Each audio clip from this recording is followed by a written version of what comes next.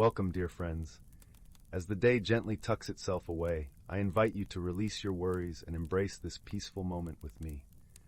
Let the soothing sounds of our story guide you to a place of relaxation and calm. I hope you've had a wonderful day, filled with little joys and warm memories. As we embark on this journey together, may your imagination drift into whimsical worlds, preparing you for a beautiful start to your upcoming day. Story 1. In the cozy woodland glen, where the air was perfumed with the earthy scent of pine needles and the gentle rustle of leaves played a symphony, the young rabbit Brier lived with a heart full of wonder and an unquenchable thirst for discovery. Her fur, soft as dandelion fluff, seemed to catch the light with every movement, and her eyes, sparkling like dewdrops, mirrored the mysteries of the forest she adored. The glen itself was a tapestry of vibrant life, where the sun dappled the forest floor through a canopy of lush green, casting playful patterns that danced with the rhythm of the wind. One crisp autumn morning, with the scent of ripe berries in the air, Brier set out to gather a bounty for her family. Her breath formed small clouds in the cool air as she hopped along a path carpeted with fallen leaves, their hues a tapestry of gold, crimson, and amber. The path wound through towering oaks and maples, whose branches arched overhead like ancient guardians. As she moved through the forest, the crunch of leaves underfoot was punctuated by the occasional chatter of squirrels and the distant call of a jay, a lively chorus that accompanied her journey. Her journey took an unexpected turn when a peculiar glow caught her eye. Parting a curtain of branches, she discovered a small, glimmering object nestled among the leaves, a tiny acorn, unlike any she had ever seen. Its surface shimmered with iridescent hues, casting a mesmerizing kaleidoscope of colors across the forest floor. Brier gasped in awe, her whiskers twitching with excitement. Stories of the legendary wishwood acorns whispered through her mind, tales she once thought were mere fables. Gingerly she reached out and touched the acorn. A warm tingle spread through her paws, and in a burst of golden light, a melodious voice filled her mind. "Greetings, young one. I am the spirit of the wishwood, bound to grant you one heartfelt desire." Brier's heart raced with the possibilities swirling in her mind. But before she could utter a word, the voice continued. "However, to unlock my power, you must embark on a journey of self-discovery and prove your worthiness." As the acorn vanished, leaving behind a glowing trail, Brier felt a mix of trepidation and excitement. Her curiosity urged her forward along the luminescent path. The forest transformed around her. The familiar sights and sounds of the glen gave way to an ethereal realm. Towering trees with bark of shimmering silver reached skyward, their leaves whispering ancient secrets in the wind. Crystalline streams trickled past, their waters glinting like liquid diamonds, and flowers bloomed in a riot of colors, each petal unfurling with a gentle sigh. The very air seemed to hum with magic, a symphony of nature's wonder that spoke to the core of her being. Brier marveled at the beauty, yet her journey was fraught with challenges. She encountered a series of treacherous ravines, their depths shrouded in mist, demanding courage as she leaped across. Dense thickets tested her agility, each step a careful dance to avoid the thorny snares. Gusting winds, cold and fierce, threatened to divert her course, yet she pressed on, driven by an inner resolve she had not known she possessed. Along the way she met Thistle, a wise old hedgehog with quills that glistened like morning dew, and Willow, a graceful deer whose antlers seemed to capture starlight. Thistle was meticulous, his eyes sharp and perceptive, often pausing to examine curious markings or to listen attentively to the forest's whispers. Willow moved with an ethereal grace, her movements fluid and deliberate, as if she were one with the wind itself. They were drawn together by a shared sense of purpose, their differences weaving a tapestry of strength. Together, they journeyed deeper into the heart of the wishwood, where a mystery unfolded around them. Strange whispers echoed through the trees, a language of the forest urging them forward. Peculiar markings, like runes of old, appeared on the bark, guiding them to an unknown destination. Their curiosity piqued, they followed the enigma's call. As they traveled, Brier began to notice something peculiar, an internal struggle that mirrored the external journey. The path was challenging, but it was her self-doubt that truly tested her. She questioned her worthiness and feared that her wish might be selfish. Yet each time doubt crept in, Thistle and Willow offered words of encouragement, their presence a balm to her troubled heart. One evening, as the sun dipped below the horizon, casting the forest in a twilight glow, they arrived at a towering willow whose branches seemed to dance with an unseen rhythm. Beneath its canopy, a pool of shimmering water awaited, reflecting the celestial tapestry of the night sky. As they gazed into the depths, visions of their deepest hopes and dreams emerged, each more vivid than the last. In that moment of reflection and revelation, the voice of the Wishwood spirit returned. "You have proven yourselves worthy, my friends. Your journey has revealed the true strength of your hearts and the bond that binds you together. Now speak your deepest desire, and it shall be granted." Brier looked at her companions, their eyes filled with wonder and determination. In that instant, she knew her wish. "I wish for our friendship to endure forever, no matter the distance or time that may separate us," she said, her voice resolute and filled with love. The pool rippled, and a warm light enveloped them, sealing their bond with unbreakable magic. From that day forward, no matter where their paths led, Brier, Thistle, and Willow remained connected by the threads of their friendship, a constant reminder of the extraordinary journey they had shared in the heart of the Wishwood. As the sun set over the enchanted forest, Brier returned home, her heart filled with gratitude and the knowledge that true friendship was the greatest wish of all.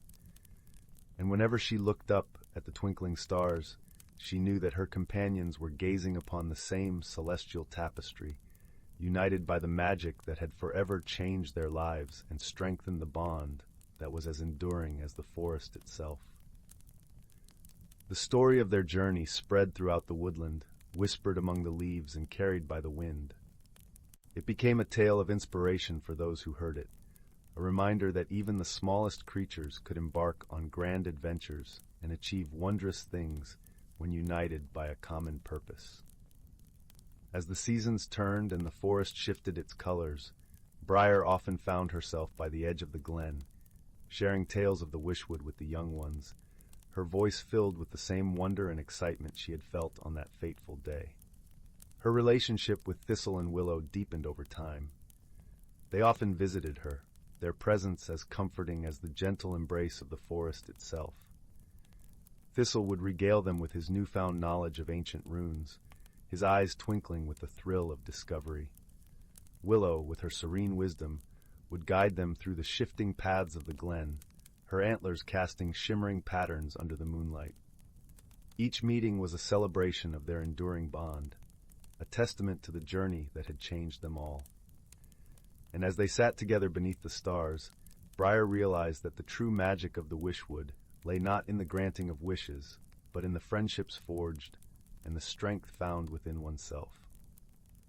One day, as Brier wandered through the forest, she stumbled upon a small patch of land she had never noticed before. It was a hidden grove where the trees formed a perfect circle around a serene pond. The air was thick with the scent of honeysuckle and wild jasmine, and the atmosphere was imbued with a sense of peace and timelessness. Here, she decided, would be the perfect place to meet with Thistle and Willow, a secret haven for their gatherings.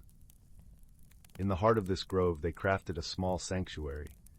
Thistle, with his eye for detail, arranged stones in intricate patterns, creating a mosaic that seemed to tell stories of old. Willow planted delicate flowers that bloomed in a cascade of colors, their petals shimmering like tiny lanterns in the evening light. Brier, with her boundless energy, gathered soft moss and feathers to create a cozy spot where they could rest and dream. The grove became their refuge, a place where time seemed to stand still, where they could share their hopes, fears, and dreams without interruption. It was here that they made plans for future adventures, always finding new paths to explore and mysteries to unravel. The grove was a testament to their friendship, a living symbol of the bond that had been woven through their shared journey.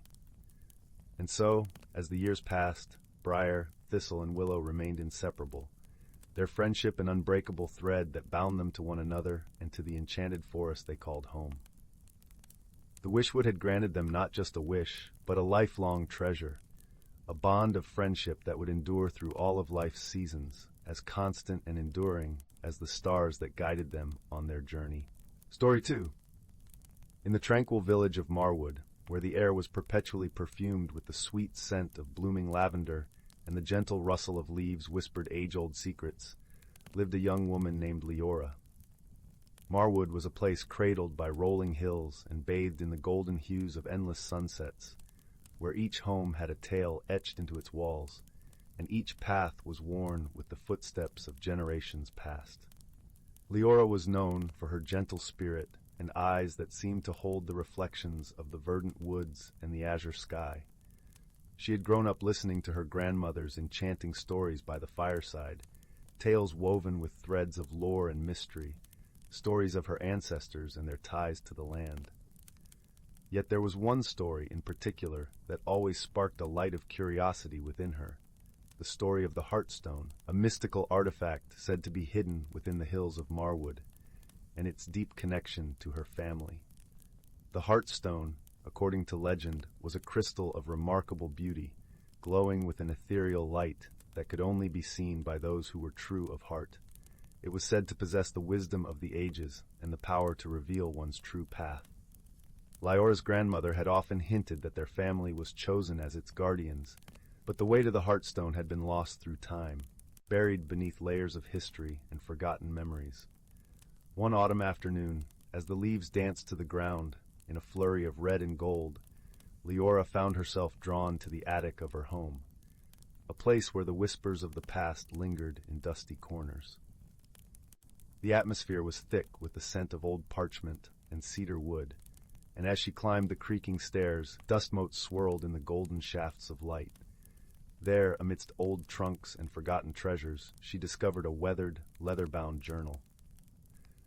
Its pages were filled with the elegant script of her great-grandmother, detailing her own journey and the clues she had gathered about the Heartstone.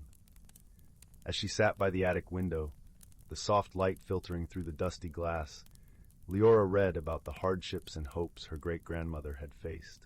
The journal spoke of a time when Marwood was threatened by a harsh winter, and how the village was sustained by the wisdom found within the Heartstone. This revelation deepened Leora's resolve, sparking a desire not just to find the Heartstone, but to understand how it could guide and protect her village once more. Inspired by the words of her ancestor, Leora decided to follow the trail. The first clue led her to the ancient oak at the edge of the village, a tree that had stood tall and wise for centuries, its roots entwined with the very soul of Marwood. As Leora placed her hand on its gnarled bark, she felt a gentle warmth spread through her fingers, as if the tree recognized her touch. Beneath its roots, she found a small, carved box, its lid adorned with intricate patterns that seemed to shimmer in the dappled sunlight. Inside the box lay a delicate golden compass, unlike any she had seen before. Its needle did not point north, but rather swung gently, as if guided by an unseen force. Leora realized that this compass was to guide her on her quest, its movements attuned to the whispers of the Heartstone. With the compass in hand, Leora ventured deeper into the woods, accompanied by the soft symphony of birdsong and the rustling of leaves. Each step she took was a step into the embrace of her heritage, a journey through time that connected her to the strength and wisdom of those who had walked before her. As twilight descended, casting long shadows across the forest floor, Leora's path led her to a secluded clearing where the air was thick with the scent of pine and earth. Here she encountered an old hermit, a man with eyes as deep and knowing as the ancient oak she had visited earlier. The hermit, whose name was Eldrin, was a keeper of stories and a guardian of forgotten knowledge. He invited her to sit by his fire, the flames crackling softly as they shared tales of the past. Eldrin spoke of the Heartstone's significance, not just as a relic of power, but as a beacon of unity and hope. He revealed that it was not merely a family legacy, but a gift to all of Marwood, a symbol of the community's resilience and harmony. His words resonated with Leora, adding layers to her understanding of the Heartstone's purpose. The compass led her to a hidden glen, a place of serene beauty where wildflowers carpeted the ground, and a crystal-clear stream sang a gentle melody. At the center of the glen stood a circle of standing stones, ancient sentinels that had witnessed the passage of countless seasons. As Leora stepped into the circle, she felt a profound sense of belonging, as if she had finally come home. It was there, in that sacred space, that the compass began to glow softly, illuminating the ground beneath her feet. With a heart full of hope, Leora knelt and brushed aside the leaves, revealing a small cavity in which rested the heartstone. The crystal shimmered with a soft inner light, casting a warm glow that enveloped Leora in a gentle embrace. In that moment, a vision unfolded before her eyes, a tapestry of her ancestors, each one a thread in the intricate weave of her lineage. She saw their struggles and triumphs, their joys and sorrows, all leading to this moment of discovery. The heartstone, with its gentle glow, imparted a sense of peace and understanding, a reminder that she was never alone, that she was part of something greater than herself.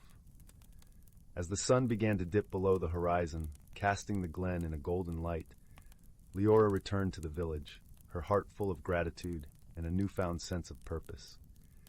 She had uncovered not just an ancient legacy, but also the enduring bonds of family and tradition. The heartstone's glow had illuminated her path, but it was the journey itself that had revealed the true treasure, an unbreakable connection to her roots and the timeless wisdom carried through generations. Upon her return, Leora shared the story and the heartstone with the villagers, gathering them around the fireside just as her grandmother once did. As she spoke, the village elders nodded, their eyes glistening with tears of recognition and pride. The heartstone became a symbol of hope for Marwood, a beacon to guide its people through the uncertain times ahead. As the villagers pondered over their newfound treasure, an unexpected visitor arrived, a traveling historian named Marin, who had heard of the heartstone's legend and was drawn to Marwood by stories of its discovery. Marin, with her keen intellect and an insatiable thirst for knowledge, brought with her ancient scrolls and maps that detailed the heartstone's significance beyond the village. In the days that followed, Leora and Marin pored over the scrolls, discovering that the heartstone was not just a relic of Marwood, but part of a larger network of mystical stones scattered across the land, each connected to a different community. These stones, when united, were said to awaken a force of nature that could heal and restore balance to the world. This revelation prompted a new chapter in Leora's journey. She realized that her purpose was not only to safeguard the heartstone, but also to unite the stones and bring their collective wisdom to light. Together with Marin and Eldrin, Leora began preparations for an expedition, determined to uncover the secrets hidden within the heart of the land. Before setting out, Leora sought the counsel of her grandmother, who still held the wisdom of ages within her gentle eyes. Sitting by the hearth, her grandmother recounted tales of her youth, revealing her own encounters with the heartstone and how it had once saved the village from a devastating drought. Leora listened intently, her heart swelling with pride and the weight of responsibility. Their preparations included gathering supplies and reaching out to other villages to share what they had discovered. Each village had its own stories of a stone, and many shared their own tales of hardship and hope.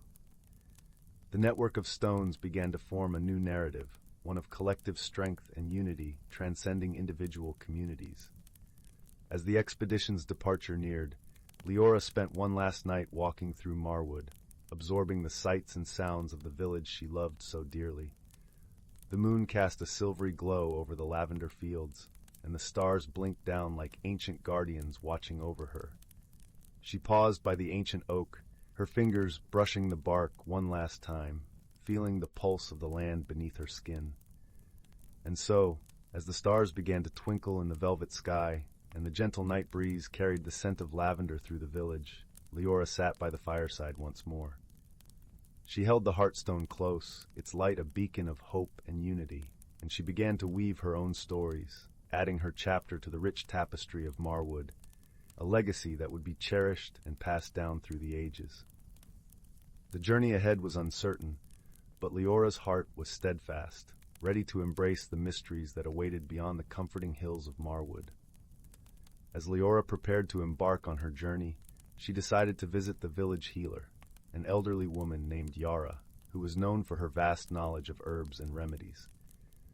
Yara's cottage was nestled at the edge of the village, surrounded by a garden that overflowed with vibrant blooms and the soothing aroma of medicinal plants. As Leora entered the cottage, she was greeted by the gentle warmth of a crackling fire and the rich scent of dried herbs hanging from the ceiling. Yara, with her kind eyes and weathered hands, welcomed Leora with a knowing smile. "You've come for more than herbs, haven't you, child?" she said, her voice a soft melody of wisdom. Leora nodded, explaining her journey and her hopes for uniting the mystical stones. The healer listened intently, her eyes reflecting the flickering flames as she brewed a pot of tea infused with calming lavender and invigorating mint. "Your path is one of great responsibility," Yara said, handing Leora a steaming cup. "But remember, the heart of any journey lies in understanding and compassion, not just in discovery." Yara gifted Leora a small satchel of herbs, each chosen for its unique properties: sage for clarity, chamomile for peace, and thyme for courage. As she tied the satchel to her belt, Leora felt a renewed sense of purpose, the healer's words and the fragrant herbs a comforting reminder of the support and wisdom she carried with her.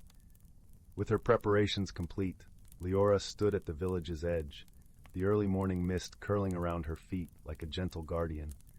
The village gathered to see her off, their faces a tapestry of hope and pride. Her grandmother, standing at the front, placed a tender kiss on Leora's forehead.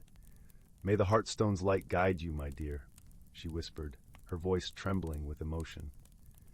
As Leora turned to face the path ahead, the sun broke through the horizon, bathing the village in a golden glow. She took a deep breath, the scent of lavender and the promise of adventure mingling in the crisp morning air. With a heart full of courage and a spirit alight with determination, Leora set forth, her footsteps echoing the stories of those who had walked before her and the promise of the tales yet to be told. Story 3. Once upon a time, nestled deep within the serene embrace of the whispering woods, there lay a quaint village named Willowbrook. This village, with its cobblestone paths that shimmered like polished gems under the morning dew, and its thatched roof cottages crowned with moss, was surrounded by the lush, verdant foliage of ancient trees that whispered secrets to the wind. Here the air was perpetually filled with the earthy aroma of pine and the sweet scent of wildflowers, painting a picture of tranquility. In this idyllic setting lived a young girl named Alina, whose heart was as warm as the summer sun. Alina was known throughout the village for her kind nature and a curious twinkle in her eye that hinted at her longing for adventure. Alina's best friend was a boy named Finn, whose laughter was as infectious as a bubbling brook. His hair was as wild and untamed as the forest itself, and his spirit matched. Together, they explored the nooks and crannies of their small world, their imaginations painting the skies with dreams as bright as the stars. Alina and Finn often found solace in the forest, where they would spend countless afternoons beneath the towering oaks, listening to the symphony of rustling leaves and chirping birds. The forest was their sanctuary, a place where the problems of the world seemed to melt away. The heart of the whispering woods held a secret known only to those with eyes that could see beyond the ordinary. It was said that within these woods lay a hidden world, a realm untouched by time. Legends spoke of an enchanted glade where the air shimmered with magic and the gentle glow of fireflies lit the night. It was here that the boundaries between the everyday and the extraordinary blurred, where whispers of forgotten magic could still be heard. In the village, tales of the glade were often shared around the flickering hearths on cold winter nights. Elders spoke of a time when the glade's magic infused everyday life, suggesting a deep connection between the people and the forest. Alina, who listened with wide eyes, often pondered these stories. Her grandmother, once a vibrant storyteller, had hinted at a deeper purpose, whispering, "The woods choose those who can hear their call." This notion left an indelible mark on her young heart. One golden morning, as the sun cast its warm embrace over Willowbrook, Alina awoke with a sense of anticipation. She felt a gentle tug at her heart, as if the woods were calling her name. Her bedroom, awash with sunlight filtering through lace curtains, felt alive with possibility. With a determined gleam in her eyes, she decided to embark on a journey to uncover the secrets of the hidden glade. Finn, ever eager to join Alina on her adventures, was waiting for her at the edge of the village. His eyes sparkled with excitement as Alina shared her plan. "We'll need to follow the river," she said, her voice a melody of enthusiasm. "The stories say it leads to the heart of the forest, where the hidden world awaits."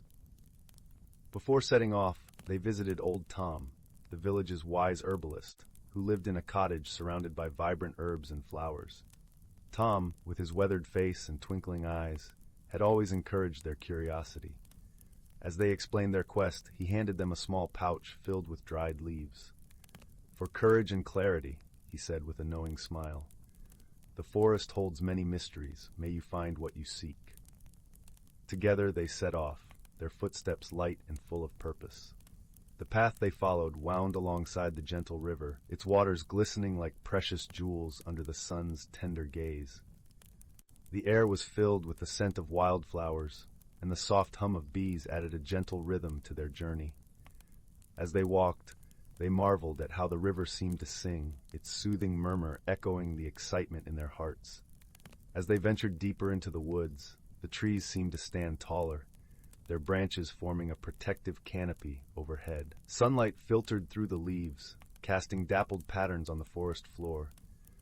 Alina and Finn's laughter mingled with the songs of the birds, creating a symphony of joy that resonated through the woods. After a while, they reached a clearing where the river widened into a small, tranquil pond. Here the air was cool and filled with the earthy aroma of moss and damp leaves. As they paused to rest, Alina noticed something glimmering beneath the water's surface. It was a stone, smooth and round, with a peculiar glow that seemed to pulse in time with her heartbeat. Drawn by an irresistible curiosity, Alina waded into the water and retrieved the stone. As she held it in her hands, a warmth spread through her fingers, and she felt a gentle whisper in her mind. The stone, it seemed, was no ordinary rock. It was a magical artifact, a key to unlocking the mysteries of the hidden glade. Finn watched with wide eyes as Alina cradled the stone. "What do you think it does?" he asked, his voice a mixture of awe and wonder. Alina pondered for a moment, then smiled. "I think it's guiding us," she said softly. "It's telling us to keep moving forward." With renewed determination, they continued their journey, the stone's gentle glow lighting their way. As they walked, the forest around them began to change. The trees grew more ancient, their trunks gnarled and twisted with age. The air was filled with the fragrance of pine and cedar, and the ground was carpeted with soft, fragrant needles. As the afternoon sun dipped lower in the sky, casting long shadows that danced like silent specters, Alina and Finn came across a scene that caused them to pause. A family of deer stood at the riverbank, their eyes wide and curious, yet unafraid. The largest of the deer, with antlers that seemed to touch the sky, locked eyes with Alina. In that moment, she felt a connection, as if the forest was acknowledging their journey and offering its blessing. Eventually, they reached a place where the river forked, one path leading deeper into the woods. Alina felt the stone's warmth intensify, and she knew they were on the right track. They followed the river's new course, their hearts beating in time with the stone's pulse.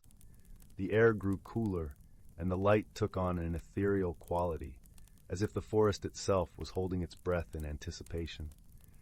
As they journeyed further, a sudden rustling in the underbrush caught their attention. Out from the shadows emerged a fox, its fur a brilliant crimson against the green of the forest. Its eyes, sharp and intelligent, fixed on Alina and Finn with a knowing gaze. For a moment, time seemed to stand still as the fox regarded them. Then, with a swift flick of its tail, it turned and bounded away, pausing only once to look back as if beckoning them to follow. Compelled by an unspoken understanding, Alina and Finn followed the fox, their path now winding through a part of the forest they had never seen before. The air here was different, charged with a sense of expectancy, and the trees seemed to lean in closer, their branches whispering in a language only the forest could comprehend. Finally, after what felt like a journey through a living tapestry of green and gold, they arrived at the hidden glade. It was a place of breathtaking beauty, where the air shimmered with magic, and the light of fireflies danced like stars. The glade was surrounded by towering trees, their leaves whispering secrets to the wind.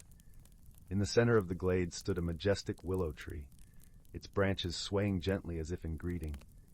Alina and Finn stood in awe, their hearts full of wonder. The glade was everything they had imagined and more, a world of magic hidden within the folds of the familiar.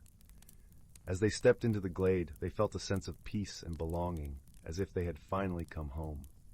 It was then that they noticed a figure standing beneath the willow tree. It was an old woman, her hair silver as moonlight, and her eyes as deep as the forest itself. She smiled warmly at Alina and Finn, her presence as comforting as a grandmother's embrace. "Welcome, dear children," she said, her voice as gentle as a summer breeze. "I've been waiting for you." Alina and Finn exchanged a glance, their hearts filled with a mixture of excitement and curiosity. "Who are you?" Alina asked, her voice trembling with wonder. The old woman chuckled softly, a sound like the tinkling of chimes. "I am the guardian of the glade," she said. "This place is a sanctuary for those who are open to the magic of the world, and you, my dear ones, have been chosen to protect it." Alina and Finn listened in rapt attention as the guardian explained the glade's significance. It was a place where the magic of the natural world was strongest, a haven for creatures both seen and unseen. The stone Alina had found was a gift from the glade, a sign that they were meant to be its guardians. "But why us?" Finn asked, his voice filled with wonder. The guardian's eyes twinkled with kindness. "Because you have the hearts of true adventurers," she replied. "You see the world not just as it is, but as it could be. That is a rare gift, and it is one that must be nurtured and protected." Alina and Finn felt a sense of pride and responsibility welling up within them. They understood the importance of the task they had been given, and they vowed to protect the hidden glade with all their hearts. As the sun began to set, casting a warm golden glow over the glade, the guardian gave them a final piece of advice. "Remember, dear ones," she said, "the magic of this world is not just found in places like this glade. It is in the laughter of friends, the kindness of strangers, and the beauty of nature. Always keep your hearts open to it, and you will find magic wherever you go." With these words echoing in their hearts, Alina and Finn bid farewell to the guardian and made their way back to Willowbrook. The journey home felt different, their steps lighter and their spirits buoyed by the promise of new adventures. As they reached the edge of the village, Alina turned to Finn with a smile. "We'll come back to the glade," she said, her voice filled with determination. "We'll protect it, just as the guardian asked." Finn nodded, his eyes shining with resolve. "Together," he agreed. Upon returning to Willowbrook, the village seemed to hum with an energy they hadn't noticed before. Neighbors greeted them with warmth, their smiles wide and genuine. Alina and Finn shared their experiences with the villagers, weaving tales of magic and mystery that captivated all who listened. In the days that followed, the villagers of Willowbrook noticed a change in Alina and Finn. There was a wisdom in their eyes, a quiet strength that belied their young years. The villagers began to seek their counsel, and in time, Alina and Finn became the heart of the community, their bond a beacon of hope and inspiration. One evening, as the villagers gathered around the central square to celebrate the harvest festival, Alina and Finn stood side by side, watching as families danced and laughed beneath the starlit sky. The air was filled with the aroma of roasted chestnuts and spiced cider, the warmth of the fire casting a golden glow on faces young and old. Alina's heart swelled with pride as she realized how much their village meant to her. From that day forward, Alina and Finn were known as the guardians of Willowbrook. They grew up to be wise and compassionate, their hearts forever open to the wonders of the world. And though they continued to explore the mysteries of the Whispering Woods, they knew that the greatest adventure of all was the journey they shared together. In the end, it was not the hidden glade that defined their story, but the love and friendship that had guided them there. And so their tale became one of hope and magic, a reminder that the world is full of treasures waiting to be discovered by those who have the courage to seek them. As the stars twinkled above Willowbrook, casting their gentle light upon the village, the story of Alina and Finn lived on, a testament to the enduring power of friendship and the magic that resides in every heart. Yet the tale did not end there. As the seasons turned, Alina and Finn found themselves drawn back to the heart of the Whispering Woods. The woods, with their ever-changing tapestry, were alive with stories yet untold. Inspired by their earlier journey, they decided to delve deeper into the mysteries of the forest, to learn more about the interconnectedness of the natural world and the magic it harbored. One crisp autumn evening, as leaves fell like golden confetti, Alina and Finn found themselves once again standing at the edge of the glade.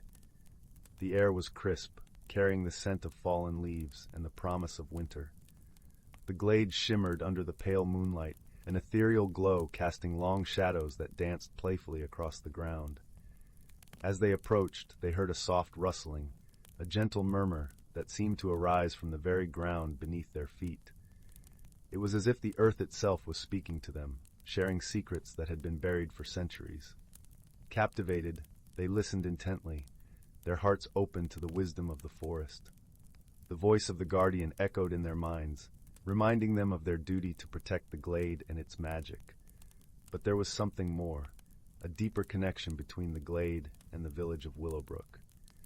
The forest and the village were not separate entities, but part of a larger tapestry, a living ecosystem that thrived on balance and harmony. This realization sparked a new determination in Alina and Finn.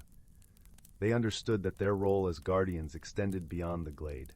It was their duty to foster the same sense of unity and respect within their village, to teach others about the beauty and magic of the natural world. Returning to Willowbrook, they shared their insights with the villagers, encouraging them to embrace sustainable practices and cultivate a deeper relationship with the land.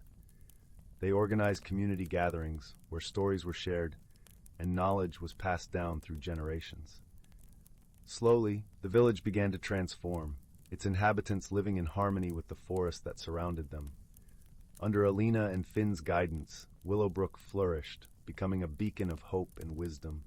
The villagers learned to listen to the whispers of the woods, to appreciate the beauty of the natural world, and to find magic in the simple moments of everyday life. Years passed, and Alina and Finn grew old, their hair silver as moonlight, their hearts as full of warmth as ever. They continued to visit the glade, now a place of pilgrimage for those seeking inspiration and connection. The guardian watched over them, her presence a comforting reminder of the magic that permeated their lives. As they stood together in the glade, hand in hand, Alina and Finn knew that their legacy would live on through the stories they had shared, the lives they had touched, and the magic they had nurtured. They had become part of the forest, their spirits intertwined with the trees and the earth, their love and friendship eternal. And so the tale of Alina and Finn continued, a story of hope and magic, a reminder that the world is full of treasures waiting to be discovered by those who have the courage to seek them and the wisdom to cherish them. As the stars twinkled above Willowbrook, casting their gentle light upon the village, their story lived on, a testament to the enduring power of friendship and the magic that resides in every heart. Story 4. In the heart of the ancient whispering woods, where the sun's gentle fingers barely reached the forest floor, and every breath of wind carried a melody of secrets, lived a myriad of creatures whose lives were woven into the very fabric of nature. This forest was a realm untouched by time, where the boundaries between reality and magic drifted like autumn leaves on a still pond. Here, every rustling leaf and babbling brook held a story, passed down through generations under the watchful gaze of the towering, wise old oaks that stood sentinel over their verdant kingdom. These oaks were not mere trees, but revered as the elders of the woods. Their roots ran deep into the earth, drawing from ancient wells of wisdom, and their leaves, even in stillness, seemed to whisper secrets of old. The forest was a living tapestry, with threads of light and shadow weaving tales that only the patient could hear. Among the forest's inhabitants was a wise old tortoise named Thistle, whose shell was etched with the patterns of time and who moved with the deliberate grace of one who understood the rhythm of the world. Thistle had lived through many cycles of the seasons and had seen the forest in all its moods, from the riotous greens of spring to the golden tapestries of autumn, the quiet white of winter, and the burgeoning life of summer. Thistle's closest companion was a sprightly squirrel named Pippin. Pippin was a bundle of energy and curiosity, his fur a soft russet that blended perfectly with the autumn leaves. His bright eyes sparkled with mischief and wonder, and he had a knack for finding joy in the simplest things. Together, Thistle and Pippin were an unlikely pair, but their friendship was as old as the forest itself, rooted in mutual respect and shared adventures. One crisp morning, as the first hints of autumn painted the leaves with strokes of amber and crimson, Thistle and Pippin set off on their usual morning walk. The forest was alive with the sounds of preparations for the coming winter. Birds flitted about, gathering seeds, while industrious ants marched in lines, carrying supplies to their underground homes. The air was filled with the earthy scent of fallen leaves and the distant murmur of a gentle brook. "Do you hear that, Thistle?" chirped Pippin, his ears twitching with excitement. "The forest is singing a different tune today." Thistle paused, closing his eyes to better listen. Indeed, the forest was alive with a new melody, a symphony composed by the rustling leaves, the whispering winds, and the soft patter of rain against the canopy. It was the sound of change, a song of transition that heralded the arrival of autumn. "Ah, yes," Thistle nodded, his voice a deep, comforting rumble. "The autumn song, it tells of balance and harmony, of how every creature plays a part in the dance of the seasons." Pippin leaped onto a low branch, peering into the distance. "Do you think we'll see the leaf dancers today?" he asked eagerly. The leaf dancers were mythical creatures of the forest, said to appear only during the turn of the seasons. Legend had it that they were the guardians of the forest's magic, ensuring that the balance of nature was maintained. "Perhaps," Thistle replied, a twinkle in his eye. "But remember, they reveal themselves only when the forest is at peace." They continued their walk, the crunch of leaves underfoot echoing softly through the trees. As they ventured deeper into the woods, the air grew cooler and carried the sweet, crisp scent of apples and the musk of damp earth. Sunlight filtered through the canopy, casting dappled shadows that danced upon the forest floor like playful spirits. Their path led them to a part of the forest that Pippin had not noticed before. It was a secluded grove, where the trees formed a natural archway, and the air seemed to hum with an ancient energy. The ground was soft beneath their feet, covered in a thick layer of fallen pine needles that cushioned their steps. "Look at this place, Thistle," Pippin marveled, his eyes wide with wonder. "It feels like we've crossed into another world." Thistle nodded, a smile playing on his lips. "This is the Grove of Echoes. It's said that the whispers of the past linger here, waiting to share their wisdom with those who listen." Pippin tilted his head, straining to hear the voices of the past. For a moment, the rustle of leaves seemed to form words, a gentle murmur that spoke of times long gone, of creatures who had once walked the forest paths. As they listened, a gentle breeze stirred the branches, carrying with it the scent of wildflowers and the distant call of a nightingale. Pippin closed his eyes, letting the sounds and scents wash over him. He felt a sense of connection, as if the forest itself was reaching out to him, sharing its secrets and stories. They lingered in the grove, lost in the tranquility of the moment, until the sun began to dip below the horizon, casting long shadows that stretched across the forest floor. As they made their way back to the main path, Pippin's mind was alive with thoughts and questions. "Thistle," he said, breaking the comfortable silence, "do you think the leaf dancers ever visit the Grove of Echoes?" Thistle considered the question, his gaze thoughtful. "Perhaps they do, Pippin. The forest is full of mysteries, and the leaf dancers are a part of that magic. They may come to listen, just as we have." As the sun reached its zenith, they came upon an ancient glade, a place where time seemed to stand still. Here, the trees formed a natural cathedral, their branches arching gracefully overhead, and the ground was carpeted with soft moss that glowed emerald under the sunlight. In the center of the glade stood a majestic oak, older than any other tree in the forest. Its bark was gnarled and thick, each groove a testament to the ages it had witnessed. This was the heart tree, revered by all creatures as the soul of the forest.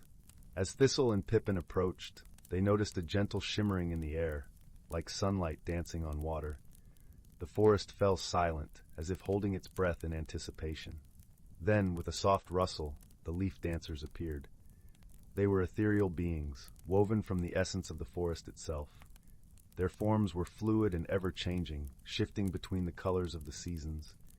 They moved with a grace that was both mesmerizing and otherworldly, their presence a reminder of the magic that pulsed through the whispering woods. Pippin watched in awe, his heart swelling with wonder. "Look, Thistle! They're here!"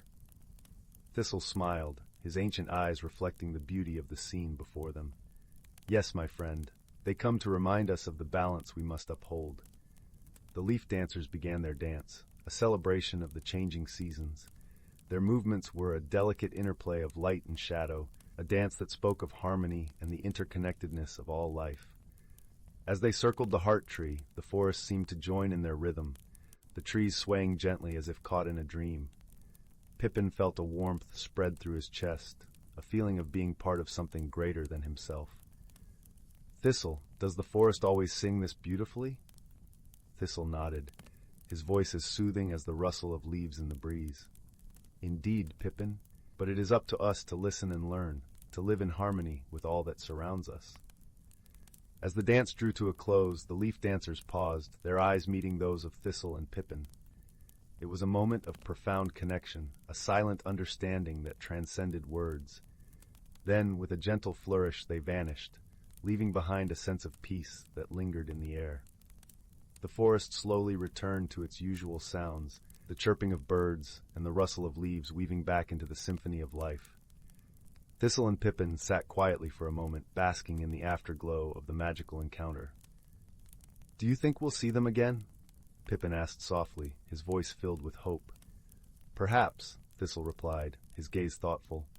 "But even if we don't, we carry their wisdom with us always. The forest teaches us to cherish each moment, to live in balance with nature and with one another." With hearts full and spirits uplifted, the two friends turned to leave the glade, their footsteps light and purposeful. As they walked back through the forest, the sun began its descent, casting a warm, golden light that bathed the woods in a gentle embrace. The whispering woods were once again at peace, a place where magic and reality intertwined, where the lessons of the past guided the steps of the present. Thistle and Pippin knew that the journey of life was much like the dance of the leaf dancers, ever-changing, ever-beautiful, and always filled with wonder. As they continued their journey home, Pippin's mind was a whirl of thoughts. "Thistle," he said, breaking the comfortable silence, "do you ever wonder if there are other creatures like us in other forests who experience the magic of the leaf dancers?" Thistle chuckled softly, the sound echoing gently through the trees. "Ah, Pippin, the world is vast and filled with wonders beyond our imagining. There are many forests, each with their own stories, their own guardians. We are but a small part of this grand tapestry." Pippin pondered this, his bright eyes reflecting the fading light of the day. "I wish we could visit them all," he said wistfully. "Perhaps one day," Thistle replied, his tone thoughtful. "But for now, we must learn from our own forest, for it has much to teach us." As they approached the edge of the forest, the familiar sounds of the whispering woods welcomed them back. The hoot of an owl echoed in the distance, and the cool breeze carried the scent of pine and earth. They paused for a moment, looking back at the path they had traveled, their hearts filled with gratitude for the day's adventures. In the weeks that followed, Pippin often thought of the leaf dancers and the lessons they imparted. He found himself more attuned to the subtle changes in the forest, the way the leaves whispered secrets only the wind could hear, the way the light danced through the branches at dawn. He realized that the magic of the forest was not just in the grand moments, but in the quiet, everyday wonders that surrounded him. Thistle, too, felt a renewed sense of purpose. As the seasons continued their eternal dance, he took it upon himself to share the stories of the leaf dancers with the younger creatures of the forest, passing on the wisdom he had gathered over his long life.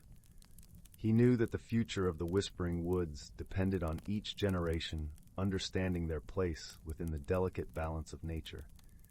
Together, Thistle and Pippin embraced each new day with open hearts, ever mindful of the magic that pulsed through the world around them.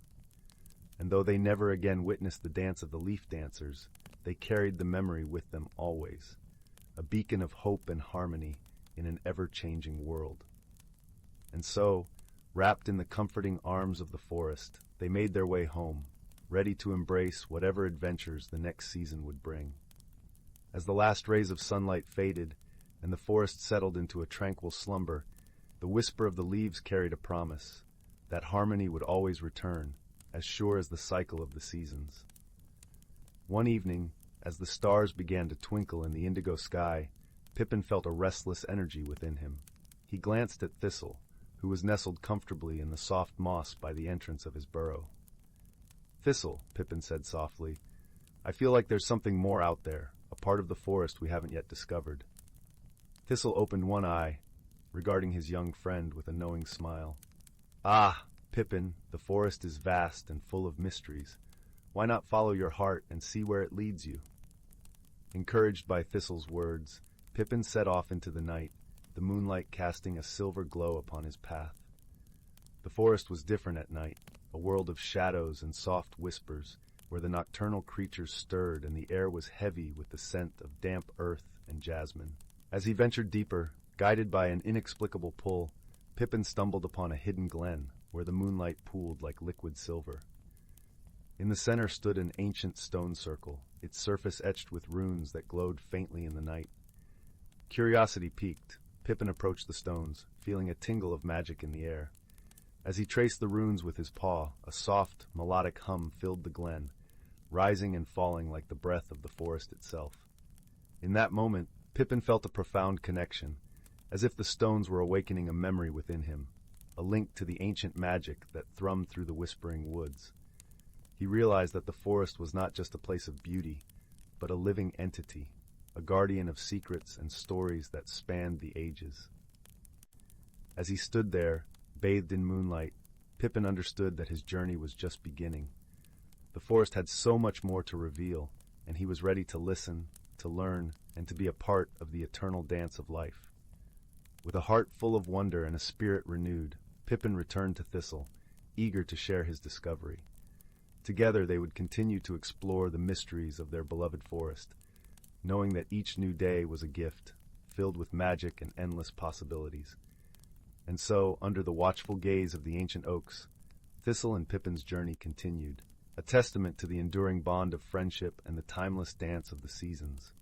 One particularly clear night, as the stars hung like glittering jewels in the sky, Pippin found himself staring up at the constellations, his mind alight with curiosity. "Thistle," he began, his voice barely above a whisper, "do you think the stars have stories, too?" Thistle, who had spent the evening sharing old tales with the younger creatures of the forest, settled beside Pippin, his gaze fixed on the celestial expanse above.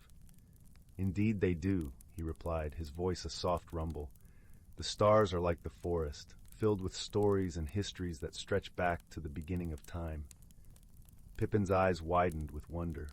"Will you tell me one of their stories?" Thistle nodded, a gentle smile playing on his lips. "Very well. Long ago, when the world was young and the sky was a canvas of endless possibilities, the stars were born from the dreams of the first creatures. Each star carries the memory of a wish, a hope that was whispered to the night." Pippin listened intently, his imagination painting vivid pictures in the darkness. "So when we look at the stars, we're seeing the dreams of those who came before us?" "Precisely," Thistle affirmed. "And just like the stories of the forest, the stars remind us of our place in the universe, of the connections that bind us all together."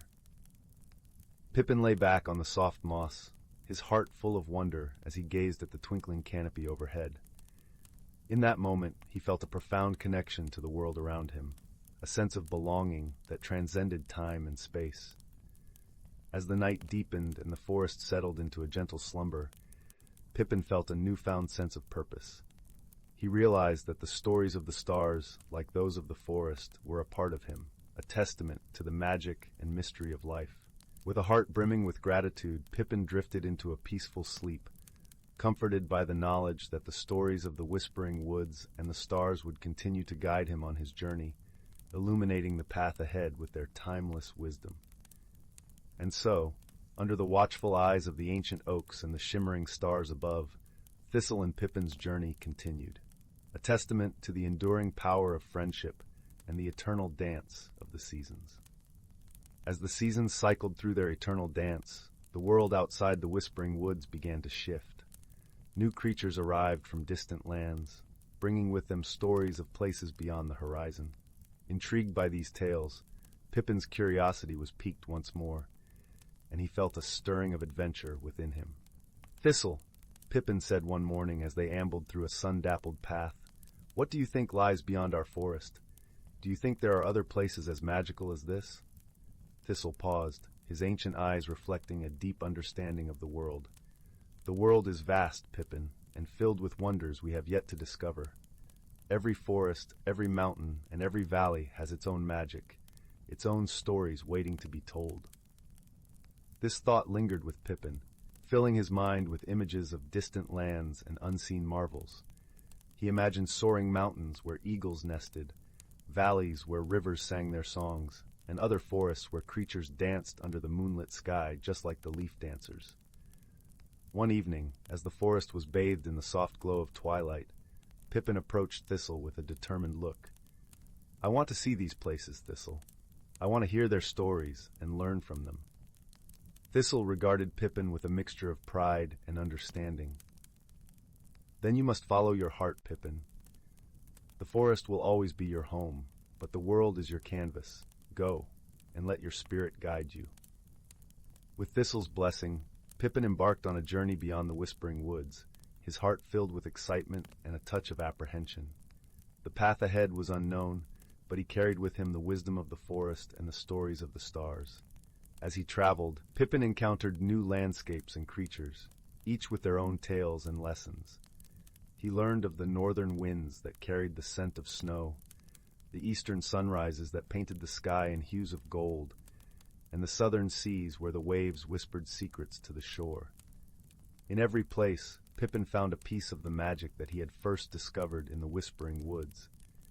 He realized that the world was a vast tapestry, woven together by the stories and dreams of countless beings. Eventually, his journey led him back to the Whispering Woods, where Thistle awaited him with open arms. Pippin's eyes shone with the light of new experiences, and his heart was full of tales to share. Together, they sat beneath the ancient oaks, Pippin recounting his adventures and the lessons he had learned. Thistle listened with a gentle smile, for he knew that Pippin's journey had enriched not only his own life, but the life of the forest as well. As the sun set and the stars began to twinkle above, Pippin and Thistle knew that their journey was far from over. The world was still full of mysteries, and together they would continue to explore its wonders, ever guided by the magic of the Whispering Woods and the stories of the stars. And so, under the watchful gaze of the ancient oaks and the shimmering stars, Thistle and Pippin's journey continued, a testament to the enduring power of friendship, the quest for knowledge, and the eternal dance of life. Story 5. In the quaint village nestled between rolling hills and the vast embrace of a tranquil forest, there lived a gentle soul named Leora.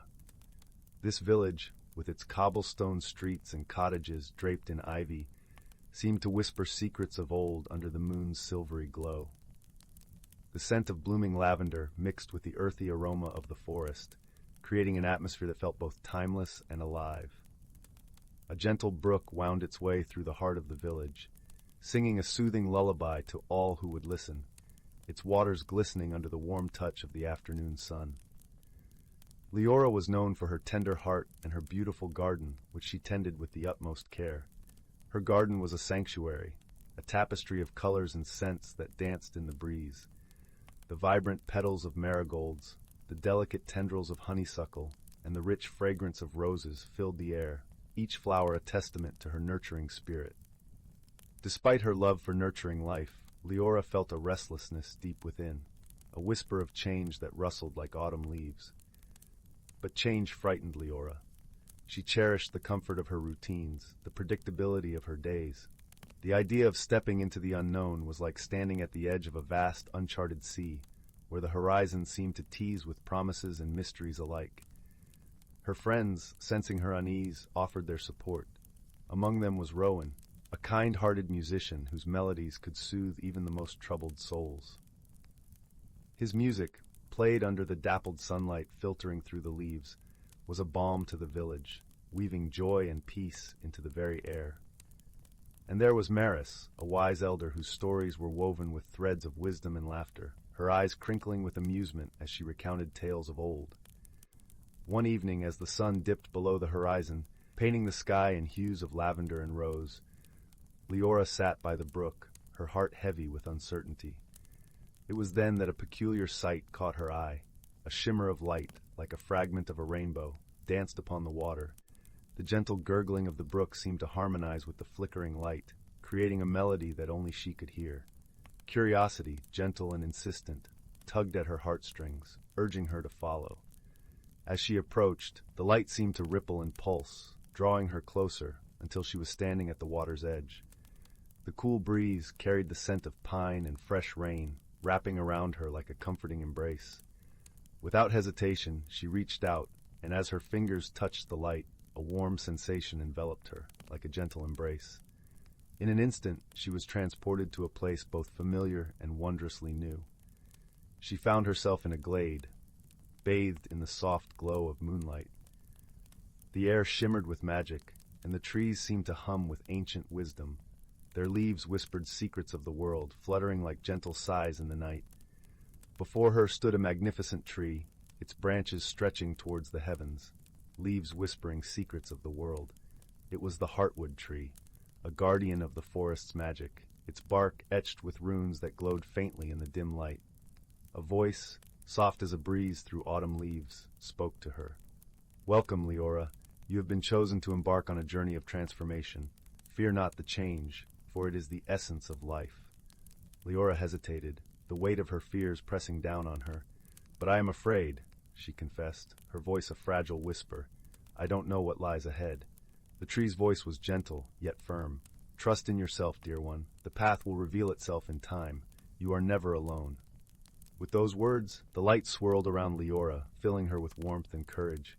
She felt a shift within, a budding of something new and beautiful. Her heart, once tethered by doubt, now soared with a newfound sense of freedom. As she returned to her village, she carried with her the magic of the forest, a newfound hope blossoming in her heart. In the days that followed, Leora began to embrace the subtle shifts in her life. She found joy in the unexpected, comfort in the unfamiliar. The village, once just a backdrop to her daily life, became a tapestry of stories and connections. Her friends noticed the change, the lightness in her step, the sparkle in her eyes. Rowan's melodies seemed to dance more freely, their notes lifting higher into the sky, and Maris's stories wove deeper connections, each tale a thread binding the villagers together. One afternoon, as the sun cast a golden glow over the village, Leora wandered beyond her garden, her feet guiding her to the edge of the forest. Here, in the dappled light, she found a hidden grove, a place she had never ventured before. The grove was a mosaic of colors and sounds, a symphony of chirping crickets and the rustling of leaves, the air rich with the scents of wildflowers and earth. It was as if the forest itself had opened its arms to her, revealing a secret world waiting to be discovered. In this sacred space, Leora felt a profound connection to the world around her. She knelt beside a patch of wild violets, their vibrant petals whispering tales of resilience and beauty. As she listened, she realized that just as the forest thrived by embracing change, so too could she grow by welcoming the unknown. Leora's newfound courage was put to the test when a storm, fiercer than any the village had seen in years, swept through the valley. The winds howled like a pack of wolves, and rain lashed against the windows of cottages, turning the brook into a roaring river. Fear gripped the villagers as they scrambled to protect their homes and livelihoods. But Leora, driven by an inner strength she had not known before, rallied her friends. "Together we can face this," she declared, her voice cutting through the storm's fury. "We must help each other, like the forest that shelters its creatures from the elements." Rowan and Maris joined her, and soon others followed, their collective spirit shining as brightly as the lanterns they carried. They worked tirelessly, reinforcing homes, guiding the frightened, and tending to the injured. Under Leora's leadership, the village found hope amidst chaos, their bonds strengthening as they weathered the storm together. When the sky finally cleared, the village stood, battered but unbroken. A rainbow arched across the sky, its colors vivid against the retreating clouds. The villagers gathered, their faces weary yet hopeful, and Leora spoke once more. "We have faced the storm and emerged stronger," she said, her voice steady with conviction. Change is not just about welcoming the unknown. It's about standing tall against the winds of adversity, knowing that we are never alone. Her words echoed long after the storm had passed, becoming part of the village's lore, a testament to resilience and unity. One evening, as they gathered in Leora's garden, the air filled with the scent of night-blooming jasmine, Maris spoke. Change is like a gentle river, Leora. It may carve new paths, but it always finds its way, bringing life to all it touches. Leora smiled, her heart swelling with gratitude. I understand now. Change is not something to fear, but to welcome. It brings growth, new beginnings, and the chance to discover who we truly are. As the moon cast its silver glow upon the village, Leora felt a profound peace settle within her. She knew that the journey of transformation was ongoing, a beautiful tapestry woven with threads of love, friendship, and self-discovery. The village, with its cobblestone streets and whispering trees, was not just a place to live, but a place to grow. And so, under the watchful gaze of the stars, Leora embraced her new path with an open heart, knowing that she was never alone and that the magic of the forest and the love of her friends would light her way. The gentle brook, the heart of the village, continued to sing its lullaby, and Leora, now part of its melody, danced to its tune with grace and joy. One day, as the village prepared for the annual Harvest Festival, a celebration that united everyone in a joyful embrace of the season's bounty, Leora volunteered to organize the festivities. She wanted to bring new elements to the tradition, inspired by her recent journey. She proposed a night of storytelling and music beneath the heartwood tree, inviting the villagers to share their dreams and aspirations. On the night of the festival, the village gathered under the tree's sprawling branches, lanterns flickering like stars against the velvet sky. Rowan's music floated through the air, intertwining with the laughter and voices of the villagers. Maris shared a tale of a wanderer who found a new home in the heart of the forest, a story that resonated deeply with Leora's own journey. As the night unfolded, Leora stood before her friends and neighbors, her heart filled with gratitude and courage. Tonight, we celebrate not just the harvest of our fields, but the harvest of our hearts, she began, her voice strong and clear. May we always find the courage to embrace change, to seek the unknown, and to nurture the magic within us all. The crowd erupted in applause, their voices blending into a harmonious chorus of support and love. Under the canopy of the ancient tree, Leora realized that she had truly found her place, not just in the village, but in the ever-changing tapestry of life. And as the festival continued, she danced among her friends, the rhythm of the brook's lullaby, a constant reminder that she was home. As the festival drew to a close, Leora found herself walking back to the hidden grove she had discovered earlier. The moonlight filtered through the leaves, casting ethereal patterns on the ground.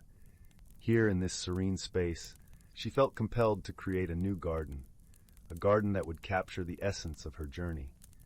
She envisioned a place where the forest and the village could meet, where wildflowers would mingle with cultivated blooms, and where villagers could come to reflect and find solace. In the weeks that followed, she worked tirelessly, drawing on her knowledge of plants and her newfound courage.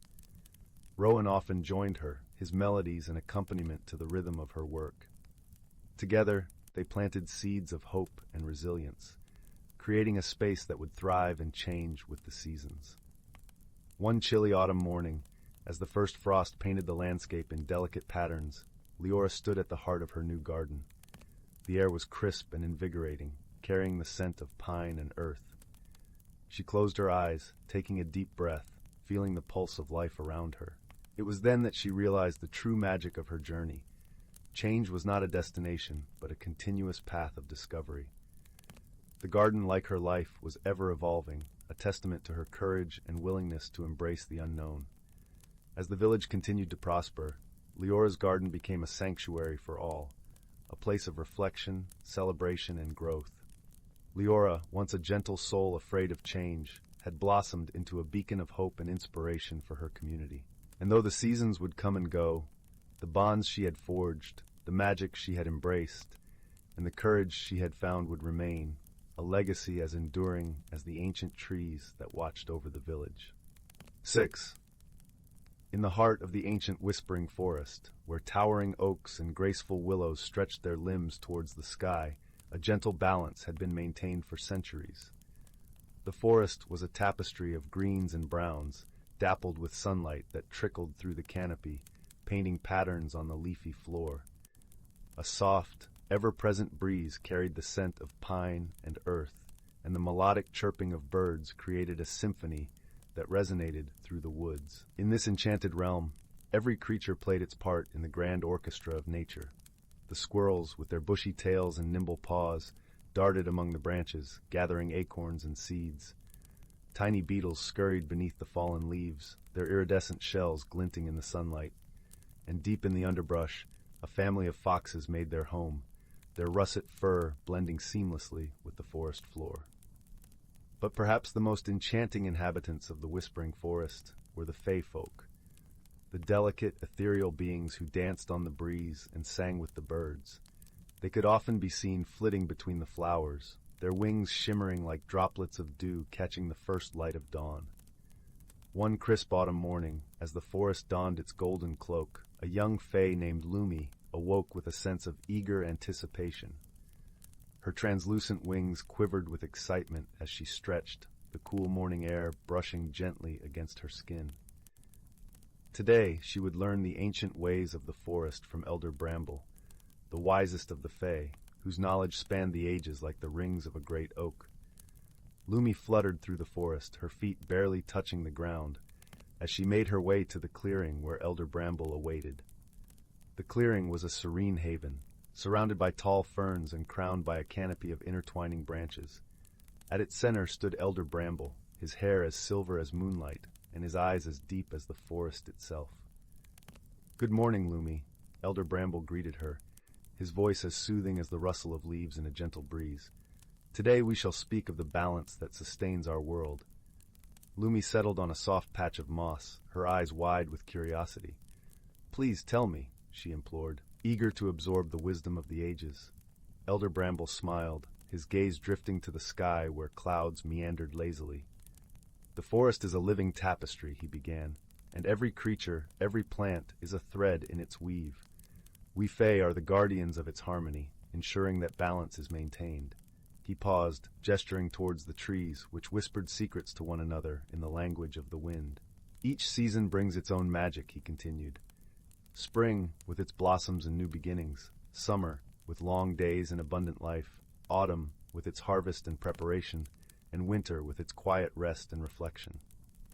Lumi nodded, feeling the truth of his words resonate within her.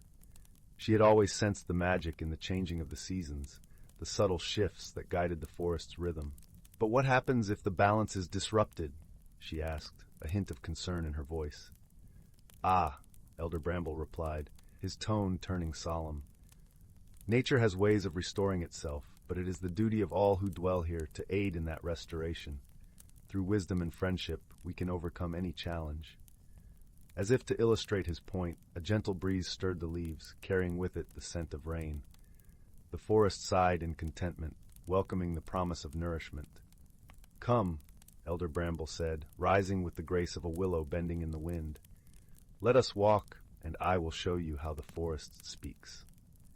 Together they wandered through the woods, Elder Bramble teaching Lumi to listen to the stories carried by the wind, to understand the language of the rustling leaves and the babbling brook.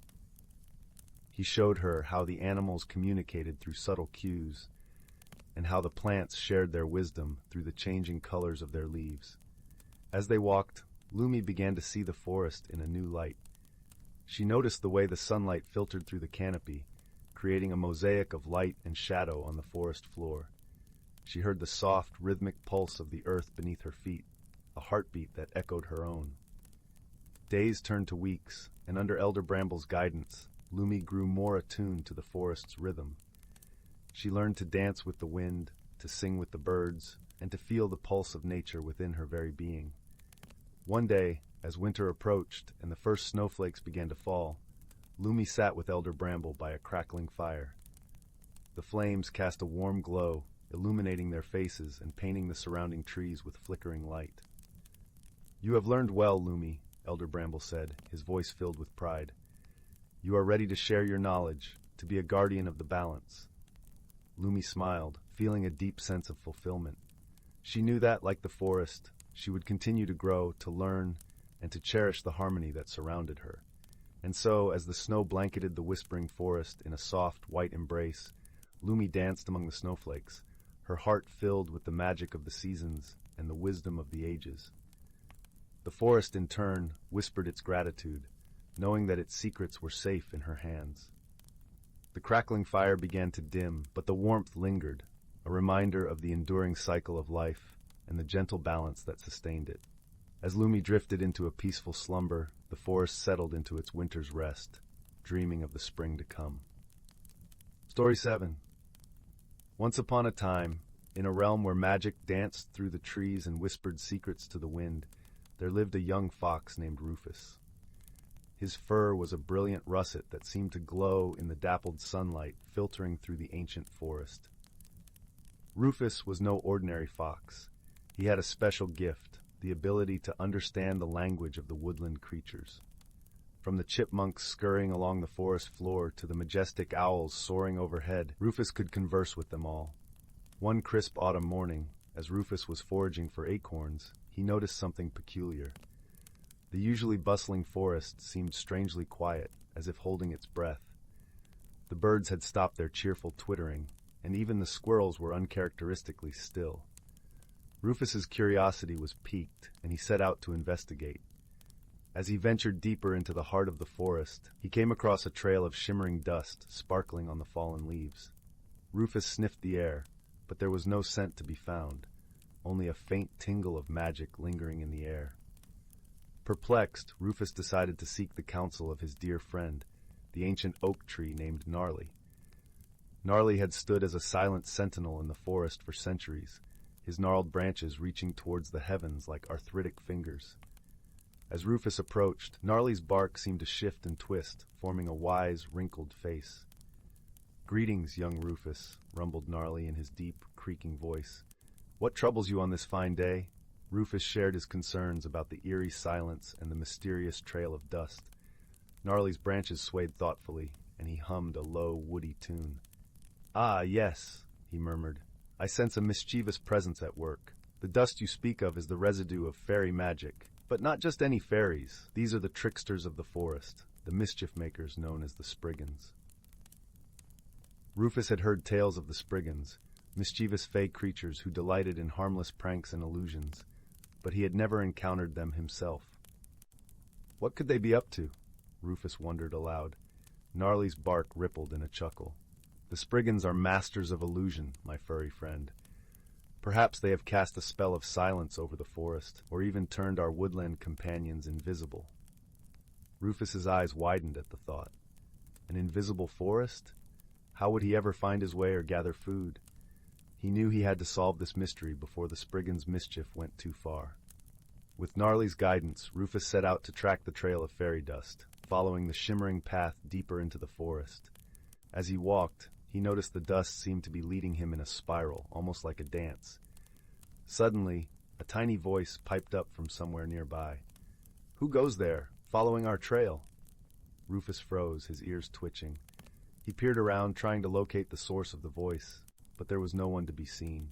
"Down here, furry one," came the voice again, and Rufus looked down to see a tiny figure no bigger than his paw, hovering before him. It was a Spriggan, with gossamer wings and a mischievous grin. "Greetings, little one," said Rufus politely. "I couldn't help but notice the strange silence in the forest today. Might you know anything about that?" The Spriggan giggled, a sound like tinkling bells. "Of course we know something about it. It was our doing, a grand trick to bewilder the residents of the forest." Rufus frowned. "But why would you do such a thing? The silence is unsettling, and we rely on the sounds of the forest to guide us." The Spriggan's grin faltered slightly. "We meant no harm, furry one. It was only a bit of fun, a game to liven up the day." Rufus considered this for a moment. The Spriggans were known for their playful nature, but perhaps they had taken their mischief too far this time. "I understand your intentions were good," said Rufus gently, "but your game has caused quite a stir. Perhaps we could find a way to restore the forest's sounds while still having a bit of fun?" The Spriggan's eyes lit up, and he clapped his tiny hands together. A compromise. Yes, I like the sound of that. With a wave of his hand, the Spriggan summoned a dozen more of his kind, and they began to dance and swirl around Rufus, sprinkling their fairy dust in a dazzling display. As they moved, the silence lifted, and the forest slowly came back to life.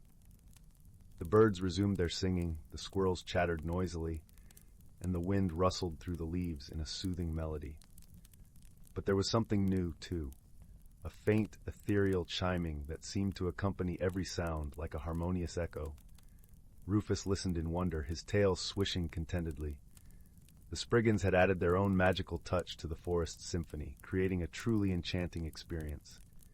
From that day on, Rufus and the Spriggans became fast friends, their bond forged through understanding and compromise. The forest was never quite the same, but in the most delightful way.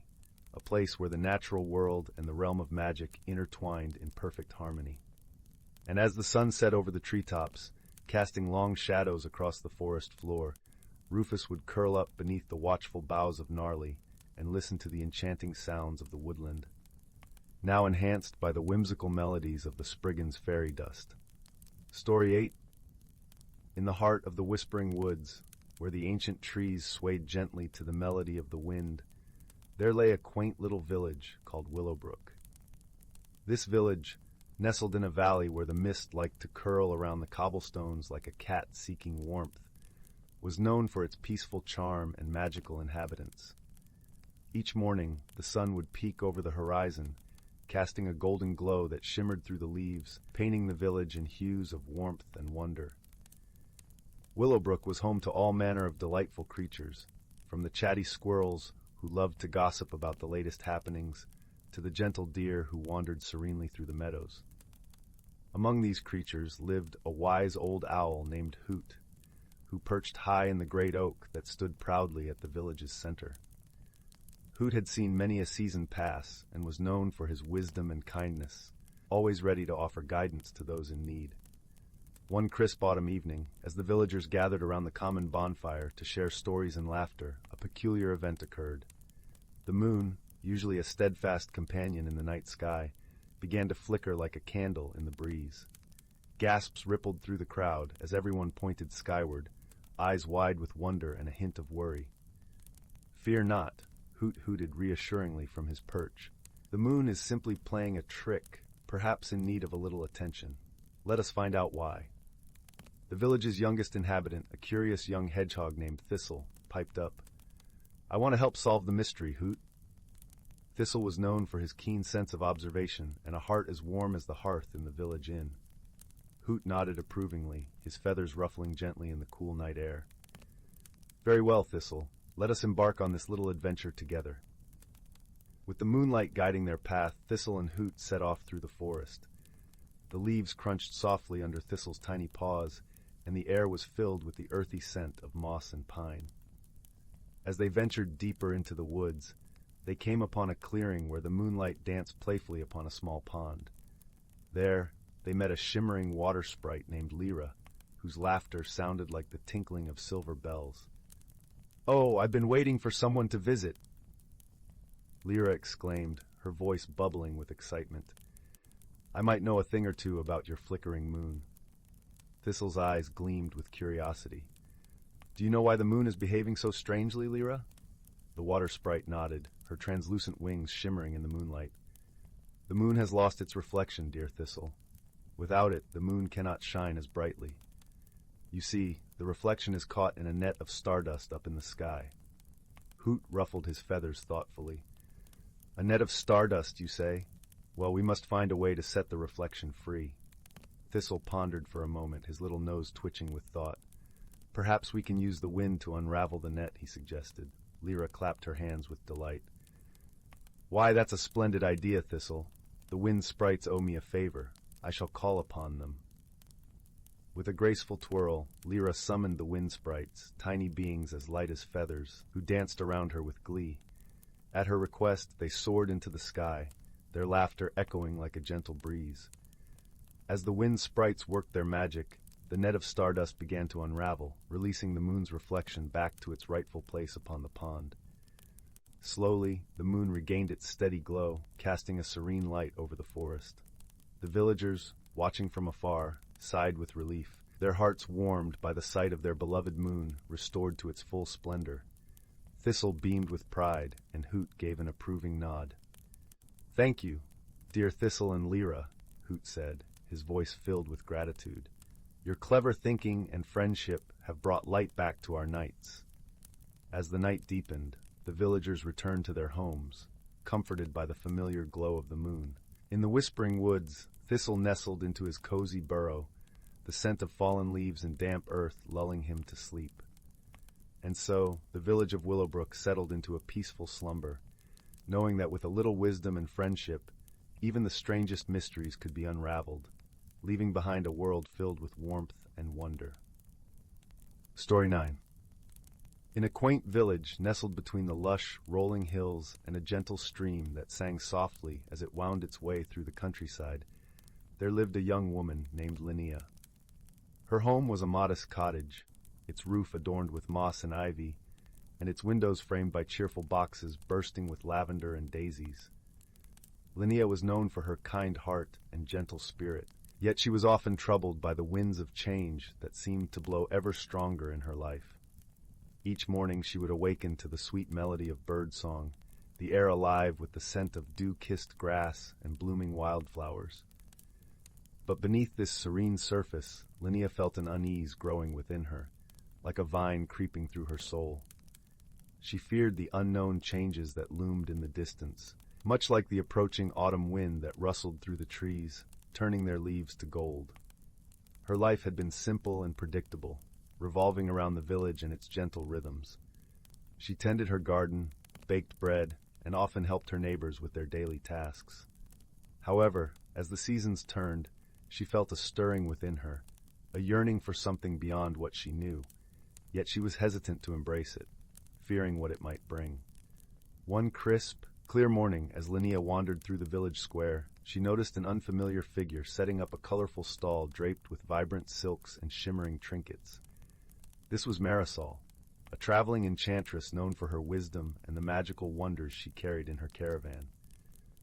Intrigued yet apprehensive, Linnea approached, her curiosity piqued by the mystical aura that surrounded Marisol.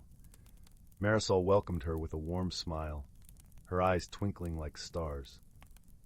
"Ah, dear Linnea," she said, her voice like a gentle breeze, "I see in you a heart that longs for growth and transformation, yet fears the journey it may require." Linnea nodded, her voice barely a whisper. "I feel something inside me changing, but I don't know what to do. How can I embrace what I don't understand?" With a knowing look, Marisol reached beneath her counter and retrieved a small, intricately carved box. "This," she said, presenting it to Linnea, "is a seed of transformation, planted under the full moon, and it will guide you on your path to discovery." Clutching the box to her chest, Linnea thanked Marisol and returned home, her heart alight with a mix of hope and uncertainty. That evening, as the silver moon hung like a lantern in the sky, she ventured into her garden, the cool earth soft beneath her feet. With a deep breath, she planted the seed, feeling a strange warmth spread through her fingers as she covered it with soil. In the days that followed, Linnea tended the spot with care, watering it with love and anticipation. Slowly, a delicate sprout emerged, its leaves unfurling like tiny green hands reaching for the sky. As it grew, Linnea found herself drawn into a world of wonder, for the plant was unlike any she had ever seen, its petals shimmering with colors that danced in the sunlight. With each passing day, Linnea noticed changes within herself, mirroring the plant's growth. She became more attuned to the whispers of the wind, the rustle of leaves, and the songs of the birds. Her heart, once heavy with doubt, began to lighten, filled with a newfound sense of purpose and connection to the world around her. The villagers, too, noticed the change in Linnea. Her eyes sparkled with a vitality that seemed to brighten even the cloudiest days. Encouraged by her transformation, they sought her advice, drawn to her warmth and wisdom. Linnea, in turn, found joy in sharing her journey, realizing that by helping others, she was also nurturing her own spirit. One afternoon, as she sat beneath the shade of an ancient oak, her friend Tomas joined her. Tomas was a gentle soul with a love for stories and a knack for seeing the world in hues of wonder. "Linnea," he said, his voice soft and thoughtful, "the changes in you are like the seasons, inevitable and beautiful. You've learned to dance with them, and that is the true magic." Linnea smiled, her heart swelling with gratitude. "The seed Marisol gave me was just the beginning," she replied. "It taught me that change is not something to fear, but to embrace. Every leaf that falls, every blossom that blooms, carries a lesson if we're willing to listen."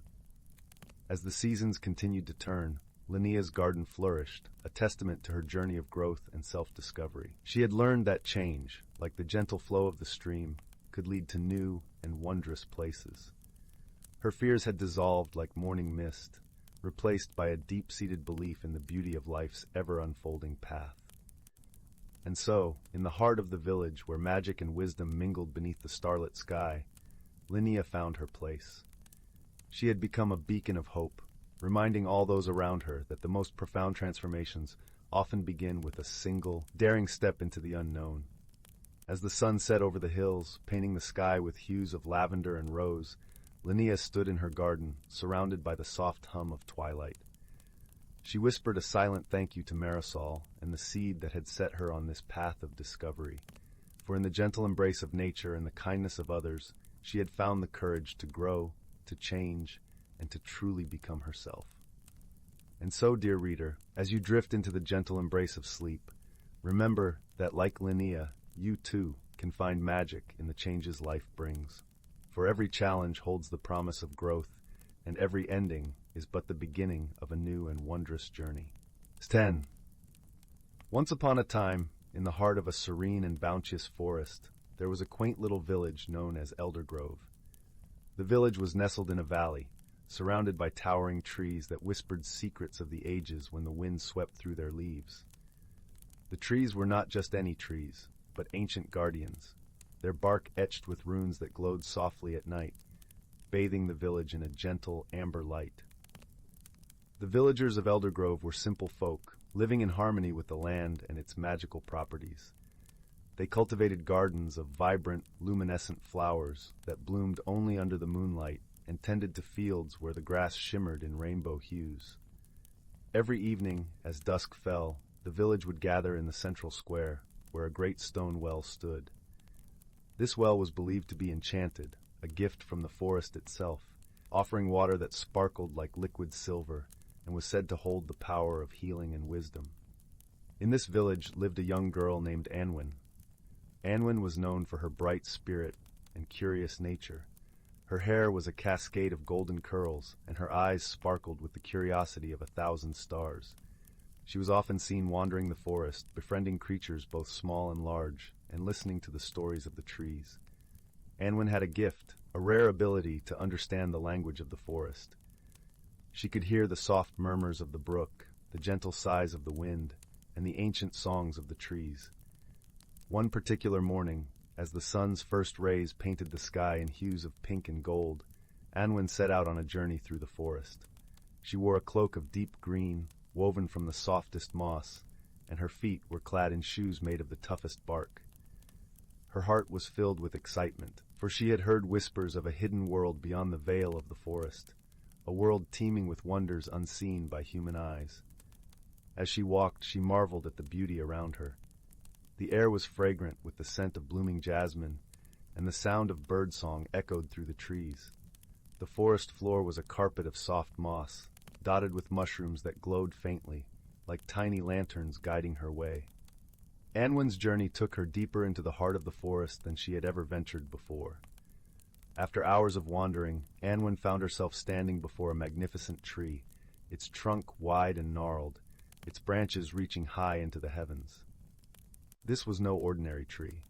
It was the guardian tree, the oldest and wisest of all the trees in the forest. As Anwen approached, she noticed a small opening at the base of the trunk, just large enough for her to crawl through. Without hesitation, Anwen knelt down and peered inside. Beyond the opening was a tunnel, its walls lined with roots that pulsed with a soft, ethereal glow. Taking a deep breath, Anwen entered the tunnel, feeling the cool earth beneath her hands and knees as she crawled forward. The air was filled with a soft, humming melody, like a lullaby carried on the breeze. The tunnel led her to a vast chamber, its ceiling high and arched, lined with shimmering crystals that cast rainbows of light around the room. In the center of the chamber stood a pool of water, its surface still and mirror-like, reflecting the glow of the crystals above. Anwen approached the pool, her heart racing with wonder. As she gazed into the water, she saw images beginning to form on its surface. She saw the village of Eldergrove, its people going about their daily lives, unaware of the magic that lay hidden beneath their feet. She saw the forest alive with creatures of every kind, from the smallest of insects to the grandest of deer, and she saw herself, standing at the edge of a new world, ready to embark on a journey that would change her forever. Suddenly, the water rippled, and a figure emerged from its depths. It was a spirit, its form shimmering like morning mist, with eyes that held the wisdom of the ages. "Welcome, Anwen," the spirit spoke, its voice gentle and melodic, like the sound of a distant waterfall. "You have found the heart of the forest, a place of great magic and mystery." Anwen bowed her head in respect. "Thank you for welcoming me," she replied softly. "I have come seeking knowledge and adventure, and to learn more about the magic of this land." The spirit smiled, and the chamber filled with a warm, golden light. "You are a child of the forest, Anwen," it said. "Your heart is pure and your spirit strong. The magic of the forest flows through you, and it is your destiny to protect it." The spirit then gestured to the pool, and the water began to swirl, forming images once more. Anwen saw a vision of the village, its people gathered around the enchanted well. She saw the water of the well beginning to dim, its silver light fading. The villagers looked worried, their hope waning as the magic of the well began to disappear. "This is the challenge you must face," the spirit continued. "The magic of the well is linked to the heart of the forest. If the heart weakens, so too does the well. You must journey to the source of the forest's magic and restore its strength." Anwen nodded, determination shining in her eyes. "I will do whatever it takes to save my village and the magic of the forest," she vowed. The spirit's form began to fade, its voice echoing softly in the chamber. "Remember, Anwen, the greatest magic lies within you. Trust in your heart, and you will find your way." With the spirit's guidance fresh in her mind, Anwen left the chamber, her path illuminated by the glowing crystals. She emerged from the tunnel into the forest once more, the air crisp and invigorating. She felt a new sense of purpose and strength, her heart filled with the spirit's words. Her journey took her through the forest, following trails known only to the creatures that dwelled there. She crossed babbling brooks and climbed steep hills, her senses attuned to the whispers of the forest. As she traveled, she encountered many creatures, each offering their help and companionship. There was Bramble, the wise old owl, who shared tales of the forest's history and taught Anwen to see with her heart, not just her eyes. There was Pippin, the mischievous squirrel, who showed her the joy of laughter and play, even in the face of adversity.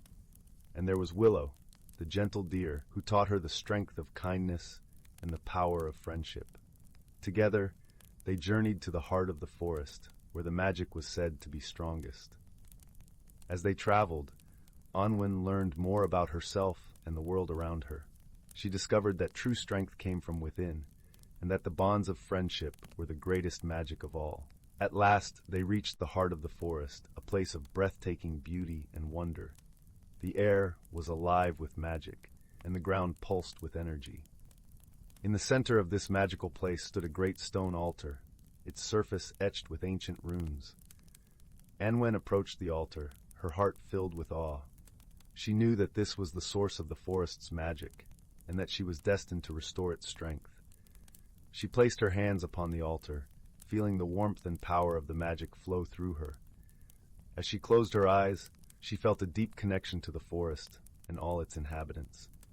She could feel the life and energy of the trees, the joy and playfulness of the animals, and the wisdom of the ancient spirits. She understood that she was a part of this great, interconnected tapestry, and that her actions could shape its future. With this newfound understanding, Anwen poured her heart and soul into the altar, channeling the magic within her.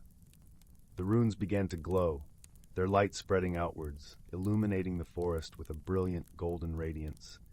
The ground trembled, and the air was filled with a symphony of sound as the magic of the forest surged back to life.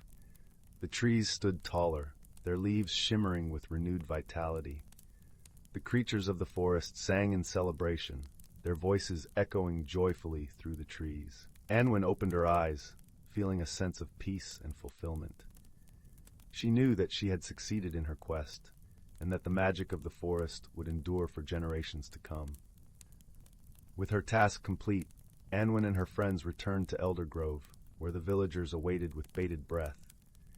As they entered the village square, the enchanted well began to glow once more, its silver light shining brightly in the night. The villagers cheered and celebrated, their hearts filled with hope and gratitude. They thanked Anwen for her bravery and wisdom, and for restoring the magic that was the lifeblood of their village. As the celebration continued into the night, Anwen stood by the well, gazing up at the stars. She felt a deep sense of contentment, knowing that she had fulfilled her destiny and that the magic of the forest would continue to flourish. The journey had changed her, revealing the true strength and magic that lay within her heart. She had learned the importance of friendship, the power of kindness, and the unbreakable bond between herself and the natural world.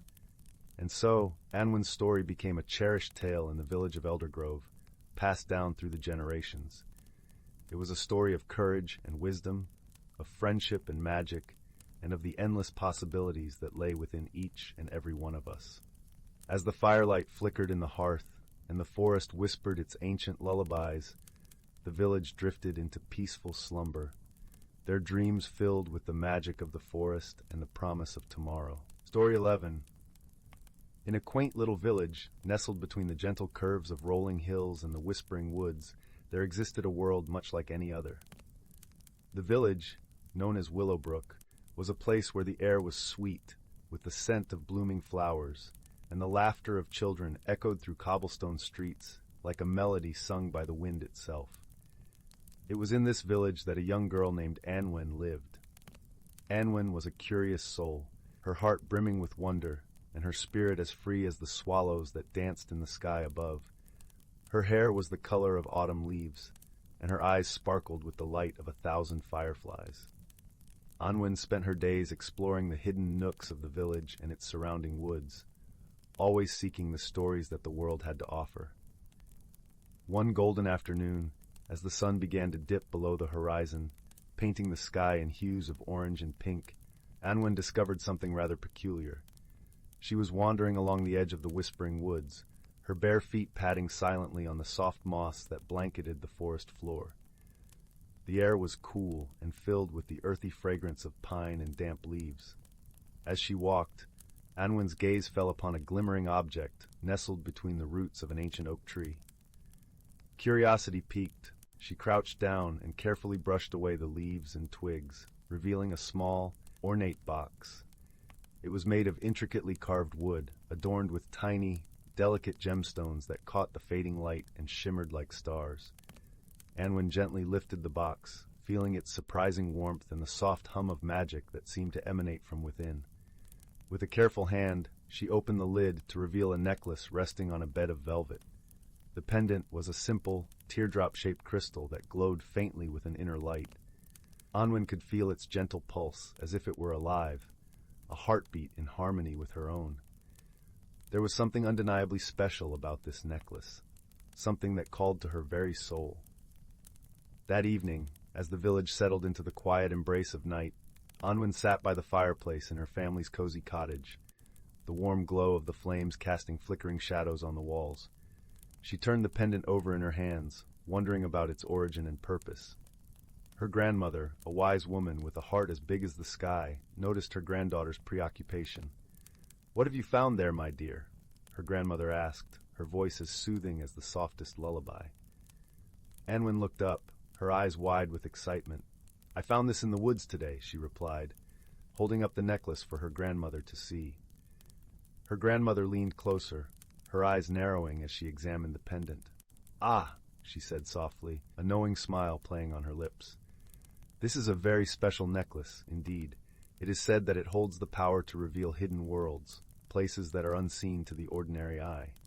Anwen's heart skipped a beat. "Hidden worlds?" she repeated, her voice barely above a whisper. Yes, her grandmother continued, her gaze distant as if recalling a memory from long ago. There are places within our world that are veiled in magic, waiting to be discovered by those with the heart to see them. That night, as Anwen lay in bed, the necklace resting on her chest, she imagined all the wonders that might be hidden just beyond her reach. The gentle glow of the pendant lulled her into a deep, dreamless sleep, and she awoke the next morning with a sense of purpose and adventure. The following days passed in a whirl of anticipation. Anwen wore the necklace everywhere she went, feeling its warmth against her skin like a constant companion. Though she searched high and low, exploring every corner of the village and the woods, she found nothing out of the ordinary. Yet she remained hopeful, trusting in the magic of the necklace and the stories whispered by her grandmother. Then, one dusky evening, as the first stars began to twinkle in the sky, Anwen stumbled upon something extraordinary. She had wandered deeper into the whispering woods than ever before, the trees standing tall and ancient around her, their branches forming a canopy that rustled with secrets. The air was thick with the scent of wildflowers, and a gentle breeze caressed her cheeks like a tender embrace. As she walked, the pendant around her neck began to glow more brightly, its light guiding her through the forest until she reached a small clearing. In the center of the clearing stood a magnificent tree, unlike any Anwen had ever seen. Its trunk was wide and twisted, its bark shimmering with an iridescent hue that shifted and changed like the colors of a rainbow. Anwen approached the tree with reverence, her heart racing with excitement. As she reached out to touch the bark, the pendant flared with a brilliant light, illuminating the clearing and revealing a hidden door in the side of the tree. With trembling fingers, Anwen pushed against the door, and it swung open with a soft creak. Inside was a spiral staircase, carved from the very wood of the tree, leading down into the depths of the earth. Taking a deep breath, Anwen stepped inside, the air filled with the scent of fresh earth and the promise of discovery.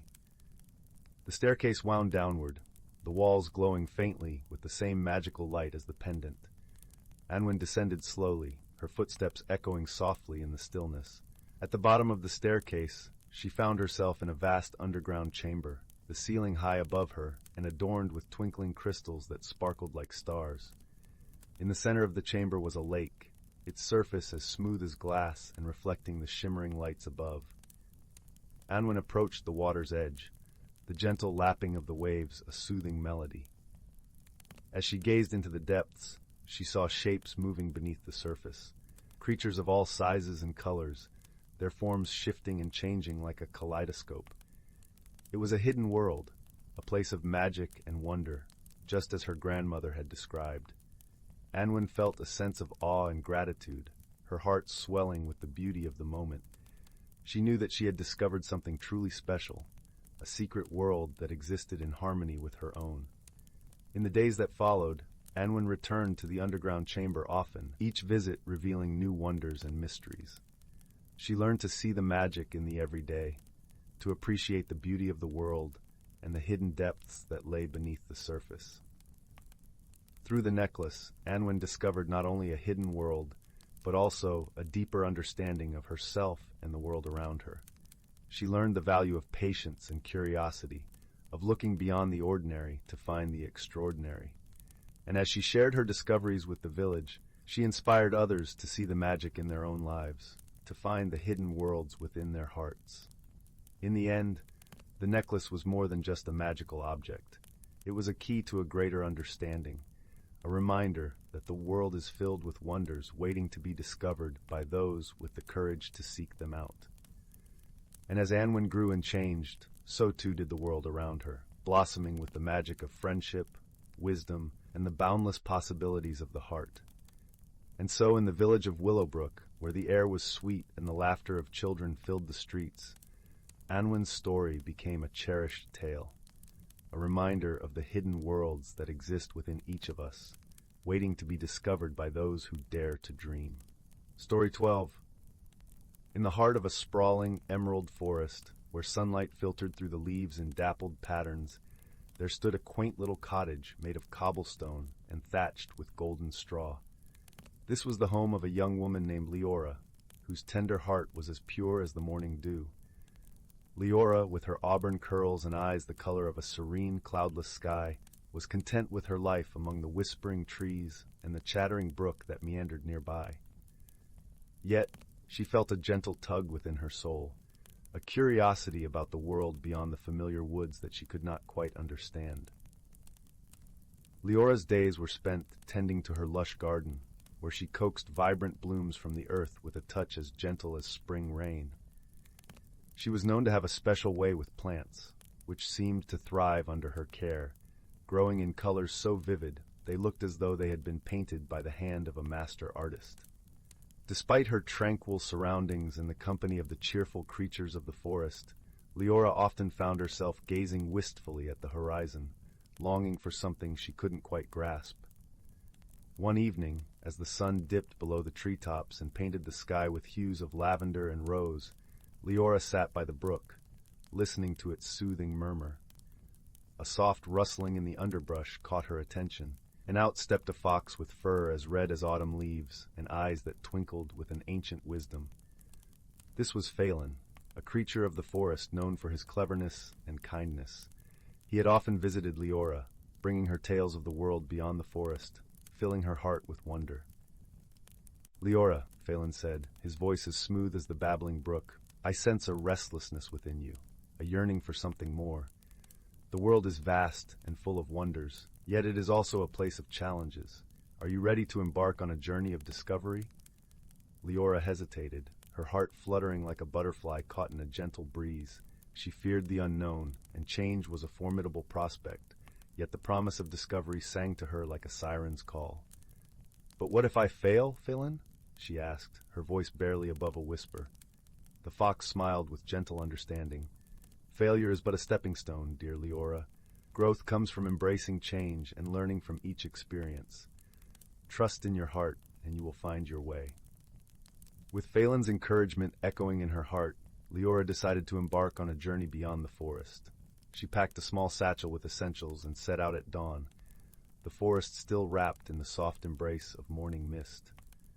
The path ahead was unfamiliar, and with each step, Leora felt both excitement and trepidation.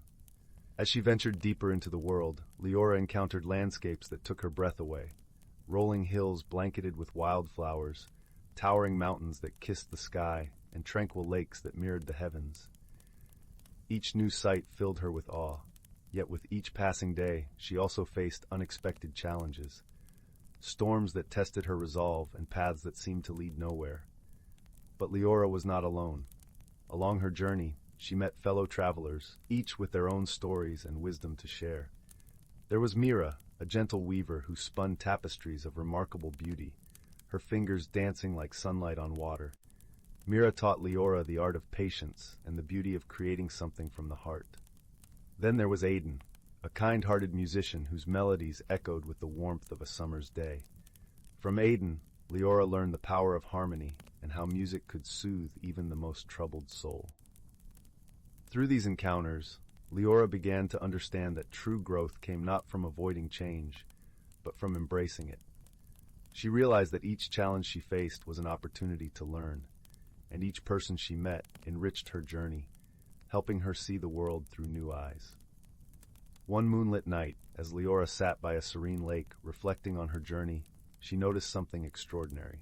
The surface of the lake shimmered with an otherworldly glow, and from its depths rose a figure of ethereal beauty, a spirit of the lake with hair like cascading waterfalls and eyes that held the wisdom of ages. "You have grown much, dear Leora," the spirit spoke, her voice like the gentle rustle of leaves in the wind. "Your heart is now open to the wonders of the world, and you have learned that true transformation comes from within." Leora felt a warmth spread through her, as if the spirit's words had ignited a light deep within her soul. She understood now that the journey was not just about discovering the world, but also about discovering herself, the strength, courage, and compassion that resided within her. As dawn broke, painting the sky with soft hues of gold and pink, Leora knew it was time to return to the forest, her heart full of newfound wisdom. She bid farewell to the friends she had made, promising to carry their lessons with her always. With Phelan at her side, she retraced her steps back through the familiar woods, finding solace in the rustling leaves and the gentle murmur of the brook. Upon her return, Leora found her garden more radiant than ever, each bloom a testament to the care and love she had poured into them. She realized that just as her flowers grew and flourished, so too had she. The changes she had feared had become the very source of her strength and beauty. And so, under the watchful gaze of the stars, Leora sat by her garden, a gentle smile playing on her lips as she reflected on her journey. She had learned that life was a tapestry woven with threads of change, and that each thread added depth and color, creating a masterpiece that was uniquely her own. As the night enveloped the forest in its peaceful embrace, Leora knew that she was forever changed. She understood now that the true magic lay not in the world around her, but within her heart, a heart that was open to adventure, to love, and to the endless possibilities that life had to offer. And with this realization, she drifted into a restful sleep, cradled by the whispering trees and the lullaby of the brook, content in the knowledge that she was exactly where she was meant to be. Story 13. In the heart of the whispering woods, where the trees danced in the gentle breeze and a symphony of crickets serenaded the night, lay a quaint little village, nestled in a valley blanketed with wildflowers. The villagers, simple and kind-hearted, went about their days tending to their orchards and weaving tales of old around the communal fire as dusk painted the sky in hues of lavender and gold. At the edge of this village, there lived a young girl named Lyra, whose eyes sparkled like the stars overhead. Lyra often wandered into the woods, drawn by the rustling leaves and the promise of discovery. She was known for her curiosity and her knack for finding the extraordinary in the ordinary. One crisp autumn morning, as the mist clung to the ground like a silken veil, Lyra set out on her usual exploration. The air was rich with the scent of pine and earth, and the soft crunch of fallen leaves underfoot created a melody only the forest could compose. Today, however, she felt a peculiar pull, a whisper on the wind that beckoned her deeper into the forest than she had ever ventured before. As she walked, the trees seemed to lean closer, their branches forming a protective archway. It was there, in the heart of the forest, she stumbled upon a hidden glade. Sunlight streamed through the canopy, casting a golden glow upon a small pond that lay like a mirror, perfectly still. At the edge of the pond stood an ancient oak, its trunk gnarled and wise, and nestled among its roots was a small, ornate chest. Curious, Lyra knelt beside the chest, her fingers brushing against its intricate carvings. An anxious thrill coursed through her veins as she lifted the lid. Inside, she found a delicate silver pendant, its surface engraved with swirling patterns that seemed to dance in the light. The pendant was cool to the touch, and as she held it, a warmth spread through her, like the first rays of dawn chasing away the night. Unbeknownst to Lyra, this pendant was no ordinary trinket. It was a relic of ancient magic, a keeper of secrets, and a bearer of wisdom. As she placed it around her neck, the world around her shimmered, revealing the hidden realm woven into the fabric of the forest. The trees whispered secrets of ages past, their leaves rustling with voices only she could hear. Creatures of light and shadow flitted through the branches, their laughter like tinkling bells. Lyra's heart swelled with wonder as she realized she had found a gateway to a hidden world, a sanctuary where magic thrived alongside nature. In this enchanted realm, Lyra met a fox named Finn, whose fur gleamed like embers in the twilight. Finn had eyes that seemed to hold the wisdom of the forest, and he greeted her with a nod, as if he had been expecting her. "Welcome, Lyra," he said, his voice a gentle breeze through the leaves. "You have found the pendant of the forest. It has chosen you as its guardian, and with it you shall learn the ways of our world." Over the days that followed, Finn guided Lyra through the hidden paths of the forest. They visited ancient groves where the trees hummed with life, and crystal-clear streams where the water sang a lullaby of peace. Finn taught her to listen to the whispers of the wind, to feel the heartbeat of the earth beneath her feet, and to see the threads of magic that wove the world together. As Lyra learned, she discovered that the pendant granted her a unique ability. She could communicate with the forest and its creatures, understanding their needs and desires. She became a bridge between her village and this hidden world, ensuring harmony between the two. But with this gift came responsibility. One evening, as the sun dipped below the horizon and the sky blazed with the colors of a fading day, Finn brought her grave news. "A shadow has fallen upon the forest," he said, his voice tinged with worry. "A darkness that seeks to unravel the magic and silence the whispers of the trees." Lyra felt a chill run down her spine. She had sensed the unease in the air, the way the forest seemed to hold its breath. "What must we do?" she asked, determination in her voice. "We must find the source," Finn replied. "Together, we can restore balance." Guided by the pendant's gentle glow, Lyra and Finn embarked on a journey deeper into the forest than ever before. The path was fraught with challenges, shrouded in mist and shadow, but Lyra's heart remained steadfast. She drew strength from her friendship with Finn, from the bond they had forged through shared adventures and whispered secrets. Their journey led them to a secluded glen, where the darkness seemed to pulse like a living entity.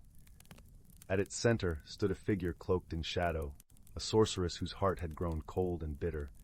She sought to claim the forest's magic for herself, to bend it to her will. Lyra stepped forward, her voice steady and calm.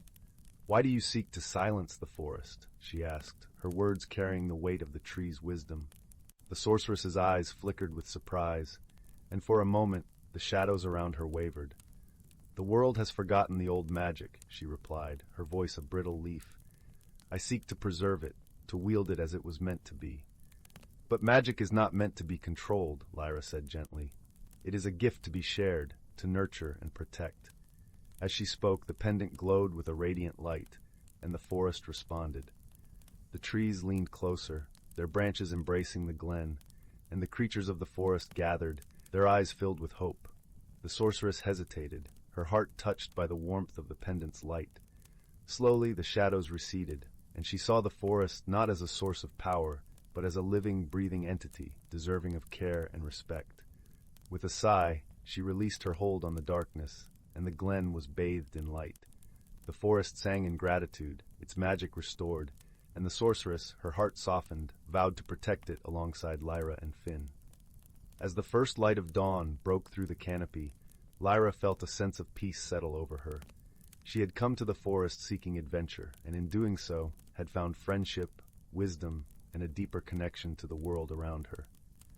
With Finn by her side and the pendant resting against her heart, Lyra returned to her village, her heart full of stories to share.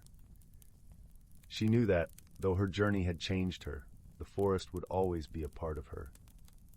Its magic, a gentle reminder of the beauty and wonder that lay just beyond the veil of everyday life. And so, in the quiet of the night, as the village slept under a blanket of stars, the forest whispered its secrets to those who would listen, and Lyra dreamed of the adventures yet to come. The whispering woods, once again in harmony, promised new tales to unfold with the dawn of each new day. Story 14. In the quaint village of Willowbrook, nestled amidst sprawling meadows and whispering woods, lived a young girl named Lila. She had a head full of auburn curls and eyes that sparkled like the morning dew. Despite her youth, Lila possessed an old soul, one attuned to the secrets of nature and the whispers of the wind. One crisp autumn morning, as the leaves danced down from the trees like golden coins, Lila set out on her usual walk. Her destination was the heart of the whispering woods, a place where stories old as time itself were said to be held within the rustling branches.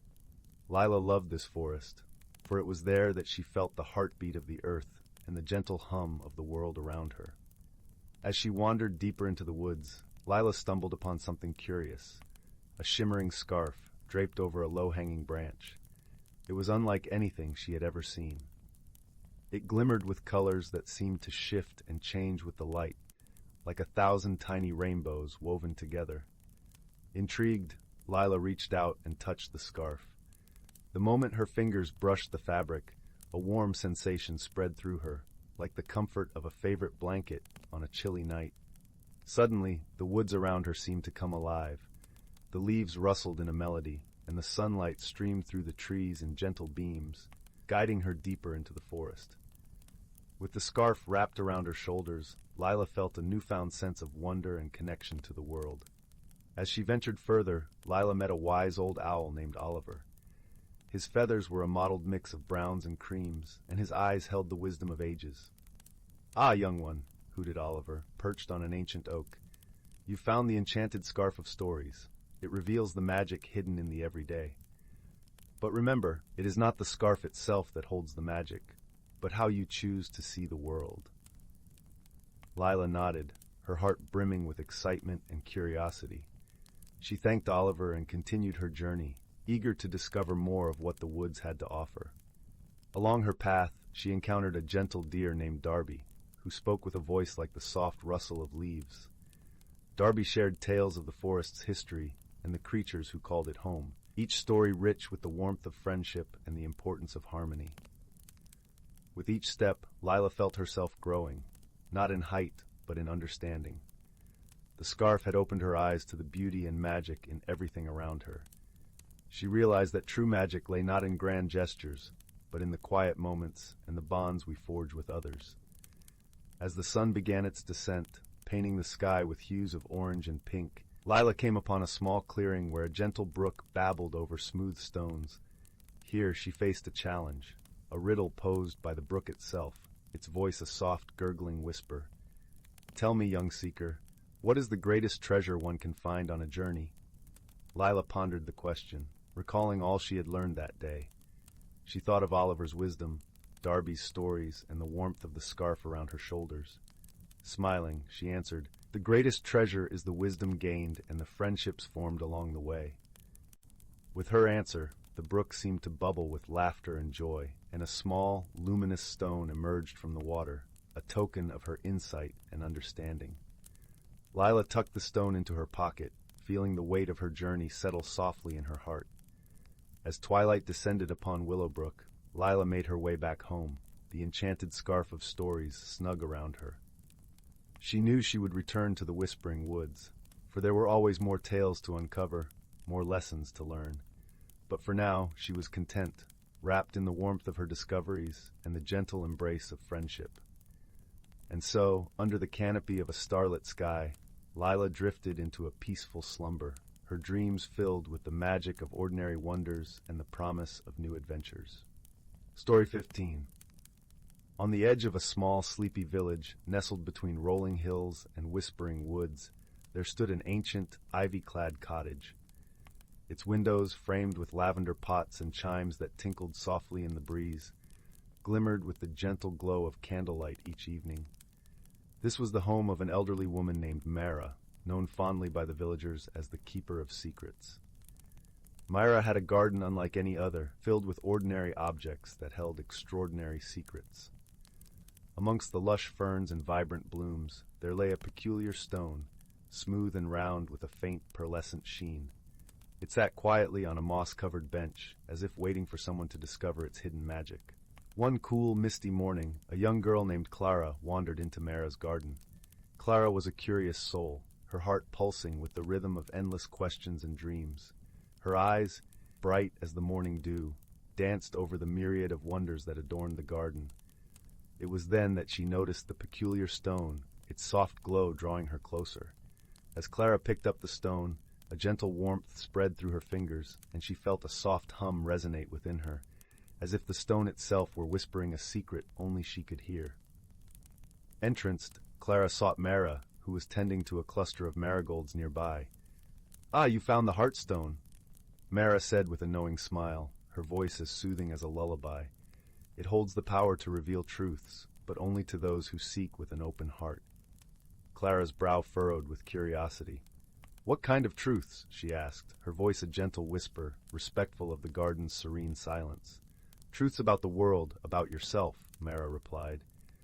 "But remember, dear one, the journey it takes you on will be as much about discovery as it is about understanding."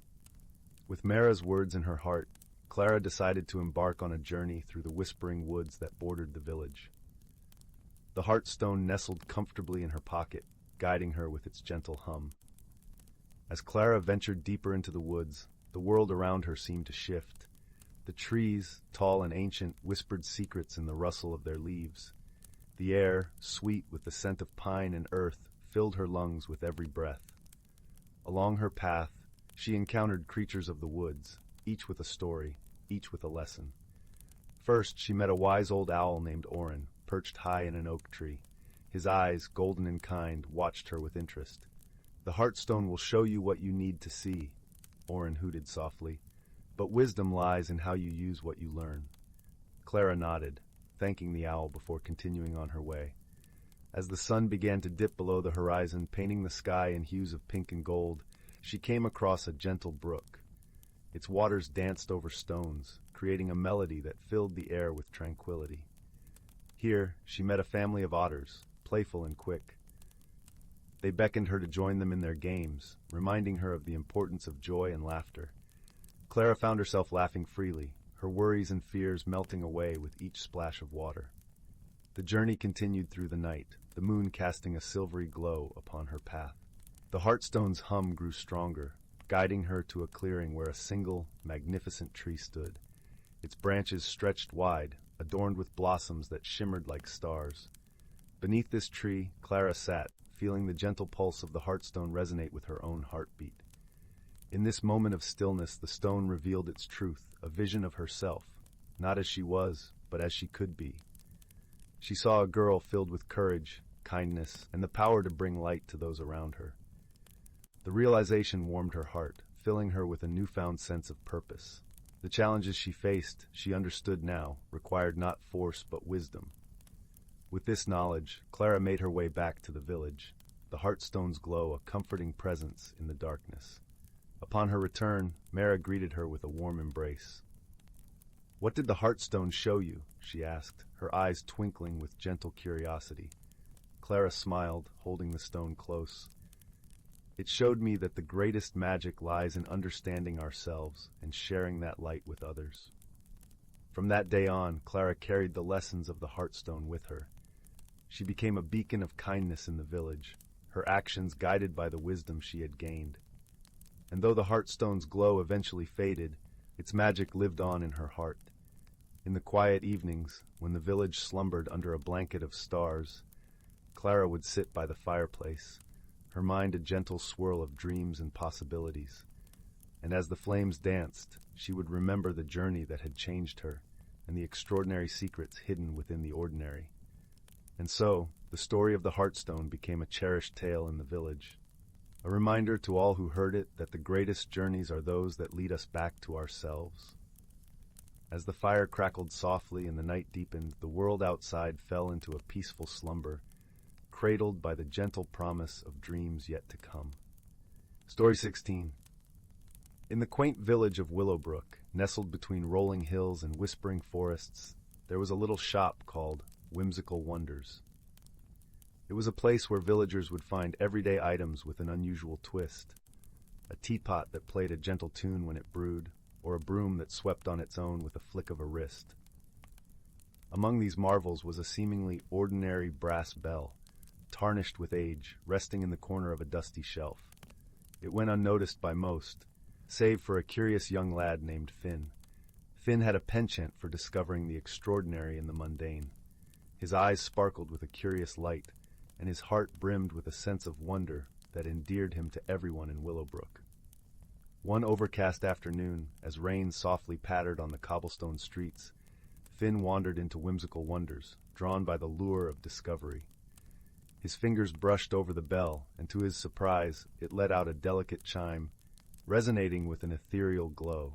The sound was unlike anything he had heard before, soft like a whispering breeze, yet profound, echoing deep within his soul.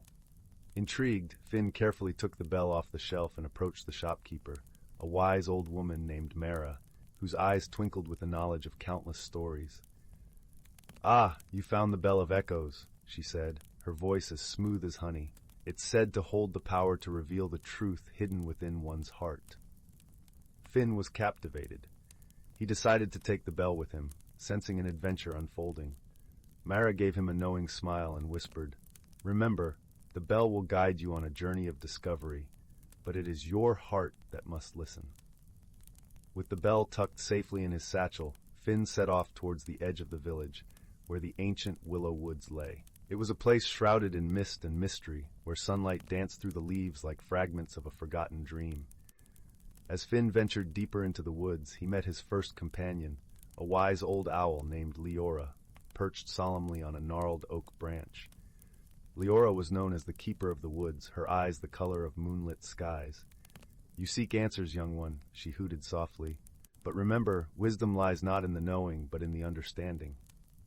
Finn nodded, grateful for her guidance. The bell chimed gently, a soft melody that seemed to resonate with the forest itself. Encouraged by Leora's words, Finn continued his journey, feeling the gentle rustle of leaves underfoot and the cool, crisp air upon his skin. Soon after, he encountered a family of playful foxes, their fur a vibrant tapestry of reds and golds. They bounded around him with a joyful energy, their laughter like tinkling bells. The smallest fox, a charming creature named Pippin, looked up at Finn with curious eyes. "What do you seek in our woods, traveler?" he asked, his voice a melodic lilt. Finn shared his tale, and Pippin nodded thoughtfully, his bushy tail swaying with excitement. "True friends see the heart's desires," he said, "not just the eye's illusions." With a mischievous grin, Pippin joined Finn, promising to lead him through the wood's hidden paths. Together they journeyed deeper, through thickets of emerald green and past streams that sang of ancient times. The forest seemed alive, each step echoing with the bell's gentle chime. Finn felt a warmth spreading through his heart, a sense of belonging, of being part of something grander than himself. As dusk approached, bathing the woods in hues of amber and rose, they reached a clearing where an ancient tree stood, its branches reaching towards the heavens like a guardian of secrets. At its base lay a hidden door, revealed by the bell's soft glow. Finn hesitated, sensing that the door led to a place of profound significance. Pippin nudged him gently, his eyes filled with encouragement. "Sometimes the bravest journey is the one within," he whispered. Taking a deep breath, Finn gently pushed the door open and stepped inside. The air was filled with a warm, golden light, and the gentle hum of the bell surrounded him like a comforting embrace. In this magical space, Finn saw reflections of his own hopes and dreams, his fears and doubts, a tapestry woven from the threads of his heart. In that moment of clarity, Finn understood the truth the bell revealed. The power to shape his destiny lay within him, guided by the wisdom of his heart and the strength of his friendships. He realized that the challenges he faced were not obstacles, but opportunities to grow and learn. Emerging from the tree, Finn felt a sense of peace and purpose. He thanked Pippin, Leora, and the forest for their guidance, his soul lightened by the journey. As he made his way back to Willowbrook, the bell chimed softly in his satchel, a reminder of the truths he had uncovered. In the days that followed, Finn shared his newfound wisdom with the villagers, inspiring them to look beyond the surface and discover the wonders within their own hearts. The Bell of Echoes found its place in whimsical wonders once more, waiting patiently for the next soul in search of truth. And so, under the starlit skies of Willowbrook, the village slumbered peacefully, wrapped in the warmth of friendship and the gentle promise of new beginnings. Story 17. In a corner of the galaxy where the stars shone like scattered diamonds across a velvet sky, there spun a small, forgotten planet named Luminara. Here, amidst the cool, whispering breezes and the gentle glow of bioluminescent flora, lived a creature named Tali. Tali was a Luminaran, a being of light and warmth, whose very essence glowed softly like the embers of a dying fire. Luminarans were known for their peaceful nature and their heartfelt connection to the energies of the universe. One starry evening, as Tali wandered through the shimmering fields, a peculiar object streaked across the sky, trailing sparks like a comet. It landed with a soft thud in a meadow not far from Tali's home. Curious and intrigued, Tali drifted closer, his glow casting long, playful shadows across the grass. There, nestled in a small crater, was a spaceship, sleek and metallic, with panels that hummed softly as they cooled. As Tali approached, a hatch slowly opened, revealing a figure unlike any he had seen before. This was Rin, a creature from the distant planet of Viridia. Rin had scales that shimmered with iridescent hues, shifting from deep emerald to vibrant sapphire with every movement. The Viridian's eyes were like liquid pools of silver, and they moved with a grace that spoke of strength and resilience. Rin emerged cautiously, her gaze meeting Tali's with a mixture of curiosity and apprehension. Their first encounter was marked by silence, a bridge of uncertainty stretching between them. Tali, with a gentle pulse of his light, offered a silent greeting, his glow softening to a welcoming hue. Rin responded with a slight nod, her scales catching the moonlight in a dazzling display. As days turned into weeks, the two creatures found themselves drawn together by shared curiosity and the promise of discovery. However, their initial interactions were peppered with misunderstandings. Tali, accustomed to the quiet, emotive communication of his people, often misread Rin's more direct and pragmatic gestures. Rin, in turn, struggled to interpret the subtle shifts in Tali's luminescence, mistaking them for things they were not. Yet, amid these missteps, a seed of friendship began to sprout. They found common ground in their awe of the universe and their love for the natural wonders of Luminara. Together, they explored the planet, with Tali introducing Rin to the hidden glades of singing crystals and the secret grottos where time seemed to stand still. One day, as they wandered through a dense forest where the leaves sang in the wind, they stumbled upon a challenge. The path before them was blocked by a swirling vortex, a rare phenomenon known as a star whirl.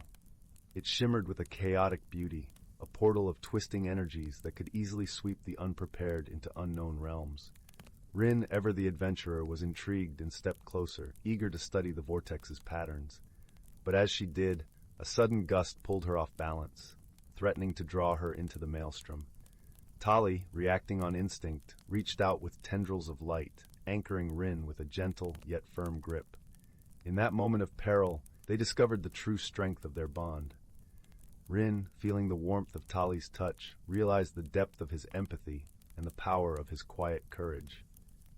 Tali, in turn, saw the fire of determination in Rin's eyes and understood the strength that lay beneath her shimmering exterior. With Tali's guidance and Rin's analytical mind, they devised a plan to safely navigate past the vortex, using the natural harmonics of the environment to stabilize the energies and create a safe passage. Their combined efforts not only brought them through the challenge unscathed, but also deepened their understanding of one another. As the sun dipped below the horizon, painting the sky in hues of amber and rose, Tali and Rin sat together on a grassy knoll overlooking the forest. The air was filled with the gentle hum of the night, and the stars above twinkled with a familiar warmth. In the quiet of the evening, Rin turned to Tali, her voice soft yet filled with sincerity. "You have shown me the beauty of your world, and in doing so have opened my heart to a friendship I never expected." Tali's glow pulsed with a gentle warmth, his voice a soft murmur carried by the wind. "And you, Rin, have taught me the strength that lies in adventure and the courage to face the unknown." Together, they watched as the first fireflies of the evening began their dance, their tiny lights flickering like stars come to rest upon the earth. In that moment, Tali and Rin understood that despite their differences, or perhaps because of them, they had forged a connection that transcended the vast distances between their worlds. Their journey had taught them that true friendship is not defined by similarity, but by the willingness to embrace each other's uniqueness and the courage to face life's challenges together. As they sat side by side, the warmth of their bond was a beacon of light in the vast, starry night, an eternal reminder that friendship, like the universe itself, is both vast and infinite, ever expanding and filled with endless possibilities. And so, under the watchful gaze of the stars, Tali and Rin drifted into a peaceful slumber, wrapped in the comfort of their newfound friendship and the gentle promise of the adventures yet to come. Story 18. Once upon a time, in the heart of an ancient forest, a realm of enchantment flourished. The towering trees stood tall, their leaves whispering secrets to the gentle breeze. Sunlight danced through the canopy, casting dappled patterns on the mossy ground below. In this verdant paradise, the natural creatures lived in harmony, their lives intertwined with the rhythms of the forest. The wise old oak tree, whose roots plunged deep into the earth, served as a guardian and storyteller. Its branches provided shelter to countless creatures, from the industrious squirrels to the melodious songbirds. One such creature was Willow, a curious young rabbit with eyes that sparkled like dewdrops. Her fur was the color of autumn leaves, and her ears twitched with every rustle in the undergrowth. Willow loved nothing more than to listen to the oak tree's tales, which were woven with wisdom passed down through generations. "Dearest Willow, The oak tree would say in its creaky voice, "Our forest is a tapestry of life, where every creature plays a vital role. The delicate balance must be preserved, for without it, chaos would reign." As the seasons changed, the forest transformed, and Willow witnessed the ebb and flow of nature's magic. In the spring, the woodland floor erupted with vibrant wildflowers, their petals unfurling in a kaleidoscope of colors. The air was filled with the sweet scent of blossoms and the joyful melodies of birds welcoming the warmth. During the summer months, the forest glowed with a verdant splendor. The sun's golden rays filtered through the leaves, casting a warm glow upon the gurgling streams and mossy banks. Willow would frolic among the ferns, savoring the ripe berries that dotted the bushes. When autumn arrived, the forest donned a cloak of fiery hues. The leaves danced in the crisp breeze, swirling in brilliant shades of crimson and amber. Willow marveled at the transformation, her heart swelling with gratitude for the abundance that surrounded her. Yet it was winter that brought the most enchanting magic. As the first snowflakes drifted down, the forest fell silent, blanketed in a pristine white veil. Willow's footprints left delicate impressions in the powdery snow, and her breath formed tiny clouds in the frosty air. On one such winter's eve, as the moon cast its silvery glow, Willow witnessed a breathtaking phenomenon. Shimmering lights began to dance among the trees, weaving intricate patterns in the air. The oak tree chuckled, its branches swaying gently. "Ah, the winter spirits have arrived," it whispered. "They bring with them the magic of renewal, reminding us that even in the depths of winter, new life awaits." Willow watched in awe as the spirits twirled and leaped, their ethereal forms leaving trails of sparkling light. She felt a warmth bloom in her heart, a reminder that the cycles of nature were eternal, and that even in the darkest of times, hope prevailed. As the years passed, Willow grew wise, her fur turning silver with age. She became a storyteller herself, passing on the tales of the ancient forest to the younger generations. And whenever she gazed upon the majestic oak tree, she remembered the lessons it had taught her. To cherish the delicate balance, to respect the magic that ebbed and flowed with the seasons, and to find solace in the knowledge that life, in all its wondrous forms, would always persevere. Story 19. The Whispering Grove. In the heart of a verdant valley, nestled between gentle hills and meandering streams, lay a village called Willowmere. Willowmere was renowned for its orchards, where the air was perpetually perfumed with the sweet scent of blossoms. The villagers, kind and hearty folk, lived simple lives, but beneath the surface of this idyllic community, a secret world thrived. A world where whispers rustled through the leaves, where stones murmured old songs, and where shadows danced under the moonlight. It was said that Willowmere was cradled in the arms of the Whispering Grove, a forest known only to those with ears to hear and hearts to listen. One such listener was a young girl named Amara. Amara had eyes that sparkled like the morning dew and a smile that could melt the frostiest of hearts. She lived with her grandmother, Granny Wren, in a cozy cottage at the edge of the village. Granny Wren, with her silvery hair and gentle hands, was the village healer, known for her potions and remedies crafted from the herbs and plants of the Whispering Grove. Amara, curious and bright, was her eager apprentice. Early one misty morning, when the sky was painted in soft hues of lavender and rose, Amara set off into the Whispering Grove. Her basket swayed at her hip, filled with freshly baked bread and a flask of warm spiced cider. The forest was alive with the symphony of dawn, a gentle breeze rustling the leaves, birds chirruping their morning greetings, and the soft crunch of twigs underfoot. Amara loved these moments when the world seemed to hold its breath, waiting for the sun to rise. Today, however, felt different. As she walked deeper into the grove, Amara noticed a peculiar silence settling over the forest, as if the trees themselves were listening.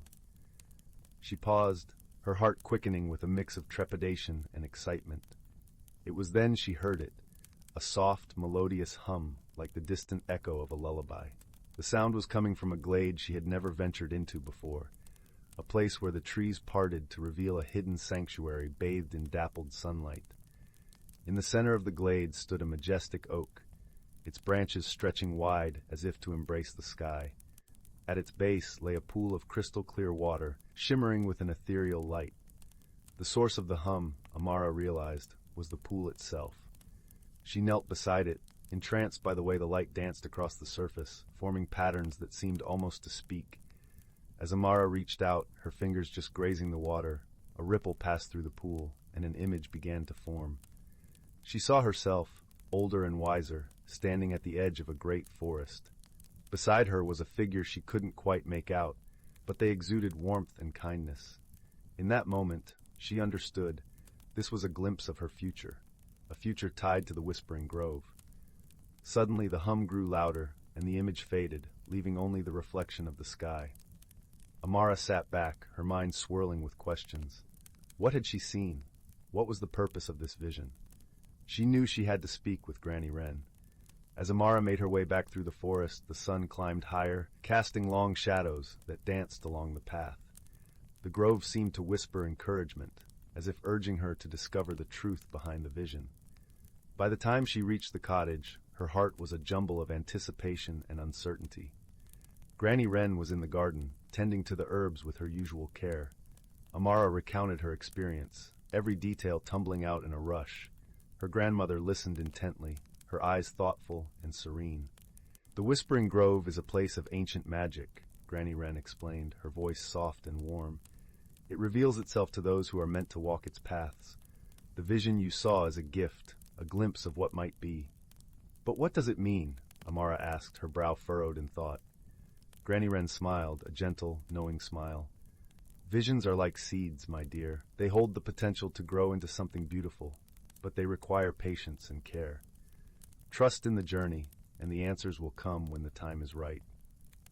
Amara nodded, her heart a little lighter. She spent the rest of the day helping Granny Wren, her mind turning over the vision and the possibilities it held. As the sun dipped below the horizon, painting the sky in shades of amber and gold, Amara felt a sense of peace settle over her. She knew she was exactly where she needed to be. The days turned to weeks, and autumn painted the valley in hues of fiery red and golden yellow. Amara continued her visits to the Whispering Grove, each time feeling more attuned to the forest's rhythms. She learned to listen to the rustle of leaves, to understand the language of birds, and to find solace in the grove's quiet embrace. One crisp morning, as the first frost kissed the ground, Amara found herself drawn once again to the hidden glade. The pool was as tranquil as ever, its surface undisturbed and serene. She sat beside it, her thoughts as clear as the water, and closed her eyes. In the stillness, she heard a voice, a gentle, melodious whisper that seemed to come from within her. Amara, it said, you have listened well. The time has come to embrace your destiny. Startled, Amara opened her eyes, but the glade was empty save for the rustle of leaves. Yet she felt a warmth within her, a certainty that she was ready for whatever lay ahead. That evening, as the stars twinkled like scattered diamonds in the velvet sky, Amara shared her experience with Granny Wren. Her grandmother nodded, her eyes bright with pride and understanding. The Whispering Grove has chosen you, dear one, Granny Wren said, her voice filled with reverence. You are to be its guardian, its voice to the world beyond. Amara felt a thrill of excitement mixed with a sense of responsibility. She understood now that the vision had been a call to action, a promise of the path she was meant to walk. In the months that followed, Amara embraced her new role with grace and determination. She became a bridge between Willowmere and the Whispering Grove, sharing the forest's wisdom with the villagers and ensuring its protection. Her bond with the grove deepened, and she learned to wield its magic with kindness and integrity. As the seasons turned, Amara grew into a wise and compassionate leader, beloved by all who knew her. The vision she had seen so long ago had come to pass, but it was only the beginning of a journey filled with wonder and discovery. And so, under the watchful eyes of the Whispering Grove, Amara thrived, a testament to the power of dreams and the magic of listening to the whispers of the heart. The village of Willowmere flourished, its people living in harmony with the forest that cradled them. And in the heart of the grove, the ancient oak stood strong, its branches reaching ever skyward, a silent witness to the enduring bond between the land and those who cherished it. Thus, the story of Amara and the Whispering Grove became a cherished tale, passed down through generations, a reminder that magic dwells in the most unexpected places. waiting for those with eyes to see and hearts to believe. And as the stars wheeled overhead, the grove whispered its song to the night, a lullaby of hope and endless possibility. Story 20. In the heart of an ancient forest, where the sun-dappled canopy cast a quilt of shadows upon the rich, loamy earth, a gentle breeze whispered secrets of the ages. Here in this enchanted realm, the boundaries between reality and magic were as delicate as the gossamer threads of a spider's web. The forest was alive with the hidden lives of creatures who danced in harmony with the ebb and flow of the seasons. Amidst the towering oaks and whispering pines, a tiny clearing lay nestled like a well-kept secret. Within this natural sanctuary, the delicate scent of wildflowers mingled with the earthy aroma of moss and pine needles. This was the home of a wise old tortoise named Oliver, whose shell was as weathered and storied as the forest itself. His gentle eyes held the wisdom of countless seasons, and his heart beat in tune with the rhythm of nature. Oliver was the keeper of the forest's lore, a position he held with quiet dignity. His shell bore intricate carvings that told tales of the forest's past, etched by the careful claws of elder creatures who had come before him. It was said that the forest itself whispered its secrets to Oliver, and he, in turn, shared these with the creatures who sought his counsel. One crisp autumn morning, as the golden leaves danced their final waltz before settling upon the forest floor, a young squirrel named Finn scampered into the clearing. His fur was a warm russet, and his eyes sparkled with curiosity and enthusiasm. Finn had heard tales of Oliver's wisdom and had come to seek guidance. "Good morning, Oliver," Finn chattered, his voice as bright as the morning sun. "The winds have been whispering of a great change coming to the forest, and I am eager to understand what it means." Oliver regarded the young squirrel with a kind smile, his eyes twinkling like stars peeking through the canopy. "Ah, young Finn," he said, his voice as soothing as the murmuring brook nearby. "The winds do speak the truth. The forest is preparing for the Great Balance, a magical phenomenon that occurs once in a lifetime." Finn's bushy tail twitched with excitement. "The Great Balance? What is it, and how can I help?" Oliver settled deeper into the soft moss, his voice weaving a tale as ancient as the forest itself. The Great Balance is a time when all the elements of nature come together in perfect harmony. It is a reminder that the forest thrives when we all work together, respecting the delicate equilibrium that sustains us. The wise tortoise continued, "As the days grow shorter and the nights longer, the forest must prepare for the winter slumber.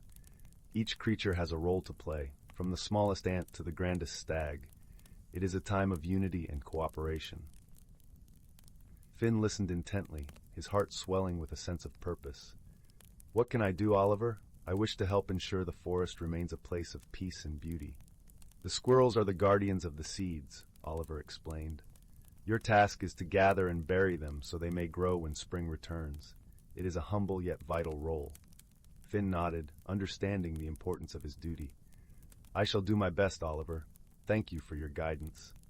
With a newfound sense of responsibility, Finn set about his task with vigor. Each acorn he collected was a promise of renewal, a testament to the forest's enduring cycle of life. As he worked, the forest around him hummed with activity. Birds flitted through the branches, spreading seeds far and wide. The deer roamed the underbrush, gently pruning the foliage to allow new growth in the coming seasons. As the days passed, the air grew crisp and cool, the first hint of winter's breath. Finn worked tirelessly, and his efforts did not go unnoticed. One evening, as the sun dipped below the horizon and the sky blushed with hues of lavender and gold, a soft glow enveloped the clearing. From the depths of the forest emerged a figure cloaked in shimmering mist, a guardian of the forest known as Maya. Her presence was ethereal, her form like the gentle sway of willow branches in the breeze. Maya's voice was as soft as the rustle of leaves, and her eyes held the wisdom of ages. "Finn," she called, her voice as soothing as a lullaby, "your dedication has not gone unnoticed. You have shown great care and respect for the balance of the forest."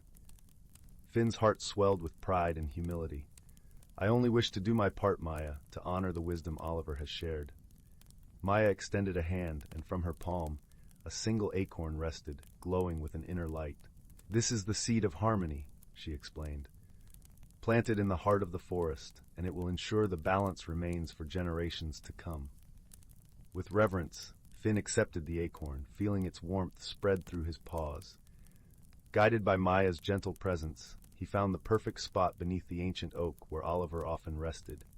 There, with care and hope, Finn buried the seed of harmony, knowing it would nurture the forest's future. As the first snowflakes began to fall, blanketing the forest in a soft, silvery veil, Finn returned to Oliver's side. The tortoise watched the snow with a serene smile, his heart filled with peace. "Thank you, Finn," Oliver said, his voice a gentle caress. "Your actions have ensured the harmony of our forest home." Finn nestled close to Oliver, feeling the warmth of friendship and the comfort of a shared purpose. Together, they watched as the forest settled into its winter slumber, knowing that when spring arrived, the seed of harmony would blossom, a beacon of hope and renewal. And so, in the heart of the ancient forest, where magic and reality intertwined, the creatures lived in harmony, guided by the wisdom of generations past.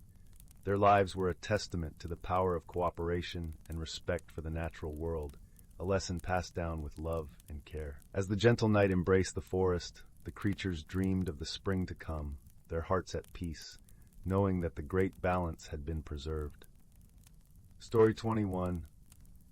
In the heart of an ancient forest, where the trees stood like wise old sentinels watching over the land, there existed a world alive with secrets and magic. The forest was a tapestry of emerald greens and rich browns, with beams of sunlight filtering through the canopy, creating a pattern of dancing shadows on the forest floor. This was a place where the air was thick with the scent of pine and damp earth, and the gentle rustle of leaves sang songs of nature's timeless rhythm. In this enchanted realm, a small community of creatures lived in harmony, each playing its part in the delicate balance of life. Among them was a gentle fox named Fen, whose fur was as soft and vibrant as autumn leaves. Fen was known for his kind heart and wise spirit, traits that made him a beloved member of the forest. Every morning, as dawn's first light touched the forest, Fen would wander through the woods, his paws patting softly on the moss-covered ground. He would greet the other creatures with a nod and a smile, from the industrious beavers who built sturdy dams to the colorful birds that painted the sky with their flight. The forest was not only a home to these creatures, but also a canvas for nature's magic. Each season brought its own wonder. In spring, the forest bloomed with wildflowers, their petals a riot of colors, while the air buzzed with the hum of bees and the sweet scent of new growth.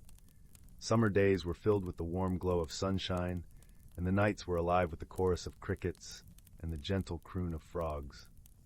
As summer gave way to autumn, the forest was transformed into a golden wonderland. Leaves turned shades of amber and crimson, falling in gentle spirals to the earth below.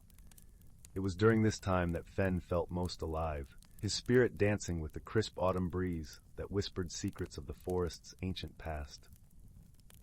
One particularly brisk autumn day, as Fen trotted along his usual path, he stumbled upon something unusual. Nestled between the roots of a great oak tree was a peculiar stone. It shimmered with an otherworldly light, as if capturing the essence of 1,000 sunsets. Intrigued, Fen nudged the stone with his nose, feeling a gentle warmth emanating from it. Curious about its origins, Fen decided to visit the wise old owl named Orlan, who lived high above in the branches of an ancient cedar. Orlan's feathers were the color of moonlight, and his eyes held the wisdom of ages. He was the keeper of stories, passed down through generations, and it was said he knew the secrets of the forest better than anyone. As Fen approached Orlan's perch, the owl greeted him with a soft hoot. "Ah, young Fen," Orlan said, his voice as smooth as the night breeze. "What brings you to my grove this fine day?" Fen showed Orlan the shimmering stone, its glow reflecting in the owl's knowing eyes. "I found this near the old oak," Fen explained. "Do you know what it is?" Orlan studied the stone carefully, his gaze thoughtful. "This, my dear Fen, is a solstice stone," he said at last. "It is a gift from the earth, appearing only when the balance of nature is in need of restoration." Fen's ears perked with interest. "Restoration? What needs to be restored?" Orlan spread his wings, gesturing to the forest around them. "The forest has grown weary, dear Fen. The balance is delicate, and sometimes it needs a gentle nudge to realign itself. The solstice stone can help bring harmony back, but it must be placed in the heart of the forest, where the four seasons meet. Fen nodded, understanding the task at hand. With Orland's guidance, he set out on a journey to the heart of the forest, a place where the magic of all seasons converged. It was said to be a realm of breathtaking beauty, where flowers of spring bloomed alongside the golden leaves of autumn, where the warmth of summer intertwined with the quiet grace of winter. As Fen traveled deeper into the forest, he was joined by other creatures who wished to help. A sprightly squirrel named Tilly, whose laughter was as infectious as a babbling brook, and a graceful deer named Silas, whose presence was as serene as a moonlit night, became his companions. Together, they shared tales of their adventures, their bond growing stronger with each step. The journey was not without its challenges. They navigated through thick underbrush and crossed babbling streams, the water cold and clear against their fur. Yet, with each obstacle, they found strength in their friendship, supporting one another with gentle words and steadfast loyalty. Finally, after days of travel, they arrived at the heart of the forest. It was a place of unparalleled beauty, where time seemed to stand still. The air was filled with the mingling scents of pine and wildflowers, and a soft, golden light bathed everything in a warm glow. In the center stood a magnificent tree, its branches reaching out like welcoming arms. It was here that Fen knew the solstice stone needed to be placed. As he gently set the stone at the base of the tree, a transformation began. The stone's light grew brighter, spreading outwards like ripples on a pond. The forest responded in kind. The leaves rustled in a gentle symphony, and the air shimmered with magic. It was as if the forest itself was breathing a sigh of relief, the balance gracefully restored. With their task complete, Fen, Tilly, and Silas lingered in the heart of the forest, basking in the peace they had helped create. There, under the canopy of the great tree, they shared a quiet moment of reflection, their hearts full of gratitude and contentment. As the sun set, painting the sky in hues of lavender and rose, Fen knew that the magic of the forest would continue to thrive, nurtured by the harmony they had restored. And in that moment, surrounded by friends and the gentle embrace of nature, Fen felt a deep sense of belonging, knowing that he was part of something greater, something eternal. And so the creatures of the forest lived on, guided by the wisdom of the past and the promise of tomorrow, forever intertwined with the magic of the earth and the gentle rhythm of the seasons. In the heart of the ancient forest, where reality and magic danced together, life continued, a testament to the enduring power of friendship and the beauty of balance. Story 22. In the heart of a sprawling, ancient forest, where the trees whispered age-old secrets and the air was perfumed with the scent of pine and earth, there lay a hidden world known only to a few. This world, a realm of enchantment and mystery, thrived beneath the canopy of emerald leaves and dappled sunlight. It was a place where magic breathed life into the shadows, and creatures both ordinary and extraordinary lived in harmony. At the edge of this mystical forest stood a small village named Willowbrook. The village was a quaint collection of stone cottages with thatched roofs, surrounded by fields of wildflowers that swayed gently in the breeze. The people of Willowbrook were simple folk, content with their peaceful lives, tending to their gardens and sharing stories by the fireside. Among them was a young girl named Lila, known for her curious nature and kind heart. Lila had hair the color of ripe chestnuts and eyes that sparkled with the curiosity of someone who saw the world as a tapestry of wonder waiting to be unraveled. She lived with her grandmother, a wise woman who was the village storyteller, weaving tales of adventure and magic that captivated the hearts of all who listened. One crisp autumn morning, as the first golden leaves began to fall, Lila set out on her daily walk through the forest. She loved the forest, with its towering trees and hidden nooks, each step a new discovery.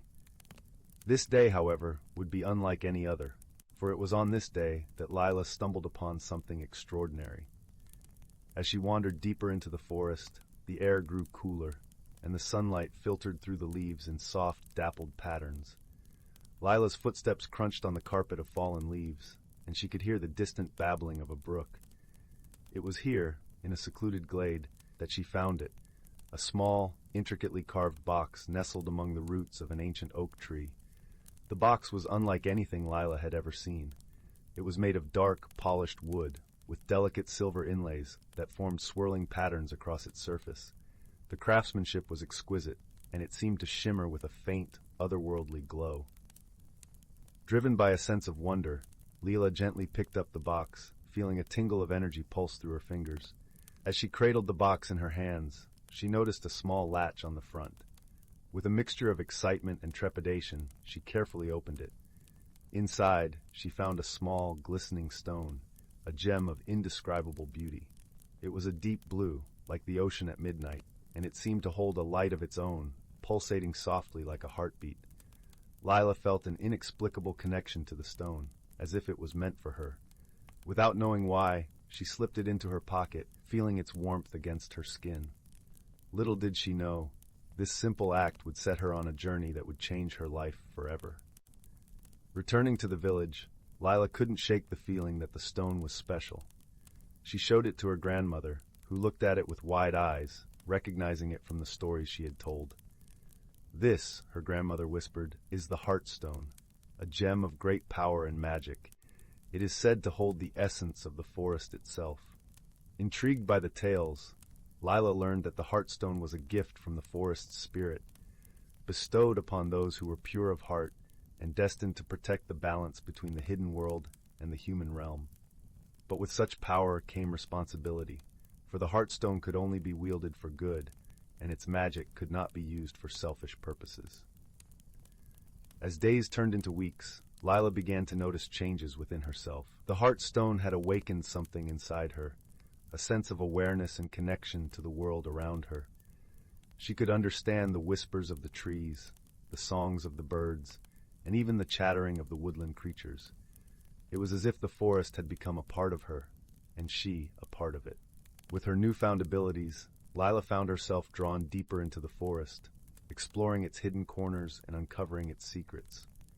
She befriended the creatures of the forest, who guided her through its winding paths and shared their knowledge with her. Among her new friends were a wise old owl named Orin, who became her mentor and confidant, and a mischievous fox named Finn, who delighted in leading Lila on playful adventures. Through her friendship with Orin and Finn, Lila learned of a growing darkness threatening the forest. A shadowy figure had been seen lurking among the trees, spreading fear and discord. The creatures were frightened, and the balance of the hidden world was at risk. Lila knew that it was her duty to confront this darkness and restore harmony to the forest. Gathering her courage, Lila set out on a journey to uncover the truth behind the shadowy figure. Orin and Finn accompanied her, their presence a comforting reminder that she was not alone. Together, they ventured into the heart of the forest, where the trees grew dense and the air was thick with anticipation. As they traveled, Lila encountered challenges that tested her resolve and her understanding of the Heartstone's power. She learned to trust her instincts, to listen to the wisdom of the forest, and to harness the magic within her. Each step brought her closer to the source of the darkness, and with each step, she grew stronger and more confident. At last, they reached a clearing where the trees parted to reveal an ancient stone circle, bathed in the silver light of the moon. It was here that they found the source of the darkness, a sorceress named Morgana, who had been banished from the forest long ago for her misuse of magic. Morgana's presence was unsettling, her eyes cold and calculating as she regarded Lila with disdain.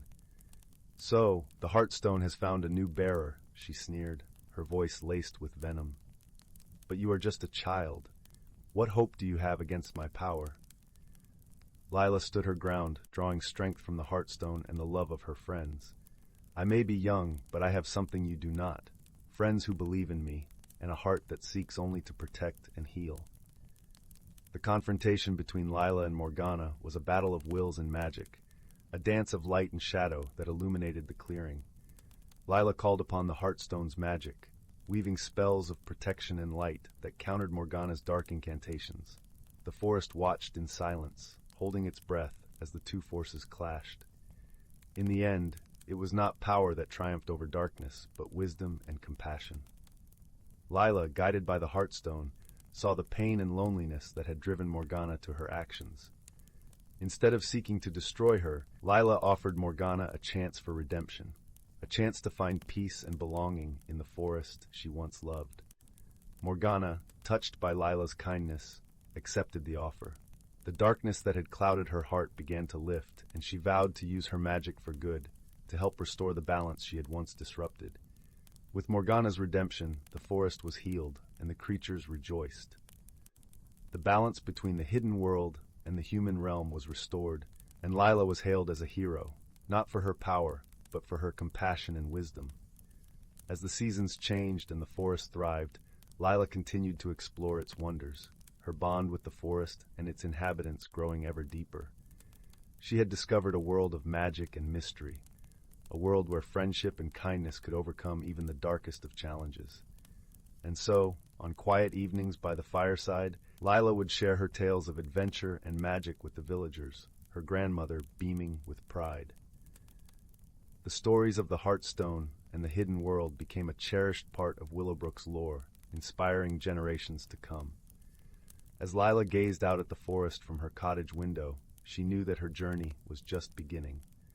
The forest was a living tapestry, ever-changing and full of secrets waiting to be discovered. With the Heartstone by her side and the wisdom of her friends to guide her, Lila was ready to face whatever challenges lay ahead, knowing that the greatest magic of all was the power of friendship and love. And so, with a heart full of hope and a spirit unyielding, Lila's story continued, a testament to the beauty and wonder of the world around us and the endless possibilities that await those who dare to dream. Story 23. In a quaint village nestled between the arms of two gentle hills, there lived a young boy named Oliver. The village, with its winding cobblestone streets and warmly lit windows, seemed to hug itself close against the chill of the night. It was a place where stories were whispered by the fire, mingling with the scent of cinnamon and the softness of old quilts. Oliver, with hair the color of autumn leaves and eyes like a bright summer sky, was known for his curiosity. He had a knack for finding the extraordinary in the ordinary. Every day after his chores, he would wander into the woods that bordered the village, drawn by the promise of mystery that lay beneath the canopy of emerald leaves. One particular evening, as the sun dipped below the horizon, casting the sky in hues of lavender and rose, Oliver set out on his usual path. The air was crisp and carried the scent of pine and damp earth. As he walked, the crunch of leaves underfoot seemed to echo in the stillness, a gentle accompaniment to the symphony of crickets. Oliver's destination was a glen he had discovered some weeks before, a hidden nook where sunlight danced through the trees, creating patterns of gold on the forest floor. It was a place that felt alive with magic. As he reached the glen, he noticed something he hadn't before. There, nestled among the roots of an ancient oak, was a small, ornate box. Its surface was etched with swirling patterns and tiny gems that glimmered like stars. With a mix of caution and excitement, Oliver knelt down and gently lifted the box. It was surprisingly light, and as his fingers traced the intricate designs, he felt a warmth spread through his hands. Slowly, he opened the lid, revealing a softly glowing stone, no larger than a robin's egg. It pulsed with a gentle light, casting a warm glow on Oliver's face. As he touched the stone, a whispering breeze rustled through the trees, carrying with it a voice as soft as a sigh. "The Stone of Whispers," the voice murmured, "a gift for those who listen with their hearts." Oliver's eyes widened in wonder. He had heard tales of such objects, imbued with magic and mystery, but never had he dreamed of finding one himself. The stone felt warm and alive in his palm, and as he held it, he noticed the forest around him seemed to shift. Colors became more vivid, and the gentle rustling of leaves transformed into a symphony of nature's whispers. Each sound, each scent, was a note in a song that spoke directly to his heart. Oliver realized that the stone allowed him to hear the voice of the forest, to understand the language of the trees and the songs of the birds. It was as if a veil had lifted, revealing a hidden world within the world he knew. He was no longer just a boy in the woods. He was a part of something much larger, a tapestry woven with threads of magic and wonder. As the days passed, Oliver visited the glen often, carrying the stone with him. He learned to listen deeply, to hear the stories of the ancient oak and the laughter of the brook. The forest became his friend, and in its embrace he found a sense of belonging he had never known before. One afternoon, while exploring a new path, Oliver stumbled upon a clearing he had never seen. A circle of stones stood in its center, moss-covered and ancient. There he met Lila, a girl with hair like spun gold and eyes that mirrored the forest's emerald hues. She was sitting on one of the stones, weaving flowers into a crown. Lila looked up and smiled, a smile that seemed to hold the warmth of the sun. "You found the Stone of Whispers," she said, her voice like a gentle breeze. "I knew someone would find it, someone who listens." Oliver was surprised but delighted to meet someone who understood the magic he had discovered. He and Lila quickly became friends, bonded by their love for the forest and its secrets. Together they explored hidden paths and shared stories with the trees, their laughter echoing through the woods like a song. Lila had her own gift. She could speak to the animals and understood the flutter of wings and the twitch of whiskers. She taught Oliver to see the world through their eyes, to appreciate the small wonders that often went unnoticed. One evening, as the sun dipped below the horizon, painting the sky in shades of twilight, Oliver and Lila sat by the brook. They watched as fireflies began their dance, tiny lanterns flickering against the deepening dark. It was in these moments, with the forest alive around them, that Oliver felt truly at peace. But one day, the forest grew silent. The birds' songs faded, and the trees whispered with a sense of urgency. The air was heavy with a tension that Oliver could feel in his bones. He and Lila sensed that something was amiss, a disturbance in the harmony of their beloved woods. Guided by the Stone of Whispers, they followed the forest's call to the heart of the woods, where they found a great tree, its branches drooping and leaves wilting. This was the heart tree, the guardian of the forest's magic, whose health mirrored that of the entire woodland. The heart tree spoke in a voice deep and resonant like the echo of a distant storm. "The balance is broken," it said. "A shadow creeps through the roots, threatening the light." Oliver and Lila exchanged a determined glance. They knew they had to help restore the balance, to protect the forest that had become their home and friend. With the guidance of the Stone of Whispers, they embarked on a journey to find the source of the shadow. Their journey led them to parts of the forest they had never ventured before, where the trees grew thick and the paths were hidden beneath a blanket of leaves. The air was cooler here, carrying the scent of moss and mystery. As they walked, Oliver and Lila encountered creatures who shared their knowledge and lent their aid. A wise old owl spoke of a forgotten glade where the shadow had first taken root, and a family of deer led them through hidden trails to reach it. Finally, they arrived at the glade, a place where the air was still and heavy. In its center stood a dark, twisted tree, its branches bare against the sky. This was the source of the imbalance, a manifestation of forgotten fears and unspoken sorrows. Oliver and Lila approached cautiously, feeling the weight of the tree's despair. The Stone of Whispers glowed warmly in Oliver's hand, reminding him of the light and hope they carried within them. Together, they spoke to the tree, their voices gentle and full of compassion.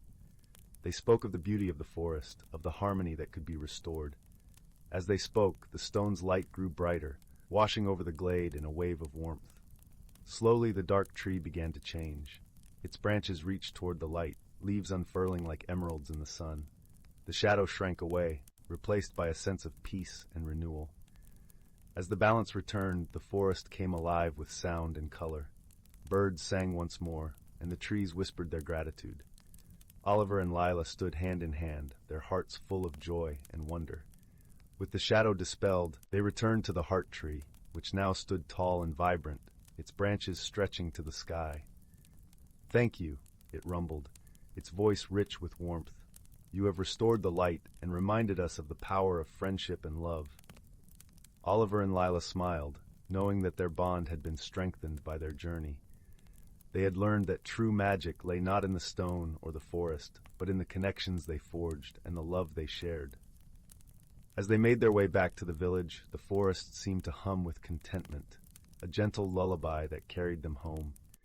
The stars twinkled above, guardians of the night, as Oliver and Lila walked side by side, their hearts full of the forest's whispered secrets. Back in the village, life continued with its gentle rhythm. But Oliver and Lila knew they carried a piece of the forest with them, a reminder of the magic that existed in the world and the importance of listening with one's heart. And so, each evening, as the fire crackled and the shadows danced on the walls, Oliver would share his tales of the forest with the villagers.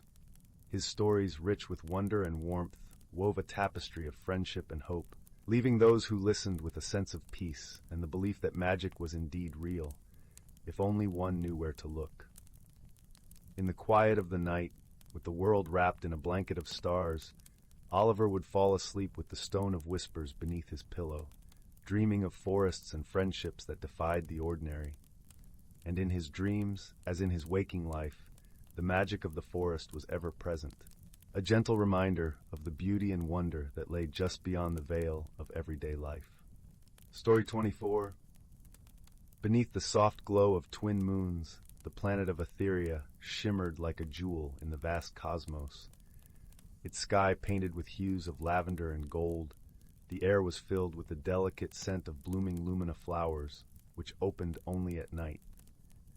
This serene setting was home to the gentle Etherians, creatures with translucent wings that fluttered like whispers in the wind. On the other side of the universe lay the rugged planet of Zarnak, known for its crimson sands and towering spires of crystal. The Zarnakians, robust and resilient, thrived in the harsh environment, their eyes gleaming like polished stones under the bright, unrelenting sun.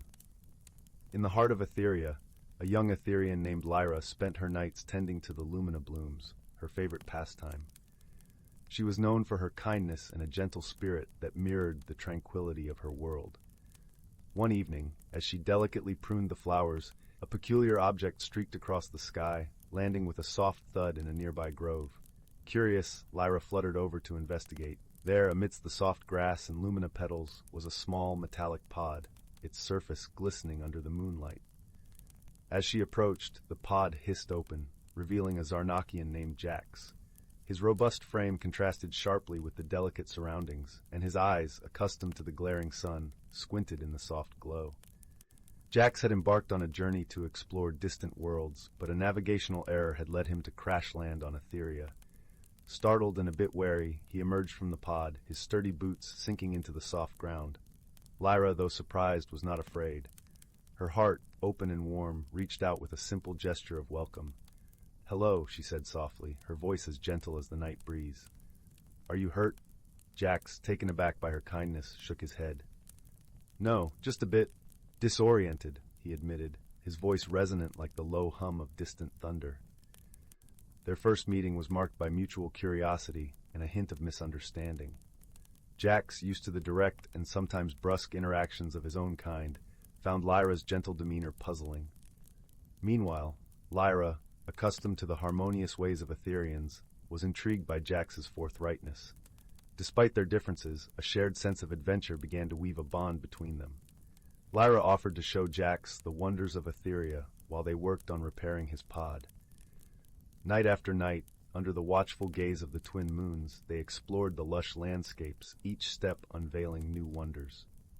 One evening, as they walked through the lumina fields, Jax confided in Lyra about his home, the challenges of life on Zarnak, and his longing to see the universe beyond his crimson shores. Lyra listened, her eyes reflecting the empathy she felt, and shared tales of Etherian legends and the beauty of living amidst nature's gentle embrace. A turning point in their friendship came during a sudden storm. The winds howled like a chorus of restless spirits, and the gentle rain turned into a downpour, threatening to uproot the delicate lumina flowers. Jax, drawing on his strength and resilience, helped Lyra secure the blooms, their combined efforts saving the precious field.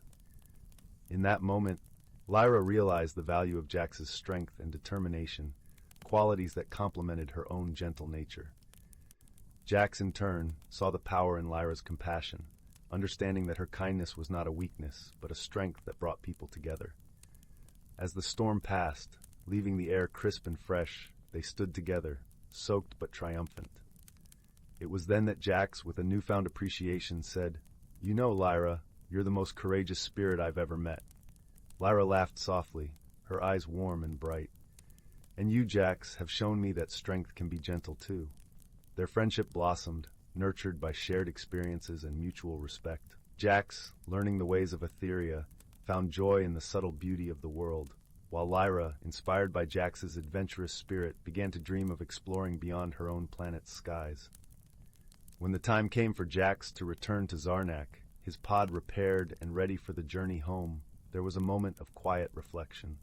They stood at the edge of the Lumina field, the flowers glowing softly in the moonlight. "I'll miss this place," Jax admitted, his voice tinged with a touch of melancholy. "And I'll miss you, Lyra." Lyra smiled, her wings fluttering gently. "We'll see each other again, Jax. The universe is vast, but friendships like ours are bridges that connect worlds." With a final embrace, Jax boarded his pod, the engines humming to life. As the pod lifted into the sky, Lyra watched, her heart full of hope and the warmth of the friendship they had forged. In the days that followed, Lyra often looked up at the stars, wondering about the adventures Jax might be having. And across the universe, on the rugged sands of Zarnak, Jax would look up at his own night sky, thinking of Etheria and the gentle Etherian who had taught him the true meaning of friendship. In the end, their story was one of two unlikely companions who, through understanding and shared challenges, discovered that friendship could transcend even the vastest distances between stars, leaving a trail of light and warmth in its wake. Story 25. In the heart of the ancient whispering woods, where the trees stood tall and wise, and the ground was carpeted with a lush tapestry of moss and fallen leaves, there lived a community of creatures whose lives were woven intricately with the rhythm of the forest. This was a place where the rustling of leaves spoke secrets of old, and moonbeams danced upon the forest floor, creating a mosaic of light and shadow. As the first hints of dawn painted the sky with hues of rose and amber, a gentle breeze carried the scent of fresh pine and earth, whispering tales of times long past. Nestled among the roots of an ancient oak, the wise old tortoise, Thistle, slowly emerged from his warm, earthy burrow. His shell, a mosaic of greens and browns, bore the marks of many seasons, each line a story, each groove a gentle reminder of the passage of time. Thistle yawned, his eyes blinking slowly in the soft morning light. Today was the day of the gathering, a time when creatures from every corner of the forest would come together to share wisdom and ensure the balance of their home. The air was alive with anticipation, and the forest seemed to hum with a gentle, harmonious energy. As Thistle made his way through the underbrush, the morning dew clung to his shell, glistening like tiny jewels. He was soon joined by a sprightly young squirrel named Bramble, her fluffy tail twitching with excitement. Bramble was known for her boundless energy and her curiosity, which often led her to places unknown and adventures untold. "Good morning, Thistle," Bramble chirped, bounding alongside him. "Isn't it a wonderful day for the gathering? I can't wait to hear the stories and learn from the elders." Thistle chuckled softly, his voice as smooth and deep as a riverbed stone. "Indeed, little one, the gathering is a time for learning and listening. We must approach it with open hearts and minds." As they walked, the forest unfolded around them in a symphony of life. The soft trill of birds greeted the morning, while the gentle rustle of leaves overhead created a soothing melody. A family of deer grazed nearby, their coats dappled with sunlight, while a pair of foxes played in a patch of wildflowers, their laughter echoing like bells through the trees. Soon they arrived at the heart of the forest, a clearing bathed in golden light where the ancient sycamore, known as the Sentinel, stood watch. Its branches stretched wide and inviting, its leaves whispering secrets in the wind. Creatures of all shapes and sizes gathered beneath its canopy, their eyes bright with curiosity and respect. The gathering began with a dance of light as the sun filtered through the leaves, casting a warm glow that enveloped the assembly in a cocoon of peace. The elder owl known as Sage, perched high upon the sentinel, her feathers a tapestry of gray and white, began to speak in a voice as soft as the breeze and as wise as the forest itself. "Welcome, friends," Sage began, her eyes twinkling with the wisdom of ages. "Today, we gather to honor the balance of our home, to learn from one another, and to share the stories that bind us together." As Sage spoke, the creatures listened with rapt attention, their hearts open to the wisdom that flowed like a gentle stream through the words of the elders. Stories of past seasons were shared, tales of the magical phenomena that graced the forest with each turn of the year. There was the tale of the winter's whisper, a gentle snowfall that blanketed the forest in quiet beauty, bringing with it the promise of rest and renewal. The elders spoke of the spring's embrace, when the forest awoke in a riot of color and song, life bursting forth in a celebration of warmth and new beginnings. Summer's radiance was a time of abundance, when the sun bathed the forest in golden light, and the air was thick with the scent of blooming flowers and ripe berries. And then there was autumn's glow, when the leaves turned to fire and gold, and the forest prepared for the gentle embrace of winter once more. As each story was told, the creatures felt the magic of the forest pulse through them, a reminder of the harmony and balance that sustained their world. They understood that each season, each change was a part of a greater whole, a cycle that connected them all. As the gathering drew to a close, Sage spoke of the importance of harmony, of the need to cherish and protect their home. Remember, dear ones, that we are all part of this great tapestry. Each of us plays a role, and together we weave the story of the Whispering Woods. With these words, the creatures began to disperse, their hearts full of the wisdom and warmth of the gathering. Thistle and Bramble lingered beneath the sentinel, the old tortoise's eyes soft with contentment. "Did you enjoy the stories, Bramble?" Thistle asked, a gentle smile on his face. "Oh, yes," Bramble replied, her eyes shining with excitement. "I learned so much about our forest and the magic of the seasons. I promise to keep these stories close and to cherish our home." Thistle nodded, his heart swelling with pride. "That is the wisdom of the forest, young one. To listen, to learn, and to hold dear the balance that sustains us." As the sun began its descent, casting long golden shadows through the trees, Thistle and Bramble made their way back through the forest, their hearts light and their spirits intertwined with the gentle magic of their home. The Whispering Woods, with its secrets and stories, stood timeless and serene, a testament to the enduring harmony of nature and the gentle wisdom of its creatures. And as the stars began to twinkle in the velvet sky, a peaceful stillness settled over the forest, a promise of balance kept, and a reminder of the beauty that lay within each changing season. Story 26, titled The Whispering Woods. Once upon a time, nestled at the edge of a quaint village, where cobblestone paths meandered through fields of sunflowers and lavender, there lay a forest known as the Whispering Woods. This forest was unlike any other, for it was said to be alive with secrets and stories, murmured gently by the wind through the leaves. In this village lived a curious young girl named Lila. With hair the color of ripe chestnuts and eyes like the deep blue sea, she was known for her adventurous spirit and a heart as warm as the summer sun. Lila spent her days exploring every nook and cranny of her village, accompanied by her best friend, a clever fox named Finn. One crisp autumn morning, with the smell of earth and pine hanging in the air, Lila and Finn set off towards the Whispering Woods. As they approached, the forest seemed to beckon them with a rustling that was almost like a song. Lila had heard many tales of the woods, magic, but none had prepared her for what she was about to discover. The entrance to the woods was marked by two ancient oak trees, their branches entwined like old friends sharing a secret. As Lila and Finn stepped beneath them, it felt as if they crossed an invisible threshold into another world. The air was cooler here, filled with the scent of moss and damp leaves, and the light filtered softly through the canopy, creating a tapestry of golden patterns on the forest floor. "Finn, do you hear that?" Lila whispered, her voice barely above the hush of the leaves.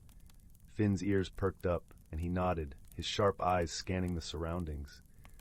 The sound was like a melody, a series of whispers that seemed to weave through the trees, calling them deeper into the woods. Lila's heart fluttered with excitement and a touch of apprehension. She had heard village elders speak of a hidden world within these woods, a place where the ordinary rules of nature did not apply. Guided by the ethereal song, Lila and Finn ventured further. The path was winding and narrow, lined with ferns and wildflowers that swayed gently as if greeting old friends. As they walked, Lila noticed something peculiar.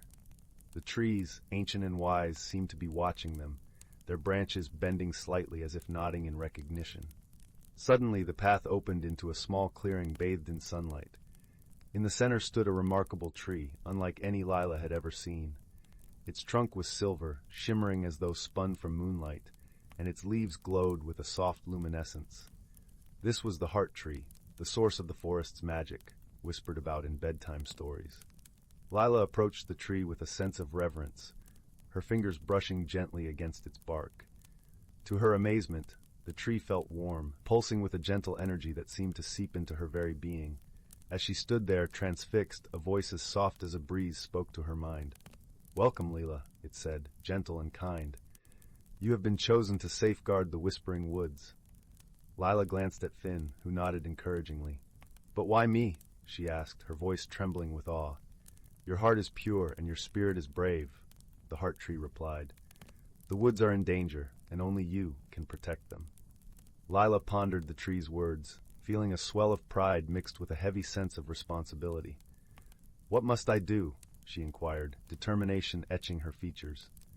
"You must find the Keeper's amulet," the heart tree explained. "It is a magical object that holds the power to communicate with all creatures of the woods. With it, you can unite them to defend against the threat that looms." The task was clear, yet daunting. Lila knew that the woods were vast and the amulet's location a mystery. But she was not alone. Finn was by her side, a steadfast companion. As they turned to leave, the heart tree gifted Lila a small silver leaf, its edges glinting with a soft light. "This will guide you," the tree whispered, "and remind you of the bond we share." With the leaf safely tucked in her pocket, Lila and Finn set off on their journey. The forest seemed to come alive with anticipation, the trees whispering encouragement as they passed. Their first stop was at the River of Echoes, a shimmering stream that wound its way through the woods like a ribbon of silver. The water sang as it flowed, a melody that harmonized with the whispers of the trees. Here, Lila hoped to find guidance from the water nymphs who dwelled beneath its surface. As they approached the riverbank, Lila knelt down, her reflection shimmering in the clear water. "Nymphs of the river, I seek your wisdom," she called, her voice earnest and clear. Moments later, the water rippled, and from its depths emerged 3 nymphs, their forms ethereal and graceful. Their hair flowed like liquid silver, and their eyes sparkled with the light of stars. "Child of the heart tree," the first nymph greeted, her voice a gentle lilt. "We have awaited your coming." Lila's heart swelled with gratitude as the nymphs circled her, their presence calming and serene. "I seek the Keeper's amulet," she explained, "to protect the Whispering Woods." The second nymph nodded, her gaze thoughtful. "The amulet lies within the glade of twilight, a place hidden from all but the pure of heart." "But beware," the third nymph cautioned, her voice tinged with concern. "The path is guarded by the shadows of doubt, creatures born of fear and uncertainty." Lila thanked the nymphs for their guidance, her resolve strengthened. She knew the journey would not be easy, but the safety of the woods depended on her courage. Leaving the river, Lila and Finn pressed on, the forest growing denser and the air cooler as they approached the glade of twilight. The path was obscured by mist, swirling around them like a living thing. Lila held the silver leaf tightly, its gentle glow reassuring in the gathering gloom. As they neared the glade, a sense of unease settled over them. The trees here were tall and ancient, their branches reaching out like skeletal fingers. Shadows danced between the trunks, whispering words of doubt and fear. Lila felt a chill run down her spine, but she refused to falter. "We must be brave, Finn," she said, her voice steady despite the fear gnawing at her.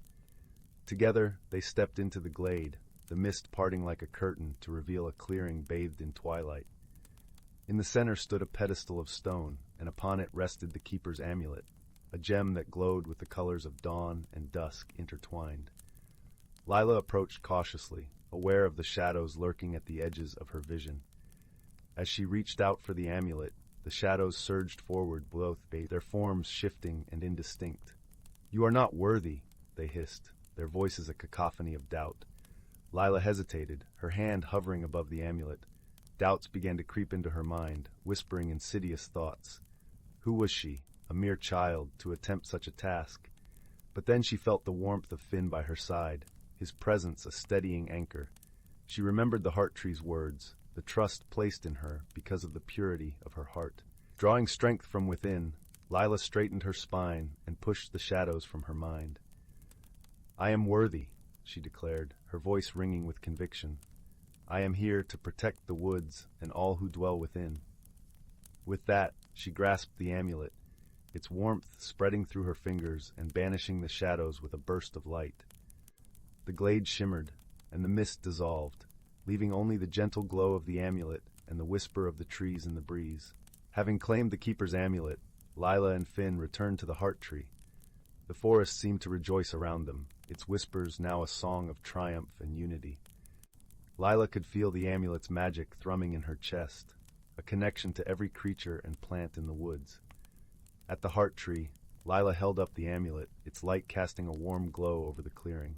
"The woods are safe for now," she proclaimed, her voice carrying with it the promise of protection and peace. The heart tree rustled in approval, its branches swaying gently. "You have done well, Lila. The Whispering Woods are forever grateful." Lila smiled, her heart full. She knew the journey had changed her, teaching her the value of courage, friendship, and the strength that comes from believing in oneself. As the sun dipped below the horizon, casting the woods in a golden embrace, Lila and Finn sat beneath the heart tree, their eyes fixed on the stars that began to twinkle above. The woods were quiet now, a peaceful silence that spoke of contentment and harmony. And so, under the watchful eyes of the ancient trees and the gentle glow of the keeper's amulet, Lila drifted into a peaceful sleep, her dreams filled with the magic of the forest and the whispers of the woods. In the days that followed, Lila became known as the guardian of the Whispering Woods. She and Finn continued to explore the forest, but now they did so with a deeper understanding and respect for its secrets and stories. The villagers often spoke of the girl and her fox who had protected the woods, and children would listen wide-eyed to tales of their adventures. The keeper's amulet, always worn around Lila's neck, became a symbol of hope and unity. It allowed her to communicate with the creatures of the forest, forging bonds that were stronger than ever before. The animals, from the smallest mouse to the mightiest stag, revered her as a leader and friend. As the seasons changed and the years passed, Lila grew into a wise and compassionate young woman. The Whispering Woods flourished under her care, its magic vibrant and alive. The heart tree, its roots entwined with the very essence of the forest, stood tall and proud, a testament to the enduring bond between Lila and the woods. One day, as Lila and Finn wandered through a meadow of wildflowers, they met an old woman who was gathering herbs. Her eyes twinkled with a knowing light, and she greeted them with a kind smile. "You are the guardian, are you not?" the woman asked, her hands deftly weaving flowers into a crown. Lila nodded, a smile playing on her lips. "Yes, and this is Finn, my faithful companion." The woman chuckled softly. "I have heard much about you, child. The forest speaks of your bravery and kindness." Lila felt a warmth spread through her chest at the woman's words. "I am only doing what the heart tree asked of me," she replied humbly. The woman placed the flower crown gently on Lila's head. "The woods are lucky to have you. Remember, the true magic lies in the love and friendship you share." With those words, the woman turned and disappeared into the forest, leaving Lila with a sense of peace and contentment. She realized that the journey had not only changed her, but had also strengthened the bond she shared with the Whispering Woods. As the sun dipped low in the sky, painting the world in shades of orange and pink, Lila and Finn made their way back to the heart tree. The forest was alive with the gentle rustle of leaves and the soft chirping of birds settling in for the night. Sitting beneath the tree, Lila watched as the first stars began to appear, their light twinkling like tiny beacons of hope. She knew that whatever challenges lay ahead, she would face them with courage and the unwavering support of her friends, both human and animal. The Whispering Woods, with all its magic and mystery, would remain a place of wonder and enchantment, a hidden world within the natural environment that thrived on the strength of love, friendship, and the belief in the impossible. And so, under the starlit sky and the gentle embrace of the heart tree, Lila and Finn drifted into a peaceful slumber, their dreams filled with the promise of new adventures and the enduring magic of the Whispering Woods. In the end, the story of the Whispering Woods became one of friendship that defied expectations, a tale of personal transformation and growth, and a reminder that the greatest magic of all often lies in the most unexpected places. And thus, the Whispering Woods continued to whisper its secrets to those who listened.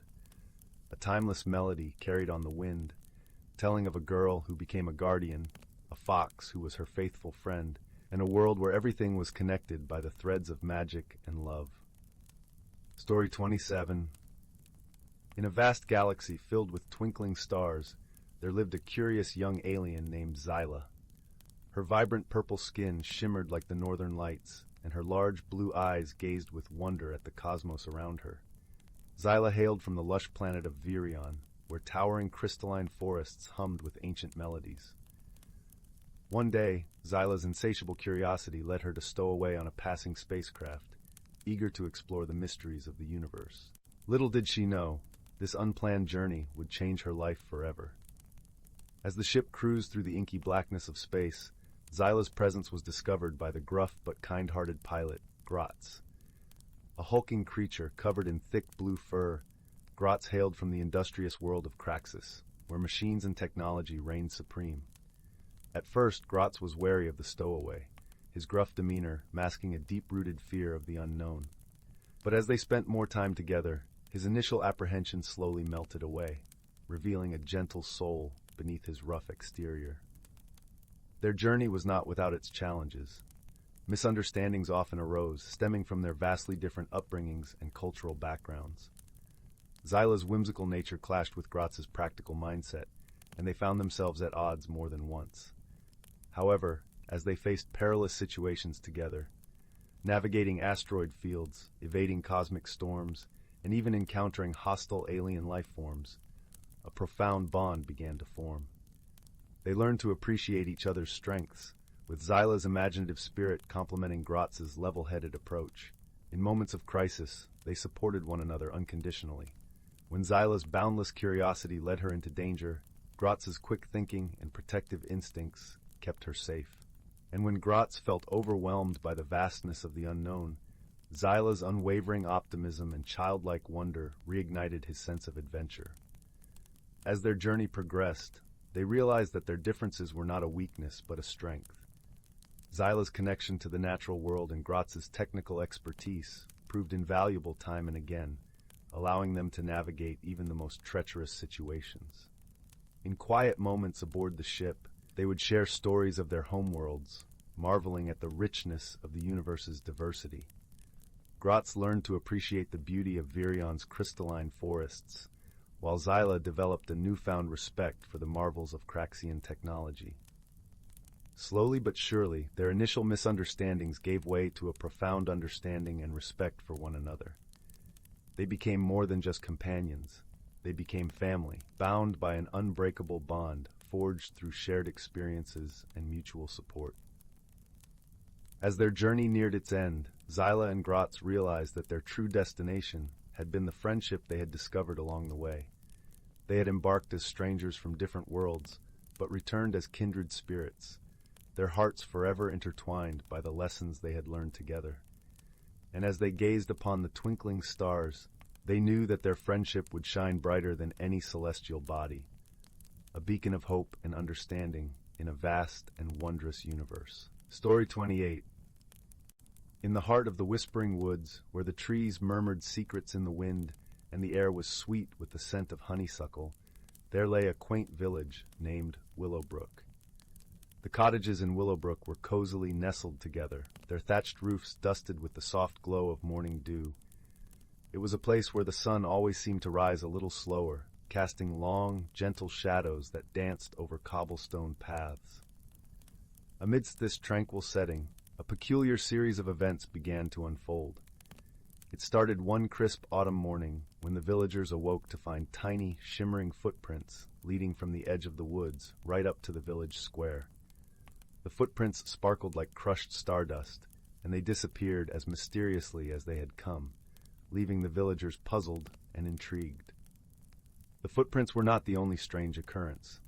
Throughout the week, small, curious things began to happen. The village bell, which usually tolled with the rich, deep tones of a contented spirit, began to chime a soft, melodic tune at unexpected times. It was a lilting melody that seemed to twine through the air like an invisible ribbon of song, lifting the spirits of anyone who heard it. And then there were the whispers, gentle, almost inaudible voices that would float on the breeze, speaking in a language that tickled the edges of memory. The villagers, though not fearful, were certainly intrigued. Among them was a wise old storyteller named Finn. His eyes twinkled with the light of countless tales, and his heart was as warm as the hearth in his snug little cottage. Finn was known for his keen sense of observation and his knack for unraveling even the most tangled of mysteries. One evening, as the sun dipped below the horizon and painted the sky in hues of lavender and gold, Finn invited a small group of villagers to gather around his fireplace. The flames crackled gently, casting a warm glow across the room as Finn began to speak. "These occurrences," he mused, stroking his silver beard thoughtfully, "are not mere happenstance. There's a story here waiting to be told, a truth hidden beneath the layers of our everyday lives." The villagers leaned in closer, their curiosity piqued. Finn suggested that they keep a watchful eye on the village, noting anything unusual. "Look for patterns," he advised, "and listen with more than just your ears." The days that followed were filled with quiet observation. The villagers, guided by Finn's wisdom, began to notice small details they had previously overlooked.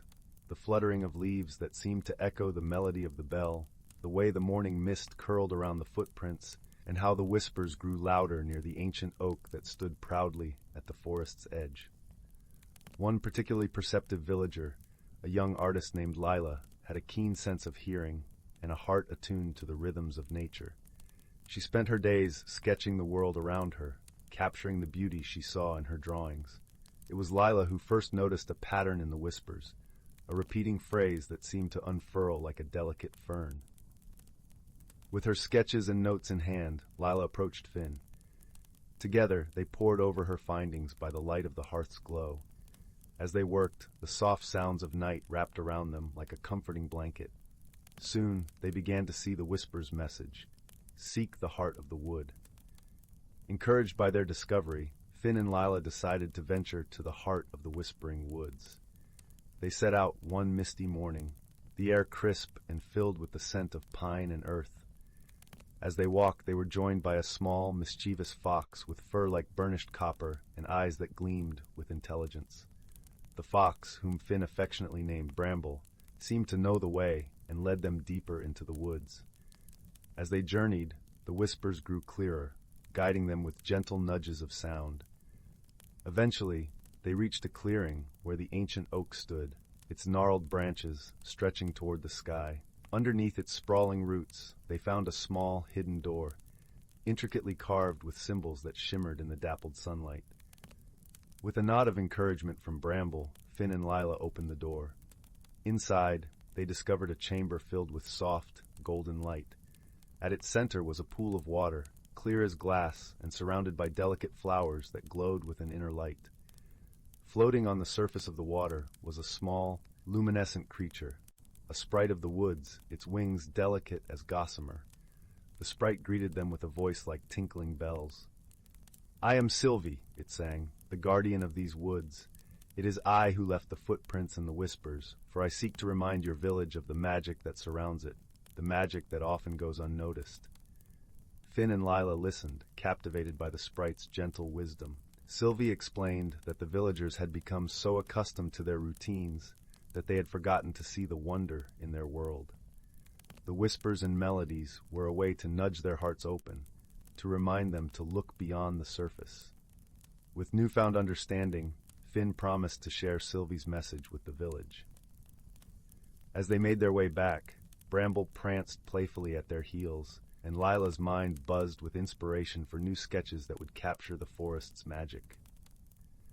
Back in Willowbrook, the villagers gathered once more around Finn's inviting hearth. By the glow of the fire, Finn recounted their journey and shared Sylvie's message. The villagers listened intently, their faces reflecting the flickering flames and the warmth of renewed appreciation for their world. From that day on, Willowbrook thrived with a newfound vibrancy. The villagers, inspired by the sprite's gentle reminders, began to notice the small wonders around them, the way sunlight danced on the river, the intricate patterns of frost on their windows, and the soothing song of the village bell. And so the village of Willowbrook continued to flourish, wrapped in the embrace of the whispering woods, forever guided by the gentle whispers of Sylvie and the playful spirit of Bramble. Each evening, as the villagers gathered round their hearths, they shared stories of the day's wonders, and their laughter mingled with the melody of the bell, filling the air with a song of harmony and gratitude. In this way, the magic of the world was woven into their lives, a reminder that sometimes the most profound mysteries are those that lead us back to the simple, enduring beauty of the world around us. Story 29. In the heart of an ancient forest, where the trees stood like sentinels of time, and the air was thick with the scent of moss and earth, there existed a world hidden from the eyes of those who tread too loudly or move too hastily. This was a realm where the boundaries between reality and magic gently intertwined like the roots of an old oak, whispering secrets of the earth to those who paused to listen. In this lush tapestry of emerald and shadow, the creatures of the forest lived in perfect harmony. The rustle of leaves in the soft breeze was a language all its own, spoken fluently by the inhabitants of this enchanted place. Here, beneath a canopy that filtered sunlight into a mosaic of golden dapples, dwelled a community of animals as varied and wondrous as the forest itself. There was the wise old owl, perched high in the branches of a towering cedar, his feathers as mottled as the bark itself. His eyes, amber and knowing, held the stories of countless moons. Below him, a family of gentle deer grazed quietly, their soft brown eyes reflecting the tranquility of the babbling brook that wound its way through their home. The brook sang a perpetual lullaby, its water cool and clear, a mirror to the sky above. In the heart of this magical forest lived a kind-hearted hedgehog named Bramble. Bramble was small but wise, his spines a mix of earthy browns and soft grays, blending seamlessly with the forest floor. He had a heart as warm as the sunbeams that danced through the leaves, and he was beloved by all the creatures for his gentle spirit and willingness to help anyone in need. One crisp autumn morning, as the forest was painted in hues of amber and crimson, a peculiar thing began to happen.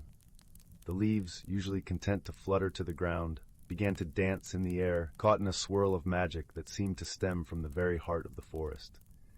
Bramble, ever curious and caring, decided to investigate this enchanting phenomenon.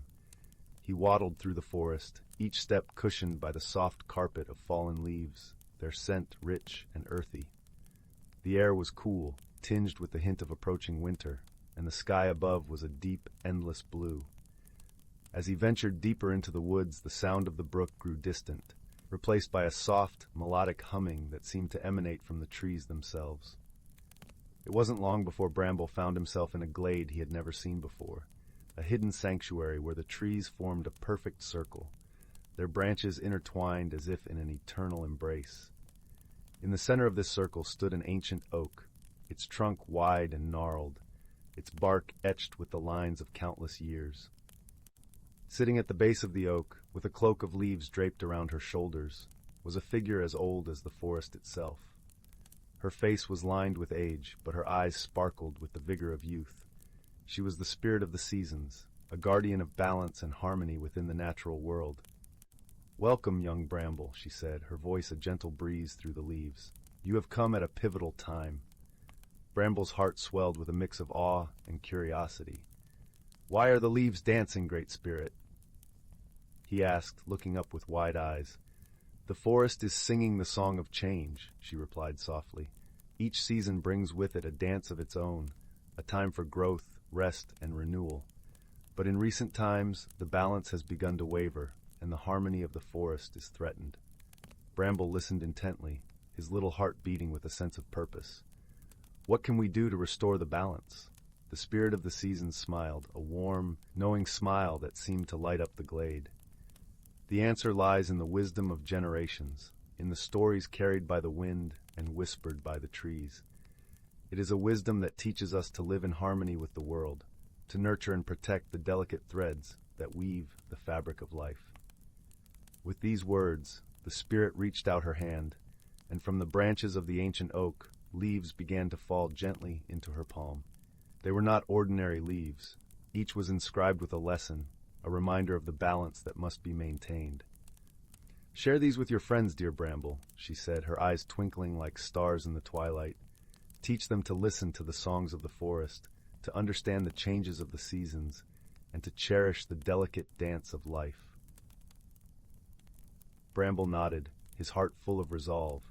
He carefully gathered the leaves, their surfaces cool and smooth under his touch, and set off back through the forest, determined to share the wisdom with all who would listen. As the days turned to weeks, Bramble visited each of his friends, sharing the leaves and the lessons they carried. The wise owl, who had seen many seasons, nodded solemnly as he tucked a leaf under his wing. The deer, gentle and graceful, listened with quiet attentiveness, their eyes reflecting the gentle wisdom of the forest. Together, the creatures of the forest began to work in harmony, each doing their part to restore the balance. They tended to the plants, ensuring they had space to grow and thrive. They kept the streams clear and clean so the water could flow freely and nourish the land. And they learned to listen more closely to the whispers of the wind and the rustle of the leaves, understanding that these sounds carried the stories and wisdom of the earth. As the seasons passed, the forest flourished once more. Spring brought with it new life and vibrant colors. Summer was a time of warmth and abundance. Autumn returned with its rich tapestry of change, and winter offered a peaceful blanket of rest. The creatures of the forest, guided by Bramble's gentle leadership and the spirit's ancient wisdom, found themselves living in a world that was more beautiful and balanced than ever before. One day, as the first snowflakes of winter began to fall, Bramble returned to the glade where he had first met the spirit of the seasons. The ancient oak stood tall and proud, its branches dusted with the soft white of new snow. Once again the spirit appeared, her presence as comforting as a warm hearth on a cold night. "You have done well, young Bramble," she said, her voice a song that danced through the air. "The forest is in harmony once more, thanks to your kindness and the wisdom you have shared." Bramble felt a warmth spread through his chest, a glow of satisfaction and joy. "Thank you, Great Spirit," he replied, his voice filled with gratitude. "But it is the forest that has taught us, and we are only its humble keepers." The spirit nodded, her eyes soft and gentle. "Indeed, the forest is a teacher to us all. Remember, dear Bramble, that it is through friendship and understanding that true harmony can be achieved." With these words, the spirit faded into the soft glow of the winter afternoon, leaving Bramble with a heart full of peace and a renewed sense of purpose. As he made his way back home, the snow continued to fall, covering the forest in a serene blanket of white. And so in the heart of the ancient forest, where magic and reality wove together like the threads of a timeless tapestry, the creatures lived in harmony. Guided by the wisdom of the seasons and the gentle leadership of a small but mighty hedgehog, they understood that true balance was found not in isolation, but in the unity and friendship that connected them all. As the forest settled into the quiet of winter, a sense of peace enveloped the land, and the creatures nestled into their homes, warm and content, ready to dream beneath the watchful eyes of the ancient trees. Story 30. The Whispering Woods and the Lantern of Light. In the heart of an ancient forest, where the trees whispered secrets known only to the wind, there was a small village named Elderglen. The village lay nestled within a valley bathed in the golden glow of twilight, a place where the sky seemed to embrace the earth in a gentle, eternal hug. The people of Elderglen were known for their warmth and kindness, their lives woven with the rich tapestry of nature's bounty. Leora, a young girl with hair like autumn leaves and eyes that twinkled with the curiosity of 1,000 stars, lived on the outskirts of Elderglen in a quaint cottage. Her days were spent exploring the woods, her heart attuned to the symphony of the forest. Her constant companion was a wise old fox named Bramble, whose russet fur and knowing eyes suggested a life of stories untold. One crisp morning, as the dawn painted the sky with hues of pink and gold, Leora and Bramble set out to explore a part of the forest they had never ventured into before. The air was filled with the scent of pine and earth, and the sound of leaves rustling underfoot was a comforting melody. Leora's spirit soared with each step, her imagination weaving tales of enchantment and mystery. As they wandered deeper into the woods, they stumbled upon a clearing bathed in an otherworldly light. In the center stood an ancient oak, its branches stretched wide as if embracing the very sky. At its base, half hidden beneath a carpet of moss, lay an old, weathered lantern. Its glass was etched with intricate patterns that seemed to dance in the dappled light. Bramble tilted his head, his eyes narrowing with interest. "This is no ordinary lantern," he remarked, his voice a soft rumble. "It is the lantern of light, a relic from times long past. They say it holds the power to illuminate the truth, revealing the hidden paths of the heart and the world." Leora's heart fluttered with excitement. What if we could use it to see beyond the ordinary, to uncover the secrets of the hidden world within the forest? She mused, her fingers tracing the lantern's delicate designs. With a gentle nod, Bramble agreed. "But remember, the true light comes from within. Whatever we seek, the journey will change us more than the destination." Taking Bramble's words to heart, Leora carefully lifted the lantern, feeling a warmth spread through her fingers. As she did, a soft glow emanated from within, casting gentle rays of light that danced across the clearing like fireflies. With the lantern in hand, they ventured further into the forest, the light guiding their path with a serene certainty. As they walked, Leora felt a subtle shift in the air, a sensation as if the forest itself was awakening, its secrets unfurling like petals in the sunlight. Their journey led them to a hidden grove where the trees stood in a circle, their trunks entwined as though holding a silent council. In the center, a small pond reflected the sky, its surface shimmering with the colors of the rainbow. Here they met Anwen, a graceful doe with eyes that held the wisdom of the ages. Her presence was calming, her voice a soothing melody.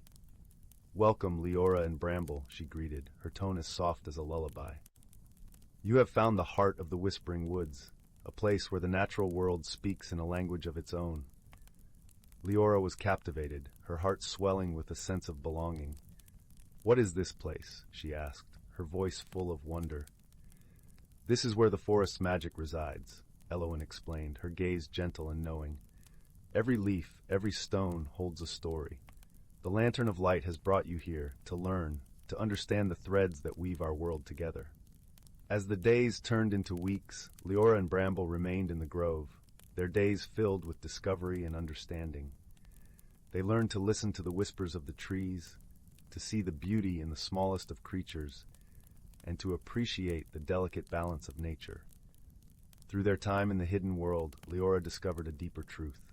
She realized that the magic of the forest was not in grand gestures, but in the quiet moments of connection and understanding. The lantern had illuminated not just the path, but the heart of the journey itself. When the time came to return to Elderglen, Leora felt a bittersweet tug at her heart. She had grown in ways she never imagined, her spirit enriched by the wisdom of the forest and the friendship she had found. As they made their way back, the lantern's glow gently faded, its purpose fulfilled. Leora placed it back at the base of the ancient oak, a silent promise to return and continue the journey of the heart. The villagers of Elderglen welcomed Leora and Bramble with open arms, their tales of the Whispering Woods becoming a cherished part of the village lore.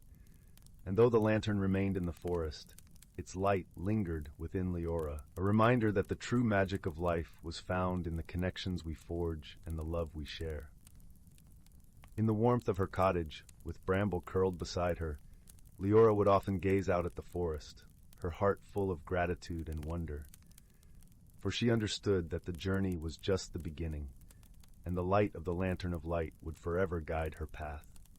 Story 31. Once upon a time, in a quaint little village nestled between rolling hills and whispering woods, there lived a young boy named Oliver. Oliver was a curious child, with eyes the color of a stormy sky and a heart as warm as the hearth in his grandmother's cottage.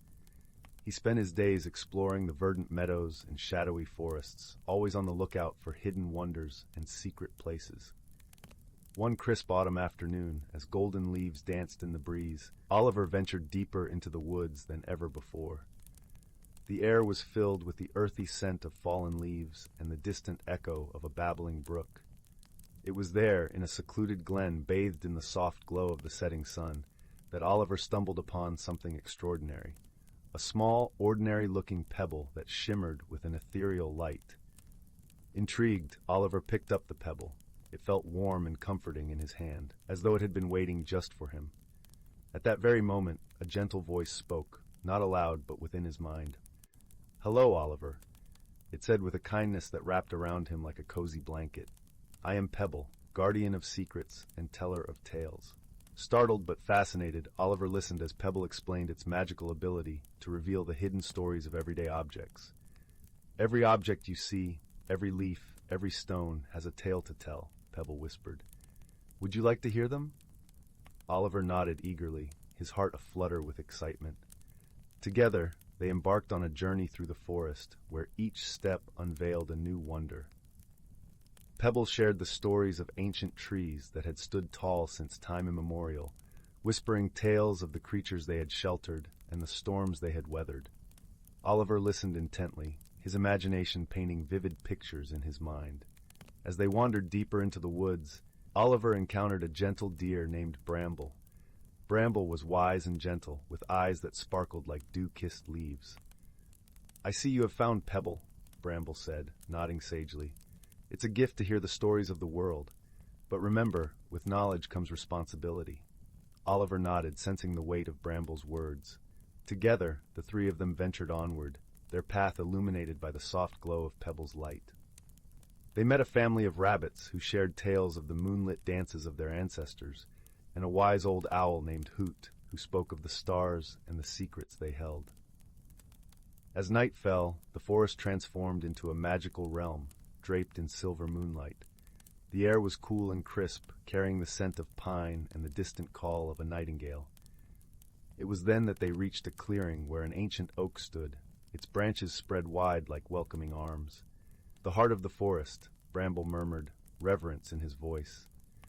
"Here lies a challenge that requires your wisdom, Oliver." In the heart of the oak was a door, intricately carved with symbols that shimmered and danced in the moonlight. Pebble's light revealed an inscription that read, "To enter, one must see beyond what is seen and listen to the silence between the whispers." Oliver pondered the riddle, his mind swirling with thoughts. He closed his eyes, feeling the gentle breeze against his skin and the steady beat of his heart. He listened, truly listened, to the silence of the night, the whisper of leaves, and the stories that had been shared. In that moment of stillness, understanding dawned upon him. With newfound clarity, Oliver traced the symbols on the door, not with his eyes, but with his heart. Slowly the door creaked open, revealing a hidden grove bathed in starlight. In its center was a pool, its surface mirroring the heavens above. Oliver approached the pool, Pebble warm in his hand. As he gazed into the water, he saw not just his reflection, but the interconnectedness of all the stories he had heard, the lives touched, the wonders shared, and the wisdom gained. "You have done well, Oliver," Pebble said softly. "You have seen the world not just with your eyes, but with your heart." Bramble and Hoot joined him by the pool, their presence a comforting reminder of the friendships forged on this journey. In that tranquil moment, Oliver understood the true magic of Pebble. Not just the stories it told, but the connections it created and the wisdom it imparted.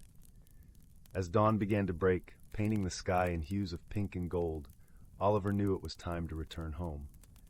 With Pebble's guidance, he retraced his steps through the forest, the light of the morning sun guiding his way. Back in the village, Oliver shared his tales with friends and family, his words weaving the magic of the forest into their lives.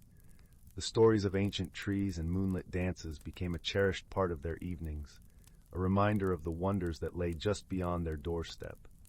And so, Oliver's journey became a cherished memory, a testament to the power of listening, understanding, and seeing beyond the ordinary. With Pebble's gentle guidance and the wisdom of his friends, Oliver learned that the true magic of the world lay not in objects or abilities, but in the connections we make and the stories we share. From that day on, Oliver carried Pebble with him, a constant companion and reminder of the journey that had changed him forever. And in the warmth of his grandmother's cottage, by the crackling fire, He would often sit, pebble in hand, and listen to the stories of the world, always eager to discover the next tale waiting to be told.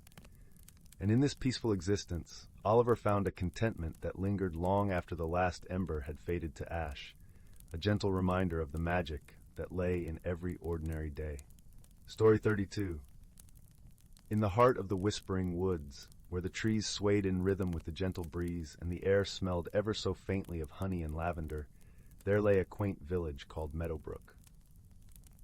The village was known for its cheerful cobblestone paths, the vibrant flowers that lined every windowsill, and the kind-hearted folk who lived there. One crisp autumn evening, as the sun dipped below the horizon, painting the sky with shades of warm orange and pink, a series of peculiar events began to unfold.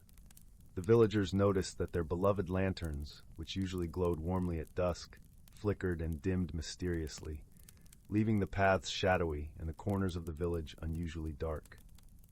Among the villagers was a bright-eyed young girl named Amara. She had long chestnut hair that flowed like a gentle brook and an inquisitive mind that gleamed with curiosity. Amara loved nothing more than exploring the woods and learning about the wonders of the world around her. Her best friend and constant companion was a little fox named Fen, whose fur was a brilliant shade of russet and whose sharp eyes missed nothing. One evening, as the lanterns flickered once more, Amara and Fen decided to unravel the mystery of the dimming lights. They began their investigation at the village square, where the largest and oldest lantern stood. As they approached, they noticed something peculiar, a trail of twinkling, silvery dust that seemed to shimmer in the moonlight. "Do you see that, Fen?" Amara asked softly, bending down to inspect the sparkling dust. Fen nodded, his nose twitching as he took in the scent. "It smells like roses and stardust," he replied, his voice a gentle whisper, barely audible over the rustling leaves. With newfound determination, Amara and Fen followed the trail of dust, which led them to the edge of the whispering woods. There they encountered a gentle, wise owl named Oren, who perched serenely on a low-hanging branch. "Good evening, young Amara and Fen," Oren hooted softly, his eyes twinkling with age-old wisdom. "What brings you to the woods at this hour?" Amara shared their discovery and the mystery of the dimming lanterns. Oren listened intently, his feathers ruffling in the cool night breeze. "You are on the right path, my friends," Oren said thoughtfully. "The answer you seek lies deeper within the woods, where the moonlit glade rests. There, you may find the source of the silvery dust, and perhaps the cause of the flickering lights."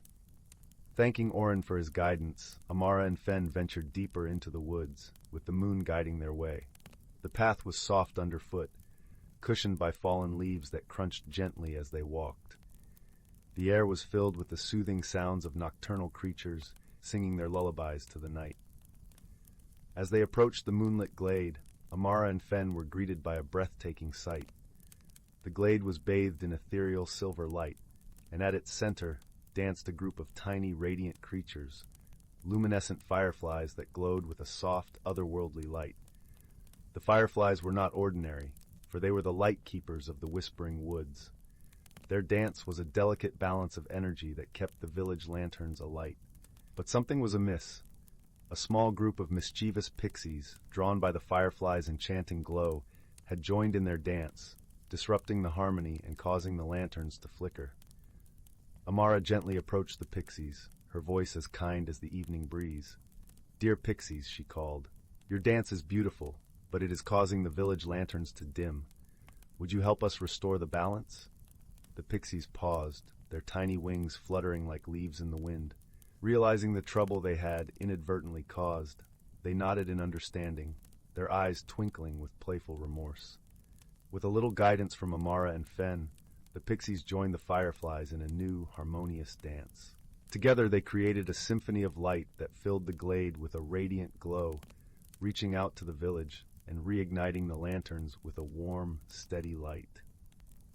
As the village paths brightened once more, Amara and Fen thanked the fireflies and pixies for their help. The creatures promised to visit the village often, bringing their light and joy without disrupting the balance again. When Amara and Fen returned to Meadowbrook, they found the villagers gathered in the square, their faces illuminated by the now glowing lanterns. A cheer of gratitude rose up in the night, and the villagers celebrated with warm cider and tales by the fireside. As the stars twinkled above, Amara and Fen settled down by the fireplace, their hearts filled with contentment.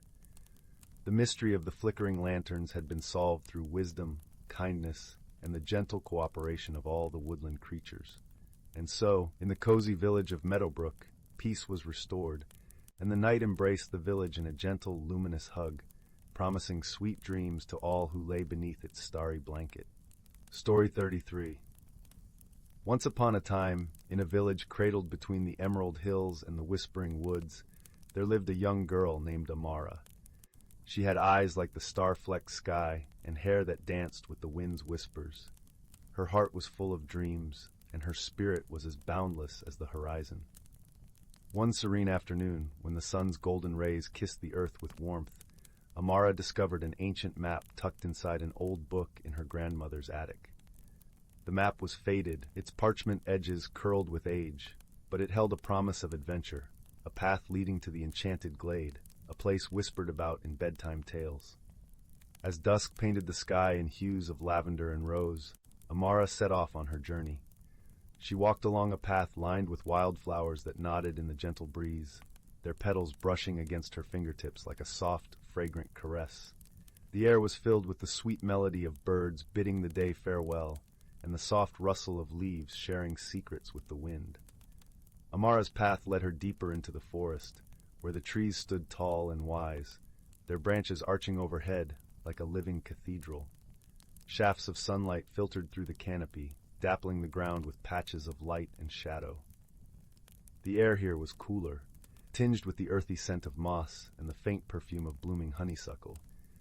As she ventured further, Amara's heart leapt with a mix of trepidation and excitement. The forest seemed alive with anticipation, each rustle and whisper urging her onward. Suddenly, a gentle giggle echoed through the trees, and Amara paused, her eyes scanning the surroundings. From behind a cluster of ferns emerged a creature unlike any she had ever seen. A small, plump rabbit with fur as soft as down and ears that twinkled with stardust. Its eyes sparkled with mischief and kindness.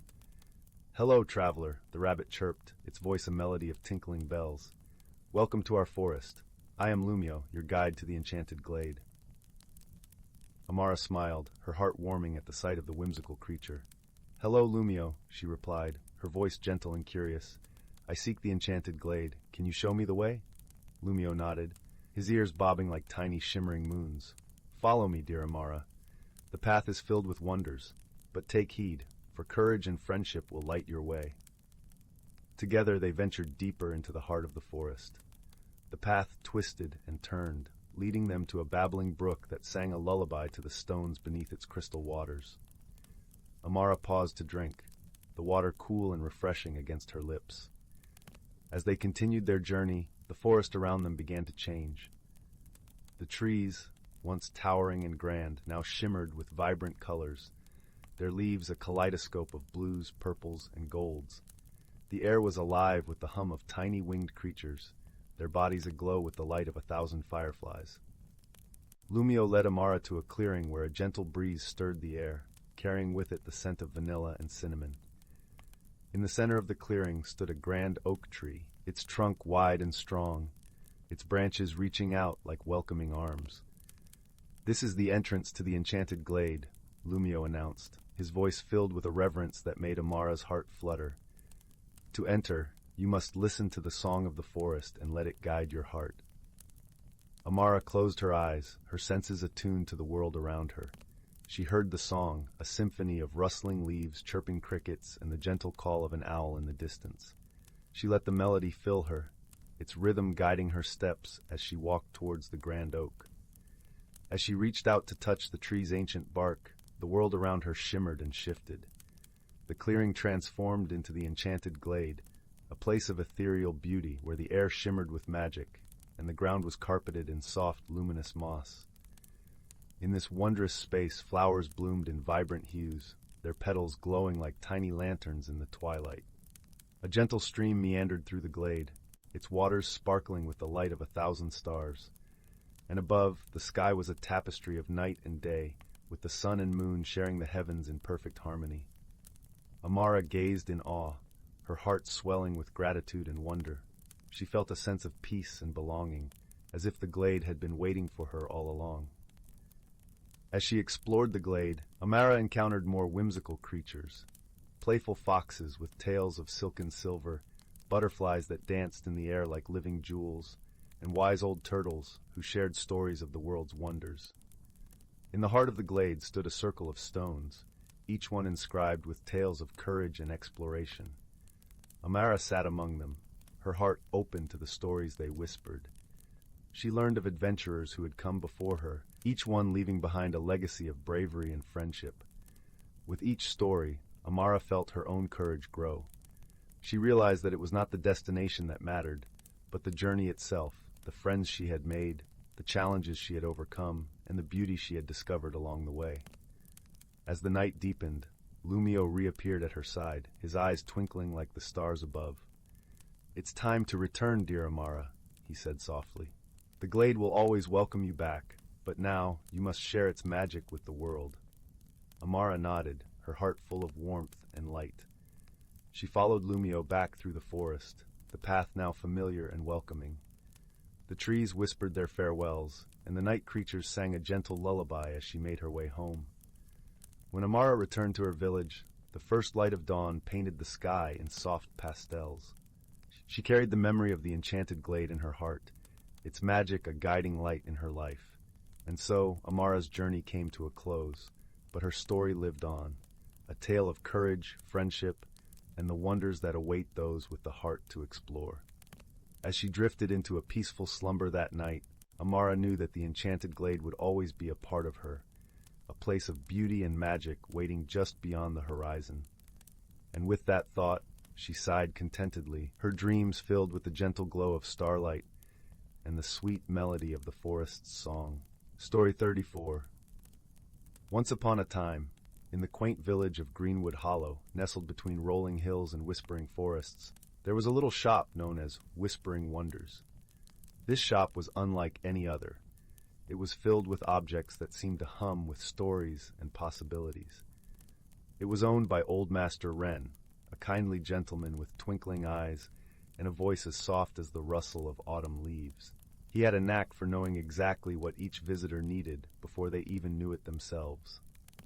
One crisp autumn morning, a young girl named Lila wandered into Whispering Wonders. She was a curious soul, her eyes wide with the desire to uncover the hidden marvels of the world. As she perused the shelves, her fingers brushed against a small, unassuming teapot. It was made of a deep, earthy clay, with a single painted leaf on its side. The moment Lila touched it, a warm tingle ran through her fingers. Master Wren, who had been quietly observing from behind the counter, approached with a gentle smile. "Ah, you found the teapot of whims," he said, his voice like a gentle breeze. "It is said to brew not just tea, but also dreams." Intrigued, Lila listened as Master Wren explained that the teapot had the ability to reveal hidden paths and possibilities, but only to those with a pure heart and a clear mind. "It will guide you where you need to go," he assured her. "But remember, sometimes the journey is more important than the destination." With the teapot cradled carefully in her arms, Lila thanked Master Wren and made her way home. That evening, under the soft glow of candlelight, she decided to test the teapot's magic. She filled it with water, added a pinch of tea leaves, and waited. As the steam began to rise, a delicate aroma filled the air, carrying with it a sense of wonder and adventure. Lila poured herself a cup, and as she sipped, she felt a gentle tug on her heart, as if the world itself was whispering secrets to her. Closing her eyes, she saw a vision of a path winding through the forest, leading to a place she had never been. The next morning, with the teapot as her guide, Lila set off on her journey. The forest was a tapestry of vibrant colors, the leaves rustling softly underfoot. As she walked, the path twisted and turned, leading her deeper into the woods. Along the way, she met a host of delightful creatures. First was Finn, a wise old owl with feathers like spun silver. He perched on a low branch, his eyes gleaming with kindness. "Where are you heading, young traveler?" Finn inquired, tilting his head. "I'm not quite sure," Lila admitted, "but I believe this teapot will show me the way." Finn nodded, a knowing twinkle in his eye. Then I shall accompany you for a while, for sometimes it is good to have company on one's journey." As they continued, they came upon Neem, a spirited squirrel with a knack for finding the most delectable acorns. She chattered excitedly about the hidden nooks and crannies of the forest, her enthusiasm contagious. "I love a good adventure," Neem exclaimed. "Mind if I tag along?" With new friends by her side, Lila felt her spirits lift. Together, they navigated the forest's many mysteries, sharing stories and laughter. They encountered gentle streams and sunlit clearings, each revealing small wonders that enriched their journey. As they ventured further, they came across an old, gnarled tree at the heart of the forest. Its bark was etched with ancient symbols, and at its base lay a shimmering pool of water. The teapot in Leela's hands grew warm, and she knew that this was the place she had been meant to find. Standing before the tree, Leela hesitated. "What do I do now?" she wondered aloud. Finn fluffed his feathers thoughtfully. "Perhaps the answer lies not in doing, but in understanding." Lila pondered his words, gazing into the pool's depths. In its reflection, she saw not just herself, but her journey, the friends she had made, the beauty she had discovered, and the courage she had found within. It dawned on her that the teapot's magic was not just in showing her a path, but in opening her heart to the wonders of the world and the wisdom that lay within herself. She realized that the true magic was in the journey and the connections she had formed along the way. With a grateful heart, Lila thanked the tree for its guidance and the teapot for its wisdom. As she turned to leave, the forest seemed to shimmer with a gentle light, as if acknowledging her newfound understanding. Lila, Finn, and Neem made their way back to Greenwood Hollow, their hearts full and their spirits light. Though the journey had come to an end, Lila knew that the adventure would continue in the everyday moments she now saw with new eyes. And so, in the cozy warmth of her home, with the teapot of whims resting on the mantel, Lila drifted to sleep. She dreamt of whispering forests and wise old trees, of laughter shared with friends, and of the endless possibilities that awaited in the world beyond. And in the quiet, gentle night, the teapot remained a silent guardian of dreams and wonder, ready to guide another curious soul when the time was right. Story 35. Once upon a time, in a quaint village nestled among rolling hills, there lived a young girl named Willow. She was a quiet soul, with a heart as gentle as the morning dew. While others seemed to embrace the changes that came with growing up, Willow found herself clinging to the familiar comforts of childhood. One crisp autumn day, as Willow wandered through the ancient woods near her home, she stumbled upon a peculiar sight. A tiny sapling, no taller than her knee, stood before her, its delicate leaves shimmering with a soft, golden light. As Willow drew nearer, she heard a faint whisper carried on the breeze. "Do not be afraid, little one," the sapling seemed to say. "I am a seedling of the ancient willow tree, here to guide you on your journey." Willow blinked in disbelief, but the gentle voice continued, "You are at a crossroads, my dear.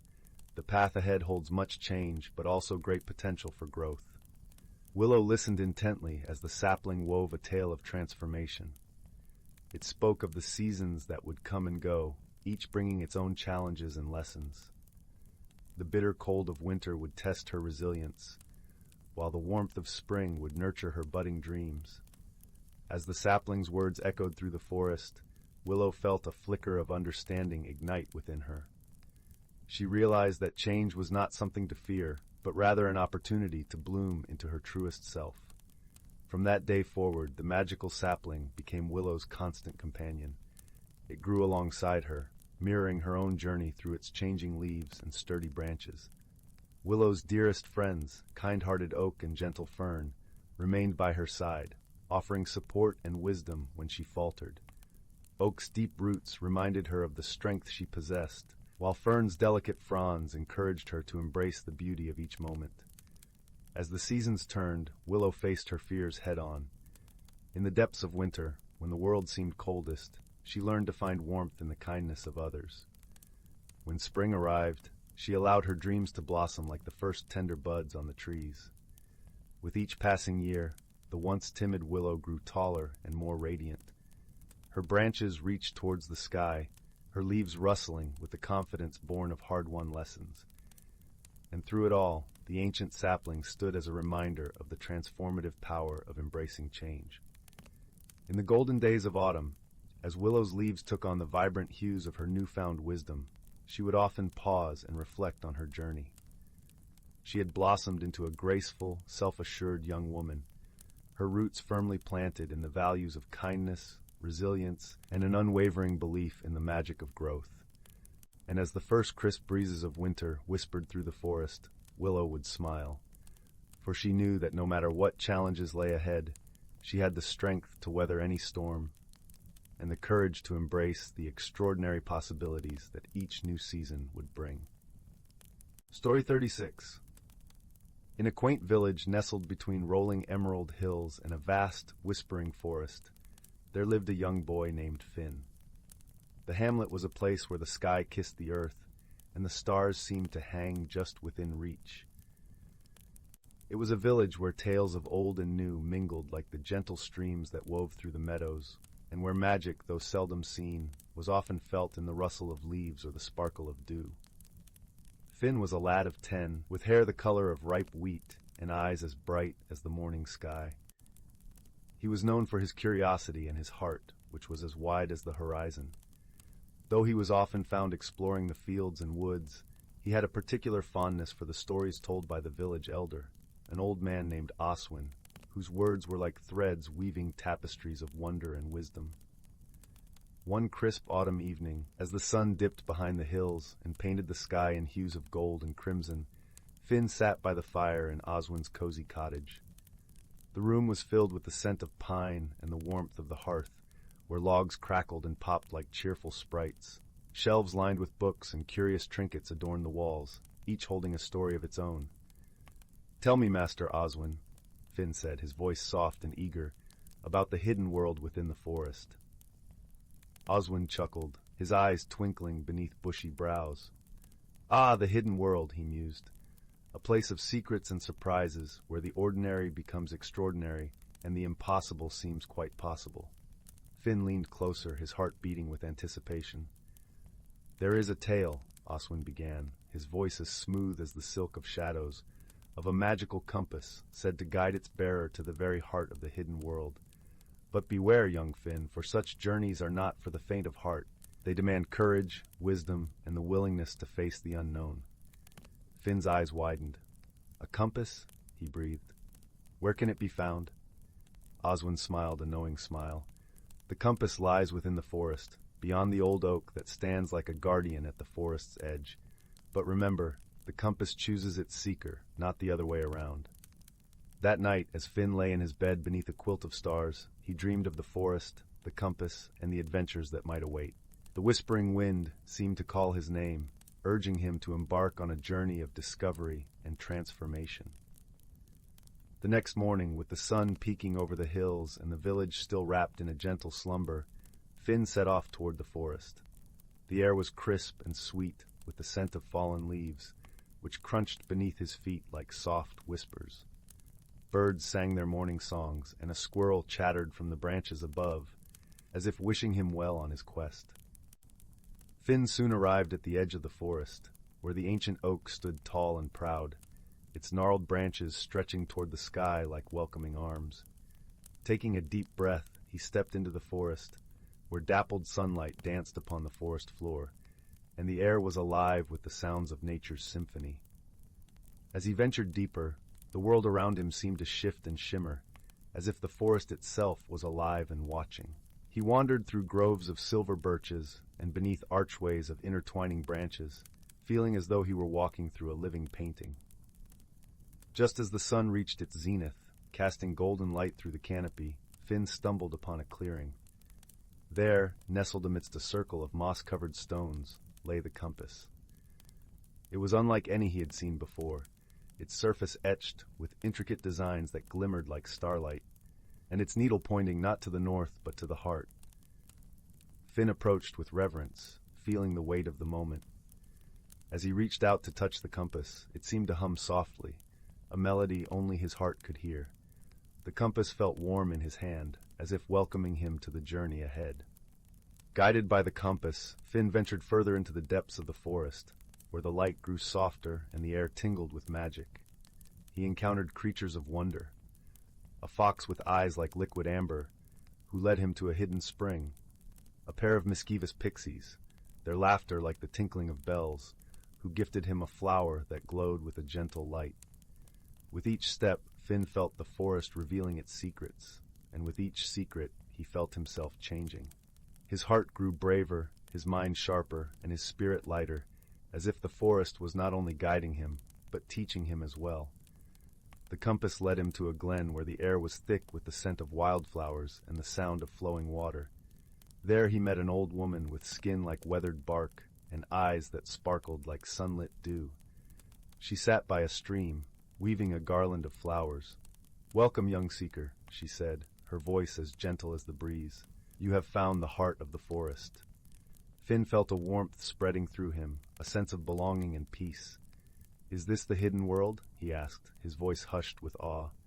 The old woman nodded, a smile playing at the corners of her lips. "It is a world within and without, hidden in plain sight, a place where one can find not what they seek, but what they need." Finn sat beside her, listening to the babble of the stream and the song of the forest. As he did, he realized that the journey had changed him. He felt a newfound understanding of the world and his place within it, and a deep appreciation for the beauty and magic that surrounded him every day. "Thank you," he said, his heart full of gratitude. The old woman nodded, her eyes twinkling. "Remember, young Finn, the magic of the forest is within you. Carry it with you and let it guide your heart." Finn returned to the village with the compass in his pocket and the forest in his heart. He shared his stories with the villagers, who listened with wide eyes and wonder. And though the world outside seemed unchanged, Finn knew that he had been transformed in ways that truly mattered. As the days turned to weeks, and the weeks to months, Finn remained the same curious, kind-hearted boy he had always been. But now, he carried with him the wisdom of the forest, the magic of the hidden world, and the knowledge that sometimes the greatest adventures are those that lead us back to ourselves.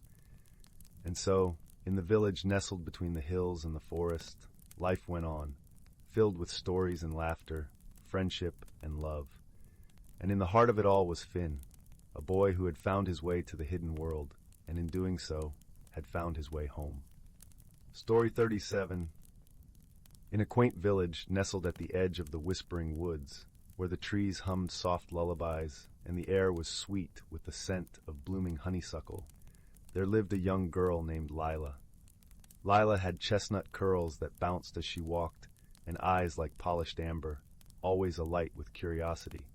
Her home was a snug little cottage with a thatched roof, surrounded by a garden that danced with wildflowers.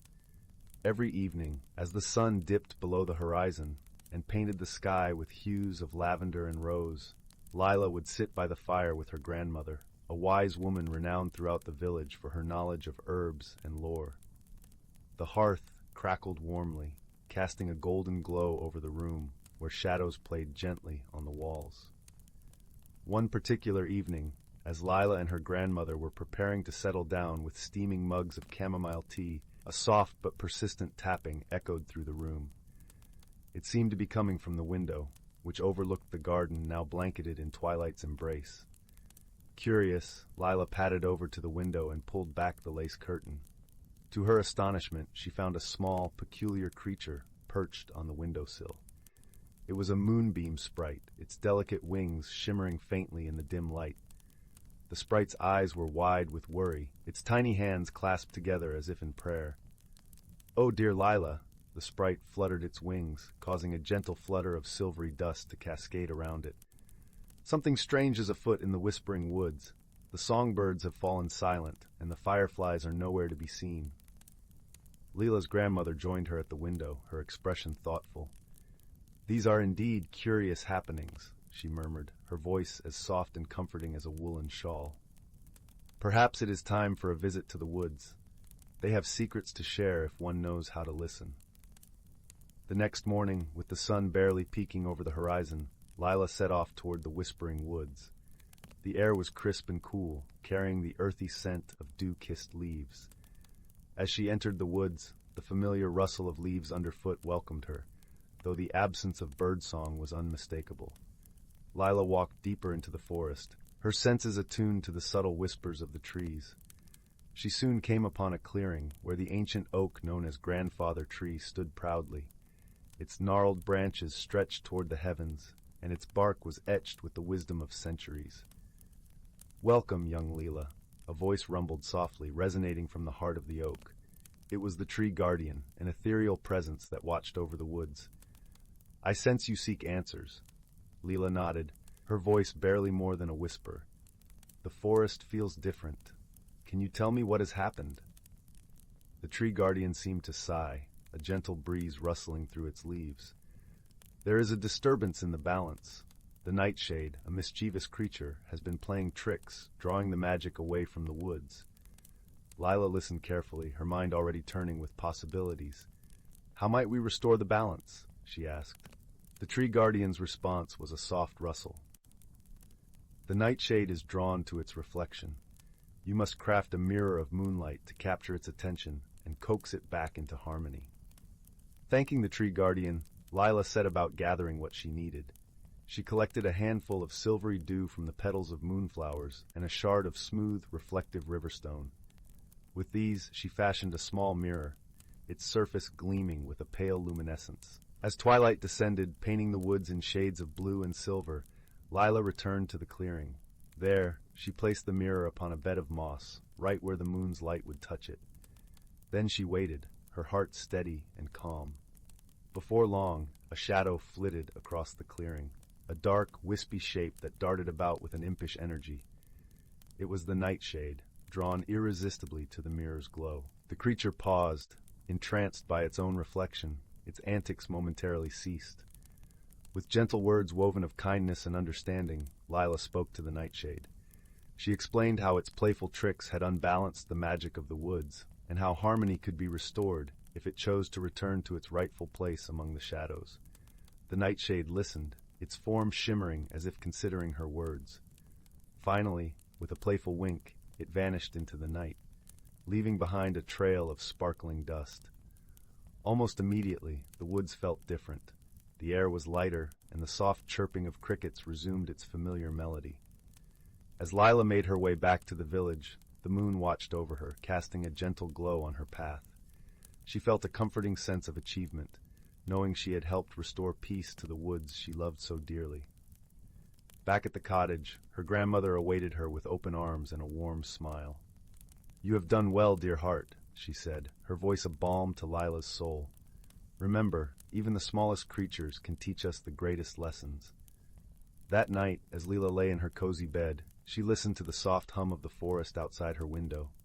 The world was at peace, and so was she, knowing that wisdom and friendship could always light the way, even through the darkest of shadows.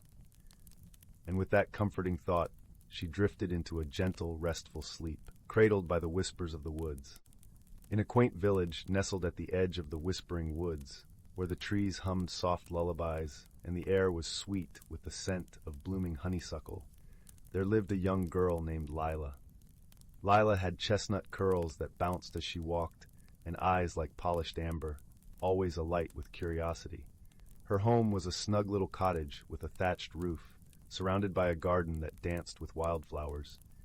Every evening, as the sun dipped below the horizon and painted the sky with hues of lavender and rose, Lila would sit by the fire with her grandmother, a wise woman renowned throughout the village for her knowledge of herbs and lore.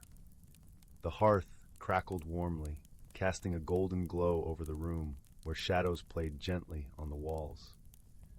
One particular evening, as Lila and her grandmother were preparing to settle down with steaming mugs of chamomile tea, a soft but persistent tapping echoed through the room. It seemed to be coming from the window, which overlooked the garden now blanketed in twilight's embrace. Curious, Lila padded over to the window and pulled back the lace curtain. To her astonishment, she found a small, peculiar creature perched on the windowsill. It was a moonbeam sprite, its delicate wings shimmering faintly in the dim light. The sprite's eyes were wide with worry, its tiny hands clasped together as if in prayer. "Oh, dear Lila," the sprite fluttered its wings, causing a gentle flutter of silvery dust to cascade around it. Something strange is afoot in the whispering woods. The songbirds have fallen silent, and the fireflies are nowhere to be seen. Leela's grandmother joined her at the window, her expression thoughtful. "These are indeed curious happenings," she murmured, her voice as soft and comforting as a woolen shawl. "Perhaps it is time for a visit to the woods. They have secrets to share if one knows how to listen." The next morning, with the sun barely peeking over the horizon, Lila set off toward the whispering woods. The air was crisp and cool, carrying the earthy scent of dew-kissed leaves. As she entered the woods, the familiar rustle of leaves underfoot welcomed her, though the absence of birdsong was unmistakable. Lila walked deeper into the forest, her senses attuned to the subtle whispers of the trees. She soon came upon a clearing where the ancient oak known as Grandfather Tree stood proudly. Its gnarled branches stretched toward the heavens, and its bark was etched with the wisdom of centuries. "Welcome, young Leela," a voice rumbled softly, resonating from the heart of the oak. It was the tree guardian, an ethereal presence that watched over the woods. "I sense you seek answers." Leela nodded, her voice barely more than a whisper. "The forest feels different. Can you tell me what has happened?" The tree guardian seemed to sigh, a gentle breeze rustling through its leaves. "There is a disturbance in the balance. The nightshade, a mischievous creature, has been playing tricks, drawing the magic away from the woods." Lila listened carefully, her mind already turning with possibilities. "How might we restore the balance?" she asked. The tree guardian's response was a soft rustle. "The nightshade is drawn to its reflection. You must craft a mirror of moonlight to capture its attention and coax it back into harmony." Thanking the tree guardian, Lila set about gathering what she needed. She collected a handful of silvery dew from the petals of moonflowers and a shard of smooth, reflective riverstone. With these, she fashioned a small mirror, its surface gleaming with a pale luminescence. As twilight descended, painting the woods in shades of blue and silver, Lila returned to the clearing. There, she placed the mirror upon a bed of moss, right where the moon's light would touch it. Then she waited, her heart steady and calm. Before long, a shadow flitted across the clearing, a dark, wispy shape that darted about with an impish energy. It was the nightshade, drawn irresistibly to the mirror's glow. The creature paused, entranced by its own reflection. Its antics momentarily ceased. With gentle words woven of kindness and understanding, Lila spoke to the nightshade. She explained how its playful tricks had unbalanced the magic of the woods, and how harmony could be restored if it chose to return to its rightful place among the shadows. The nightshade listened, its form shimmering as if considering her words. Finally, with a playful wink, it vanished into the night, leaving behind a trail of sparkling dust. Almost immediately, the woods felt different. The air was lighter, and the soft chirping of crickets resumed its familiar melody. As Lila made her way back to the village, the moon watched over her, casting a gentle glow on her path. She felt a comforting sense of achievement, knowing she had helped restore peace to the woods she loved so dearly. Back at the cottage, her grandmother awaited her with open arms and a warm smile. "You have done well, dear heart," she said, her voice a balm to Lila's soul. "Remember, even the smallest creatures can teach us the greatest lessons." That night, as Leela lay in her cozy bed, she listened to the soft hum of the forest outside her window. The world was at peace, and so was she, knowing that wisdom and friendship could always light the way, even through the darkest of shadows. And with that comforting thought, she drifted into a gentle, restful sleep, cradled by the whispers of the woods. Story 38. Title: The Whispering Woods. In the quaint village of Elderwood, nestled at the foot of the sprawling misty mountains, there existed a legend as old as the oaks that towered over the village. It spoke of a hidden realm, a world tucked away within the heart of the whispering woods, where magic flowed like the streams that sang their way through the tangled roots and fallen leaves. This world, they said, could only be revealed to those who carried a pure heart and the courage to seek it. The sun was setting over Elderwood, leaving a trail of pink and gold across the sky as young Finn sat on the stone steps of his grandmother's cottage. The air was sweet with the scent of honeysuckle, and the gentle rustle of leaves in the evening breeze was like a lullaby that carried with it secrets of long ago. Finn's grandmother, a wise woman with eyes that twinkled like stars, had often regaled him with tales of the whispering woods, her voice weaving magic into the air as she spoke. "Tonight feels different, doesn't it, Gran?" Finn mused, gazing up at the sky that was slowly deepening to a sapphire blue. His grandmother nodded, her knitting needles clicking softly as she worked on yet another scarf for the coming winter. "Aye, it does, my dear. The woods are alive tonight. Can you hear their whispers?" she replied, her voice as soothing as the warm mug of cocoa she had prepared for him. Finn closed his eyes, letting the soft murmurs of the forest wash over him. It was as if the trees were speaking, their voices mingling with the cool night air, inviting him to join their ancient dance. He opened his eyes and looked at his grandmother, a question forming on his lips. Do you think I could find the hidden world?" he asked, his voice barely more than a whisper. His grandmother paused her knitting, her gaze turning thoughtful. "Perhaps, if you listen closely. The woods hold many secrets, and sometimes they choose to share them with those who listen with their hearts." Encouraged by her words, Finn felt a spark of curiosity igniting within him, a desire to explore the stories that had always fascinated him. That night, after everyone else in the village had drifted into dreams, Finn set out toward the edge of the woods, the moon guiding his path with its gentle light. The entrance to the Whispering Woods was marked by 2 ancient oak trees, their branches intertwined like old friends holding hands.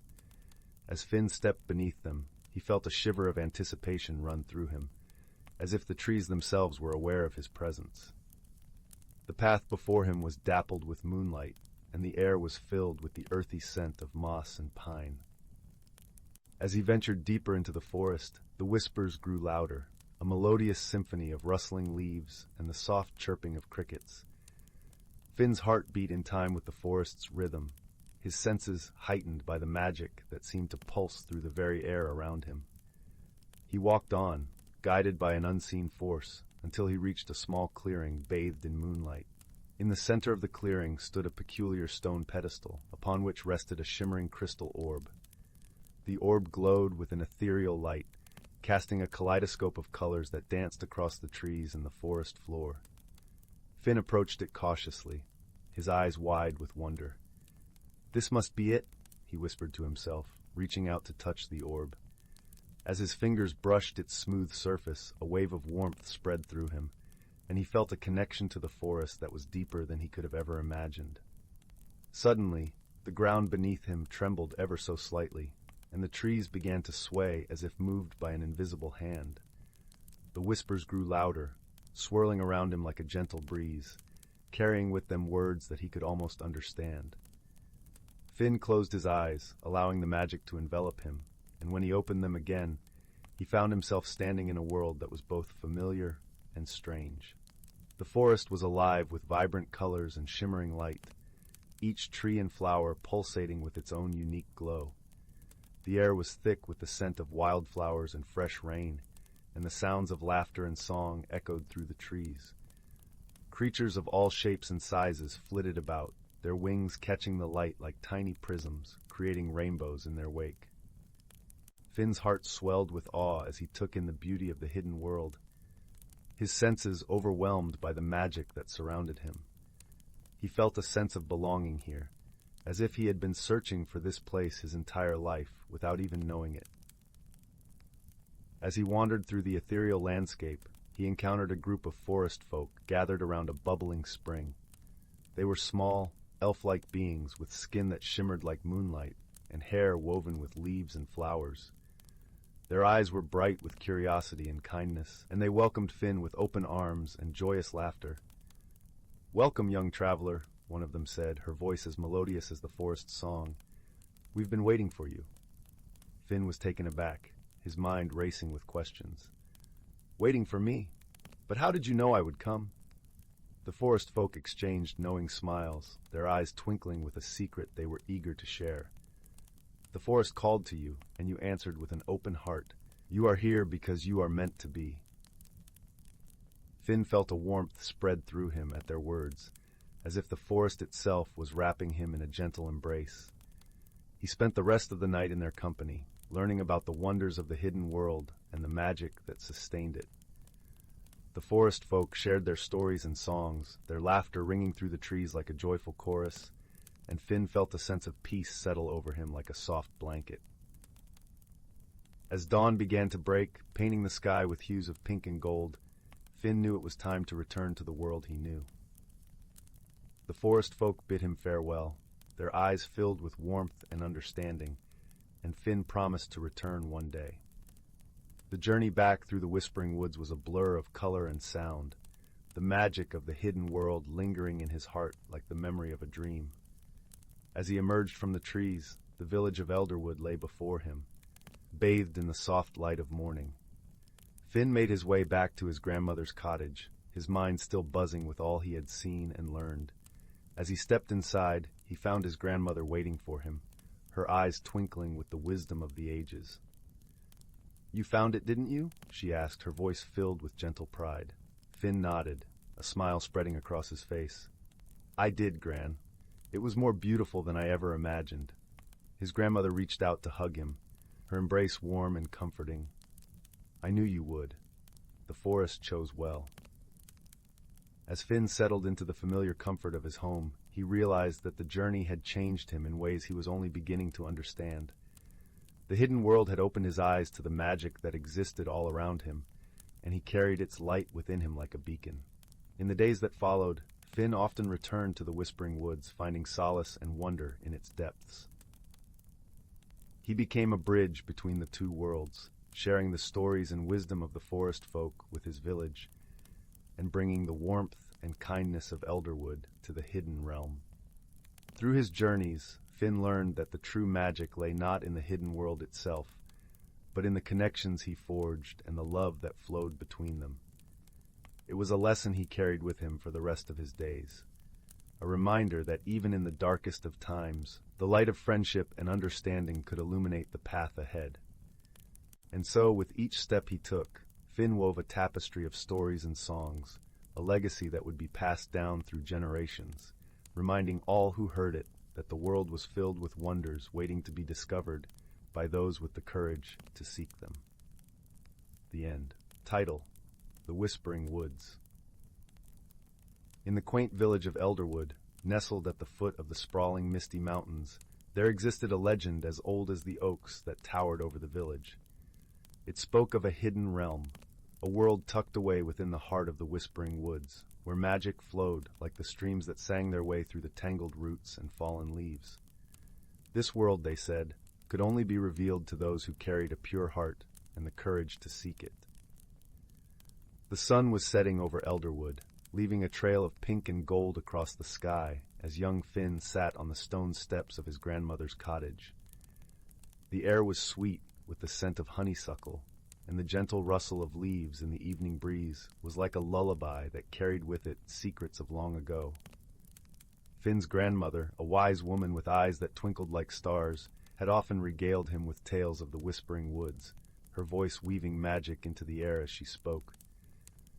"Tonight feels different, doesn't it, Gran?" Finn mused, gazing up at the sky that was slowly deepening to a sapphire blue. His grandmother nodded, her knitting needles clicking softly as she worked on yet another scarf for the coming winter. "Aye, it does, my dear. The woods are alive tonight. Can you hear their whispers?" she replied, her voice as soothing as the warm mug of cocoa she had prepared for him. Finn closed his eyes, letting the soft murmurs of the forest wash over him. It was as if the trees were speaking, their voices mingling with the cool night air, inviting him to join their ancient dance. He opened his eyes and looked at his grandmother, a question forming on his lips. Do you think I could find the hidden world?" he asked, his voice barely more than a whisper. His grandmother paused her knitting, her gaze turning thoughtful. "Perhaps, if you listen closely. The woods hold many secrets, and sometimes they choose to share them with those who listen with their hearts." Encouraged by her words, Finn felt a spark of curiosity igniting within him, a desire to explore the stories that had always fascinated him. That night, after everyone else in the village had drifted into dreams, Finn set out toward the edge of the woods, the moon guiding his path with its gentle light. The entrance to the Whispering Woods was marked by two ancient oak trees, their branches intertwined like old friends holding hands. As Finn stepped beneath them, he felt a shiver of anticipation run through him, as if the trees themselves were aware of his presence. The path before him was dappled with moonlight, and the air was filled with the earthy scent of moss and pine. As he ventured deeper into the forest, the whispers grew louder, a melodious symphony of rustling leaves and the soft chirping of crickets. Finn's heart beat in time with the forest's rhythm, his senses heightened by the magic that seemed to pulse through the very air around him. He walked on, guided by an unseen force, until he reached a small clearing bathed in moonlight. In the center of the clearing stood a peculiar stone pedestal, upon which rested a shimmering crystal orb. The orb glowed with an ethereal light, casting a kaleidoscope of colors that danced across the trees and the forest floor. Finn approached it cautiously, his eyes wide with wonder. "This must be it," he whispered to himself, reaching out to touch the orb. As his fingers brushed its smooth surface, a wave of warmth spread through him, and he felt a connection to the forest that was deeper than he could have ever imagined. Suddenly, the ground beneath him trembled ever so slightly, and the trees began to sway as if moved by an invisible hand. The whispers grew louder, swirling around him like a gentle breeze, carrying with them words that he could almost understand.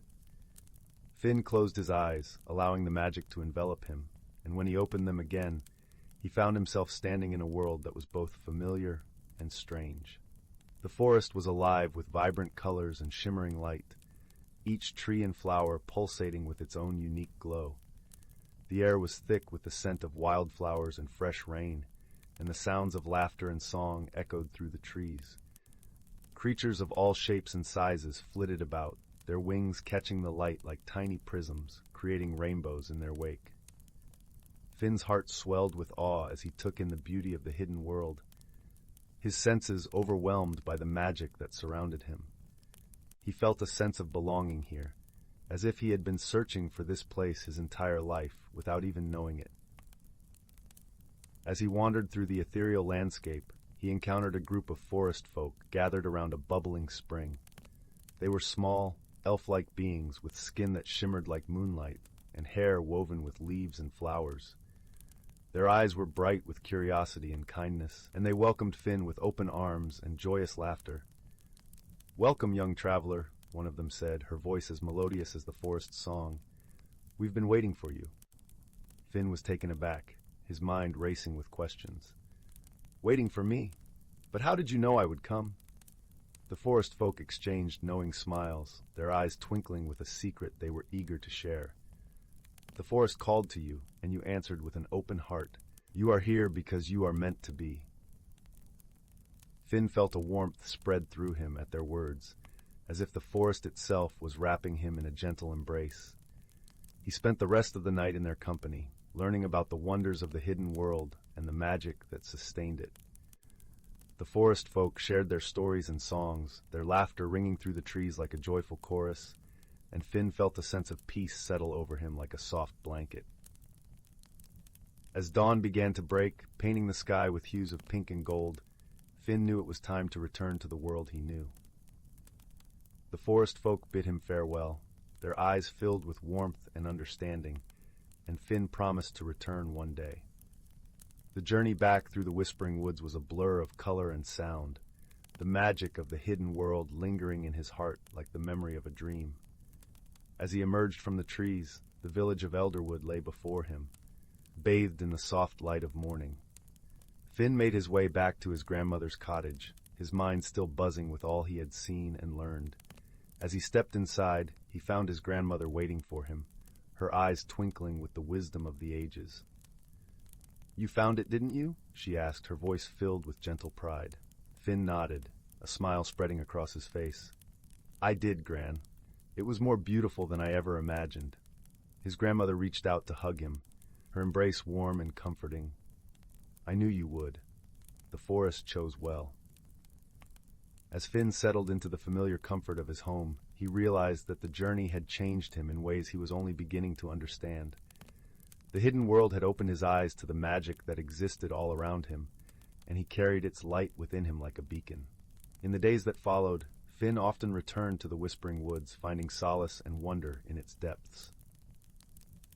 He became a bridge between the two worlds, sharing the stories and wisdom of the forest folk with his village, and bringing the warmth and kindness of Elderwood to the hidden realm. Through his journeys, Finn learned that the true magic lay not in the hidden world itself, but in the connections he forged and the love that flowed between them.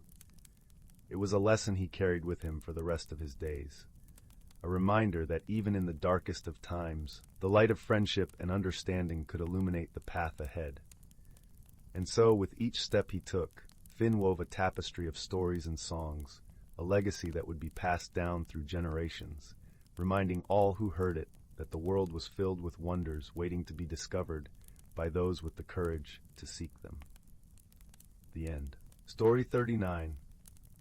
In the heart of an ancient forest, where the whisper of the wind carried the secrets of time and the rustle of leaves sang the songs of the earth, there existed a world unseen by human eyes. It was a realm where nature's magic thrived, flowing through the veins of every tree and spinning through the air like a gentle, invisible mist. As dawn painted the sky with soft strokes of pink and gold, the forest began to stir with life. The air was cool and crisp, carrying the earthy scent of damp moss and the sweet tang of wildflowers. Dewdrops clung to every leaf and petal, glistening like tiny jewels under the awakening sun. In this symphony of nature, there lived a wise old tortoise named Thistle. Thistle had a shell as ancient as the forest itself, etched with patterns that told stories of seasons long past. He moved slowly, with a deliberate grace that seemed to mirror the patient rhythm of the earth. His eyes, deep and knowing, had seen generations come and go, and within them lay the wisdom of ages. One morning, as the forest bathed in the gentle light of dawn, Thistle made his way to the great gathering, a place where the creatures of the forest convened under the sprawling branches of the elder oak. The gathering was a time to share knowledge and nurture the balance that sustained their home. As Thistle navigated the soft, loamy path, he was joined by Willow, a young and curious squirrel with fur as soft as a whispering breeze. Willow scampered beside Thistle, her eyes brimming with questions and wonder. "Thistle," Willow chirped, her voice as light as the forest's morning song, "how do the seasons change so magically here? I've always wondered." Thistle chuckled, a sound like the rustle of fallen leaves. "Ah, little Willow, the seasons are the dance of time and nature. Each one brings its own magic, its own gifts. They are the breath of the forest, the pulse of the earth." They arrived at the elder oak, whose branches spread like a guardian's embrace over the forest floor. Here creatures gathered, the wise owl, the gentle deer, the playful fox, and many more. The air was filled with the soft hum of conversation and the rustling of leaves, as if the forest itself was listening. Thistle addressed the assembly, his voice resonant like the deep, calming notes of a woodland lullaby. "Friends, we gather today to honor the harmony that binds us. The turning of the seasons is upon us, and with it, the magic of balance." As he spoke, a gentle breeze swept through the clearing, carrying with it the scent of pine and the promise of change. The creatures listened intently, for they knew the importance of Thistle's words. "In spring," Thistle continued, "the forest awakens with new life. The rains nourish the earth, and the sun's gentle warmth coaxes the first shoots from the soil. It is a time of renewal and growth." Willow's eyes widened with understanding. "And summer?" she asked, eager to learn. "In summer," Thistle explained, "the forest basks in the sun's golden embrace. The days are long, and the air hums with the vibrant life of insects and birds. It is a time of abundance, when the earth's bounty is shared by all." The owl, perched high in the oak, nodded wisely, its eyes reflecting the deep understanding of the forest's cycles. "And then comes autumn," Thistle said, his voice a soft, soothing melody. "The leaves don their fiery cloaks, and the forest prepares for rest. It is a time of harvest and reflection, when the earth gathers its strength for the coming cold." Finally, Thistle spoke of winter, his words as gentle as the first snowflake. "In winter, the forest sleeps beneath a blanket of snow. It is a time of quiet and peace, when the earth dreams of spring. The magic of each season is a gift, a reminder of the balance we must cherish." The fox, with its bright eyes and nimble paws, spoke up. "And how do we keep this balance, Thistle?" Through wisdom and kindness, Thistle replied, his gaze sweeping over the gathering. We must care for the earth and each other.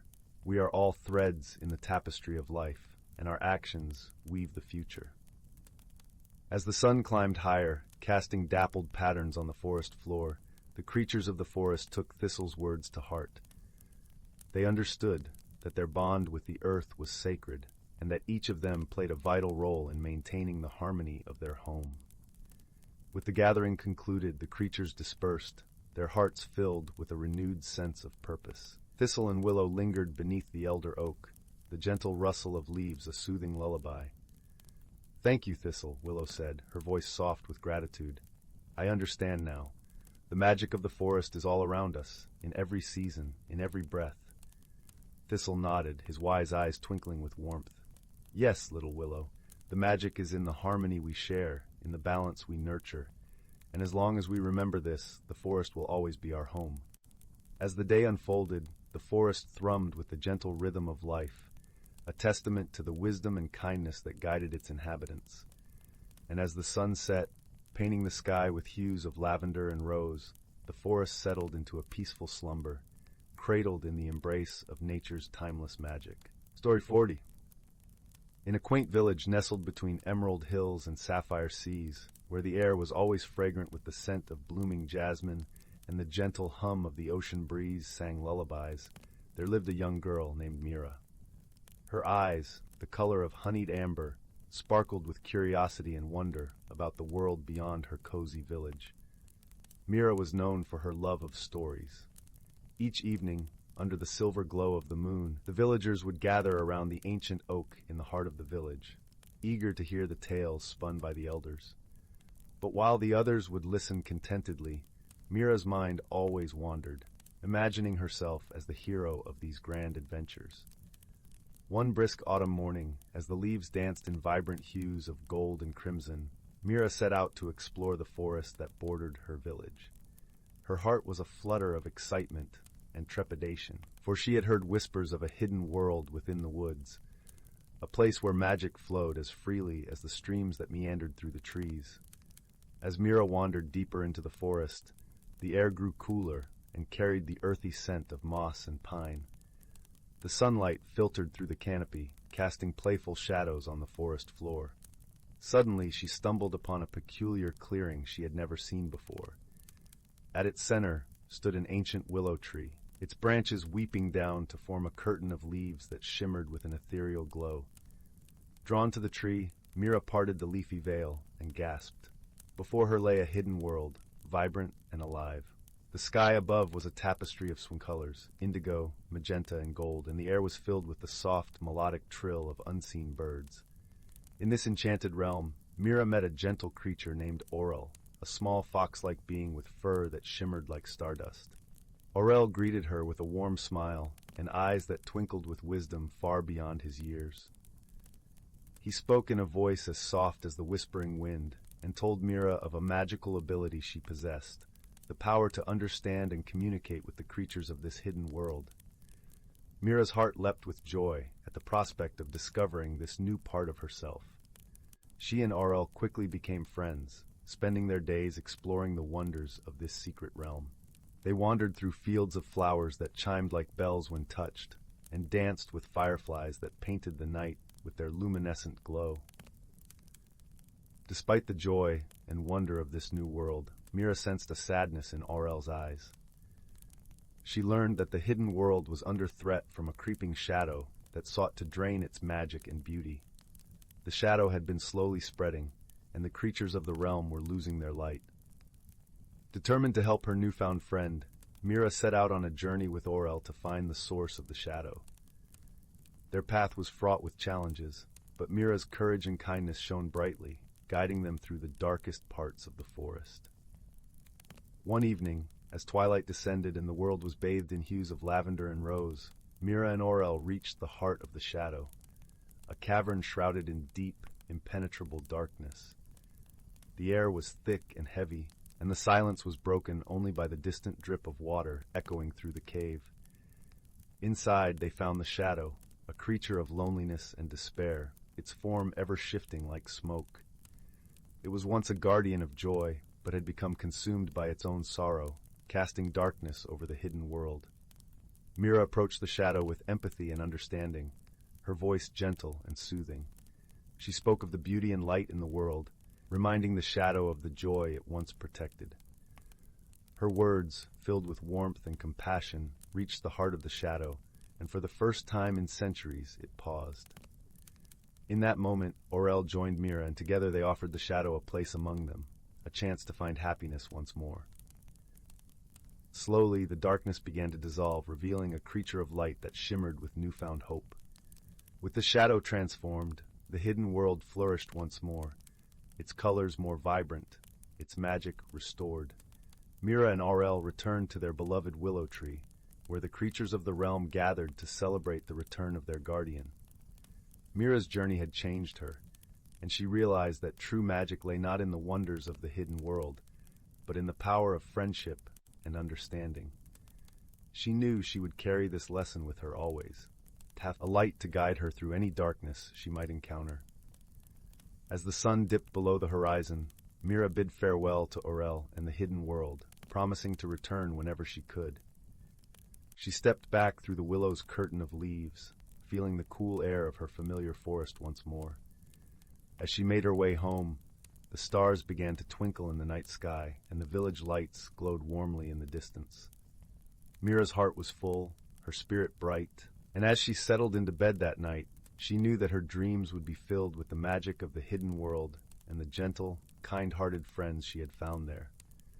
And so, under the soft embrace of moonlight, Mira drifted into a peaceful sleep, her mind at ease, her heart content, knowing that every ending was but a new beginning, and every challenge an opportunity for growth and understanding.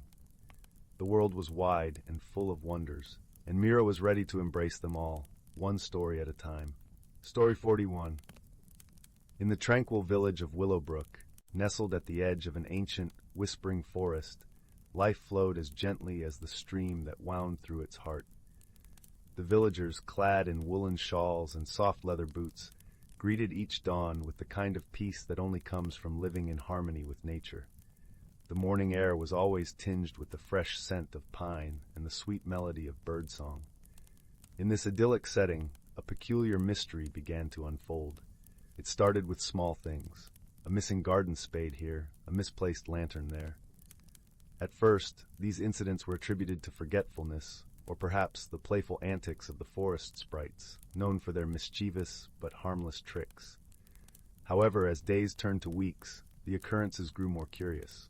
One morning, Mrs. Hargrove, the village baker, found her freshly baked loaves of bread vanished from her windowsill, leaving behind only a trail of golden crumbs.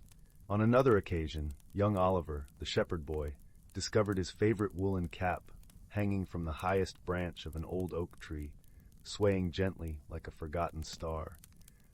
The villagers gathered around the hearth in the cozy warmth of the village hall to discuss these strange happenings. Faces illuminated by the flickering firelight, they turned to their wise elder, Anwen, for guidance. Anwen, with his long silver beard and eyes that twinkled with ancient knowledge, listened intently before speaking. "I believe," he began, his voice as soothing as a lullaby, "that we are being visited not by sprites, but by a creature in need. A creature perhaps unfamiliar with our ways, yet seeking something from us." The villagers murmured in agreement, their curiosity piqued. But who or what could it be, and what did it want? The following day, determined to solve the mystery, young Freya, with her keen eyes and gentle heart, set out into the forest. She wore a cloak of soft moss green, blending seamlessly with the verdant surroundings. As she walked, she listened intently to the rustle of leaves and the songs of the wind, hoping they might guide her. It was not long before Freya stumbled upon a curious sight. In a small clearing bathed in dappled sunlight, she found a collection of the missing items: the garden spade, the lantern, Mrs. Hargrove's bread, and many other trinkets, all arranged in a circle around a cluster of wildflowers. Sitting in the center was an unusual creature, a small fluffy being with bright, inquisitive eyes and ears that twitched like the wings of a butterfly. It was a pucklebuck, a magical creature known for its gentle nature and love of collecting interesting objects. The pucklebuck looked up at Freya with a mix of surprise and delight. Realizing that it had been discovered, it chirped a soft, melodic tune, as though greeting an old friend. Freya knelt down, her heart swelling with compassion. "Hello, little one," she said softly. "I see you've been collecting treasures. Are you in need of help?" The pucklebuck nodded enthusiastically, its eyes sparkling like dew-kissed leaves. With a series of expressive gestures, it conveyed its story. It had been gathering items to build a nest, a safe haven for its soon-to-arrive family. But being unfamiliar with the ways of the village, it had unwittingly taken things that belonged to the villagers. Understanding its plight, Freya smiled warmly. "Worry not," she reassured. "We will help you build a home, one that is perfect for your family." Together with the pucklebuck, Freya returned to the village and shared the creature's story. Touched by the tale, the villagers eagerly offered their assistance. Under Oswin's wise guidance, they gathered materials from the forest, soft moss for bedding, sturdy twigs for structure, and colorful flowers for decoration. With the villagers' help, a beautiful, cozy nest was soon constructed at the edge of the forest, exactly to the pucklebuck's liking. In gratitude, the little creature sang a song of thanks, its melody weaving through the trees like a gentle breeze. As the sun set, painting the sky in hues of amber and rose, the villagers gathered once more at the nest. The pucklebuck, now joined by its family, chirped joyfully, their tiny voices harmonizing with the night. From that day on, the pucklebucks became cherished friends of the village, their presence a reminder of the harmony that comes from understanding and kindness. And so the mystery was resolved, not through force or fear, but through friendship and empathy. The tale of the pucklebuck and the villagers of Willowbrook was told for generations, a soothing lullaby of wisdom and warmth, carried on the wings of the wind, through the forest, and into the dreams of children nestled in their beds beneath the starry blanket of the night sky. Story 42. Once upon a time, in the quaint village of Larkspur Hollow, nestled between emerald hills and the whispering woods, there lived a young girl named Alina. Alina was known for her curious spirit and a heart as warm as the summer sun. She had a special knack for finding beauty in the most unexpected places, and her days were often spent exploring the meadows and streams that surrounded her home. One golden afternoon, as the sun began its descent behind the hills, Alina sat by the edge of the creek, her toes dipped in the cool, bubbling water. The birds sang a gentle lullaby, and the breeze carried a hint of lavender from the nearby fields. Her eyes caught a glimmer of something unusual, a path she had never noticed before, veiled in a shimmering, misty light, leading into the depths of the forest. Her heart fluttered with a mixture of excitement and a touch of nervousness. But her curiosity, like a soft tug on her sleeve, urged her forward. What wonders might this path hold? She wondered aloud, her voice blending with the rustling leaves. With a deep breath, Alina stepped onto the path. The forest greeted her with a symphony of sounds, the gentle crunch of leaves beneath her feet, the distant hoot of an owl, and the whisper of the wind through the branches. The air was rich with the scent of pine and earth, comforting and familiar, yet the path itself felt like stepping into a dream. As Alina ventured deeper, the forest transformed around her. The trees, tall and majestic, were draped in vines of glowing flowers, their petals softly illuminating the path. She marveled at their colors, soft pinks, blues, and purples that seemed to shimmer like the stars. It wasn't long before Alina encountered her first whimsical creature. A delicate, luminescent butterfly fluttered before her, its wings painted with colors more vibrant than any Alina had ever seen. It danced in the air, leading her forward with playful twirls and loops. Alina giggled, feeling as though she was part of some magical ballet. Further along, she came across a small clearing bathed in moonlight, where a group of tiny, twinkling beings were gathered. They were spritlings, their bodies glowing like fireflies, their laughter a melodic chorus. They waved to Alina, inviting her to join their circle as they twirled and spun, their joy infectious. With laughter bubbling in her chest, Alina danced with the spritlings, her worries melting away like morning mist. She discovered that courage wasn't just about facing fear. It was about embracing the unknown with an open heart. As the dance concluded, a gentle voice spoke from the shadows. It was Old Willow, a wise, ancient tree with a face carved by time and the elements. "Dear Alina," it said, its voice like the rustle of leaves. You have shown great courage by stepping into the unknown. Remember, the world is full of wonders waiting to be discovered by those who dare to seek them. The path continued to wind through the forest, leading Alina to a serene pond. The surface was as smooth as glass, reflecting the shimmering canopy above. As she knelt by the water's edge, a gentle ripple spread across the pond, and a graceful, silvery fish emerged, its scales glinting in the moonlight. The fish spoke in a voice as soft as the water's caress. Brave traveler, your journey reminds us that with each step into the unknown, we uncover parts of ourselves we never knew existed. Feeling a sense of peace and understanding, Alina thanked the fish and continued on her way.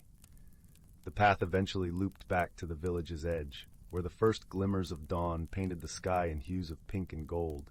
With a heart full of wonder and a mind alive with possibilities, Alina returned home, her spirit aglow with the magic of her adventure. She knew that, while the path had ended, her journey of exploration and courage was just beginning. And so, as the village of Larkspur Hollow awoke to a new day, Alina fell asleep with a smile, dreaming of the mysteries still waiting for her in the enchanting world beyond her doorstep. The gentle rustling of the leaves and the soft hum of the forest were her lullaby, promising more magical discoveries in the days to come. Once upon a time, in the quaint village of Larkspur Hollow, nestled between emerald hills and the whispering woods, there lived a young girl named Alina. Alina was known for her curious spirit and a heart as warm as the summer sun. She had a special knack for finding beauty in the most unexpected places, and her days were often spent exploring the meadows and streams that surrounded her home. One golden afternoon, as the sun began its descent behind the hills, Alina sat by the edge of the creek, her toes dipped in the cool, bubbling water. The birds sang a gentle lullaby, and the breeze carried a hint of lavender from the nearby fields. Her eyes caught a glimmer of something unusual, a path she had never noticed before, veiled in a shimmering, misty light, leading into the depths of the forest. Her heart fluttered with a mixture of excitement and a touch of nervousness. But her curiosity, like a soft tug on her sleeve, urged her forward. What wonders might this path hold? She wondered aloud, her voice blending with the rustling leaves. With a deep breath, Alina stepped onto the path. The forest greeted her with a symphony of sounds, the gentle crunch of leaves beneath her feet, the distant hoot of an owl, and the whisper of the wind through the branches. The air was rich with the scent of pine and earth, comforting and familiar, yet the path itself felt like stepping into a dream. As Alina ventured deeper, the forest transformed around her. The trees, tall and majestic, were draped in vines of glowing flowers, their petals softly illuminating the path. She marveled at their colors, soft pinks, blues, and purples that seemed to shimmer like the stars. It wasn't long before Alina encountered her first whimsical creature. A delicate, luminescent butterfly fluttered before her, its wings painted with colors more vibrant than any Alina had ever seen. It danced in the air, leading her forward with playful twirls and loops. Alina giggled, feeling as though she was part of some magical ballet. Further along, she came across a small clearing bathed in moonlight, where a group of tiny twinkling beings were gathered. They were spritlings, their bodies glowing like fireflies, their laughter a melodic chorus. They waved to Alina, inviting her to join their circle as they twirled and spun, their joy infectious. With laughter bubbling in her chest, Alina danced with the spritlings, her worries melting away like morning mist. She discovered that courage wasn't just about facing fear. It was about embracing the unknown with an open heart. As the dance concluded, a gentle voice spoke from the shadows. It was Old Willow, a wise, ancient tree with a face carved by time and the elements. "Dear Alina," it said, its voice like the rustle of leaves, "you have shown great courage by stepping into the unknown. Remember, the world is full of wonders waiting to be discovered by those who dare to seek them." The path continued to wind through the forest, leading Alina to a serene pond. The surface was as smooth as glass, reflecting the shimmering canopy above. As she knelt by the water's edge, a gentle ripple spread across the pond, and a graceful, silvery fish emerged, its scales glinting in the moonlight. The fish spoke in a voice as soft as the water's caress. "Brave traveler, your journey reminds us that with each step into the unknown, we uncover parts of ourselves we never knew existed. Feeling a sense of peace and understanding, Alina thanked the fish and continued on her way. The path eventually looped back to the village's edge, where the first glimmers of dawn painted the sky in hues of pink and gold. With a heart full of wonder and a mind alive with possibilities, Alina returned home, her spirit aglow with the magic of her adventure. She knew that, while the path had ended, her journey of exploration and courage was just beginning. And so, as the village of Larkspur Hollow awoke to a new day, Alina fell asleep with a smile, dreaming of the mysteries still waiting for her in the enchanting world beyond her doorstep. The gentle rustling of the leaves and the soft hum of the forest were her lullaby, promising more magical discoveries in the days to come. Story 43. Once upon a dreamy night, nestled within a cozy woodland hollow, there lived a young rabbit named Willow.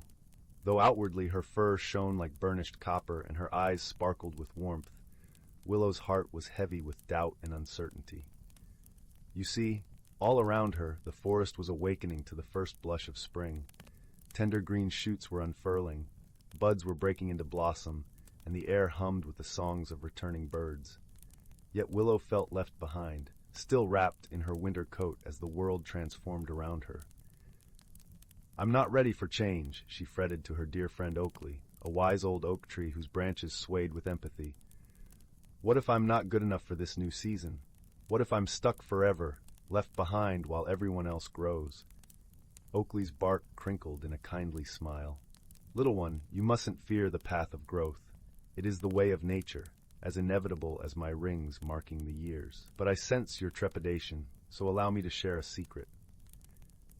With a creak and a rustle, Oakley's highest branches parted to reveal a breathtaking sight. There, nestled between the new leaf buds, glimmered a single golden acorn, its shell dusted with stardust. "This is a wish acorn," Oakley whispered. "Plant it beneath a full moon, and its magic will guide you through your own journey of change." Though doubtful, Willow accepted the precious gift. That night, as the silvery moon bathed the forest, she dug a shallow hole and tucked the acorn into the loamy earth. Then, feeling rather silly, she whispered, "I wish to embrace the courage for growth." Slumber soon overtook Willow, but her dreams were filled with wondrous visions. Beneath the soil, the wish acorn began to stir and stretch. Gilded tendrils sprouted and unfurled, weaving an enchanted seedling that burrowed upwards through the earth. In its wake blossomed a radiant trail of wildflowers, sunny daffodils, sprightly bluebells, and rosy sweet peas. When Willow awoke the next dawn, she gasped in delight. The glade was utterly transformed, awash in a tapestry of new life and vibrant colors. And there, at the heart of it all, swayed a sapling like none other. Its slender trunk glowed like molten gold, while its boughs bore leaves of shimmering emerald and amethyst hues. Perched among those miraculous branches were Willow's two dearest friends, Oakley's wise face, fashioned from the bark, and Mosscap the toad blinking his jewel-bright eyes. "Look how you've blossomed, Willow," Mosscap croaked merrily. "The wish acorn has given form to the potential within you." Willow's doubts melted away as she beheld the wondrous tree. She realized in that moment that growth came not from fear, but from embracing one's true essence. Just as the acorn contained the seed of this luminous tree, she too bore the courage to blossom into her most radiant self. Over the days and weeks that followed, Willow reveled in her own season of change. The golden sapling seemed to shift and shape itself according to her newfound wisdom, its branches dipping low when she felt introspective, spreading wide when her heart opened with joy. Through Oakley's gentle counsel and Mosscap's playful humor, Willow came to regard change as a grand adventure, ripe with opportunities for discovery. "You are your own most wondrous magic," Oakley would remind her. "With each new blessing of growth comes another blossoming of your true radiant self." When autumn's mantle brushed the forest once more, Willow felt no sadness as the leaves ebbed from her golden tree. She had learned to appreciate the ebb and flow of transformation, like the turning of the eternal seasons. As the first powder of snow dusted the hollow, Willow's tree stood serene, its branches arched in quiet slumber. Yet Willow knew that within that dormant form pulsed boundless potential, awaiting its chance to greet the spring with renewed splendor. For Willow's tree was far more than mere bark and leaves. It was the living embodiment of her own resilient spirit, ever evolving yet eternal at its core. Change was no longer something to dread, but a canvas for her own infinite capacity to grow, blossom, and thrive. Story 44. Story 45. In the heart of the whispering woods, where the trees seemed to hum soft lullabies, and the ground was carpeted with a tapestry of moss and wildflowers, there lay a quaint little village called Moon Haven. This village, nestled under the gentle glow of a perpetually twinkling sky, was a place where magic flowed as naturally as the babbling brook that wound its way through the center of town. Moonhaven was known for its serene beauty and the warmth of its community. It was a place where the houses were made of smooth, rounded stones, with thatched roofs that looked like they had sprouted from the earth itself. Each window glowed with the soft light of candles, and the air was always scented with the comforting aromas of freshly baked bread and blooming lavender. One crisp autumn evening, as the golden leaves danced gently down from the trees, a peculiar event began to unfold. The village's beloved clock tower, which stood proudly in the village square for generations, had started to chime at odd hours. Instead of its usual melody marking the passage of time, it now played a strange, lilting tune that no one recognized. This curious phenomenon puzzled the villagers, for the clock tower was enchanted to ensure it kept perfect time and harmony with the natural world. The villagers gathered in small groups, whispering under the glow of the street lamps, their breath visible in the cool evening air. Among the villagers was a young girl named Leela, known for her keen sense of curiosity and her love for solving puzzles. Leela lived with her grandmother, Eleonora, in a cozy cottage at the edge of the woods. Eleonora was a wise and gentle soul, whose knowledge of the old ways and stories of the forest was unparalleled. After the clock tower's melody drifted through the night once more, Lila turned to her grandmother with eyes wide with wonder. "Grandmother, what do you think could be making the clock tower chime so strangely?" Eleonora smiled softly, her eyes twinkling with the light of 1,000 stories. "Ah, my dear, the world is full of mysteries, each waiting patiently for the right heart to uncover them. Perhaps it is time you seek the counsel of the forest's guardians." Encouraged by her grandmother's words, Lila set out the next morning, her heart light with excitement. She followed the winding path through the woods, where the sunlight filtered through the leaves like streams of golden syrup. The forest was alive with the sounds of rustling leaves and the distant call of birds. Lila soon arrived at the ancient oak tree known as the Heartwood. This tree was the oldest in the forest, its trunk wide enough to hide an entire family behind. It was said to be the dwelling of the forest's guardians, the elder tree sprites, who were wise creatures of gentle magic and deep understanding. As Lila approached, she noticed faintly glowing figures emerging from the bark of the tree. They were the elder tree sprites, their tiny forms shimmering with an ethereal light. Their eyes, like polished stones, watched her with curiosity and kindness. "Greetings, young Lila," they chorused in voices as soft as the rustle of leaves. "What brings you to the Heartwood today?" Lila curtsied politely, a gesture she had learned from her grandmother. "Wise sprites, the clock tower in our village has been playing a strange melody at odd hours, and we cannot understand why. I seek your guidance to unravel this mystery." The sprites exchanged thoughtful glances, their forms flickering like candle flames. "The clock tower's melody is the song of the wind harp," they explained. "It is an ancient instrument, once played by the winds themselves. It seems the melody is calling out for something lost." Intrigued, Lila asked, "What could be lost that the melody seeks?" "The wind harp song is woven with the essence of harmony and balance," the sprites continued. "Perhaps it seeks the return of something that has tipped the scales." Thanking the sprites for their wisdom, Lila made her way back to Moonhaven, her mind alight with possibilities. As she walked, she pondered what might be missing from their village that could upset such a delicate balance. Upon her return, Lila went to visit the clockmaker, a gentle old man named Mr. Thistle. His workshop was a treasure trove of gears and cogs, where the air was filled with the comforting tick-tock of timepieces. "Mr. Thistle," Lila began, "have you noticed anything unusual about the clock tower lately?" The clockmaker nodded, his expression thoughtful. "Indeed, young Lila, The clock's song is different, as if it sings of longing. "Do you recall anything that changed before the melody began?" Lila inquired. Mr. Thistle scratched his head, his brow furrowed with concentration.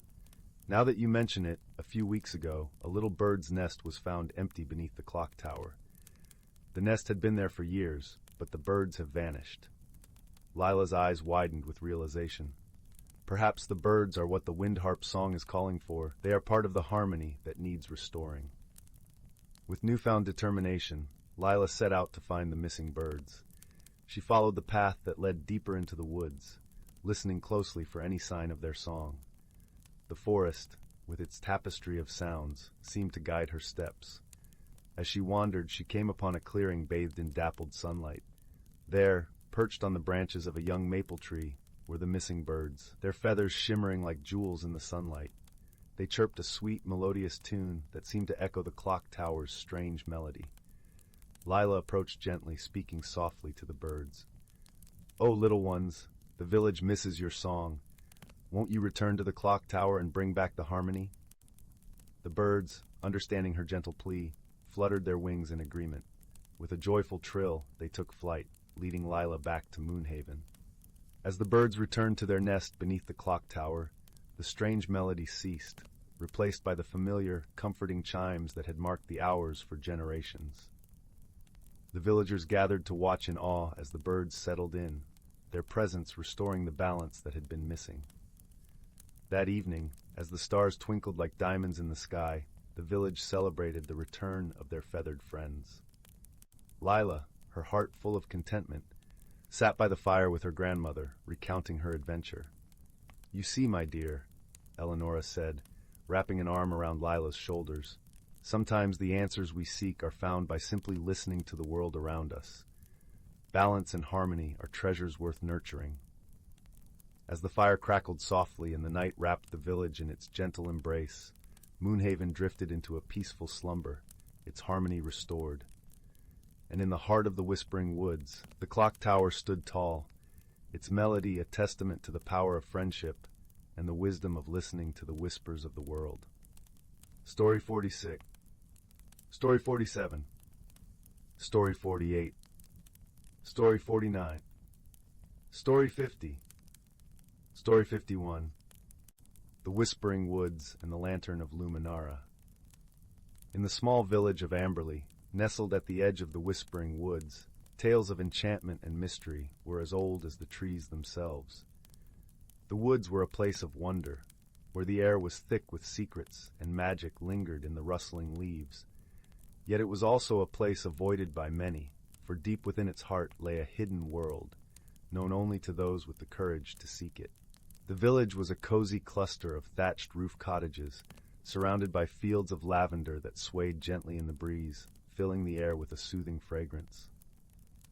The villagers were kind and simple folk, their days marked by the rhythm of the seasons and the quiet pleasures of rural life. In one such cottage lived a young girl named Leora. She had hair the color of autumn leaves and eyes that sparkled with curiosity. Leora was known for her gentle nature and the way she seemed to understand the whispers of the wind and the songs of the birds. She often spent her afternoons wandering the edges of the whispering woods, listening to the stories the forest had to tell. One cool autumn evening, as the setting sun painted the sky in hues of orange and pink, Leora sat at her window, gazing out at the woods. Her heart longed for adventure, and she felt a pull towards the trees, as though they were calling her name. "Leora," her mother called from the kitchen, "come help me with supper." Leora reluctantly tore her gaze from the window and joined her mother. As they prepared the meal, her mother spoke of the coming winter and the preparations they must make.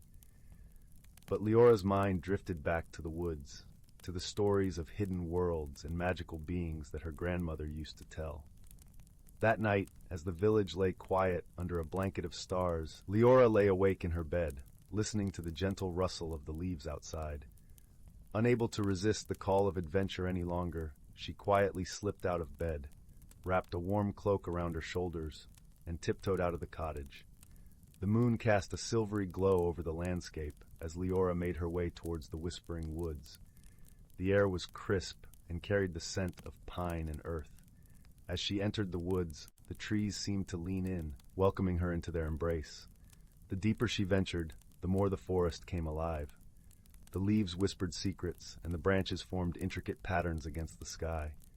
Leora felt a sense of wonder and awe, as though she were stepping into a dream. After walking for what felt like hours, Leora came upon a clearing bathed in moonlight. In the center stood an ancient oak tree, its twisted branches reaching towards the heavens. Beneath the tree lay a small, flickering light, like a star fallen to earth. Curious, Leora approached the light and discovered it was a lantern, crafted from delicate glass and metal, its surface etched with intricate patterns. The lantern glowed with a soft, warm light that seemed to pulse with life. As she reached out to touch it, a voice, gentle and melodic, echoed through the clearing. "The Lantern of Luminara," it said, "a beacon for those who seek the hidden world." Leora looked around, but saw no one. "Who are you?" she asked, her voice barely a whisper. The voice replied, "I am the spirit of the forest, and I have watched over these woods for centuries. The lantern is a gift for those with pure hearts and the courage to seek the truth." Leora felt a thrill of excitement mixed with apprehension. She had heard of the Lantern of Luminara in her grandmother's tales, a magical object that could reveal the hidden world within the whispering woods. "Will you accept the lantern and embark on a journey of discovery?" the voice asked. Leora nodded, her heart pounding with anticipation. "Yes, I will." As she lifted the lantern, its light grew brighter, illuminating the clearing with a warm, golden glow.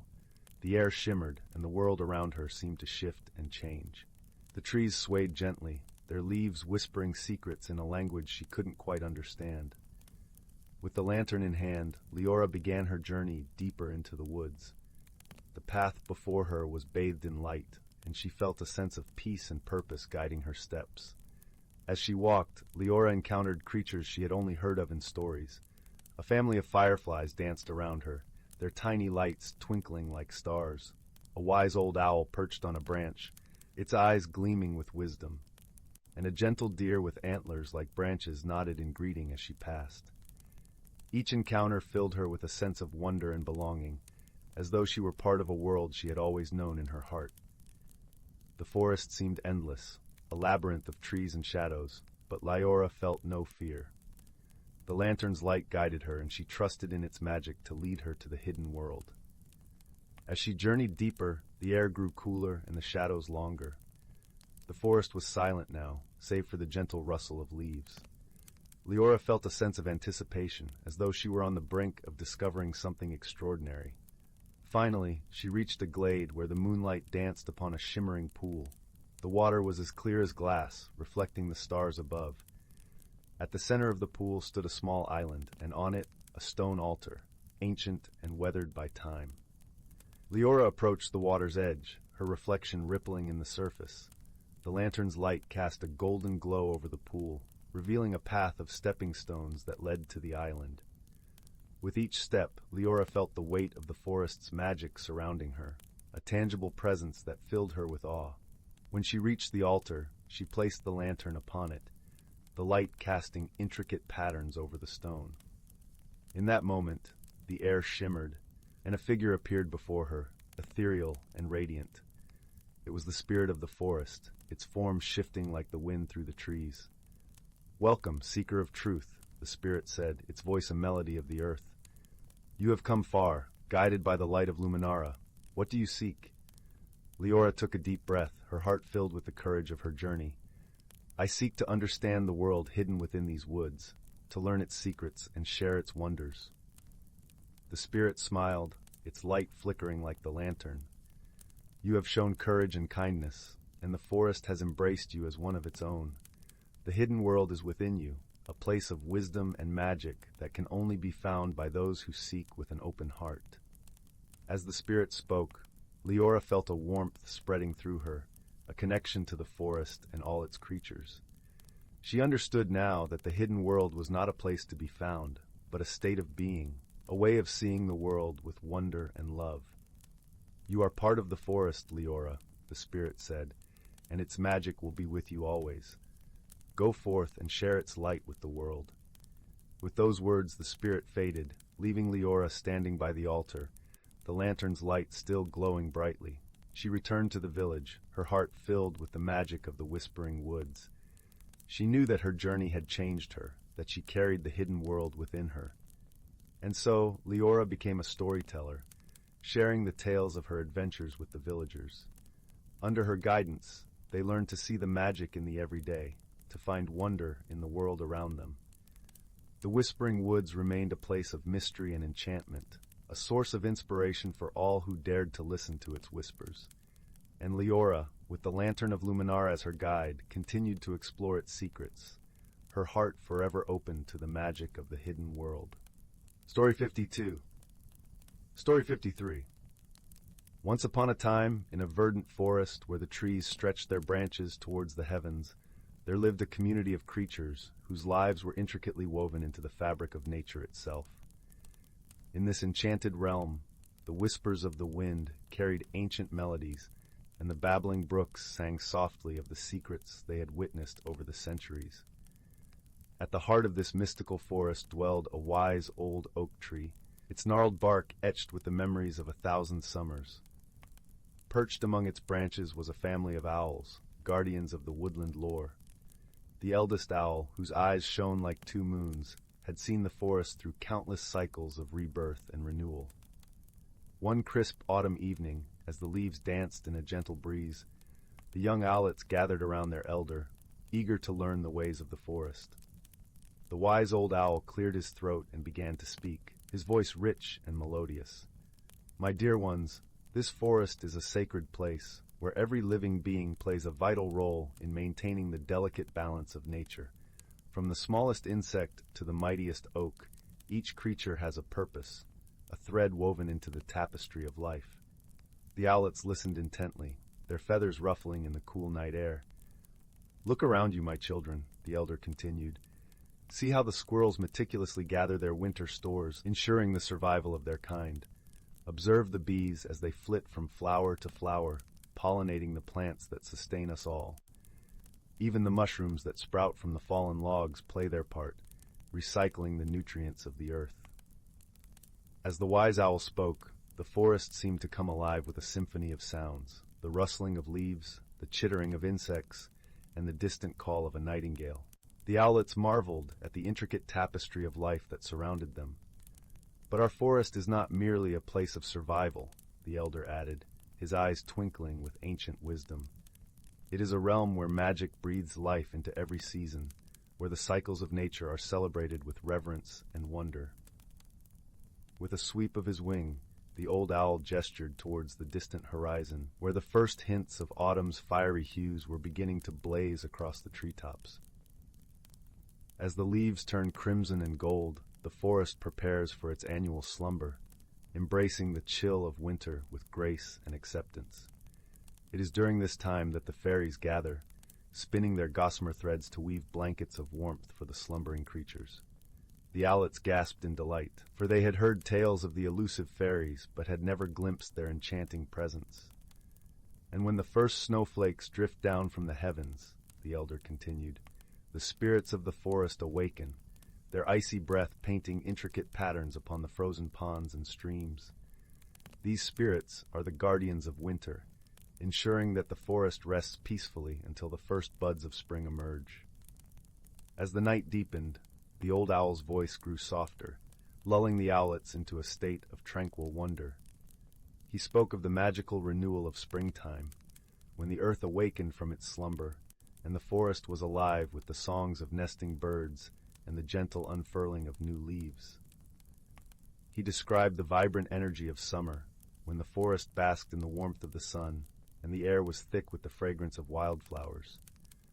Throughout his tales, the wise old owl wove a tapestry of interconnectedness, reminding his young charges that every creature, every plant, and every element of the forest played a vital role in maintaining the delicate balance of nature. "Remember, my dear ones," he whispered as the first rays of dawn peeked through the canopy. "The wisdom of the forest has been passed down through generations, a sacred trust that we must honor and protect. For it is only through our reverence for the natural world that we can ensure its beauty and magic will endure for centuries to come. As the sun rose over the ancient forest, the owlets blinked sleepily, their hearts filled with a newfound appreciation for the wonders that surrounded them. They knew that the lessons of the wise old oak would guide them through their lives, reminding them of the sacred harmony that bound all creatures together in nature's eternal dance. Story 54. Story 55. Story 56. Story 50. Story 58. Story 59. Story 60.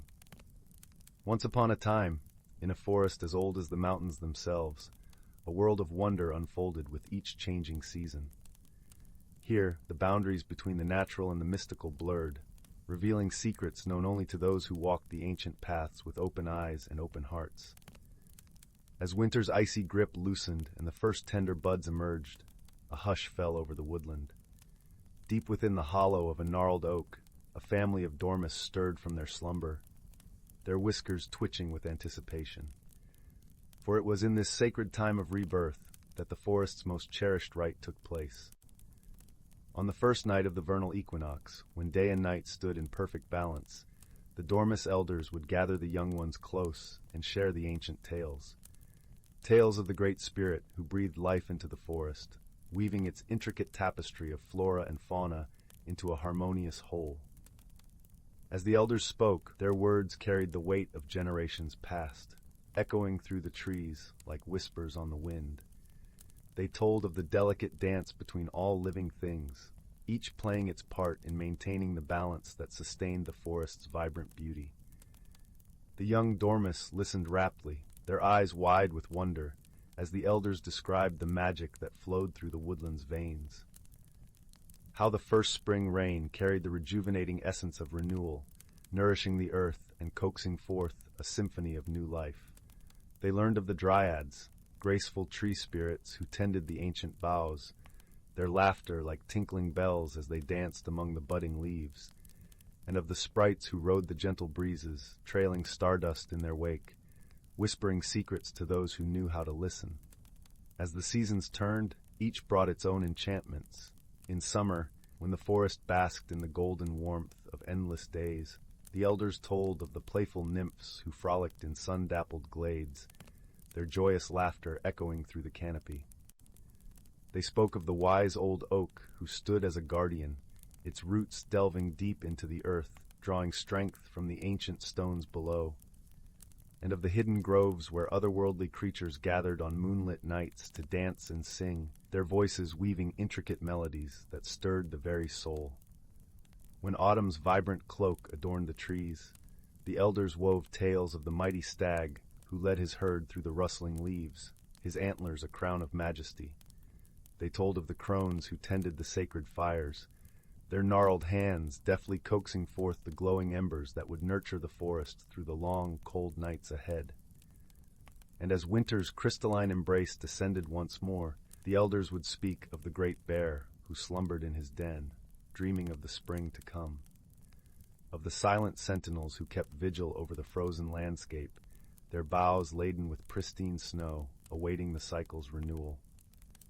Through it all, the young dormice learned that the forest's true magic lay not in any singular wonder, but in the intricate tapestry that bound all life together.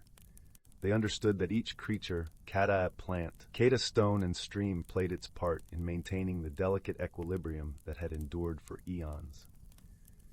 And so, as the ancient tales concluded and the first pale rays of dawn filtered through the canopy, the dormice elders would smile knowingly. For they knew that the wisdom they had imparted would echo through the generations to come, ensuring that the forest's secrets would never be forgotten, and its magic would endure forever. 61. Story 62. Story 63. Story 64. Story 65. Story 66. Story 67. Story 68. Title: The Whispering Grove. Underneath the pale glow of the moon, nestled in the heart of the whispering woods, there was a grove known only to a few. Cloaked in mystery and enchantment, this grove was said to hold the secrets of the forest, whispered by the tall, ancient trees that stood like guardians around its periphery. It was here that the story of a young girl named Leora began, a tale spun with magic, friendship, and self-discovery. Leora was a gentle soul, with eyes the color of a clear summer sky and hair that tumbled down her back like a cascade of golden leaves. She lived on the outskirts of the woods, in a quaint cottage with her grandmother, who often spoke of the wonders hidden in the forest. Though Leora had heard these tales countless times, she had never ventured beyond the familiar paths, until one fateful night when the winds carried a peculiar melody to her ears. It was a soft, haunting tune that seemed to call her name, weaving through the branches and rustling the leaves. Curiosity ignited within her, a flame that refused to be extinguished. So she wrapped herself in her favorite cloak, a deep green that matched the forest, and set out under the starlit sky, guided by the moonlight that danced across her path. As she wandered deeper into the woods, the air around her began to change, filled with the scent of pine and earth, mingled with a hint of something sweet and elusive. The trees stood taller here, their bark rough and ancient, their leaves whispering secrets she could almost understand. Her heart beating with a mix of excitement and trepidation, Leora followed the melody until she found herself standing at the edge of the whispering grove. Bathed in the moon's gentle glow, the grove was a sight to behold. Flowers of every hue blossomed in wild abundance, their petals glistening with dew like tiny jewels. A narrow stream wound its way through the clearing, its waters shimmering like liquid silver, and in the center of it all stood an ancient oak, its branches stretching wide, as if embracing the sky. As Leora stepped into the grove, the melody grew stronger, resonating through her very being. She felt a warmth spread from her heart, as if the grove itself welcomed her presence. It was then she noticed a small, curious object resting at the base of the oak tree, a locket, its surface etched with intricate designs that seemed to pulse with a life of their own. Drawn to it, Leora knelt beside the locket, her fingers tracing the delicate patterns.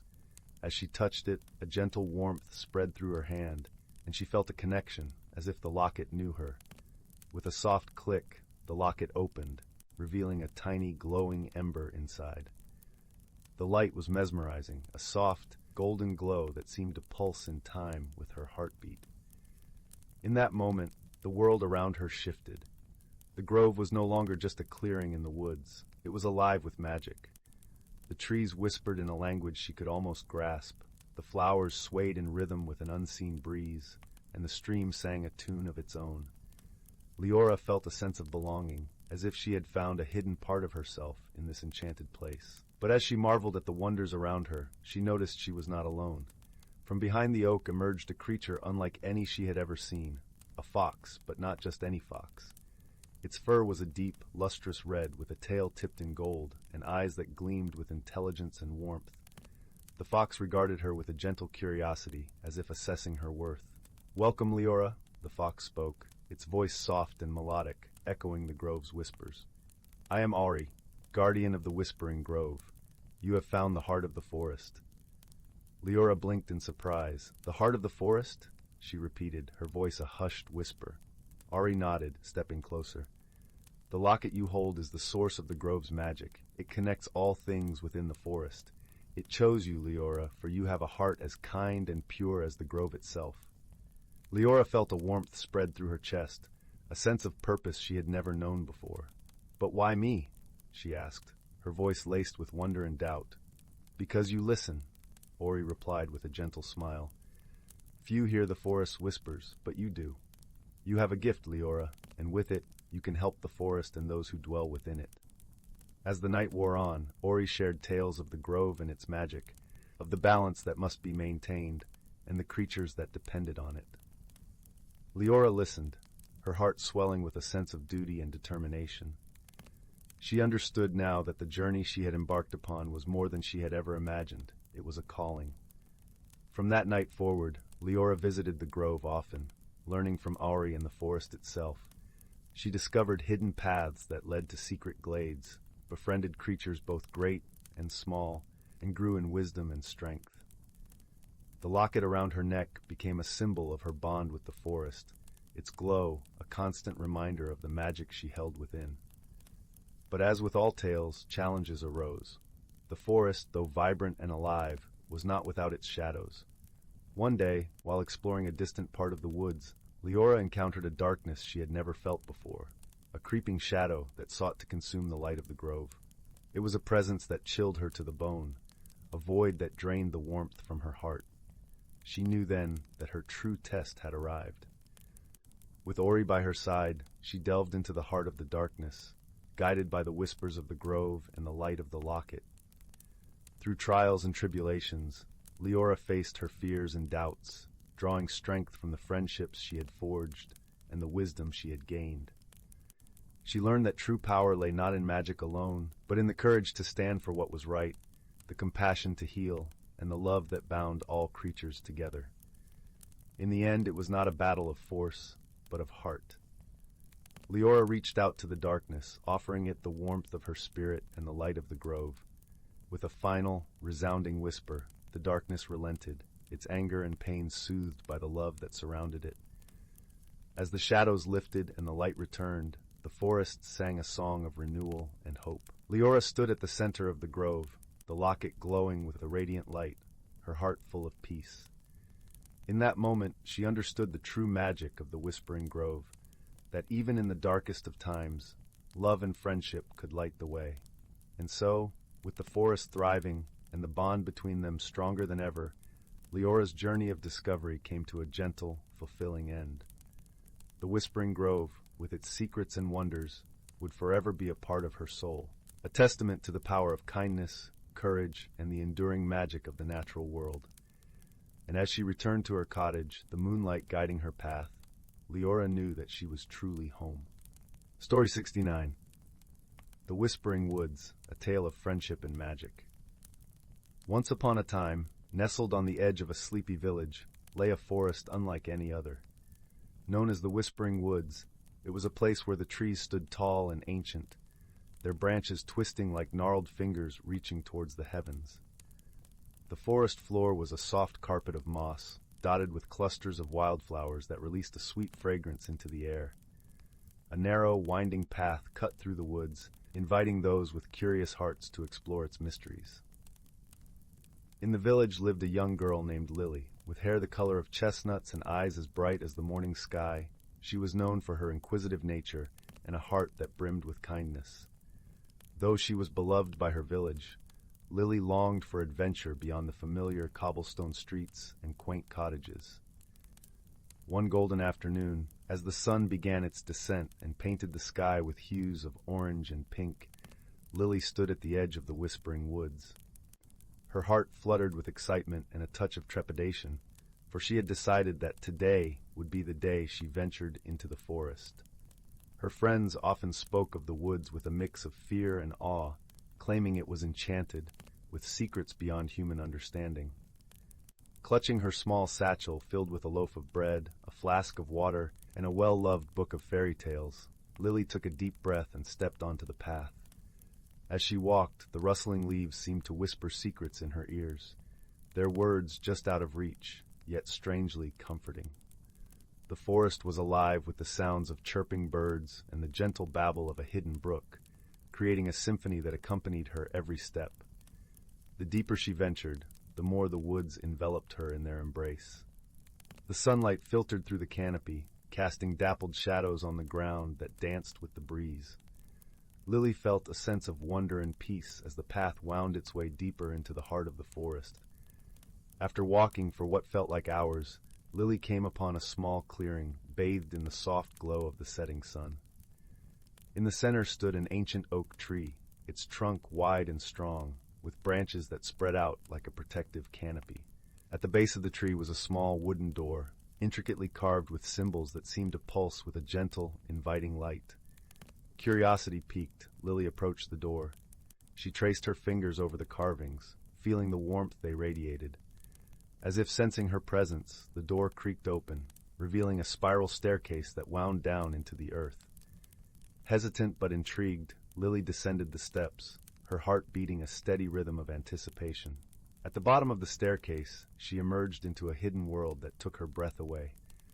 The underground chamber was vast, its walls lined with shelves filled with books, trinkets, and curiosities from lands unknown. In the center of the room stood a round table, a upon which lay a shimmering crystal orb that glowed softly in the dim light. As Lily approached the table, she was greeted by a soft, melodic voice. "Welcome, dear traveler," it said.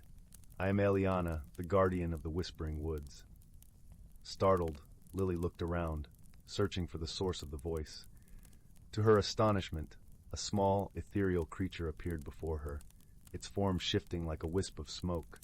Eliana had eyes that sparkled like stars and wings that shimmered with all the colors of the rainbow. "Do not be afraid," Eliana continued, her voice as soothing as a lullaby. "I have watched over these woods for centuries, and I have awaited someone with a pure heart to unravel the secrets hidden here." Lily, though initially taken aback, felt a sense of calm wash over her. "I am honored to meet you, Eliana," she replied, her voice steady. "What secrets do you speak of?" Eliana fluttered closer, her wings leaving trails of light in the air. "Within this orb lies the memory of the forest, a tapestry woven from the stories of those who have walked these paths before you. It is said that those who possess the courage and kindness to listen to these tales will gain wisdom beyond their years." Enchanted by the prospect, Lily reached for the orb.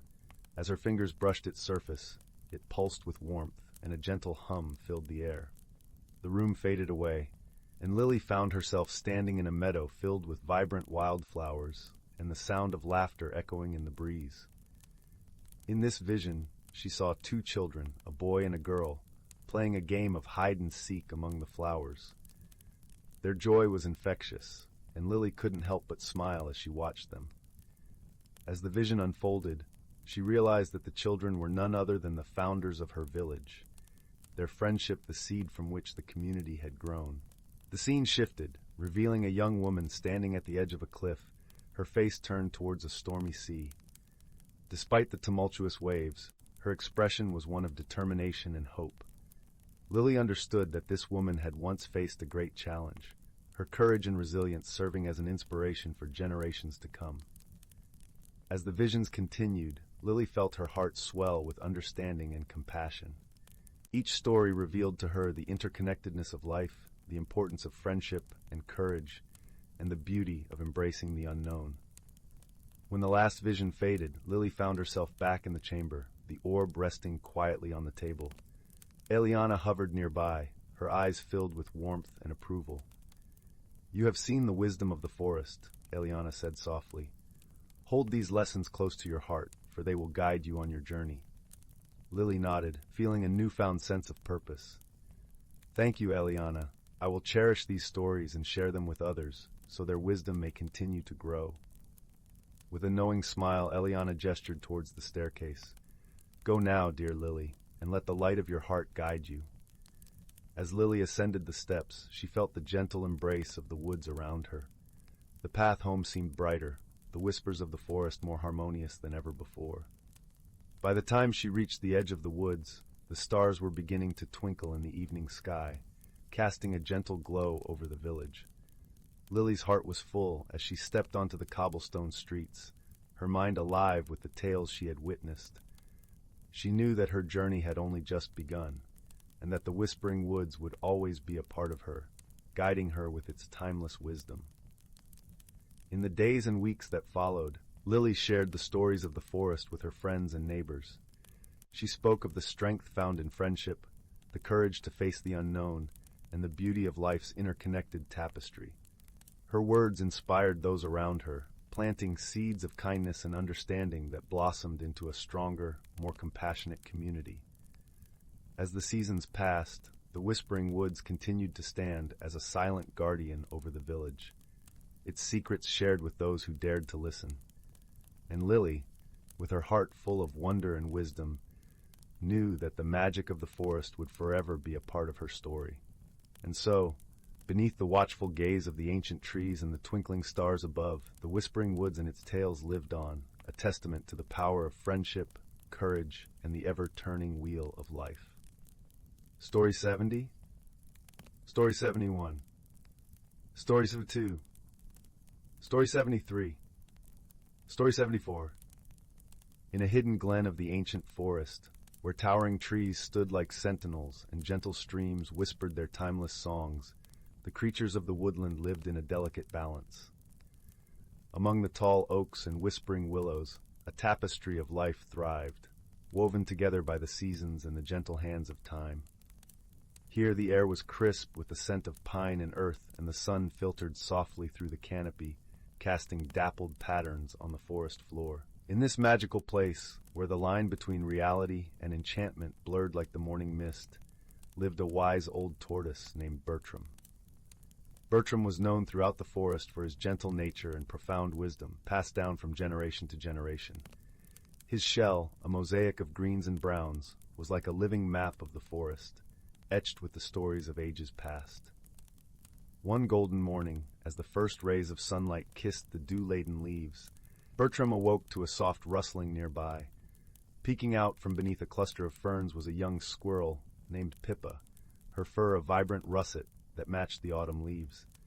Pippa was curious and spirited, always eager to learn from the world around her. "Good morning, Bertram," Pippa chirped, her eyes bright with wonder. "I heard the wind singing a different tune last night. Do you know what it means?" Bertram smiled, his eyes twinkling with the reflections of the forest. "Ah, Pippa, the wind carries the wisdom of the seasons," he replied in his soothing, gravelly voice. "When it whispers, it tells of changes to come, of balance and harmony that must be maintained." Intrigued, Pippa settled beside Bertram, her fluffy tail curling around her paws. "Tell me more," she urged, eager to soak in the knowledge like sunlight. "The forest is a living tapestry," Bertram began, "and each creature, each leaf, and each breeze plays its part. The wind you heard is the herald of winter, reminding us of the time to prepare, to gather, and to reflect." As Bertram spoke, the forest around them seemed to come alive with the essence of his words. The leaves rustled softly, adding their own gentle chorus to his tale. Pippa listened intently, her heart beating in rhythm with the world around her. "Long ago," Bertram continued, "there was a time when the balance of the forest was threatened. The river ran dry, and the trees wilted under an unrelenting sun. It was through the wisdom of the elders and the unity of the creatures that harmony was restored." Pippa's eyes widened in awe. "How did they do it?" she asked, her voice barely a whisper. "They listened to the forest," Bertram replied, his voice like a warm embrace. "They learned to understand its needs and to care for it as it cared for them. The secret lies in the harmony of give and take, in nurturing the land that nurtures us." As the morning sun climbed higher, casting a gentle warmth over the glen, Pippa felt a deep sense of peace settling within her. She looked around, seeing the forest with new eyes, each tree and creature a vital part of the whole. Bertram watched her with a gentle smile, knowing that the seeds of wisdom had taken root. "Remember, little one," he said, "the forest is our home, and we are its guardians. With wisdom and kindness, we can preserve its magic for generations to come." With that, Pippa scampered up a nearby tree, her heart full of the promise of a new day. She would share Bertram's wisdom with her friends, ensuring the harmony of the forest would continue to thrive. As the sun dipped below the horizon, painting the sky in hues of pink and gold, the forest settled into a tranquil hush. The creatures nestled into their homes, wrapped in the comfort of Bertram's timeless tales. And so, in the quiet heart of the ancient forest, a gentle balance was maintained, woven together by the wisdom of the past and the promise of the future. The trees stood tall, the streams sang softly, and the wind carried with it the enduring harmony of a world at peace. Story 75. Story 76. Story 77. Story 78. In the heart of an ancient forest, where the canopy of towering oaks whispered secrets in the language of rustling leaves, there lay a world unseen by hurried eyes.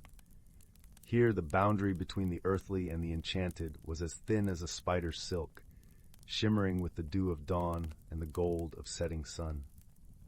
This was a realm where the natural creatures lived hidden lives, weaving tales of harmony and balance in concert with the rhythm of the seasons. As the first blush of spring unfurled across the forest, a gentle awakening stirred among its denizens.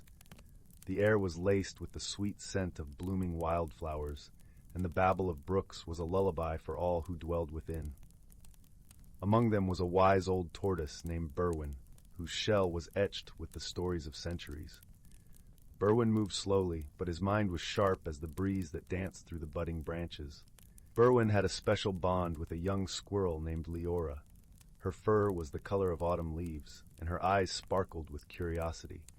Leora loved to scamper through the treetops, her heart beating in time with the flutter of new leaves. She was always eager to learn, and Berwin, with his ancient wisdom, was her favorite teacher.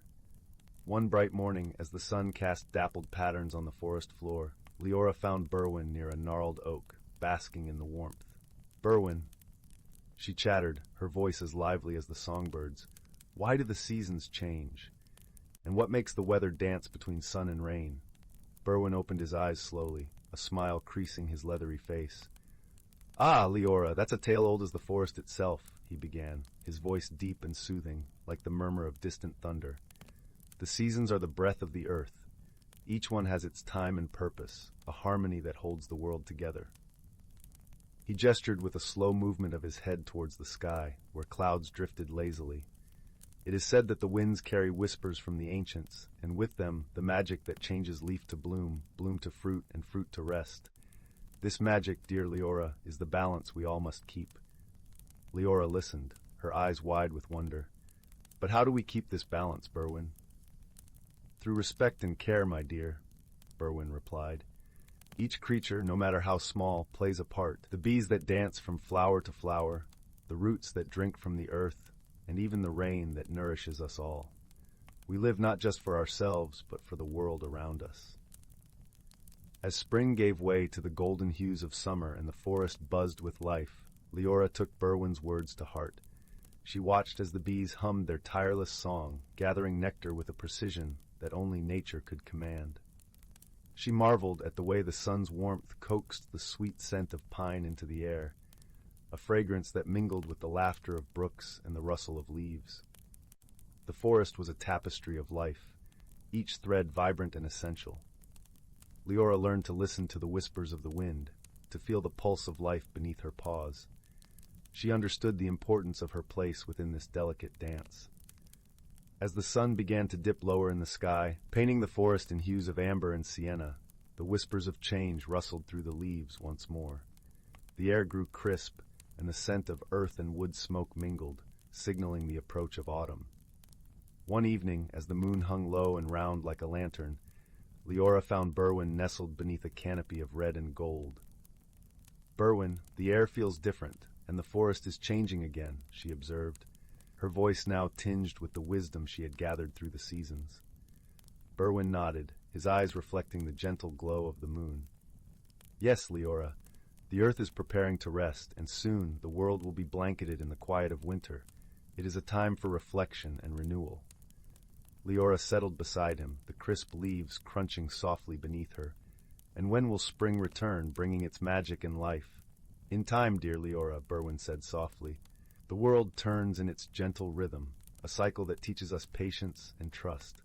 We must honor the gifts of each season, for they are the heartbeats of the earth." As the stars twinkled like fireflies in the vast expanse above, Leora understood the deep truth in Berwin's words. The forest, with all its hidden lives and magical phenomena, was a testament to the power of balance and harmony. Each season brought its own gifts and lessons, a reminder that life was a wondrous journey, best traveled with kindness and wisdom. With this knowledge cradled in her heart, Leora curled up beside Berwin, their breaths mingling in the cool night air. Together they listened to the lullaby of the forest, a melody as timeless as the stars above. And so, beneath the watchful gaze of the moon, the ancient forest continued its eternal dance. A sanctuary of peace and magic, where creatures great and small lived in harmony with the world and each other. Story 79.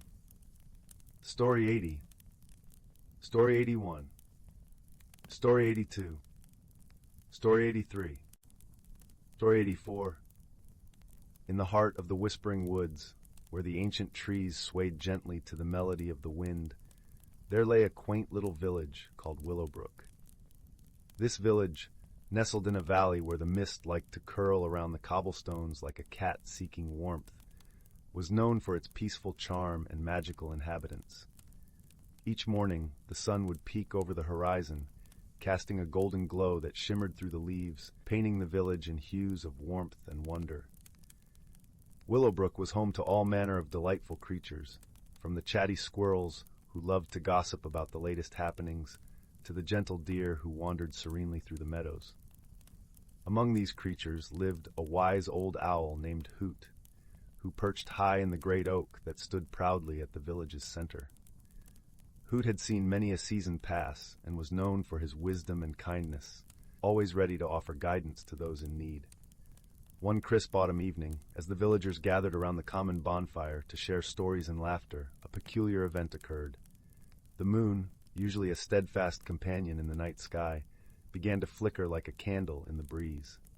Gasps rippled through the crowd as everyone pointed skyward, eyes wide with wonder and a hint of worry. "Fear not," Hoot hooted reassuringly from his perch. "The moon is simply playing a trick, perhaps in need of a little attention. Let us find out why."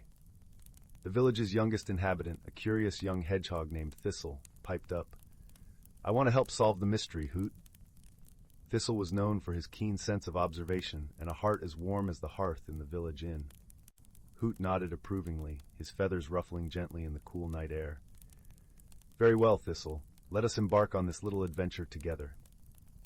With the moonlight guiding their path, Thistle and Hoot set off through the forest. The leaves crunched softly under Thistle's tiny paws, and the air was filled with the earthy scent of moss and pine. As they ventured deeper into the woods, they came upon a clearing where the moonlight danced playfully upon a small pond. There, they met a shimmering water sprite named Lyra, whose laughter sounded like the tinkling of silver bells. "Oh, I've been waiting for someone to visit," Lyra exclaimed, her voice bubbling with excitement. "I might know a thing or two about your flickering moon." Thistle's eyes gleamed with curiosity. "Do you know why the moon is behaving so strangely, Lyra?" The water sprite nodded, her translucent wings shimmering in the moonlight. "The moon has lost its reflection, dear Thistle. Without it, the moon cannot shine as brightly. You see, the reflection is caught in a net of stardust up in the sky." Hoot ruffled his feathers thoughtfully. "A net of stardust, you say? Well, we must find a way to set the reflection free." Thistle pondered for a moment, his little nose twitching with thought. "Perhaps we can use the wind to unravel the net," he suggested. Lyra clapped her hands with delight. "Why, that's a splendid idea, Thistle. The wind sprites owe me a favor. I shall call upon them." With a graceful twirl, Lyra summoned the wind sprites, tiny beings as light as feathers, who danced around her with glee. At her request, they soared into the sky, their laughter echoing like a gentle breeze. As the wind sprites worked their magic, the net of stardust began to unravel, releasing the moon's reflection back to its rightful place upon the pond. Slowly, the moon regained its steady glow, casting a serene light over the forest. The villagers, watching from afar, sighed with relief, their hearts warmed by the sight of their beloved moon restored to its full splendor. Thistle beamed with pride, and Hoot gave an approving nod. "Thank you, dear Thistle and Lyra," Hoot said, his voice filled with gratitude. "Your clever thinking and friendship have brought light back to our nights." As the night deepened, the villagers returned to their homes, comforted by the familiar glow of the moon. In the whispering woods, Thistle nestled into his cozy burrow, the scent of fallen leaves and damp earth lulling him to sleep. And so, the village of Willowbrook settled into a peaceful slumber, knowing that with a little wisdom and friendship, even the strangest mysteries could be unraveled, leaving behind a world filled with warmth and wonder. Story 85. In the distant reaches of the cosmos, where stars twinkled like scattered diamonds against the velvet backdrop of space, there existed a small, vibrant planet known as Luminara. Its skies shimmered in hues of lavender and gold, and its lush landscapes teemed with life.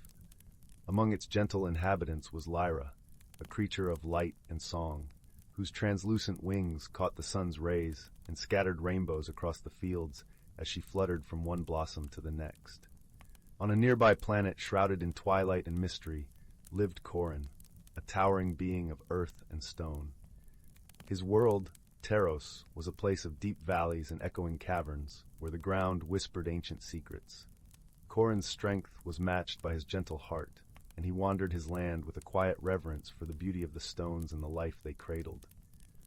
One fateful day, as the stars aligned in a cosmic dance, a curious portal opened between these two worlds. Lyra, drawn by its shimmering allure, darted through the portal, her heart filled with wonder and a touch of trepidation. She found herself in the shadowed realm of Taros, where the air was cool and the scent of earth was rich and comforting. Corin, who had been exploring near the portal's edge, watched in awe as the delicate creature emerged. Her light was a stark contrast to the muted tones of his world, and for a moment they simply stared at one another, two beings from different worlds, brought together by the whims of the universe. Their initial attempts at communication were fraught with misunderstandings. Lyra's melodious trills and chirps seemed like mere music to Corin's ears, while his deep, rumbling tones were too low for her to comprehend fully. Yet there was a spark of curiosity in both their hearts, a desire to bridge the gap between them. Over time, they learned to communicate through gestures and shared experiences. Lyra would guide Corin to the hidden nooks where flowers bloomed in the shadows, their colors vibrant even in the dim light, while Corin showed Lyra the secret paths within the caverns, where crystals glowed with an inner fire. Their bond deepened as they faced challenges together. One day, a fierce storm swept across Taros, its winds howling through the valleys, and its rains turning paths into torrents. Lyra, unused to such weather, found herself struggling against the gale. Corin, with his sturdy form, shielded her with his broad back, guiding her to the safety of a cavern where they waited for the storm to pass. In that quiet refuge, they shared warmth and stories, their differences fading as they found comfort in each other's presence. As the days turned into weeks, Lyra and Corin discovered the true meaning of friendship. They learned to appreciate each other's strengths and to lend support in times of need.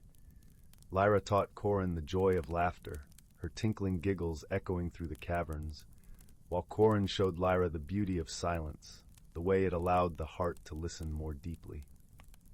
One day the portal shimmered once more, signaling that it was time for Lyra to return to Luminara.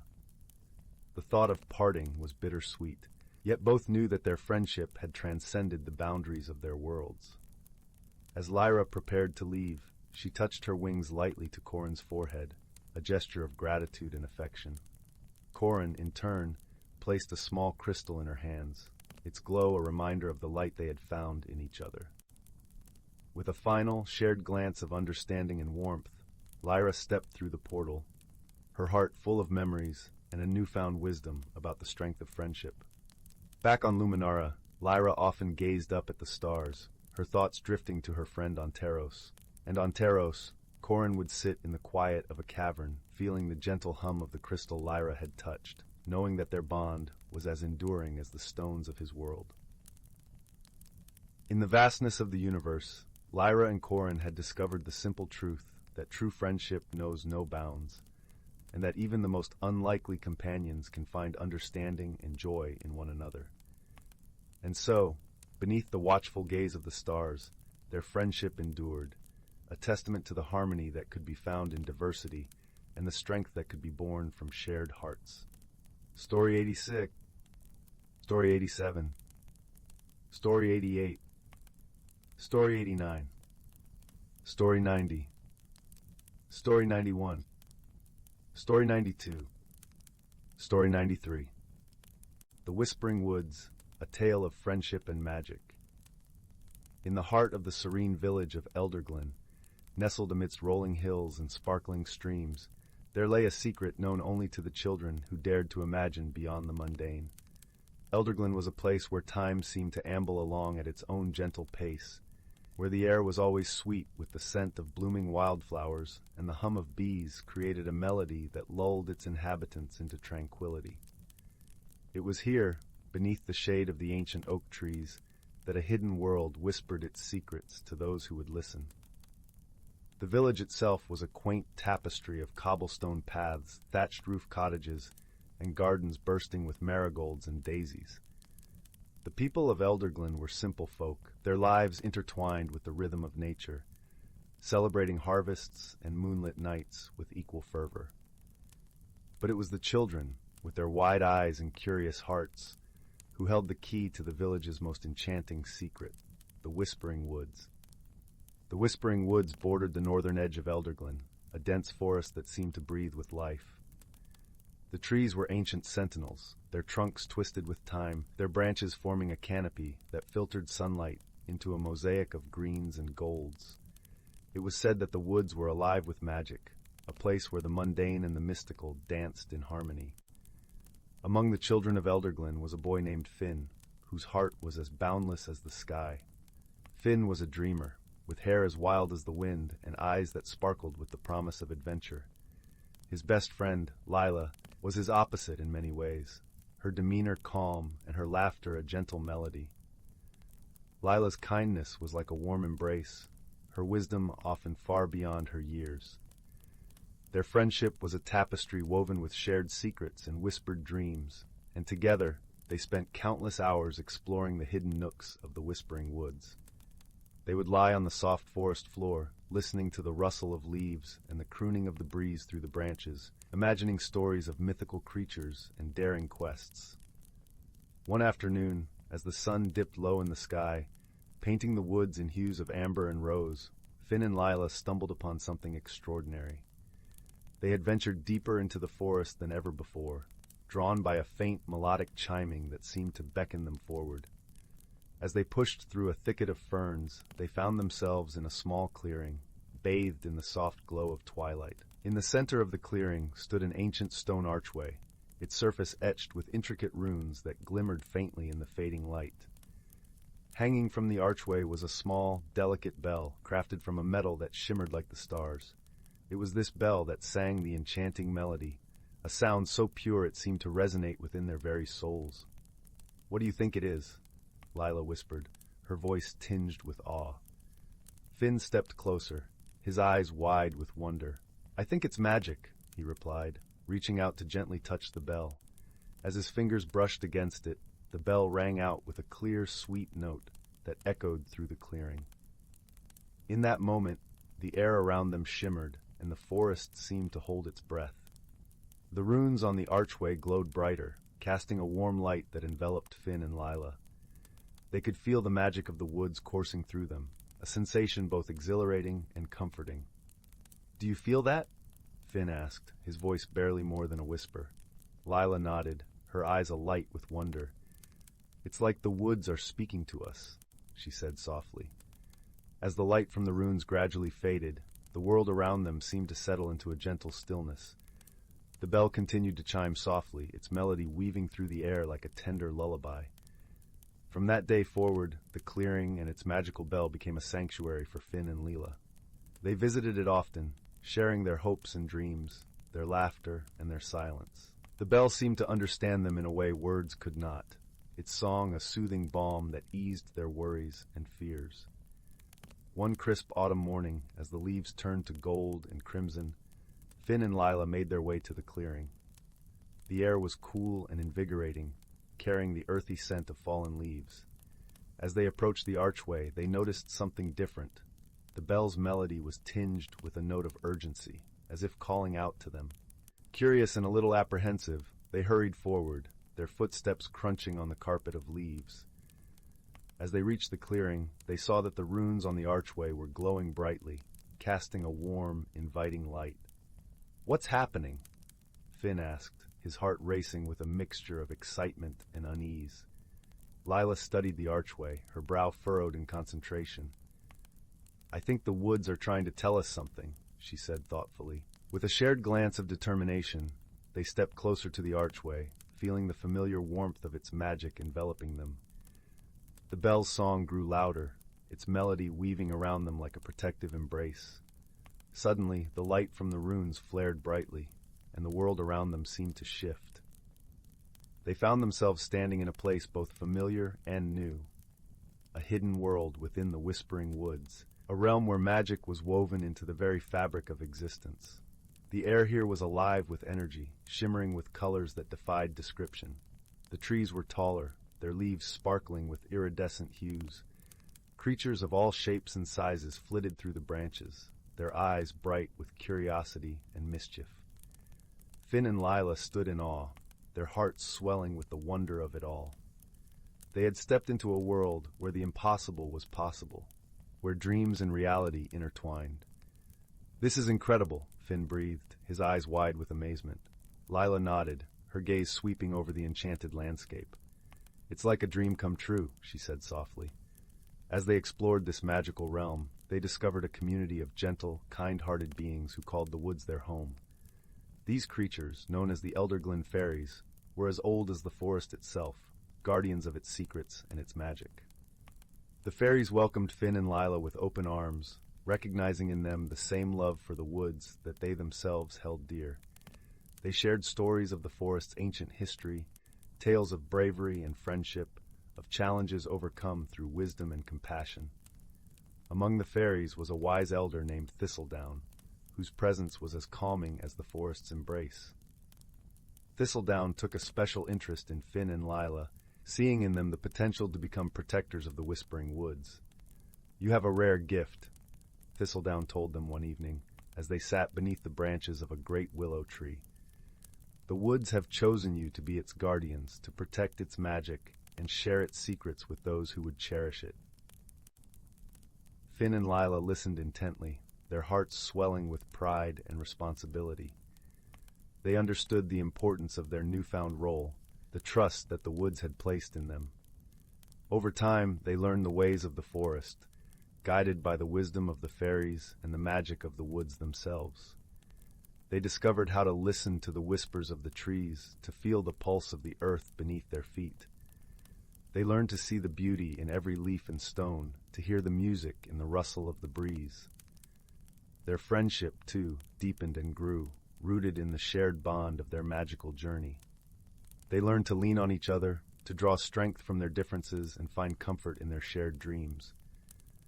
But as with all tales of magic and wonder, challenges arose that tested their resolve. One stormy night, as thunder rumbled through the sky and rain lashed against the trees, a dark shadow crept into the Whispering Woods, a shadow that threatened to unravel the very fabric of the enchanted realm. The shadow was a creature of malice, drawn to the forest's magic with a hunger that knew no bounds. It sought to consume the light and wonder of the woods, to turn it into a place of fear and darkness. The fairies were powerless against such a force, their magic unable to repel the creature's malevolent presence. It was then that Finn and Lila, guided by the bell's urgent song, stepped forward to protect the woods they loved. With the wisdom they had gained and the strength of their friendship, they devised a plan to confront the shadow. They knew that only by working together, by combining their unique gifts, could they hope to banish the darkness and restore the forest's light. The battle was fierce, the air crackling with energy as the shadow writhed and howled in defiance. But Finn and Lila stood strong, their hearts united in purpose, their determination unwavering. With each step they took, the forest rallied around them, lending its magic to their cause. The trees whispered words of encouragement, the fairies sang songs of hope, and the bell's melody wove through it all, a beacon of light in the darkness. In the end, it was not brute strength that vanquished the shadow, but the power of their friendship and the love they held for the Whispering Woods. As the first light of dawn broke through the clouds, the shadow dissolved into nothingness, leaving the forest bathed in a golden glow. The woods sighed with relief, its magic restored, its beauty undimmed. The fairies rejoiced, their songs filling the air with joy and gratitude. And Finn and Lila, though weary from their ordeal, felt a deep sense of fulfillment, a knowledge that they had done something truly meaningful. From that day forward, they continued to protect the Whispering Woods, their bond with the forest and its inhabitants unbreakable. They shared their story with the villagers of Elderglen, inviting those with open hearts to discover the magic that lay hidden within the woods. As the years passed, Finn and Lila grew into wise and gentle souls, their lives intertwined with the rhythms of the forest. They carried with them the lessons of their journey, the importance of friendship, the power of love, and the magic that could be found in the most unexpected of places. And so, the Whispering Woods remained a place of enchantment, a haven for dreamers and believers, its secrets whispered on the breeze for those who dared to listen. And Finn and Lila, the guardians of its magic, stood watch over it all, their hearts forever entwined with the forest they called home. In the cozy glow of the village hearths, where stories were told and dreams took flight, The tale of Finn and Lila and the Whispering Woods lived on, a gentle reminder that in the heart of nature, true magic could always be found. Story 94. Story 95. Once upon a time, in a small village nestled among the rolling hills, there lived a young girl named Willow. Although her life seemed ordinary, she possessed a remarkable gift, the ability to communicate with the trees and plants that surrounded her home. From a tender age, Willow had felt a deep connection to nature, as if the very essence of the forest coursed through her veins. She would spend countless hours wandering through the trees, listening to their gentle whispers and marveling at the intricate tapestry of life that flourished beneath their boughs. One fateful day, as Willow sat beneath the boughs of her favorite oak tree, she heard a faint murmur that seemed to beckon her deeper into the forest. Intrigued, she followed the call, her heart pounding with excitement and a touch of apprehension. As she ventured farther into the woods, the sounds of the world she knew faded away, replaced by a symphony of unfamiliar melodies, the rustling of leaves, the gentle trickle of a hidden stream, and the melodic trills of birds she had never encountered before. Suddenly, Willow found herself standing before an ancient, gnarled tree unlike any she had ever seen. Its twisted branches seemed to reach out to her, beckoning her closer. Without hesitation, she placed her hand upon its weathered bark, and in that moment, the world around her shimmered and shifted. Willow gasped as she found herself transported to a realm where the boundaries between reality and dreams blurred. This was the hidden world within the heart of the forest, a place where magic thrived and the impossible became possible. As she explored this wondrous realm, Willow encountered beings she had only heard of in fairy tales. Playful sprites darting amongst the wildflowers, wise old tree guardians whose bark had been etched with the stories of centuries, and gentle creatures that seemed to be made of living leaves and petals. One such being, a kindly old willow tree named Rowan, took Willow under his gentle guidance, teaching her the ways of this enchanted realm and the secrets of the natural world. He revealed to her the existence of a powerful, ancient artifact, the emerald seed, which had the ability to restore balance and harmony to any ecosystem it touched. Rowan explained that the emerald seed had been stolen by a group of mischievous sprites who, in their playful ignorance, had disrupted the delicate balance of the forest. Without the seed's power, the once vibrant realm was slowly withering, its magic fading with each passing day. Willow, her heart filled with determination, vowed to embark on a quest to recover the emerald seed and restore the hidden world to its former glory. With Rowan's guidance and the friendship of a merry band of woodland creatures, she set off on a journey that would test her courage, her wit, and her unwavering connection to the natural world. Along the way, Willow faced challenges that seemed insurmountable: treacherous ravines, tangled briar patches, and cunning riddles posed by the trickster sprites. Yet, with each obstacle she overcame, her bond with the forest grew stronger, and her understanding of the intricate web of life deepened. In one particularly harrowing encounter, Willow found herself trapped in the lair of a fearsome wyvern, a beast whose very breath could wither the mightiest of trees. But it was her compassion and her ability to communicate with the natural world that saved her. She calmed the wyvern's rage by offering it a soothing melody woven from the songs of the forest, reminding the creature of its own connection to the living world. Finally, after countless trials and tribulations, Willow came face to face with the mischievous sprites who had stolen the emerald seed. To her surprise, they were not malicious beings, but rather playful and curious creatures who had simply underestimated the power they held. With patience and understanding, Willow explained the importance of the seed and the delicate balance it maintained within the hidden realm. Moved by her words and her unwavering friendship, the sprites agreed to return the emerald seed, vowing to be more mindful of their actions in the future. As Willow held the glowing seed aloft, its verdant light swept across the realm, restoring the vibrant colors and rejuvenating the withering plants. The hidden world within the forest was once again alive with magic and wonder. But Willow's journey had changed her in ways she could never have imagined. She had grown from a wide-eyed child into a wise and compassionate young woman, her heart firmly rooted in the natural world and her spirit emboldened by the friendships she had forged.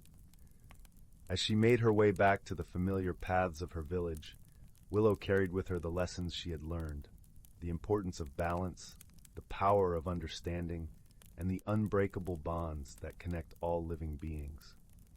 From that day forward, Willow became a guardian of the hidden realm, serving as a bridge between the world of humans and the enchanted realm within the forest. She shared her wisdom with all who would listen, teaching them to appreciate the wonders of nature and to tread lightly upon the earth. And in the quiet moments, when the world seemed to hold its breath, Willow would sit beneath the boughs of her favorite oak tree, listening to the whispers of the forest and smiling at the memories of her extraordinary journey, a journey that had transformed her into a true child of the wild, forever connected to the beating heart of the natural world. Story 96. Story 97. In the heart of the whispering woods, where the emerald canopies danced with the gentle breezes and the streams sang lullabies to the moss-covered stones, lived a young woman named Lyra.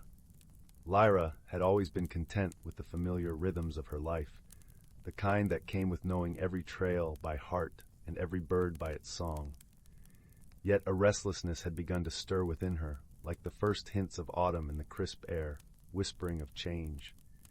The dawn of this new feeling left Lyra unsettled. She adored the predictable paths and the comforting rituals of her days. Change was like the sudden appearance of a storm cloud on a sunny afternoon, unexpected and unwelcome. She wandered deeper into the woods, seeking solace in the ancient trees that had seen countless seasons turn. One evening, as the sun dipped below the horizon, painting the sky with hues of amber and rose, Lyra found herself by the edge of the enchanted glade. This was a place where magic was said to be woven into the very ground. The glade shimmered under the twilight, its wildflowers glowing faintly like stars fallen to earth. In the center stood an ancient oak, its branches reaching out like the arms of an old friend. As she approached, a soft voice floated on the breeze, gentle and kind. "Welcome, Lyra," it said, and from the shadows emerged a figure draped in robes that seemed to be spun from moonlight. It was Eliana, the wise guardian of the forest, known for her gentle guidance and serene presence. "Why do you seek the glade tonight?" Eliana asked, her eyes twinkling with the light of understanding that only years of watching and waiting could bring. Lyra hesitated, her voice a mere whisper. "I feel a change coming, and I fear it. I do not know what it means or what it will ask of me." Eliana nodded, her smile as warm as the hearth on a winter's night. "Change is the song of life, dear Lyra. It can be frightening, but it is also the melody that brings new harmonies." With a flick of her wrist, Eliana conjured a small, shimmering butterfly. Its wings were a cascade of colors, shifting and changing with each flutter. "This is the butterfly of transformation. It mirrors the magic within you, the growth that waits to unfold." Lyra watched as the butterfly danced in the air, its flight a gentle reminder of the beauty and transformation. She felt a strange comfort, a sense of kinship with the tiny creature. "Can I become like the butterfly?" Lyra asked, her voice a mixture of hope and wonder. "You already are," Eliana replied, "but to truly embrace it, you must journey into the depths of your heart, face the shadows and the light." With newfound courage, Lyra returned to the village where her friends awaited her by the fireside. There was Thorn, the ever-optimistic woodcarver, whose laughter could chase away the darkest clouds, and Mira, the healer, whose hands brought comfort and whose stories wove dreams. They listened as Lyra shared her encounter. Mira placed a gentle hand on Lyra's shoulder. "We are with you wherever this path leads," she said, her voice a balm to Lyra's anxious heart. Thorn nodded, his eyes bright. "Change is like carving a new figure from wood. It takes patience and care, but the result is always worth the effort." With her friends by her side, Lyra began to embrace the changes within. Each day she ventured a little farther, explored a little deeper. The forest seemed to respond to her courage, revealing hidden paths lined with blooms she'd never seen before, and streams that sang new songs. As the days turned into weeks, Lyra discovered a strength she never knew she possessed. Her fear of change melted away like morning mist under the sun. She realized that change was not something to be feared, but a journey to be embraced, a dance of creation and renewal. Returning to the enchanted glade one evening, she found Eliana waiting. "You have grown," the wise guardian said, her voice a gentle caress. "You now understand the magic that lives within you." Lyra smiled, her heart full of gratitude. "I do," she replied, "and I am ready to let it guide me." As the stars twinkled above, Lyra felt a peace she had never known, a quiet certainty that she was exactly where she needed to be. She had learned that change was not an ending, but a beginning, a beautiful unfolding of the self. With a final, joyful flutter, the butterfly of transformation landed on her shoulder, its wings a brilliant tapestry of color.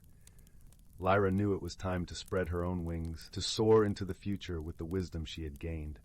And so, under the watchful eyes of the ancient trees and the gentle glow of the moon, Lyra stepped forward into the embrace of her new life, her heart alight with the magic of personal discovery.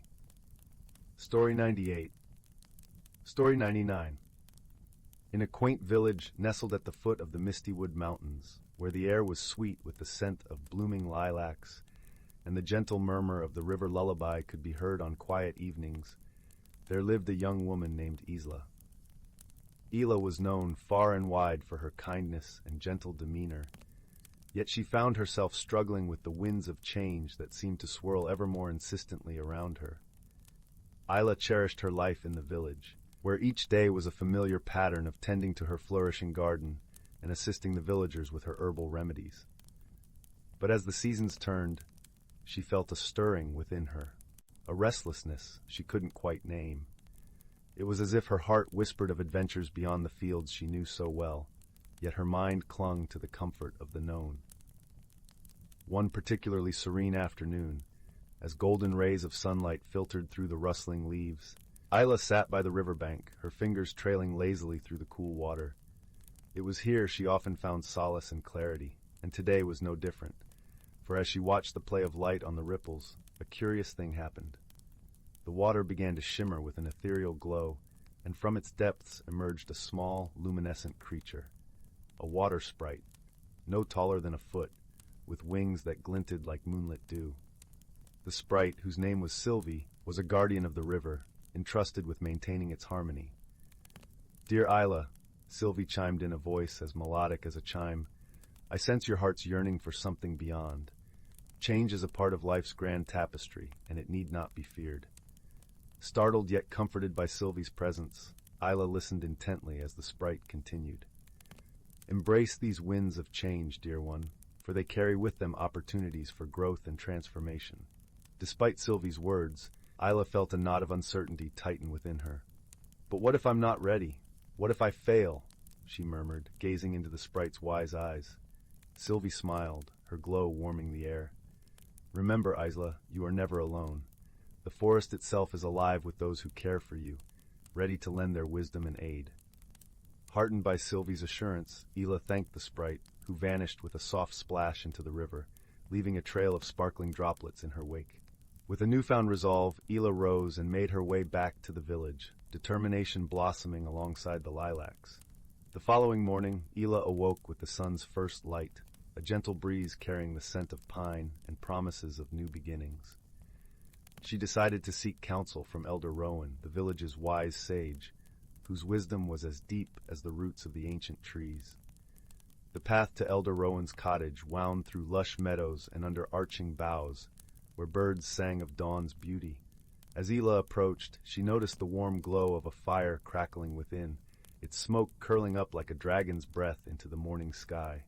Elder Rowan greeted her with a kind smile, his eyes twinkling like stars in the twilight. "Ah, Isla, I've been expecting you," he said, gesturing for her to sit beside the hearth. "The winds of change have whispered of your coming." Isla poured out her heart, speaking of her fears and the sprite's counsel. Elder Rowan listened with the patience of a timeless oak, nodding thoughtfully. "My dear, change is indeed daunting, but it is also a great teacher," he mused, his voice a soothing balm. "Consider the caterpillar, who must surrender its form to become a butterfly. It is through transformation that we discover our truest selves." Isla pondered his words, the flickering fire casting gentle shadows that danced across the walls. "But how do I find the courage to embrace it?" she asked softly. Elder Rowan handed her a small, intricately carved wooden box. "Within this box is a seed," he explained. "Plant it in your garden, and let it be a symbol of your journey.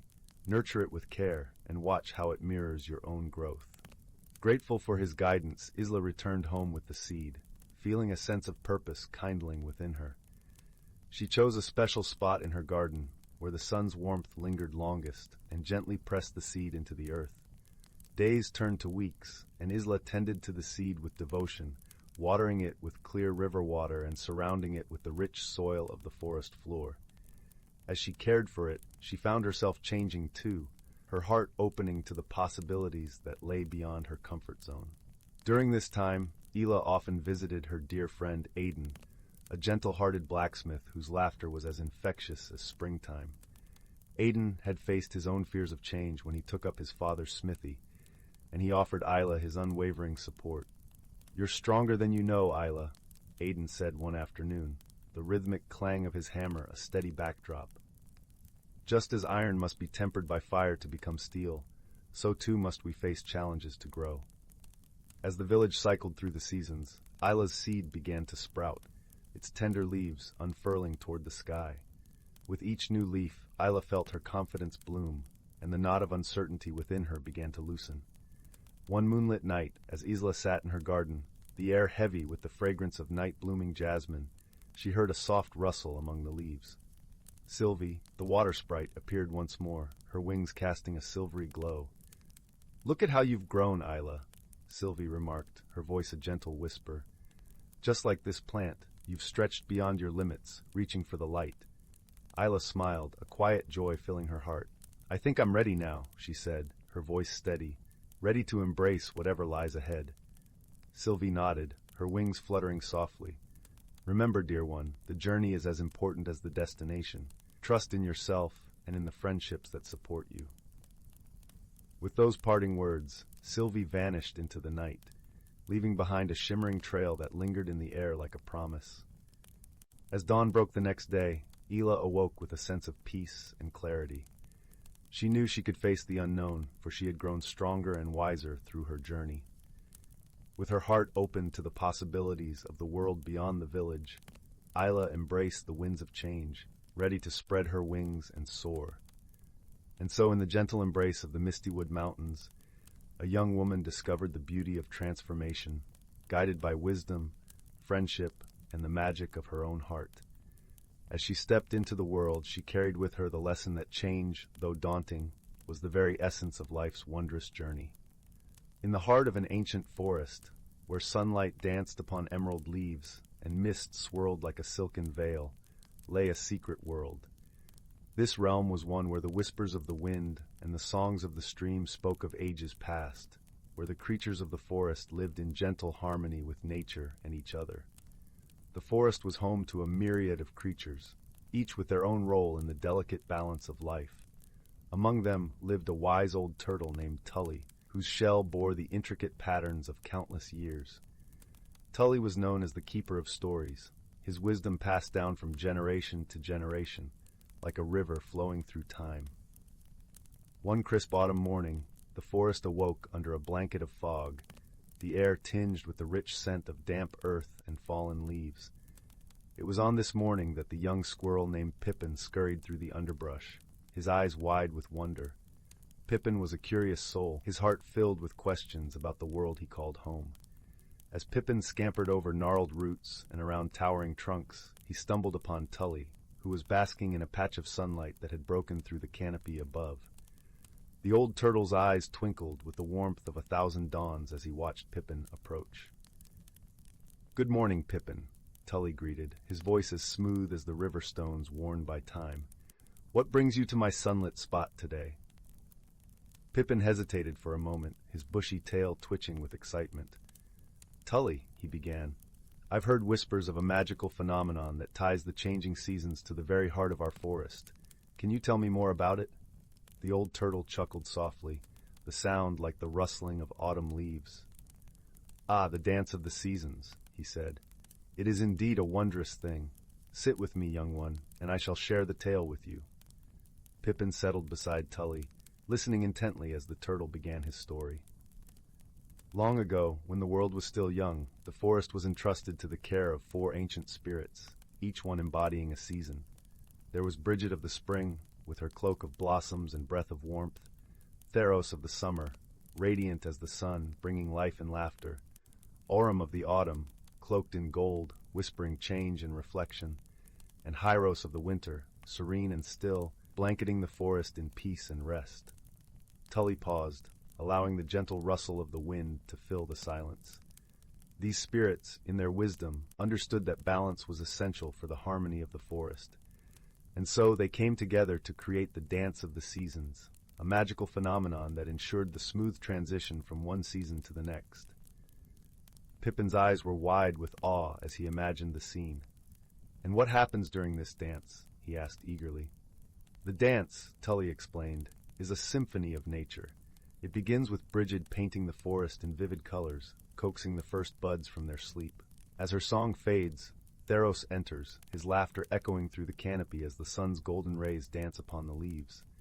When it is time for Theros to rest, Aurum steps in, his footsteps scattering leaves like whispers of wisdom, teaching us the beauty of letting go.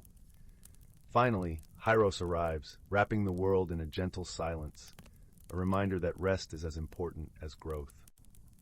As Tully spoke, Pippin could almost see the spirits moving through the forest, their presence felt in the shifting of the wind and the changing of the light. "But how do they know when to begin the dance?" he asked. "Ah," Tully smiled, "that is the magic of the forest itself. The spirits listen to the heart of the forest, to the rhythms of life that pulse beneath the earth and sing through the air. It is a bond forged through wisdom and respect, a cycle of giving and receiving that has existed since time immemorial." Pippin nodded, understanding now the delicate balance that sustained the world around him. The wisdom of the spirits was rooted not in power, but in harmony, a lesson passed down through the ages. As the sun dipped lower in the sky, casting long shadows across the forest floor, Pippin thanked Tully for sharing his tale. The young squirrel scampered away, his heart light and his mind filled with the stories of the forest. In the days that followed, Pippin watched the dance of the seasons unfold before him. He saw the first blush of spring color the world, felt the warmth of summer's embrace, marveled at the vibrant tapestry of autumn, and found solace in the quiet peace of winter. And with each change, he remembered the wisdom of the spirits and the balance they maintained. The forest continued its timeless cycle, a testament to the harmony that could be achieved when all creatures, great and small, lived with respect for each other and for the world they shared. And so, in the heart of the ancient forest, where reality and magic intertwined, the stories of the Dance of the Seasons were passed down, whispered through the leaves and sung by the streams, a gentle reminder of the beauty of balance and the power of nature's wisdom. As the stars began to twinkle in the velvet sky, Pippin curled up in his cozy nest, the warmth of the forest enveloping him like a soft blanket. He closed his eyes, his dreams filled with visions of the spirits' dance and the gentle lessons of harmony they imparted. And so, with peace in his heart and the promise of a new day, Pippin drifted into a deep and restful sleep. In a quaint village nestled between rolling emerald hills and a whispering silver stream, there existed a small, unassuming shop known to the villagers simply as the Curious Corner. This shop, with its ivy-clad walls and a wooden sign swaying gently in the breeze, was a treasure trove of trinkets and baubles that seemed to hold a timeless charm. One crisp autumn afternoon, as the golden sun began to dip beyond the horizon, casting a warm glow over the cobblestone paths, a young girl named Clara wandered into the Curious Corner. Clara was known for her inquisitive nature, a girl whose eyes sparkled with the fire of discovery, and whose heart was filled with dreams yet to be dreamt. As Clara meandered through the shop, her fingers lightly brushed against dusty tomes and polished stones, until she came upon a peculiar item that caught her eye, a small, seemingly ordinary teapot with a delicate floral pattern. It was nestled on a high shelf, partially hidden by a cascade of silk scarves. Intrigued, Clara reached up and carefully lifted the teapot down, feeling a strange warmth emanate from it. The shopkeeper, an elderly woman with kind eyes and a voice as soothing as a lullaby, noticed Clara's interest. "Ah, the teapot of whispers," she said with a gentle smile. It is said to hold the secrets of the heart for those who choose to listen. With a nod of encouragement from the shopkeeper, Clara decided to take the teapot home, her curiosity piqued. That evening, as the moonlight bathed her room in a silvery glow, Clara sat by her window with the teapot cradled in her lap. She could hear the soft rustling of leaves outside, the world slowly settling into the tranquility of night. As she traced the teapot's intricate patterns, a soft voice began to whisper from within. "Tell me, young one, what is it that you seek?" The voice murmured, as gentle as the breeze. Startled yet enchanted, Clara whispered back, "I wish to understand the true magic in the world, to see beyond the ordinary." The teapot seemed to hum in response, and from its spout, a tendril of mist unfurled, forming the image of a winding path through an enchanted forest. "Then a journey you must take," the whisper continued, "and along the way you shall find what you seek." With a newfound sense of purpose, Clara embarked on her journey the very next day. She set out into the forest, where the air was crisp and carried the scent of pine and earth. The trees stood tall, their leaves rustling like a symphony composed by the wind. As Clara ventured deeper, she encountered her first helper, a wise old owl perched upon a gnarled branch. The owl's feathers were a soft blend of browns and whites, and its eyes gleamed with ancient wisdom. "To find magic," the owl hooted softly, "one must first find the magic within. Look not just with your eyes, but with your heart." Clara thanked the owl, its words resonating with her, and continued on her path. The forest soon opened into a meadow where wildflowers danced in the gentle breeze, their colors vivid under the sun's embrace. Here she met a playful squirrel with a bushy tail and a mischievous twinkle in its eye. The squirrel bounded over to Clara, offering her a nut as a gift. "Remember," it chattered, "sometimes the smallest acts of kindness can reveal the greatest magic." Clara accepted the gift with gratitude, her heart warmed by the squirrel's generosity. She pressed onward, her spirit buoyed by the encounters she'd had. As dusk began to settle once more, Clara reached the edge of a serene lake, its surface smooth as glass and reflecting the twinkling stars above. She paused to rest, her reflection gazing back at her with a soft serenity. In that moment of stillness, the teapot whispered again, its voice a gentle caress. "You have seen what is to be seen, and felt what is to be felt. Now, share your newfound understanding with the world." Clara realized that her journey had indeed uncovered the magic she sought, not in fantastical spells or grand spectacles, but in the wisdom of nature, the kindness of strangers, and the quiet strength within her own heart. With a heart full of gratitude and wonder, Clara returned to her village. She shared her experiences with the villagers, her words imbued with the gentle magic she had discovered.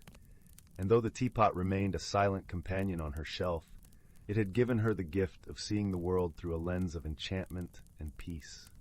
And so, Clara's days were filled with quiet joy, her nights with dreams as soft as the whispering winds. The village thrived in the warmth of her kindness, and the Curious Corner continued to offer secrets to those who dared to seek them. In the end, the teapot had been right all along. The true magic lay in the journey, in the heart, and in the gentle acts that bind a community together. And as Clara nestled into her bed each night, she knew she was exactly where she was meant to be, at peace with the ordinary, which was, after all, extraordinary in its own right. In a secluded woodland, cradled between gently rolling hills and a silver-threaded brook, lay a world untouched by time. The air was sweetened with the scent of cedar and pine, mingling with the earthy aroma of moss-covered stones. Sunlight filtered through the canopy, dappling the forest floor with patches of golden warmth, while the whisper of leaves in the breeze sang a lullaby known only to those who listened closely. In this enchanted place, where reality and magic danced hand in hand, lived a community of creatures whose lives were woven into the very fabric of the forest. Among them was a wise old tortoise named Thistle, whose shell was a tapestry of green and brown, as if painted by the forest itself. Thistle had lived many years and had seen the seasons change countless times, each cycle teaching him the delicate balance of nature's rhythm. One crisp autumn morning, as mist clung to the edges of the brook and the world seemed wrapped in a soft, silvery light, Thistle set out on his daily walk. His path led him through a carpet of fallen leaves, their vibrant hues of amber and crimson a cheerful contrast to the muted greens of the underbrush. As he ambled along, his eyes, wise and gentle, took in the subtle shifts of the forest preparing for winter's rest. Alongside Thistle, a sprightly squirrel named Pippin hopped from branch to branch, his bushy tail flickering like a flame in the morning sun. Pippin was young and full of curiosity, his eyes wide with wonder at the world around him. He had befriended Thistle in the early days of spring, drawn to the tortoise's calm demeanor and endless stories of the forest's lore. As they journeyed together, Pippin, with an infectious enthusiasm, asked, "Thistle, how does the forest know when to change? The trees shed their leaves, the air grows cold, and the animals prepare their nests. It seems like magic." Thistle chuckled, a rich sound that rumbled like distant thunder. "Ah, young Pippin, the forest indeed holds its magic, but it is a magic born of wisdom and time. Each creature, each tree has its role, guided by the whispers of the seasons." Their walk took them to the edge of the brook, where the water's surface mirrored the sky's shifting colors, a canvas of blue and white with hints of orange and pink. Here they paused, listening to the gentle babble of the stream as it wound its way through the forest, carrying secrets from the mountains to the sea. Thistle continued, "The forest listens to the wind, to the sun, and even to the stars. It understands when the days grow shorter and the nights longer. The trees, with their deep roots, feel the change in the earth, and they speak to one another through whispers of the soil." Pippin's eyes sparkled with fascination. "Do they really speak, Thistle?" "In their own way, yes," Thistle replied. "The trees share their wisdom, passed down through generations. They tell of storms weathered and sunlight embraced, teaching resilience and patience. Just as I share stories with you, the forest shares its tales with those who choose to listen." As they spoke, a gentle breeze swept through the trees, carrying with it a hint of winter's chill. The leaves rustled, a soft symphony that joined the brook's song, and in that moment, Pippin felt the harmony of the forest, a living, breathing entity, where each part played its role in a grand, eternal dance. With a newfound understanding, Pippin scampered ahead, eager to share this wisdom with his friends. Thistle watched him go, a fond smile on his lips, knowing that the young squirrel would carry the forest's magic into the future. As the sun dipped lower in the sky, painting the world in hues of lavender and rose, Thistle turned back toward his home. The forest, now bathed in the soft glow of twilight, felt alive with possibility. For in this hidden world, where the boundaries between reality and magic blurred, the wisdom of the ages was entrusted to those who cherished and respected its secrets. And so the forest thrived, a testament to the beauty of balance and the power of friendship, where each creature, great and small, played their part in the wondrous cycle of life. As night fell, the stars emerged, twinkling in the velvet sky, their light a promise of the dreams yet to come, and the stories yet to be told. In a quaint village nestled amidst rolling green hills and golden fields of barley, there lived a young girl named Lila. Lila had a heart full of dreams, and eyes that sparkled with curiosity. Her village was a lovely place where every morning dewdrops gleamed like tiny jewels on the grass, and the air was filled with the sweet scent of blooming honeysuckle. Yet Lila often found herself gazing beyond the horizon, wondering what lay beyond the familiar landscape she knew so well. One misty morning, as the first light of dawn painted the sky with hues of pink and purple, Lila decided it was time to follow her heart and explore the world beyond her village. Clad in a cozy cloak of deep blue, she set off down the winding path that led through the whispering woods, carrying nothing but a small satchel filled with fresh bread and a flask of warm tea. The path led her into the heart of the forest, where sunlight filtered through the thick canopy above, casting dappled patterns on the forest floor. The air was cool and filled with the gentle rustling of leaves and the distant melody of a brook. As Lila walked, she marveled at the towering trees, their trunks covered in soft emerald moss, and the delicate wildflowers that lined the path, their petals glistening with dew. As she ventured deeper into the woods, Lila came upon a clearing bathed in sunlight, where a peculiar sight greeted her eyes. It was a grove of trees unlike any she had ever seen. Their bark shimmered like silver, and their leaves were the color of a summer sky. At the center of the grove stood a magnificent tree. its branches stretching wide and high, adorned with luminescent fruit that glowed softly like lanterns in the twilight. Drawn by an irresistible curiosity, Lila approached the tree. As she neared, she noticed a small, gentle creature nestled among the roots. It was a creature of wonder, with soft, iridescent fur that shifted colors like a rainbow, and eyes as bright as stars. It looked up at Lila with a friendly smile and spoke in a voice as soothing as a lullaby. "Welcome, dear traveler," the creature said. "I am the keeper of the grove, and these trees have stood here since time began. Few have ventured here, and fewer still have returned with tales of their journey." Lila felt a sense of peace wash over her as she listened to the creature's words. She sat beside it, sharing her bread and tea, and told it of her village and her longing to explore the world. The keeper listened intently, nodding with understanding. "You have a brave heart, Lila," it said kindly. "To seek the unknown is to embrace the beauty of life itself. This grove holds many secrets and wonders, and I sense it has much to teach you." Encouraged by the keeper's words, Lila decided to explore the grove further. As she wandered among the silver-barked trees, she discovered a stream flowing with shimmering water that sang softly as it danced over smooth stones. She dipped her fingers into the water, feeling its cool caress, and noticed tiny, glowing fish darting playfully beneath the surface. Continuing her exploration, Lila came upon a small hill crowned with wildflowers. As she climbed to the top, she was greeted by a breathtaking view. The grove stretched out below her, a sea of silver and blue, with the great tree at its heart. Beyond the grove, the forest continued, a tapestry of greens and browns, and in the distance she glimpsed the peaks of mist-shrouded mountains. Feeling a newfound sense of courage and wonder, Lila descended the hill and returned to the keeper. She found it waiting with a gentle smile, its eyes filled with warmth and wisdom. "You have discovered much today, Lila," the keeper said.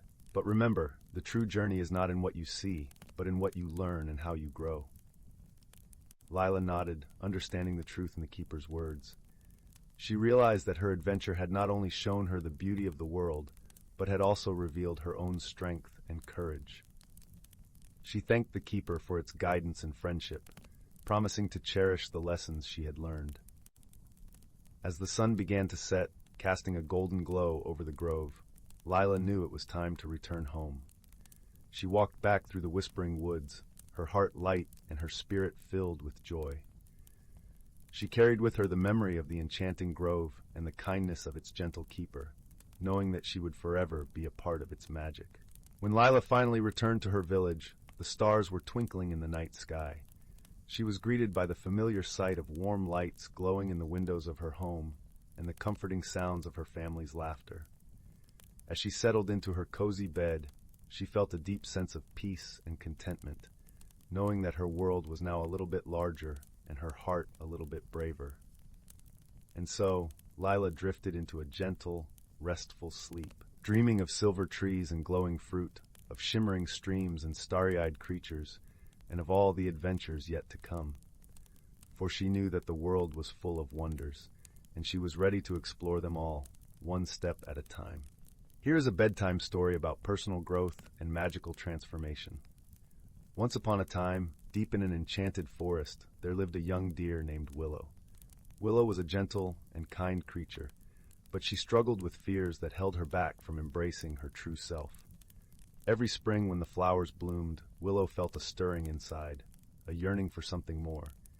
But the familiar paths and shady glades felt so safe and comfortable. Even though her spirit longed to explore the mysteries beyond the forest's edge, her hooves felt rooted to the ground.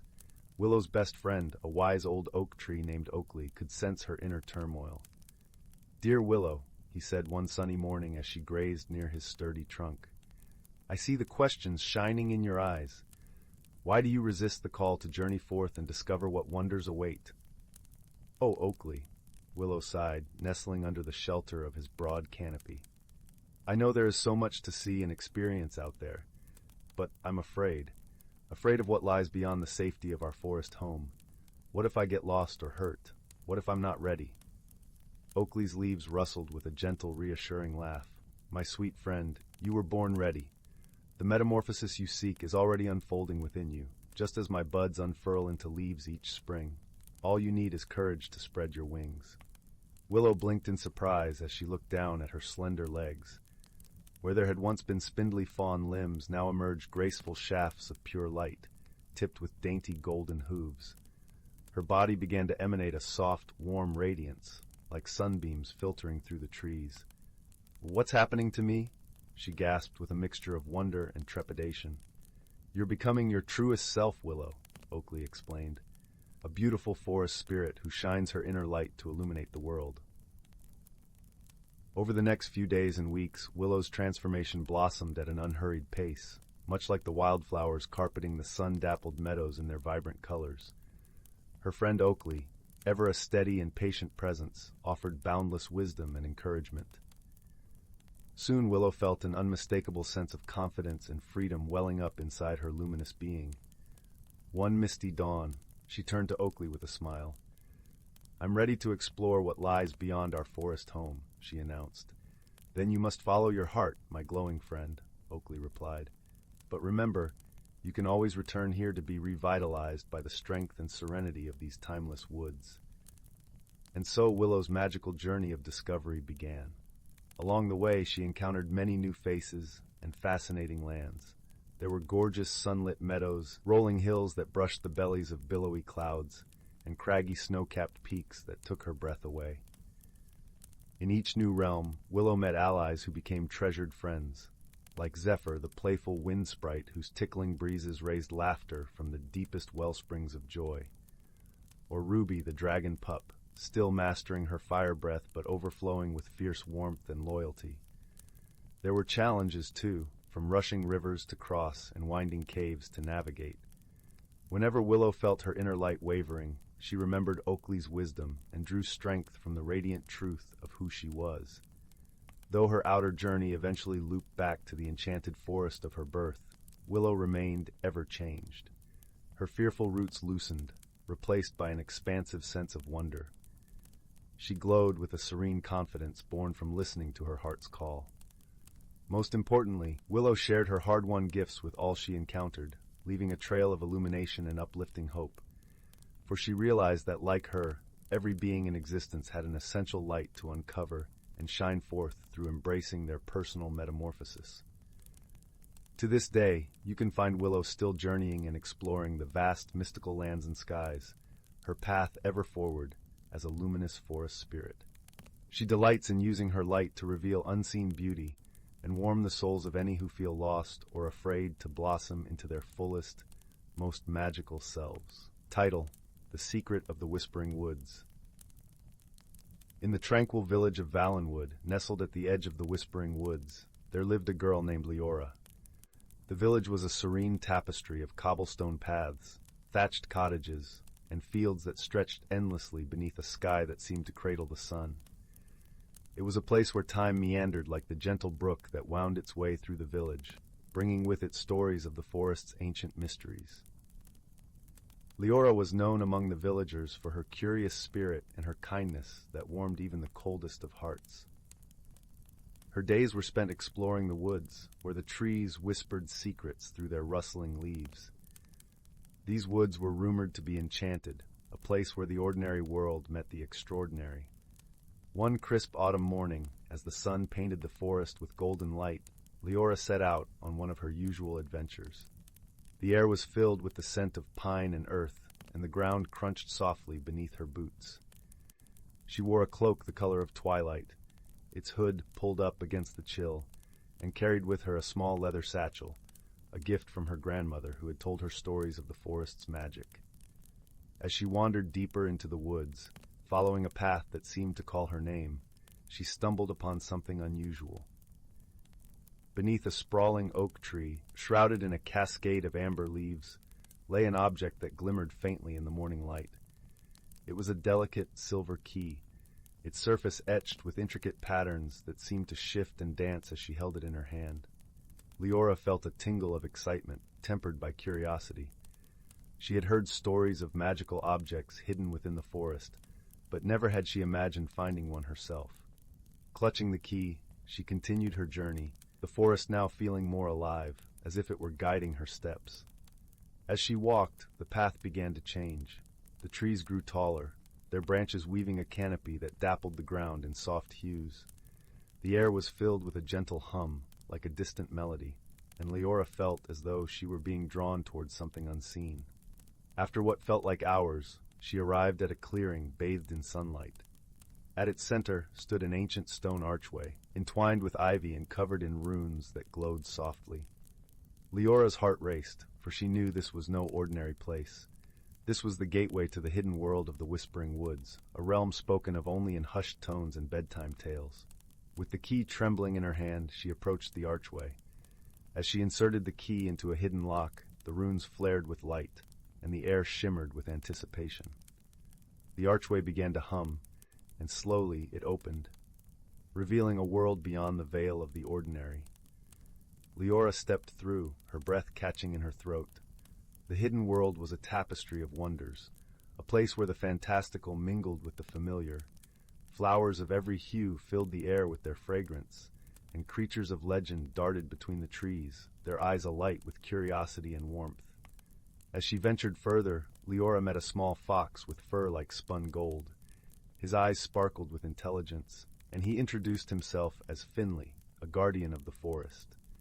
Finley explained that the key she had found was one of the forest keys, magical objects that maintained the balance between the two worlds. Each key was entrusted to a guardian, chosen by the forest itself. Leora listened with rapt attention, her heart swelling with wonder at the responsibility that had been bestowed upon her.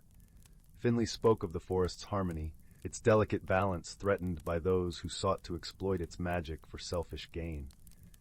The keys, he said, were the forest's way of ensuring that only those with pure hearts could access its secrets.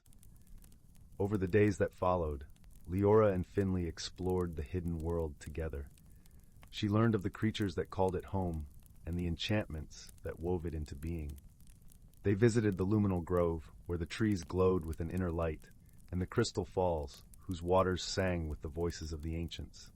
Each place was a marvel, a testament to the forest's magic and its enduring beauty. Yet, as much as Leora marveled at the wonders around her, she was also aware of the responsibility she bore. The key she had found was a symbol of trust, a bond between her and the forest. It was a promise to protect this hidden world and to ensure its secrets were kept safe from those who would do it harm. One evening, as the setting sun painted the sky with hues of rose and gold, Leora and Finley sat beside a babbling brook. The air was cool, and the forest was filled with the gentle songs of night creatures waking to the twilight. Leora, Finley began, his voice soft with the weight of what he was about to say. The forest chose you for a reason. It sensed the kindness in your heart and the strength in your spirit. But this journey isn't just about protecting the forest. It's also about discovering who you are and what you are capable of. Leora listened, the warmth of Finley's words settling over her like a comforting blanket. She knew what he said was true. The forest was a part of her now, as much as she was a part of it. In its depths, she had found a sense of belonging, a connection to something greater than herself. As the days turned to weeks, Leora's bond with the forest deepened. She learned to listen to its whispers, to understand its needs and desires. She discovered a strength within her that she had never known, a quiet resilience that allowed her to face the challenges that came her way. But not all who entered the forest were as kind-hearted as Leora. One day, while exploring a secluded glen, she encountered a stranger. He was a tall man with a sharp gaze and an air of mystery about him. His presence unsettled her, for she sensed an undercurrent of darkness in his intentions. The man introduced himself as Marcellus, a traveler seeking the forest's secrets. He spoke in a smooth, persuasive voice, weaving tales of exploration and discovery. Yet beneath his words, Leora sensed a hunger, a desire to possess the magic of the forest for himself. Leora knew she had to protect the forest from Marcellus's greed. She and Finley devised a plan to guide him away, using the forest's enchantments to create illusions that would lead him astray. It was a delicate dance, one that required all of Leora's ingenuity and the forest's magic. Through patience and cleverness, they managed to divert Marcellus, leading him in circles until he grew weary and confused. Frustrated, he eventually left the forest, his ambitions thwarted by the very magic he sought to control. With Marcellus gone, peace returned to the forest. The creatures resumed their songs, and the trees sighed with relief. Leora had proven herself a true guardian, her wisdom and kindness shielding the hidden world from harm. As the seasons changed, Leora continued her guardianship, learning and growing with each passing day.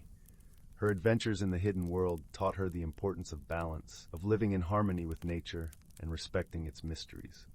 One day, as she sat beneath a willow tree, watching the sun set over the horizon, she realized how much she had changed. The girl who had first wandered into the whispering woods was still there, but she had grown into someone wiser, someone more attuned to the world around her. In time, Leora became a legend in Valenwood, her tales of the hidden world inspiring generations to come. She remained a guardian of the forest, a bridge between the two worlds, ensuring that its secrets were preserved for those who would honor and cherish them. And so the Whispering Woods continued to thrive, its magic a beacon of hope and wonder in a world that sometimes forgot the beauty of the unseen. Leora's story was one of friendship and transformation, a testament to the power of kindness and the enduring magic of the world around us. As the firelight flickered and the stars began their nightly dance across the sky, Leora sat quietly, listening to the woods whispering their ancient secrets, knowing that she was exactly where she was meant to be.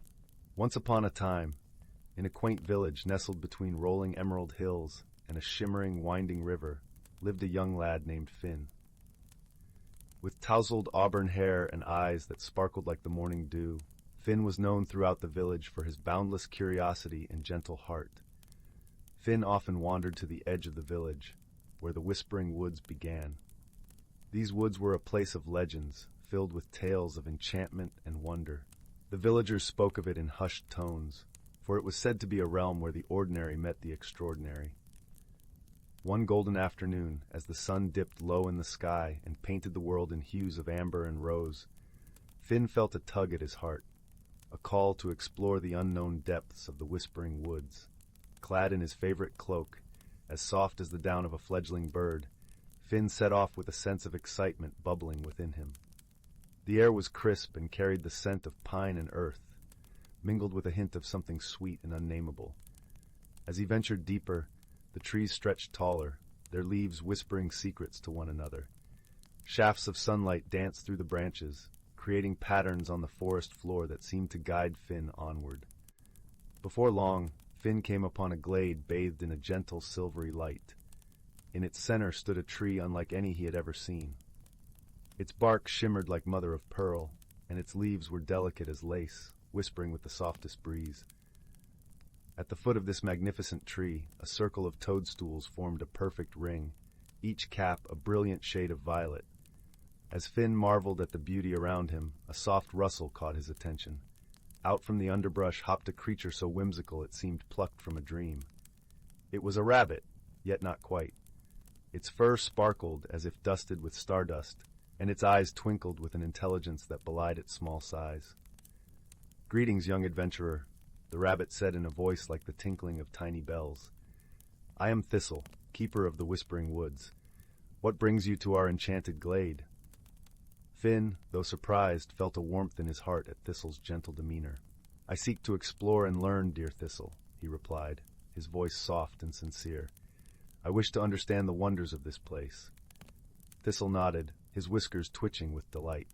"Then you shall," he said, "but remember, true exploration requires courage and a willingness to see with more than just the eyes." With that, Thistle bounded away, leaving a trail of twinkling lights in his wake. Finn followed, his heart beating with a mix of anticipation and joy. The path wound through the woods, leading Finn to a series of gentle challenges. First, he encountered a brook, where stepping stones gleamed like polished gems. As he crossed, each stone played a note, creating a melody that filled the air with a tranquility that soothed his soul. Next, a clearing opened up before him, where flowers of every hue swayed in a harmonious dance. Finn paused, admiring their beauty, when a breeze carried their soft voices to him. "To find your path, you must listen to the whispers of your heart," they chimed, their petals brushing against him like a comforting embrace. Finally, Finn arrived at a misty meadow where the air shimmered with anticipation. There he met an elder turtle named Sage, whose shell was etched with stories of time long past. "Ah, young Finn," Sage greeted, his voice deep and resonant as a distant drum. "You have journeyed far and learned much. But tell me, what is it you seek most?" Finn pondered Sage's question, feeling the warmth of the sun and the coolness of the grass. "I seek to understand the courage within me," he answered, realization dawning in his eyes like the first light of dawn. Sage nodded, a wise smile gracing his features. "Then know this, dear child," he said. "Courage is not the absence of fear, but the strength to face the unknown with an open heart." With those words, the meadow began to glow softly, as if the very earth was smiling upon Finn. He felt a sense of peace and fulfillment, knowing that his journey had revealed the courage that had always resided within him. As the sun dipped below the horizon, painting the sky with stars, Finn made his way back home, his heart a tapestry of wonder and newfound wisdom. The whispering woods had shared their magic with him, and he carried it in his heart, a gentle reminder of the beauty found in exploration and the courage to embrace the unknown. And so, under the watchful gaze of the moon, Finn drifted into a slumber as deep and serene as the night itself, dreaming of adventures yet to come and the friendships formed along the way. In the vast expanse of the cosmos, where stars shimmered like scattered diamonds across a velvet sky, lay a vibrant planet called Verdantia. Known for its lush, emerald landscapes and gentle rolling hills, Verdantia was home to the Verdantii, a race of beings with skin that mirrored the deep green of their surroundings. The Verdantii were peaceful creatures, thriving in harmony with nature, their hearts as open as the endless sky above them. On a day when the sun painted the horizon with strokes of amber and rose, a peculiar event unfolded. A small, glimmering spacecraft descended from the heavens, its hull reflecting the colors of the sky. It landed softly in a meadow, its entrance hatch opening with a gentle hiss. From the vessel emerged a being unlike any the Verdanti had seen before. This visitor was from the planet Crystallon, known for its shimmering ice cities and the ethereal beings who dwelled there, the Crystalli. The Crystalli were beings of light and crystal, their bodies refracting the light in a dazzling array of colors. This particular Crystalli, named Lyra, stood cautiously at the edge of the spacecraft, her crystalline form catching the setting sun's rays in a spectacular display. Nearby, a young Verdanti named Joran watched with curiosity from the cover of a leafy thicket. Joran was known among his people for his boundless curiosity and gentle spirit. Seeing Lyra, he felt a mix of wonder and apprehension. Gathering his courage, he stepped forward, his movements slow and deliberate, so as not to startle the visitor. "Greetings," Joran called softly, his voice as soothing as the rustle of leaves in a gentle breeze. "Welcome to Verdantia." Lyra turned, her eyes wide with surprise, the colors within her shifting like a kaleidoscope. "Hello," she replied, her voice a melodic chime. "I am Lyra, from Crystallon." As they began to converse, it quickly became apparent that their differences extended beyond mere appearance. Lyra's world was one of precision and logic, where emotions were often subdued beneath layers of crystalline perfection. Verdantia, in contrast, was a world of feelings and intuition, where the heart guided the hands as much as the mind did. Their initial attempts at communication were fraught with misunderstandings. When Joran spoke of the warmth of the sun and the joy of feeling the earth beneath his feet, Lyra struggled to comprehend. To her, warmth was a rare luxury, and the concept of feeling connected to the ground was foreign. Conversely, when Lyra described the way light danced through the crystal towers of her home, Joran found it challenging to envision such a place, where everything was as bright and hard as diamond. Despite these challenges, a bond began to form between them, woven together through their shared curiosity. They spent their days exploring the verdant fields and whispering forests, learning from one another. Joran taught Lyra to appreciate the simple joys of a sunlit morning and the rustling symphony of leaves. In return, Lyra shared stories of her ice-clad world, painting vivid pictures with her words that brought a touch of Crystallon to Verdantia. One afternoon, as they wandered through a meadow awash in wildflowers, a sudden storm rolled in from the distant mountains. The sky turned a deep, stormy gray, and rain began to fall in heavy sheets. The wind howled, bending the trees and sending ripples across the fields. Joran, accustomed to such weather, found shelter beneath a great, spreading tree. He beckoned to Lyra, who hesitated, her crystalline form not built to withstand the force of the storm. Seeing her reluctance, Joran reached out, offering his hand. "Trust me," he said, his eyes warm with reassurance. With a flicker of uncertainty, Lyra took his hand, and together they made their way to the shelter of the tree. There, as rain drummed a steady rhythm on the leaves above, Joran shared stories of storms past, of how they would pass and leave the world renewed and vibrant. Lyra listened, feeling the warmth of his words seep into her being. In that moment, she understood something new, the strength that came from sharing burdens, the comfort of companionship. It was a lesson her world had never taught her, but one that Verdantia offered freely. As the storm subsided and the sun broke through the clouds, painting the world in shades of gold and silver, Joran and Lyra emerged from their shelter. The air was fresh and crisp, carrying the scent of rain-kissed earth. Together, they walked through the glistening meadow, their steps in harmony. In the days that followed, their friendship deepened. They learned to see beyond their differences, finding strength in their diversity. Joran marveled at Lyra's ability to bring light into the darkest of places, while Lyra cherished Joran's endless capacity for wonder and his unwavering kindness. Through shared challenges and moments of mutual support, they discovered the true meaning of friendship, a bond that transcended worlds and differences, a connection that was as enduring as the stars themselves. And so, in the heart of the cosmos, under the vast canopy of the universe, a Verdantia and a Crystali stood side by side, their friendship a testament to the power of understanding and the beauty of embracing the unknown. Together, they learned that while they came from different worlds, their hearts beat in harmony, united by a shared journey and the discovery of a friendship that would last a lifetime. As the sun set on another day, casting long shadows across the land, Joran and Lyra sat side by side on a hillside, watching as the stars began to twinkle in the deepening sky. The air was crisp and cool, carrying the faint scent of blooming night flowers. It was in this serene moment that they both realized how much they had grown, not just in understanding, but in spirit. "Joran," Lyra began, her voice a gentle melody in the quiet evening, "I never imagined I would find such warmth and acceptance so far from home. You've taught me that there's so much more to the universe than I ever knew." Joran smiled, his eyes reflecting the starlight. "And you've shown me the beauty in things I've never seen, Lyra. Our worlds may be different, but our hearts are not." They sat in companionable silence for a while, watching the stars dance across the sky. It was a silence filled with unspoken words and shared understanding, a testament to the bond they had forged. In time, Lyra knew she would have to return to Crystalon.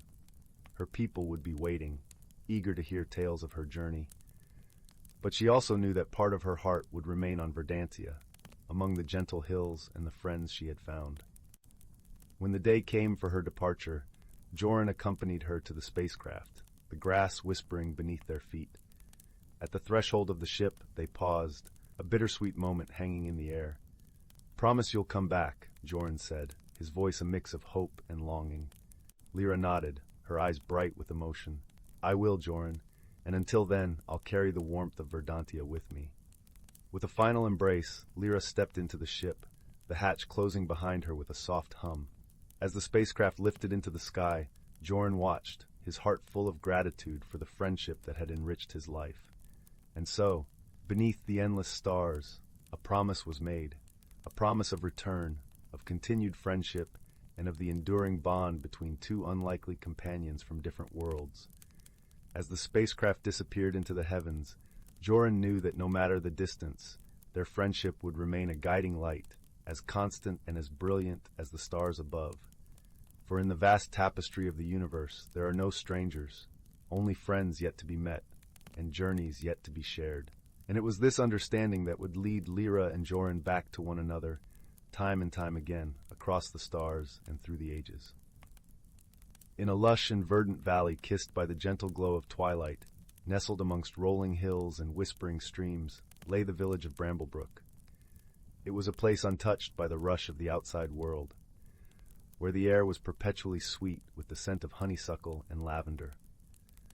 The cobblestone paths wound gracefully between quaint, thatched-roof cottages, each adorned with vibrant flower boxes overflowing with blooms of every imaginable hue. The heart of Bramblebrook was its market square, a lively yet serene hub where villagers gathered to exchange goods, stories, and laughter. In the center stood a grand old oak tree, its branches stretching wide, offering shade and a sense of timelessness. Beneath this ancient tree sat an equally ancient bench, worn smooth by countless tales told and secrets shared. One evening, as the sun dipped below the horizon, painting the sky in shades of peach and gold, a peculiar event began to unfold.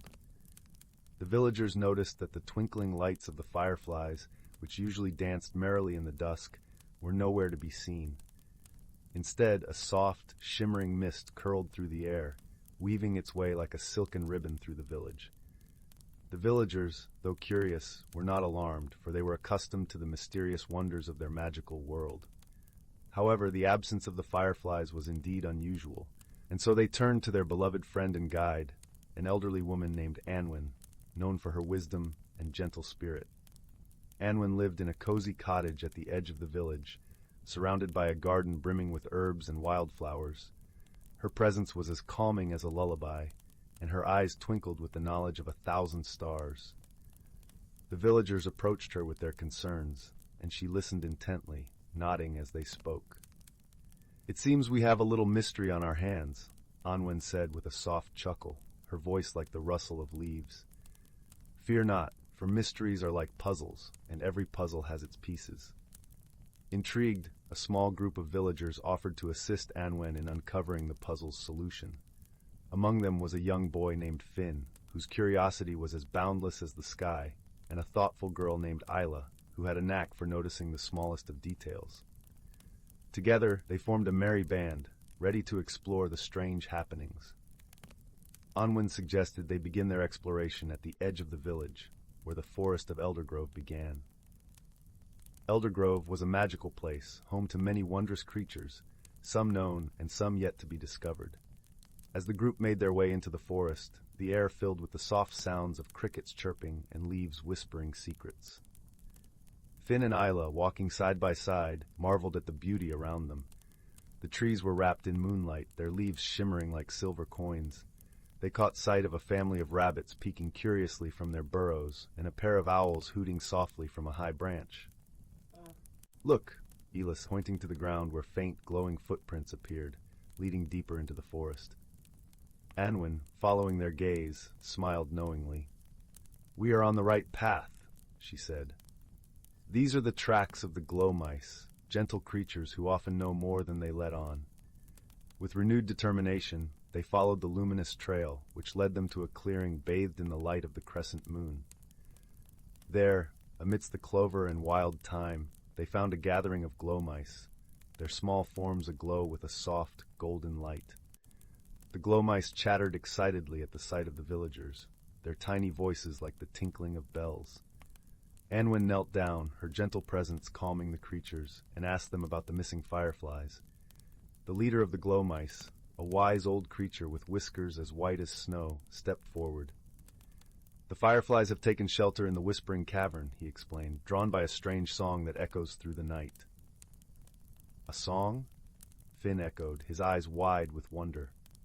"What kind of song?" "It is a melody both beautiful and enchanting," the glow mouse replied. "But it is not of this world, and it unsettles the fireflies, drawing them away from their dance." The group thanked the glow mice for their help and set off towards the Whispering Cavern, a place known for its echoes and mysterious acoustics. As they approached, the air grew cooler, and the sound of the strange melody reached their ears, a haunting yet lovely tune that seemed to weave its way into their very souls. At the entrance of the cavern, they paused, listening intently. The song was indeed captivating, like the gentle lapping of waves upon a shore, and it seemed to come from deep within the heart of the earth. Anwen, ever wise, suggested they proceed with care. "Let us find the source of this melody," she said, "for it may hold the key to our mystery." With lanterns casting warm pools of light, they ventured into the cavern. The walls glimmered with crystals, capturing the light and reflecting it in a dazzling display. The melody grew stronger, guiding them deeper, until they reached a vast chamber where a small, luminous pool lay at its center. Hovering above the pool was a creature unlike any they had ever seen, a spirit of the water, its form shifting like liquid moonlight. It sang softly, its voice the very essence of tranquility. The spirit noticed the villagers and paused, its song fading into silence. "Welcome, kind travelers," it spoke, its voice echoing softly. "I did not mean to trouble the fireflies. I sang to remember my home, far beyond the stars." Anwen stepped forward, her heart full of compassion. "We understand," she said gently. "Perhaps you might share your song with the world above, where all can hear and join in your melody." The spirit considered her words, its form shimmering with thought. "That would be lovely," it replied at last, "to sing under the open sky, where the moon and stars can hear my song." With the villagers' encouragement, the spirit rose from the pool, its song swelling once more, this time with joy and gratitude. Together, they returned to the village, where the spirit's melody filled the air, a harmonious blend with the night. The fireflies, drawn by the new harmony, returned to their dance, their lights twinkling like stars fallen to earth. The villagers gathered in the market square, their hearts lifted by the beauty of the night. And so the mystery was resolved, not through force or fear, but with understanding and kindness. The spirit found a new home in Bramblebrook, where it sang each night, accompanied by the fireflies, the glow mice, and the whispers of the ancient oak. As the villagers retired to their homes, the world outside their windows was a symphony of light and song. Finn and Isla, nestled beneath warm quilts, closed their eyes, their dreams filled with the magic of the night. And in the heart of Bramblebrook, beneath the starlit sky, the spirit sang on, its melody a gentle promise of peace and wonder, weaving through the dreams of all who listened. Once upon a time, in a cozy village nestled among rolling hills and whispering forests, strange things began to happen. It started small, a misplaced book here, a mysteriously unraveled knitting project there. Villagers woke to find their gardens gently rearranged, or household objects swapped between neighbors' homes. The occurrences were odd but harmless, sparking more curiosity than concern. Young Emma loved a good puzzle, so she paid close attention, determined to get to the bottom of these quirky happenings. With her ever-present notebook and a keen eye for detail, she spent hours observing and documenting every inexplicable event. One crisp autumn morning, Emma woke to find her bedroom subtly redecorated, her stuffed animals lined up in size order, her books color-coded on the shelf. She gasped in delight, recognizing the telltale signs of mischievous magic at work. "Brownies!" she exclaimed to her cat Jasper, who regarded her with wise, golden eyes. In the legends, brownies were shy household sprites who craved order and loved to lend a hand with chores and tidying up when the mood struck them. Determined to meet these elusive creatures, Emma stayed up late into the night, snuggled under her quilt with Jasper, keeping watch. Just as the moonlight filtered through her curtains, she spotted a flicker of movement. 3 tiny figures emerged from the shadows, their wispy forms glowing with an inner light. "Oh, you startled us," one brownie said, wringing his hands. "We were just trying to help." Emma beamed. "Thank you, I could use a bit of extra tidying. But please, don't be frightened. I've always wanted to meet brownies. I'm Emma, and this is Jasper." The brownies visibly relaxed at her warm welcome. Over bowls of warm milk and fresh-baked cookies, they became fast friends. Emma learned their names were Willow, Oak, and Bramble, and they simply couldn't resist using their magic to spread a little extra order and coziness wherever they went. From then on, Emma shared her home with the 3 brownies, trading stories and listening to their sage brownie wisdom late into the night. Though the rest of the village never saw them, Emma's friends and family noticed her renewed zest for life, her homework completed ahead of schedule, and an ever-present glow of contentment. When asked her secret, Emma would simply smile and say, "I have some very helpful friends." The strange occurrences continued, bringing more curiosity and wonder than fright to the village. Sometimes the simplest magic is recognizing the extraordinary in the ordinary and keeping an open heart and mind to life's delightful little mysteries. Once upon a time, in a quaint little village nestled between lush rolling hills and a sparkling, winding river, There was a small cottage with a thatched roof and ivy creeping up its stone walls. Inside this cottage lived a young girl named Lila. Lila had hair the color of chestnuts and eyes reminiscent of the autumn sky, a deep and thoughtful blue. She lived with her grandmother, a kindly woman known throughout the village for her wisdom and her stories, which she shared warmly by the fireside. One crisp autumn afternoon, as the leaves danced playfully to the ground, Lila was helping her grandmother tidy the attic. It was a place filled with the aroma of cedar and the quiet whispers of history, where boxes piled high held memories long forgotten. As Lila dusted off an old wooden trunk, her fingers brushed against something cool and metallic. Curious, she lifted the lid and discovered a small, intricately carved compass. Its brass surface glinted softly in the dim light filtering through the attic's single window. But this was no ordinary compass. Instead of pointing north, its needle spun gently, as if beckoning Lila to follow. "Grandmother, look at this!" Lila exclaimed, her voice a mix of surprise and wonder. Her grandmother approached, her eyes twinkling with a secret knowledge. "Ah, the whispering compass," she said softly. "I wondered when it would find you." Lila's heart skipped a beat. "Whispering compass?" Her grandmother nodded, settling into an old rocking chair, the wood creaking familiarly under her weight. "This compass belonged to your great-grandfather. It does not guide you to places, but to truths. It leads the way to answers you seek, but only if you listen closely and trust its wisdom." Intrigued and a little apprehensive, Lila slipped the compass into her pocket. That night, as the stars sprinkled the sky like sugar, she lay awake, the compass resting on her bedside table, its needle casting gentle shadows in the moonlight. The next morning, with the first light of dawn painting the sky in gentle hues of pink and gold, Lila decided to follow the compass's call. She dressed warmly, wrapped a soft woolen scarf around her neck, and set off, the compass cradled in her hands. The needle spun slowly, then settled, pointing towards the forest that bordered the village. The forest was a place of mystery, where sunlight filtered through the canopy in shimmering patches, and the air was alive with the scent of pine and earth. As Lila ventured deeper, she met her first companion, a wise old owl perched upon a low-hanging branch. His feathers were a rich tapestry of browns and whites, and his eyes shone with the wisdom of ages. "Where are you headed, young one?" the owl hooted gently. "I'm following this compass," Lila replied, showing him the magical instrument. The owl nodded sagely. "Ah, the journey of truth. Remember, when the road seems unclear, wisdom will light the way." With a grateful smile, Lila continued on her path. The forest began to thicken, and soon she found herself at a small, bubbling brook.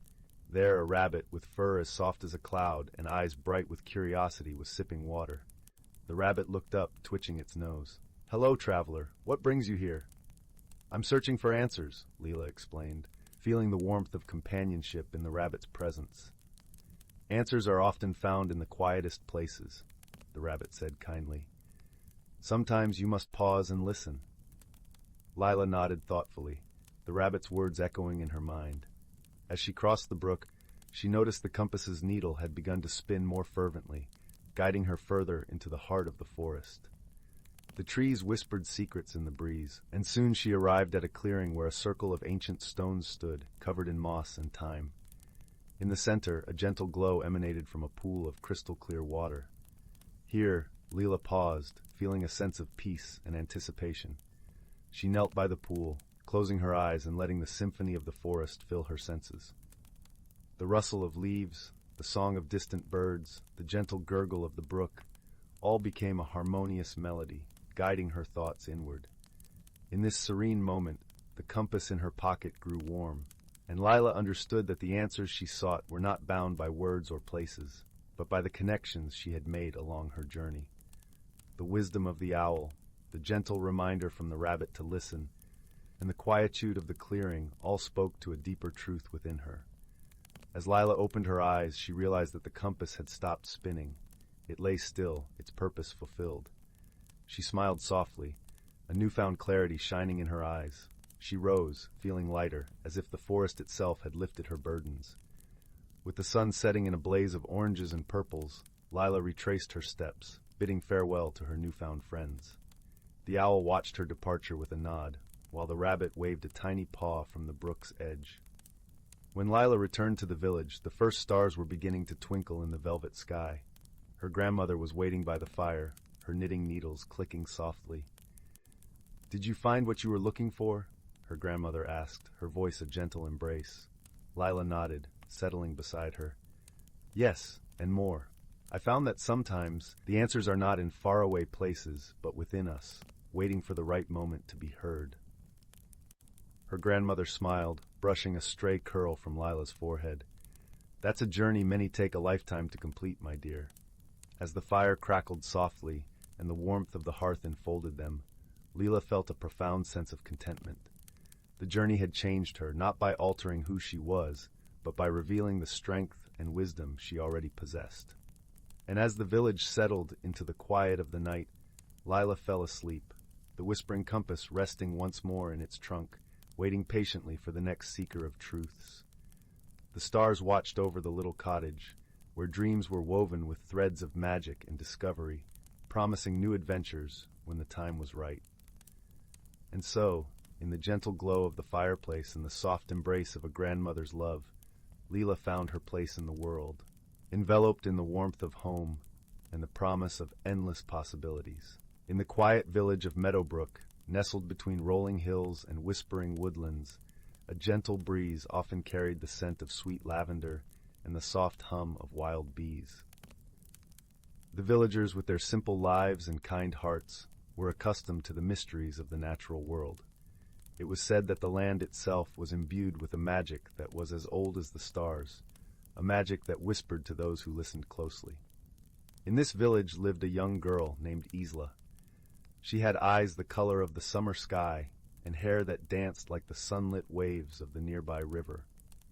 Isla was known for her curious heart and her gentle spirit. Her days were spent exploring the fields and forests around Meadowbrook, always searching for the wonders that lay hidden in the shadows of the trees and the songs of the streams. One crisp autumn morning, as golden leaves tumbled from the trees and the air was filled with the earthy scent of harvest, Isla set out on a new adventure. She followed the path along the riverbank, her feet crunching on the carpet of leaves, until she reached the edge of the Enchanted Wood. This was a place of legends where the sunlight danced through the canopy, casting dapples of light on the forest floor, and the air was alive with the whispers of ancient secrets. As she ventured deeper into the wood, Isla noticed a faint glimmer among the roots of an old oak tree. Curiosity piqued, she knelt down and gently brushed away the leaves and soil. There, nestled among the gnarled roots, lay an object unlike any she had seen before. It was a small, intricately carved wooden box, its surface etched with delicate patterns of leaves and stars that seemed to shimmer with an inner light. Isla lifted the box, feeling its warmth against her palms, and carefully opened it. Inside, resting on a bed of soft moss, was a tiny silver key. It was exquisitely crafted, with intricate designs that spiraled down its length, and a gemstone embedded in its handle that glowed with a soft, ethereal light. Isla felt a flutter of excitement and wonder. She knew at once that this key was no ordinary object. It was a doorway to something extraordinary. With the key tucked safely in her pocket, Isla continued her journey through the Enchanted Wood. The forest seemed to come alive around her, the birds singing sweet melodies and the leaves whispering secrets of times long past. As she wandered, she felt a growing sense of connection with the world around her, as if the key had unlocked not just a mystery, but a part of her own heart. The sun dipped lower in the sky, casting long shadows across the forest floor, when Isla came upon a clearing she had never seen before. In its center stood an ancient stone archway, covered in ivy and moss, its surface etched with the same patterns that adorned the wooden box. Ila's heart quickened as she realized the key in her pocket was meant for this very place. Taking a deep breath, she approached the archway and inserted the key into a hidden lock. With a gentle turn, the key clicked and the archway shimmered with light. A soft, inviting glow filled the clearing, and a doorway appeared within the arch, revealing a lush, vibrant world beyond. Stepping through the archway, Isla found herself in a breathtaking garden, filled with flowers that glowed with an inner light, their petals shimmering in every color of the rainbow. The air was filled with the sweet scent of blossoms and the gentle hum of bees, and a stream of crystal-clear water wound its way through the garden, its surface sparkling in the sunlight. In the heart of the garden stood a magnificent tree, its branches reaching high into the sky and its trunk wide and sturdy. Isla felt drawn to it, as if it were calling to her. As she approached, she noticed a figure seated beneath its boughs. It was a boy, about her age, with hair as dark as the night and eyes that glimmered like stars. The boy looked up as she approached, a warm smile lighting up his face. "Welcome, Isla," he said, his voice gentle and kind. "I am Kai. This garden is a special place, hidden from the world but connected to it in many ways.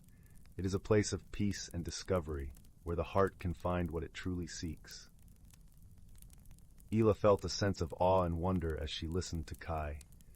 She sensed that he, like the garden, was a part of the magic that surrounded them. She spent the afternoon exploring the garden with him, discovering its many wonders and secrets. They found a pond where colorful fish danced beneath the surface and a grove of trees that sang with the wind. Everywhere they went, the garden seemed to come alive with joy. As the sun began to set, painting the sky with hues of pink and gold, Isla and Kai returned to the great tree.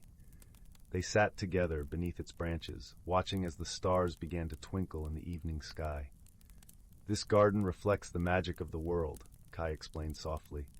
"It shows us the beauty that lies within and around us, the connections we share with all living things. And it reminds us that we are never truly alone, for we are all part of something greater." Isla felt a warmth spread through her heart, a sense of belonging and peace. She realized that the key she had found was not just a key to a hidden world, but a key to understanding herself and her place in the world. She had discovered a friendship that defied expectations, a connection that transcended the ordinary. As the night deepened, Isla knew it was time to return to Meadowbrook. She promised Kai she would visit again, and he gave her a small pendant shaped like a leaf, a token of their friendship and a reminder of the magic they shared. With the pendant around her neck and the key safely in her pocket, Isla stepped back through the archway, emerging once more into the enchanted wood. The forest was quiet now, bathed in the soft glow of moonlight, and the path home seemed to welcome her with open arms. As she walked back to the village, Isla felt changed. She carried with her the lessons of the garden and the warmth of her new friendship. She knew that the magic of the world was not something to be found, but something to be embraced and shared. When Isla finally reached her home, the village was still and peaceful, the stars shining brightly overhead. She climbed into bed, the pendant resting against her heart, and drifted into a deep, restful sleep, her dreams filled with the wonders of the garden and the gentle laughter of her new friend. From that day forward, Isla's adventures in the Enchanted Wood became a cherished part of her life. She often visited the garden, each time discovering new marvels and deepening her friendship with Kai. And in the quiet moments, when the world was still, she would hold the pendant and remember the lessons of the garden.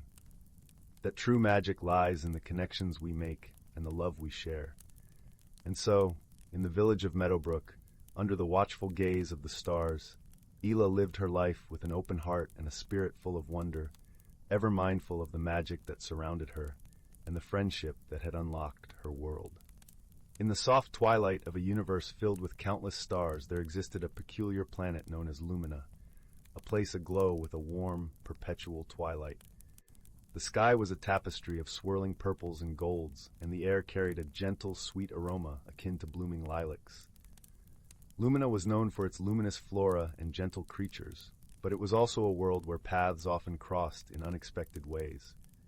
On one such evening, when the sky shimmered with the brilliance of 1,000 tiny moons, two travelers found themselves in a serendipitous meeting. The first was a young being named Zephyr, hailing from the airy plains of Arion, a planet where the winds sang songs of old and every creature was gifted with wings. Zephyr's feathers were a soft azure, and his eyes sparkled with curiosity and wonder. His heart longed for adventure, to see beyond the horizon of his windswept home. The second was a wanderer named Mira, from the oceanic depths of Nereida, a world where the seas glowed with bioluminescent life.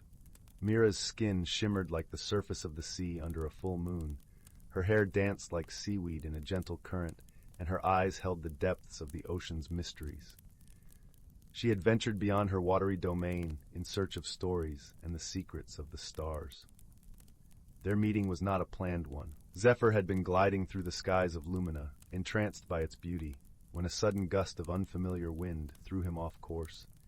He landed, rather ungracefully, in a clearing where Mira was setting up camp for the night.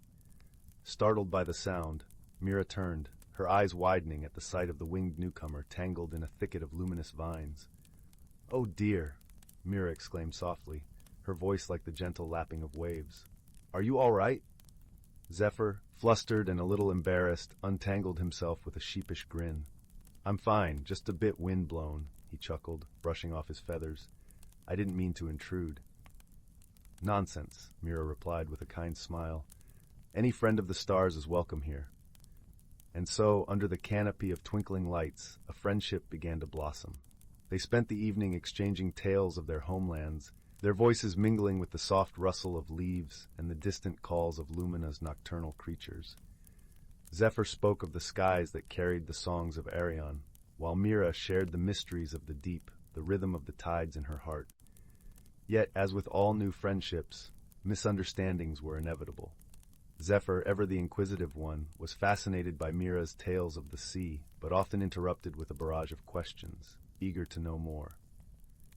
Mira, unused to such interruptions, found herself growing frustrated, feeling that her stories were being lost in the whirlwind of Zephyr's curiosity. One evening, as they sat by a shimmering brook that wound its way through the forest, Mira's patience wore thin.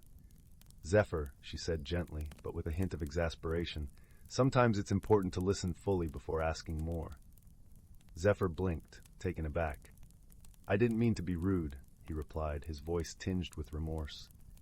I find your stories so fascinating that I can't help myself."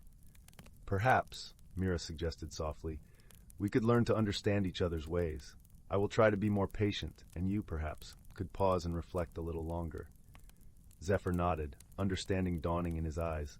"I'll do my best," he promised, and they shared a warm, comforting silence, the brook's gentle babbling filling the space between them. Their bond grew stronger as they faced shared challenges in the days that followed. Lumina, for all its beauty, held its own mysteries and obstacles.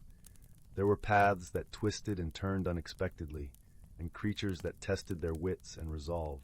One such moment came when a sudden storm swept across the land, with winds that howled like lost spirits and rain that fell like a curtain of silver. They found themselves seeking shelter in a cave, the entrance hidden by a cascade of glowing vines. Inside, the storm's fury was muted, replaced by the soft echoes of their breath and the distant rumble of thunder. Zephyr, who was used to dancing with the winds, felt a pang of unease in the confined space. Mira, sensing his discomfort, placed a reassuring hand on his shoulder. "It's all right," she murmured, her voice a soothing balm. "We'll weather this storm together." Zephyr nodded, grateful for her presence. "Thank you," he whispered, his heart warming at the gesture. As the storm raged on, they shared stories to pass the time, each learning to appreciate the other's perspective. Zephyr listened more intently, finding joy in the rhythm of Mira's words, while Mira found herself swept up in Zephyr's enthusiasm, his questions now a welcome part of their conversations. When the storm finally passed, they emerged from the cave to find the world washed anew, the air crisp and fragrant. They laughed together, feeling a renewed sense of camaraderie, their friendship strengthened by the trials they had faced. Their journey continued, with each day bringing new wonders and lessons. They learned to navigate the challenges of Lumina, drawing strength from each other, their bond a testament to the power of understanding and support. One evening, as they sat atop a hill, watching the stars dance in the sky, Mira turned to Zephyr.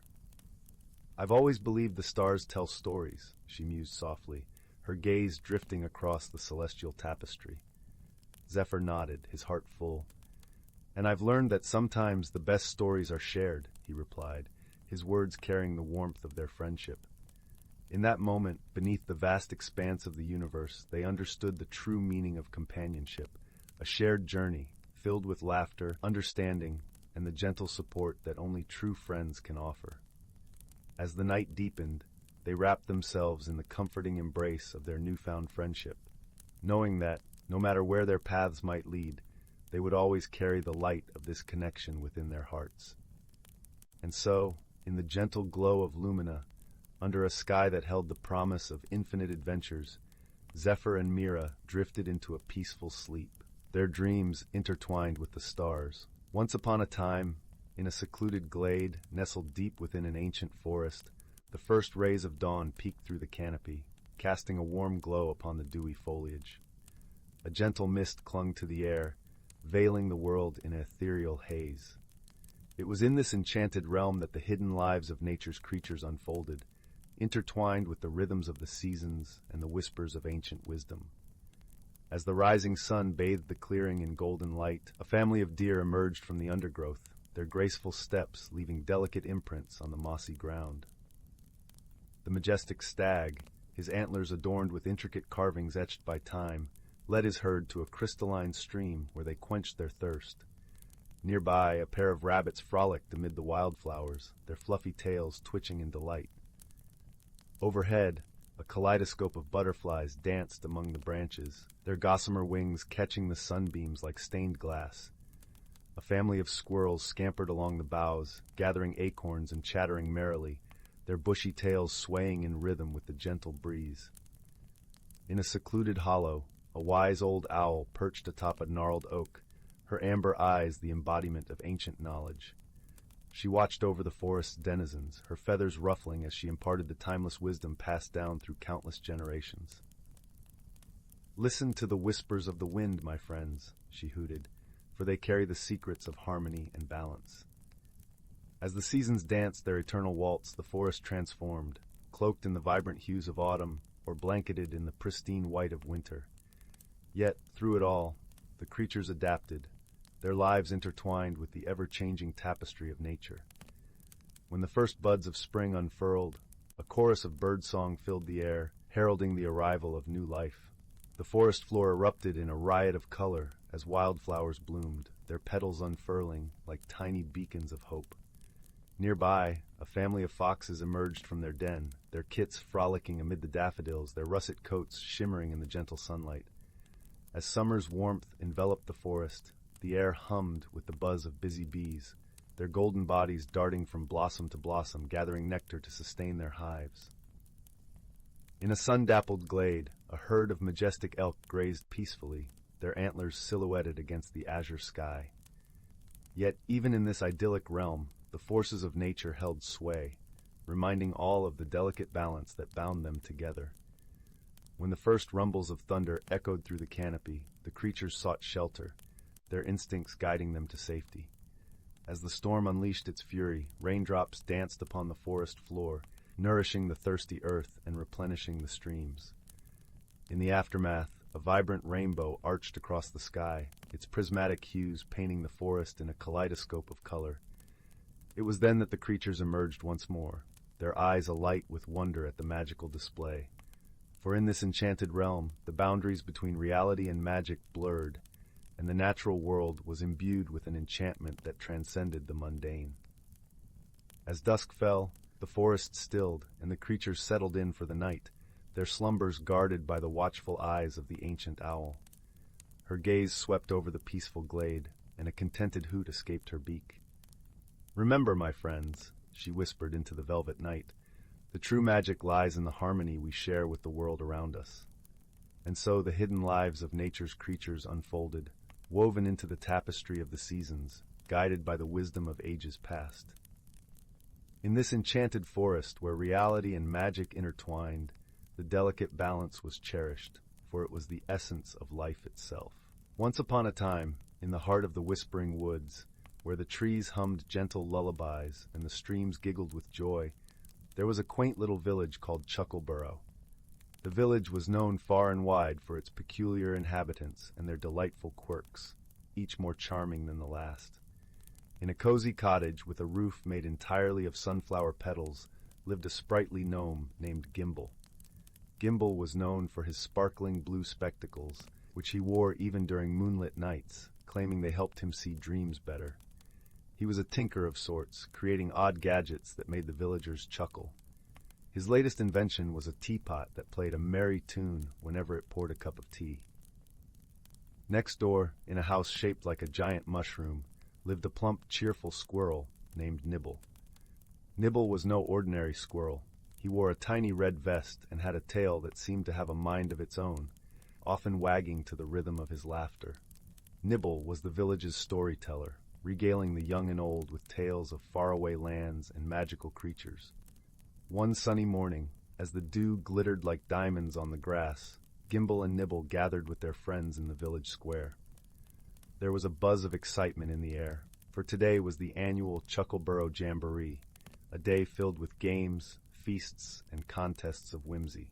But as the preparations were underway, a peculiar problem presented itself. A mysterious fog, tinged with a hint of lavender, had settled over the village overnight. It wasn't an ordinary fog, for it seemed to shimmer and shift, and the villagers soon discovered that anyone who entered it found themselves speaking in rhymes. While this was amusing at first, it quickly became problematic. How could they organize the jamboree when every instruction was transformed into a poetic riddle? Gimble, with a twinkle in his eye, declared that they must find the source of this magical mist. A fog that speaks in verse and song must have a story to which it belongs, he mused, adjusting his spectacles.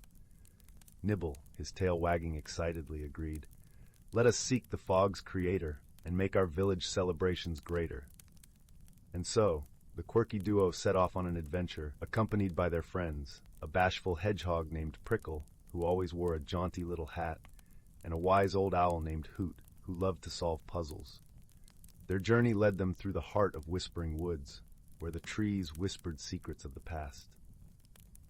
As they followed the trail of the lavender fog, they encountered a series of delightful surprises.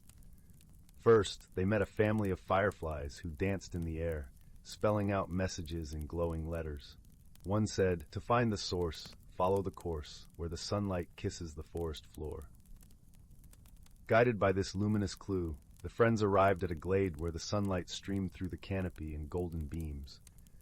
There they found a small, shimmering pond, the surface of which was alive with ripples that formed words and rhymes.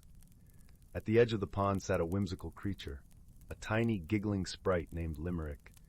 With hair like spun silver and eyes like twinkling stars, Limerick was the master of the fog. She explained, between fits of giggles, that she had accidentally spilled her rhyming elixir into the air while practicing her spells for the jamboree. Oh dear, what a funny mistake! I only wanted a rhyme or two to make." Limerick chirped, her laughter ringing like chimes. Gimble and Nibble, both chuckling at the serendipity of it all, assured her that all was well. "With a bit of wisdom and a dose of cheer, we'll turn this mishap into a wondrous affair," Gimble said. Together, the friends and Limerick devised a plan. Using Gimble's clever tinkering skills, they crafted a series of rhyming games and contests for the jamboree, turning the fog into a feature rather than a flaw. The villagers embraced the challenge with laughter and song, weaving verses into their daily chatter with ease. As the day of the jamboree dawned, the village square was alive with color and sound. The lavender fog, no longer a puzzle, danced around the villagers, carrying their rhymes on the breeze. Gimble's musical teapot played a merry tune, while Nibble spun tales that rhymed and delighted all. The highlight of the day was the grand rhyme-off, where villagers competed to create the most whimsical verses. Even Prickle, usually shy, joined in the fun, his rhymes earning him a hatful of applause. And Hoot, delighted by the linguistic creativity, judged the contest with wise and humorous comments. As the sun dipped below the horizon, casting a warm glow over Chuckleborough, the villagers gathered around the fire for the closing ceremony. Limerick, grateful for the friends who had turned her mistake into magic, gifted each of them a vial of her rhyming elixir, with a wink and a promise of future fun. And so, with hearts full of joy and laughter, the villagers of Chuckleborough drifted into dreams, cradled by the gentle rhymes of the whispering woods. Gimble adjusted his blue spectacles one last time, content with the day's adventures, while Nibble's tail wagged happily in his sleep. For in Chuckleborough, even the quirkiest of problems could be solved with friendship, creativity, and a touch of whimsical magic. And they all lived happily ever after, in a world where rhymes danced on the breeze, and joy was found in the most unexpected places. Once, in a small village cradled between emerald hills and a golden sea of daisies, there lived a curious young girl named Lila. Her eyes, sparkling like the morning dew on a spider's web, often wandered far beyond the horizon, where she imagined lands of untold wonders. Her favorite place was the edge of the whispering woods, where trees stood so tall and thick that their tops seemed to tickle the heavens. One crisp autumn morning, when the air was filled with the scent of ripe apples and the sky was painted in hues of orange and pink, Lila felt a gentle tug at her heart. It was as if the woods themselves were calling out to her, whispering secrets through the rustling leaves. With a deep breath of courage and a heart full of wonder, she decided to venture into the unknown. As she stepped past the familiar boundary of the village, the forest enveloped her in a cool embrace. The path was lined with moss that felt like the softest velvet beneath her feet. Sunlight streamed through the branches in playful patterns, and Lila felt as though she was walking through a living cathedral of nature. The air was alive with the symphony of chirping birds and the gentle babble of a hidden brook nearby. A little way into her journey, Lila stumbled upon a clearing where the ground was carpeted with mushrooms of all shapes and colors. Sitting atop one of the largest mushrooms was a peculiar creature with fur the color of twilight and eyes that sparkled with the light of 1,000 stars. It was a wisp fox, a creature as rare as it was wise, known for guiding lost travelers. "Welcome, dear Lila," the wisp fox greeted, its voice as soft as a lullaby. "I see you have a heart full of questions. Would you like some answers?" Lila, though surprised that the creature knew her name, nodded eagerly. "Yes, please. I wish to learn about the wonders of these woods." The wisp fox flicked its bushy tail and smiled. "Then follow me, for this forest holds more magic than you can imagine." As they ventured deeper, the forest unfolded like a storybook. They passed trees with bark that shimmered like silver and leaves that sang gentle tunes when the wind caressed them. They walked alongside streams that flowed with water as clear as crystal, reflecting the sky's ever-changing moods. At one point, they came across a glen where luminous butterflies danced in the air, their wings casting rainbows with every flutter. Lila reached out, and one alighted on her finger, its tiny heart beating in rhythm with her own. It was in that moment she realized the importance of gentle curiosity and respect for the wonders of the world around her. Suddenly, the path divided into three. Lila hesitated, unsure which way to go. The wisp fox looked at her kindly. "Sometimes, the right path is the one that calls to your heart, not your mind." Remembering the gentle tug she felt that morning, Lila chose the path to the right, which was lined with glowing fungi that lit up under her steps like warm, welcoming lights. The path led them to a serene pond, its surface like a mirror reflecting the sky. By the water's edge sat an elderly turtle, wise with the weight of centuries. The turtle looked up and spoke slowly. "Every journey brings new lessons, young one. It's the courage to take the first step that shapes who we become." Lila pondered the turtle's words, feeling a warmth spread through her. She realized that it was her curiosity and bravery that had brought her here, and that sometimes simply daring to explore could be the most rewarding adventure of all. As the sun began to dip behind the trees, painting the sky with strokes of lavender and gold, Lila knew it was time to return home. The wisp fox led her back to the edge of the forest, where the village lay in the gentle embrace of twilight. "Thank you for guiding me," Lila said, her heart full of gratitude and newfound wisdom. The wisp fox nodded, its eyes twinkling. "Remember, Lila, the world is full of wonders waiting to be discovered. Keep your heart open and your spirit curious." With one last look at the enchanting forest, Lila stepped back into the familiar world of her village. The evening air was cool and comforting, and the first stars began to appear in the sky. She felt a peaceful contentment, knowing that the magic of the whispering woods would always be with her, in her heart and in her dreams. And so, with a smile and a heart full of dreams, Lila returned home, ready to share tales of her wondrous journey, to inspire others to listen to the whispers of the world and explore the magic waiting just beyond the horizon. In the heart of the whispering woods, where sunlight filtered through ancient, towering trees and cast dappled patterns on the soft forest floor, there nestled a quaint little village. The village was known as Willowbrook, famous for its lush gardens and the gentle, melodic hum of the river that wound its way through the land. In Willowbrook, the residents lived harmoniously with the magical creatures that dwelled in the forest.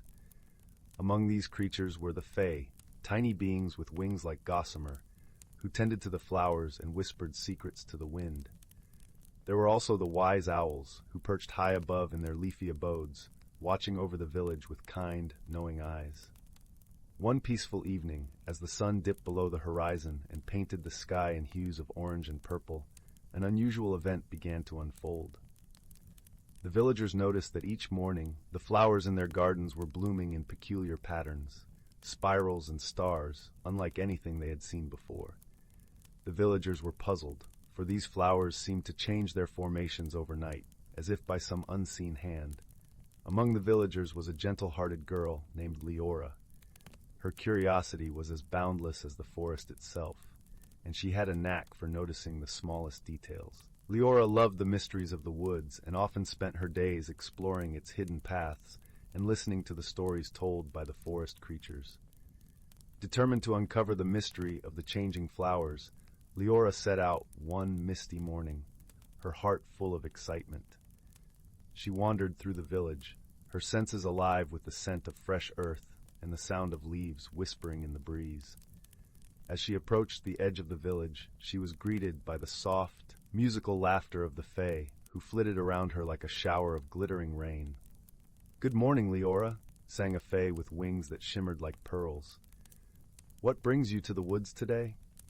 "Good morning, dear friends," Leora replied with a smile. "I'm hoping to solve the mystery of the enchanted flowers. Have you seen anything unusual in the forest?" The Fae exchanged knowing glances, their eyes twinkling with mischief and delight. "Perhaps you should speak with Elderwise," suggested another Fae, her voice as gentle as a lullaby. "He knows many things and might have the answers you seek." Eager to visit Elderwise, the wise old owl, Leora thanked the Fae and made her way deeper into the forest. The air was cool and fragrant with the scent of pine and wildflowers, and as she walked, the ground beneath her feet felt like a soft, comforting carpet of moss. Elderwise's home was a grand, ancient oak tree, its bark gnarled and wise, and its branches spreading wide like welcoming arms. Leora approached the tree with reverence and called up into the leafy heights. "Elderwise, wise owl of the forest, may I speak with you?"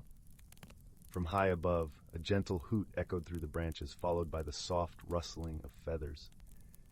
Elderwise descended gracefully, his eyes as deep and mysterious as the night sky fixed kindly upon her. "Ah, young Leora," he said, his voice a warm, resonant melody. "What brings you to my tree this fine day?" Leora explained the strange occurrences in the village gardens, her voice filled with wonder and a touch of concern. Elderwise listened intently, nodding his head with understanding. "Ah, the flowers," he mused, his gaze turning thoughtful. "I have heard whispers of a playful spirit who roams the woods at night. This spirit, known as the petal weaver, delights in creating beauty in the most unexpected ways." Leora's eyes widened with intrigue. "The petal weaver? How fascinating! But why would this spirit visit our village?" Elderwise chuckled softly, a sound like the rustling of autumn leaves.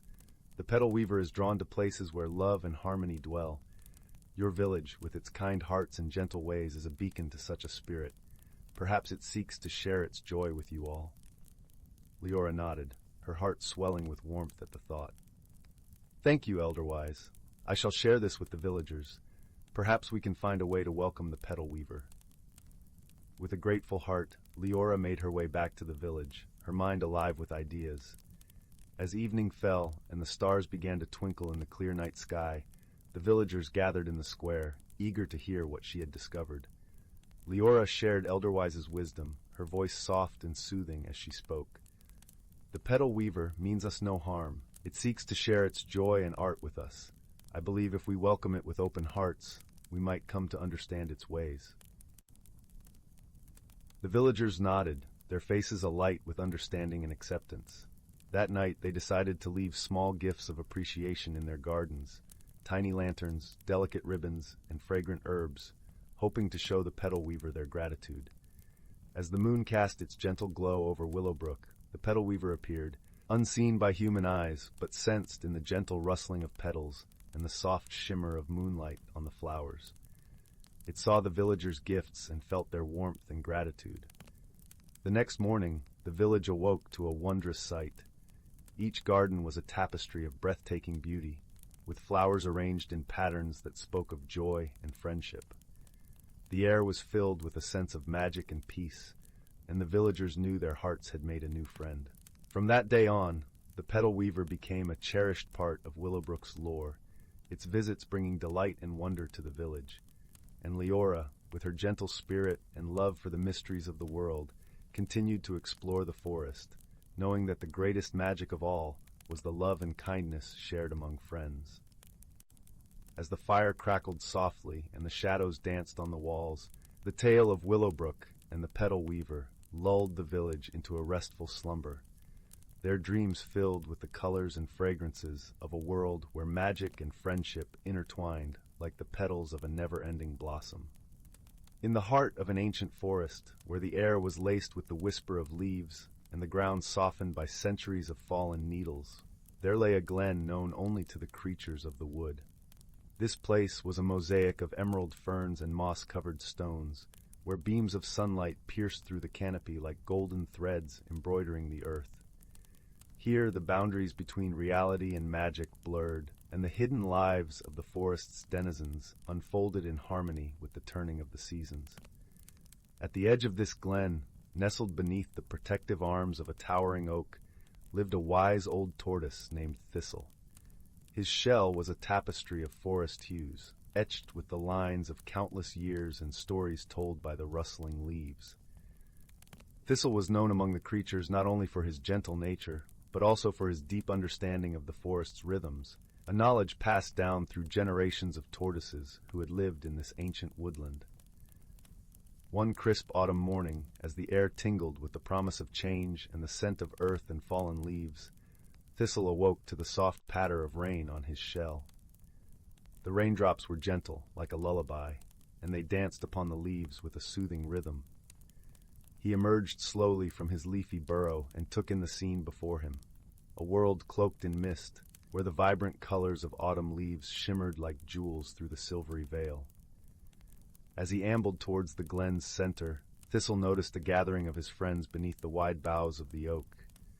There was Bramble, the clever fox with eyes as bright as amber, Lark, the lively squirrel with a tail as fluffy as a cloud, and Willow, the gentle deer whose grace seemed to blend seamlessly with the forest itself. They were engaged in a lively discussion, their voices mingling with the sound of the rain. "Good morning, Thistle," called Bramble, flicking his bushy tail in greeting. "We've been discussing the changes the forest has seen this past season." "Indeed," added Lark, bounding over with a nut clutched in her tiny paws. "The air feels different, and the trees seem to whisper secrets we can't quite hear." Willow nodded, her large, dark eyes reflecting the soft light. "There is a balance to maintain, and we feel it shifting," she said gently. Thistle listened carefully, his wise old eyes narrowing thoughtfully. He understood that the magical phenomena of the forest were closely tied to the seasons and the weather. Each season brought its own challenges and transformations, and it was crucial to maintain harmony among the creatures and their surroundings.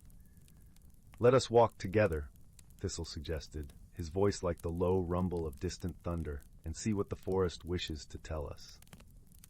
The friends set off, moving through the glen with a quiet reverence for the world around them. The ground was a patchwork quilt of damp leaves, their colors vivid against the dark, wet earth. The air was filled with the song of raindrops, and the scent of pine mingled with the earthy aroma of the forest floor. As they walked, Thistle spoke of the wisdom passed down through his kin. "The forest thrives when all its parts work in harmony," he explained.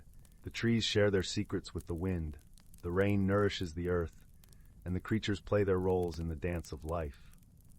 Bramble nodded, his ears perked attentively. "But what can we do if the balance is disturbed?" he asked, his voice edged with concern. Thistle paused beside a small stream that wound through the underbrush like a silver ribbon. "We must listen," he replied. "The forest has its own language, and it speaks to those who are willing to hear. Each of us, in our own way, contributes to the harmony." As if in response to Thistle's words, the stream gurgled softly, and a gentle breeze rustled through the trees. Lark flitted to a branch above, peering down at the reflection of their faces in the water. "The forest is alive," she said with awe, "and we are a part of its story." Willow stepped closer, her hooves barely making a sound on the soft earth. "Perhaps the change we feel is a part of its growth," she mused, "a new chapter in its ancient tale." Together they continued their journey, the rain easing into a fine mist that hung in the air like a delicate veil. The forest was a tapestry of sound and color, each element interwoven with the next in a seamless dance of life. As they walked, Thistle shared stories of the seasons, of the spring's vibrant renewal, the summer's lush abundance, the autumn's vibrant decay, and the winter's quiet dormancy. With each story, the friends felt a deeper connection to the forest and to one another. They learned of the ways in which the trees and the creatures communicated, how the changing seasons brought challenges that required cooperation and understanding. As the day waned and the light grew softer, they found themselves back at the oak tree where their journey had begun. The rain had ceased, leaving the forest glistening under the fading light. It was a scene of serene beauty, where every leaf and stone seemed to hum with life. "Thank you, Thistle," Bramble said, his voice warm with gratitude. "Your stories have helped us see the forest in a new light." Thistle smiled, the gentle creases around his eyes deepening. "It is not my wisdom," he said softly, "but the forest's. We are all part of its tale, and it is our duty to listen and learn." As the shadows lengthened and the first stars began to prick the sky, the friends settled beneath the oak, wrapped in the comfort of their shared understanding. The forest around them sighed with contentment, as if it, too, was at peace. In the quiet of the evening, as the world softened into twilight, Thistle and his friends felt the balance restored, a reminder of the gentle power of harmony and the enduring wisdom of the natural world. And as they drifted into a restful slumber, they did so with the knowledge that they were part of something much larger than themselves, a story as old as the forest, ever changing and ever blessed with the magic of life.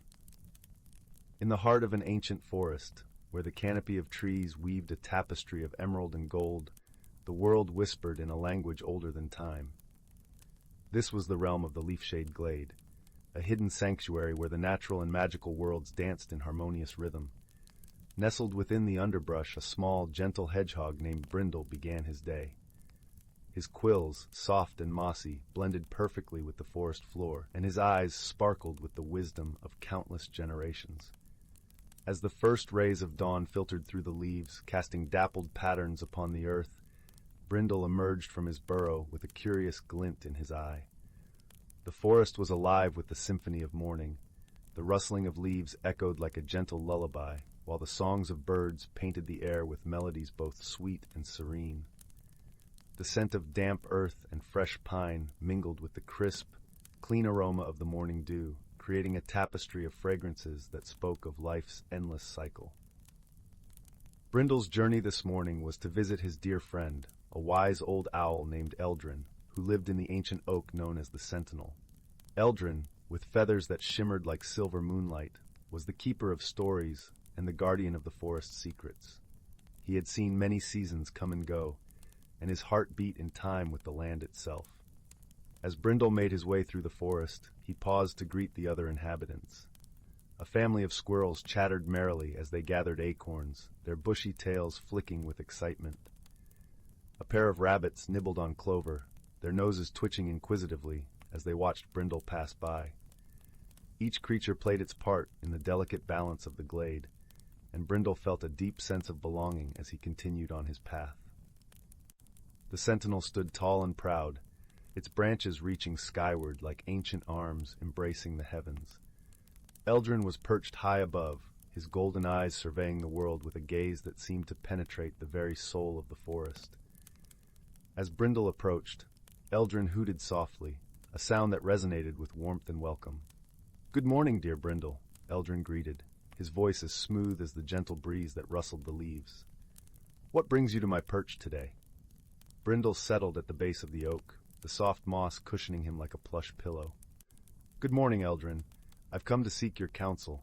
The forest feels different today, as if the very air hums with an unfamiliar energy." Eldrin nodded, his eyes thoughtful.